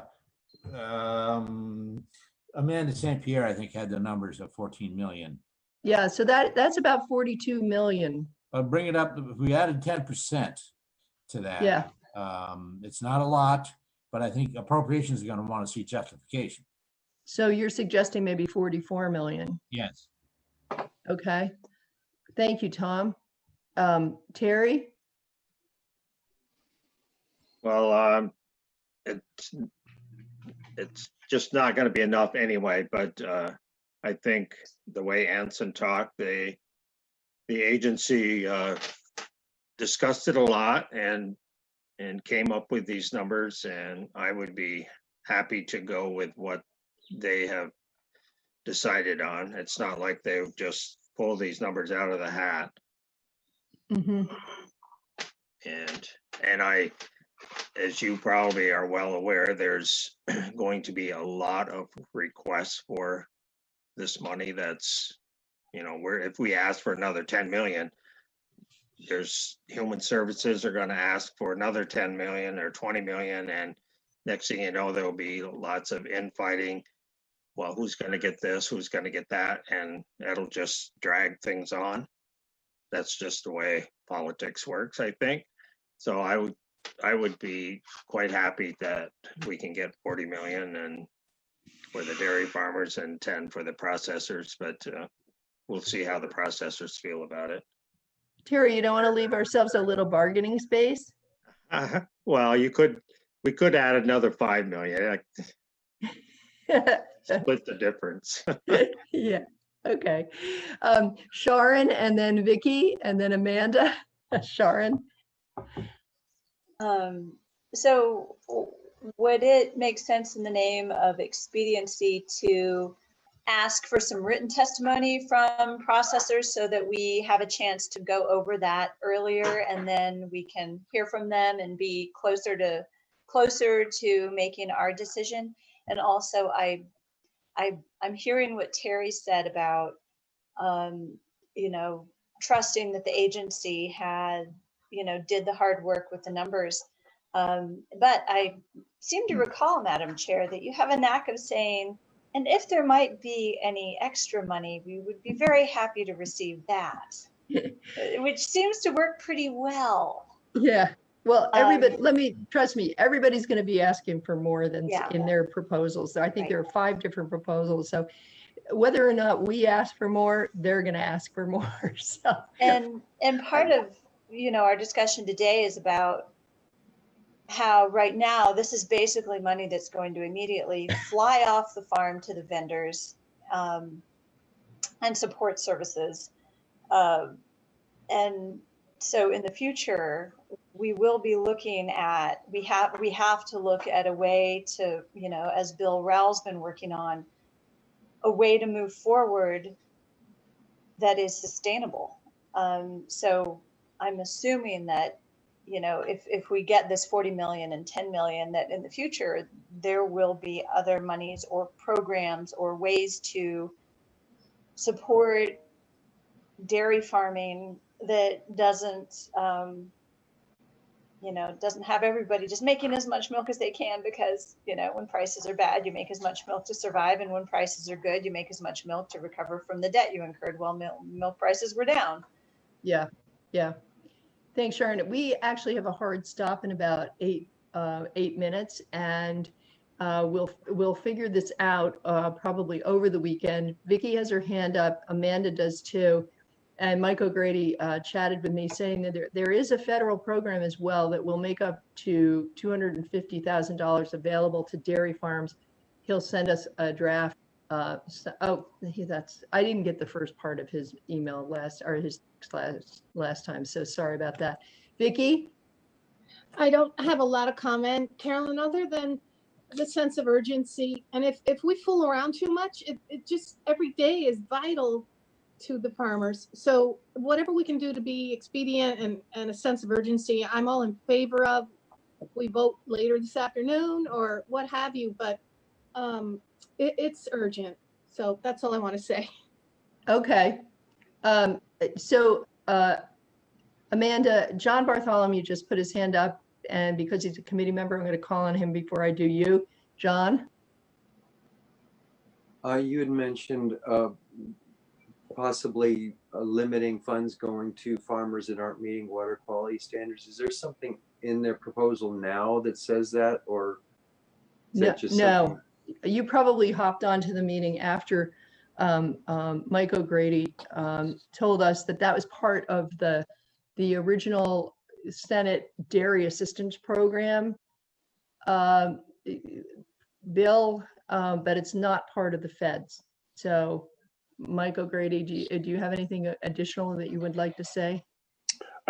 No, it's still part of the Senate draft bill. They're going forward with their own proposal separate from the administration. It's very similar to the administration, but it is not identical. Okay. All right. We'll figure out this process thing going forward, because we can come up with our own, sorry about my phone, our own process. Amanda, would you like to say something now? Just real quick, I just wanted to let the committee know that, in fact, some of this money, most of this money probably will be directly assigned to vendors. That's how quick it's going to go out the door. And that, again, in our industry, it circulates the economy 7 to 8 times. I'd also say that, you know, the mechanism of about 750, 100 weight, based on the production that Diane and the Ag Agency uses for Vermont dairy production, is how we came up with our numbers. We took their information based on the milk forecast, and that's how we came up with that. That mechanism can be used in another month or two as we look to the fall, if we're going to need to come up with another wave of funding. And I think, you know, to keep it simple, move it forward as fast as possible. And thank you all for your consideration and time.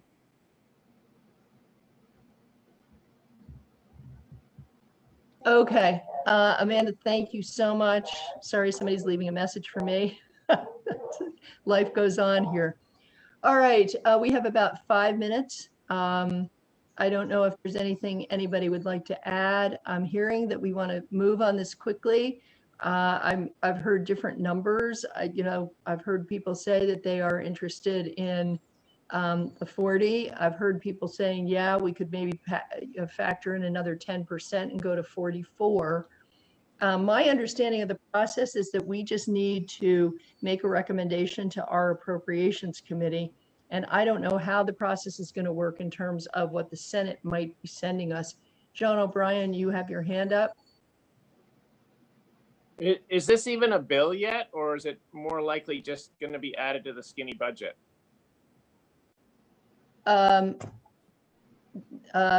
Mike O'Grady, there you are.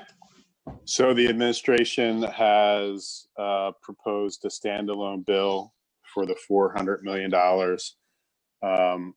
It was first rolled out in House Commerce, I believe, yesterday or maybe the day before, late in the day. I've asked the Agency of Ag if that language can be available to you. They asked that it not be distributed as of yet because they're still making some revisions. I've just asked them again this morning whether I can make the dairy assistance language available to you. As soon as they approve, I'll send it to the committee. Thanks, Mike. Because we might want to work backwards and say how can we get checks to dairy farms by July 1st, and if it becomes wound up in one of the budgets, who knows? It might be Labor Day before checks get sent out. I think you can. It's going to be. It may not. I don't know how to say this. It might take a week or so to get this through, and so it will probably move with expediency, but it won't happen probably next week. Okay. The other question that sort of comes to my mind, and we have 3 minutes, and then Linda actually turns into a pumpkin. Speaking of pumpkins, so we've got to get off by 9:45. The other thing that comes to my mind is that this is federal money, and I'm reluctant to put that requirement that people be in good standing with the clean water stuff, because I'm sure those farms owe money to vendors too if they're struggling. Mike? So it is federal money, but you can set up the criteria that you want for award of the funds. So you can include good standing or not. That's really up to you. Good standing is already a requirement for ag water quality financing. Being in compliance with the laws is also generally a criteria for USDA funds and NRCS funds. But again, this is criteria that you can set yourself, and that's up to you. Okay, thank you. Mandy, is your hand up again? Or did you just not lower it? I'm sorry, I didn't lower it. Okay, fine. Sorry. Good. So it's we now have 1 minute and I think actually 30 seconds. So let's wrap this up, this meeting of the House Agriculture and Forestry Committee. We will meet Monday, not Monday, we will not meet Monday, we'll meet Tuesday at our normal time, which is 9:30. And perhaps over the weekend, we'll be getting drafts of stuff so that we can be absorbing it and digesting it and coming up with some other ideas. So right now, Linda, take us off.